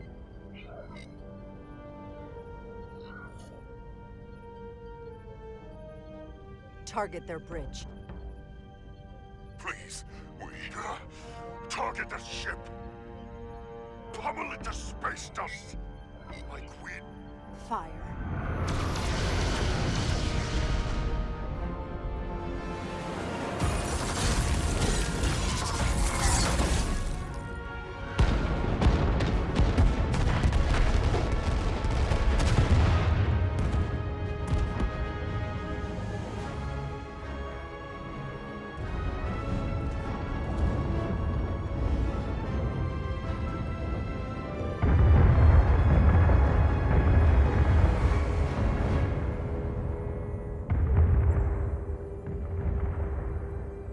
Hey, Carter?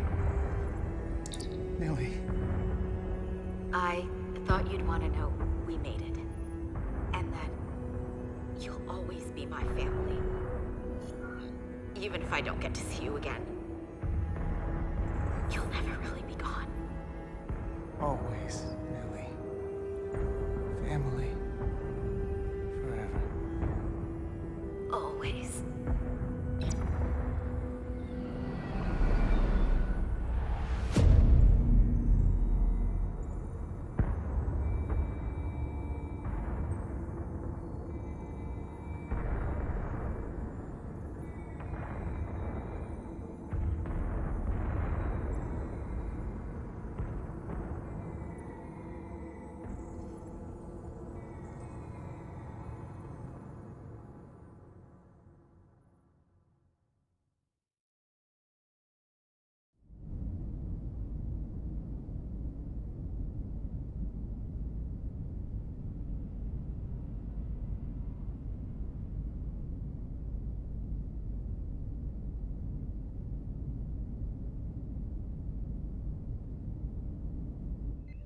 All decks secure.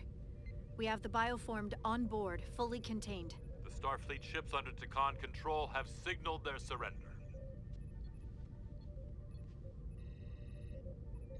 Good work, Captain Rydick. Next time I need some backup, I'll know who to call. I trust you won't have a problem with that. Thanks, Captain Riker. I owe you one. Yes, you do. But who's keeping count? Captain, we're being hailed. It's the Aphelion. On screen. The radiation. We won't last much longer in here. Please, we surrender. We need your help. Please, people support your ship. I know what they've done, Captain. But we can't let them die. They're our enemies today, but who knows what they could become. You already offered help and they turned you down. Tried to destroy us. Why reach your hand out to them again? It's what we do. This is the fate they've chosen. Leave them where they are. You can't do that. We don't have much time. We submit. I don't know what else I can say. Please, we don't want to die. This is what separates us from them. The fact that we can make a gesture of peace even after all our conflict. Set up containment fields in the docking bay and beam the Takan there. Crew of the Aphelion, shut down all systems. Lower your defenses and prepare to be transported. Thank you.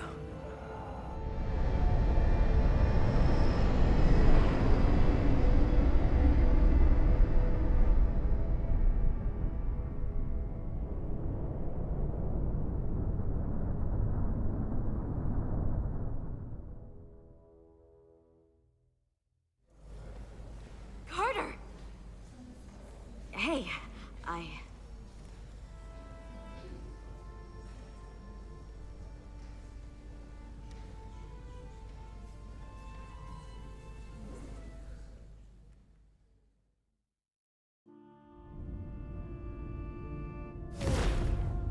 My first order of business will be to help reestablish the Hotari government and resume peace talks, genuine talks, with the Elydians.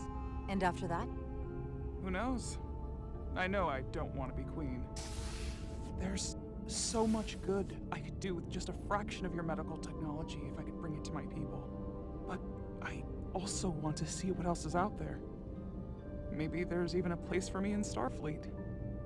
It would be hard to stay on Hotari forever. Not with all there is to experience, to learn. There are many ways to help your people, and healing them is a very noble way to do so. I'll see to it that Starfleet sends a medical ship to share knowledge and technology, as long as you'll be there to spearhead their efforts. I'll gladly accept those terms. But there are pressing matters we must attend to before any of that. I can't thank you enough for all you've done. I'll see you again.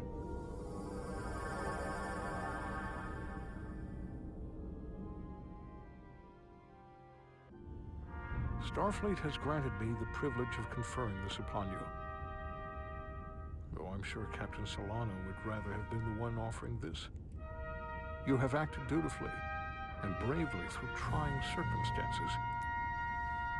I grant you the official rank of Captain. I believe a great many wonders lie ahead for you, Jara Rydick. There appears to be nothing that can stand in your way. Thank you, Ambassador Spock, for everything. It is you who stopped the spread of the Tikan. I should be the one giving thanks.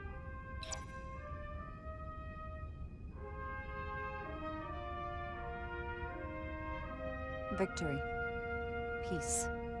These things never come without a cost.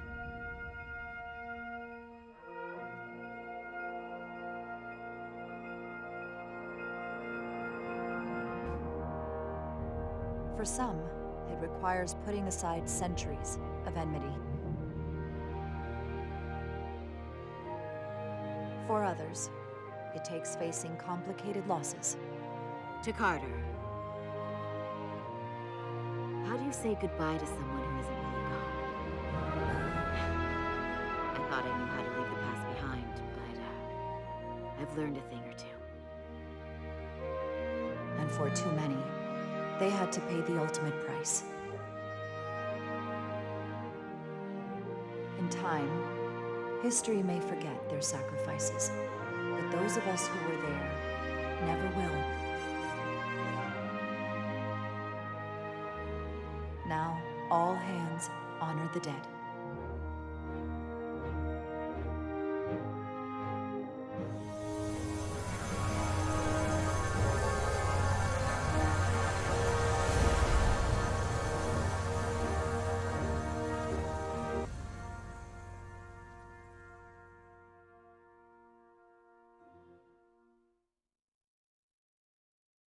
Captain Solano used to say that nothing ever stays the same.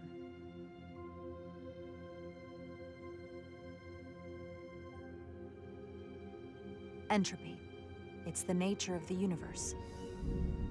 As such, the crew of a starship can never stay the same.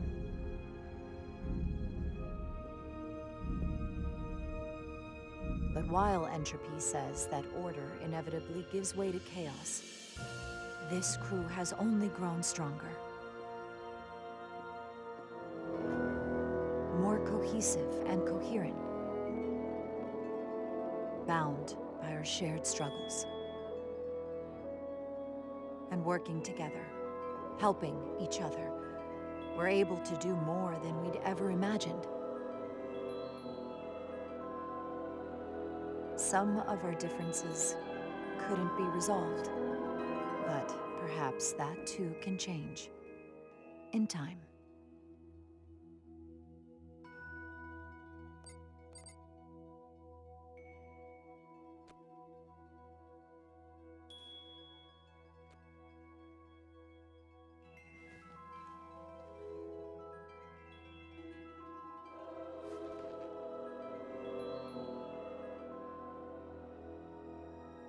Engage.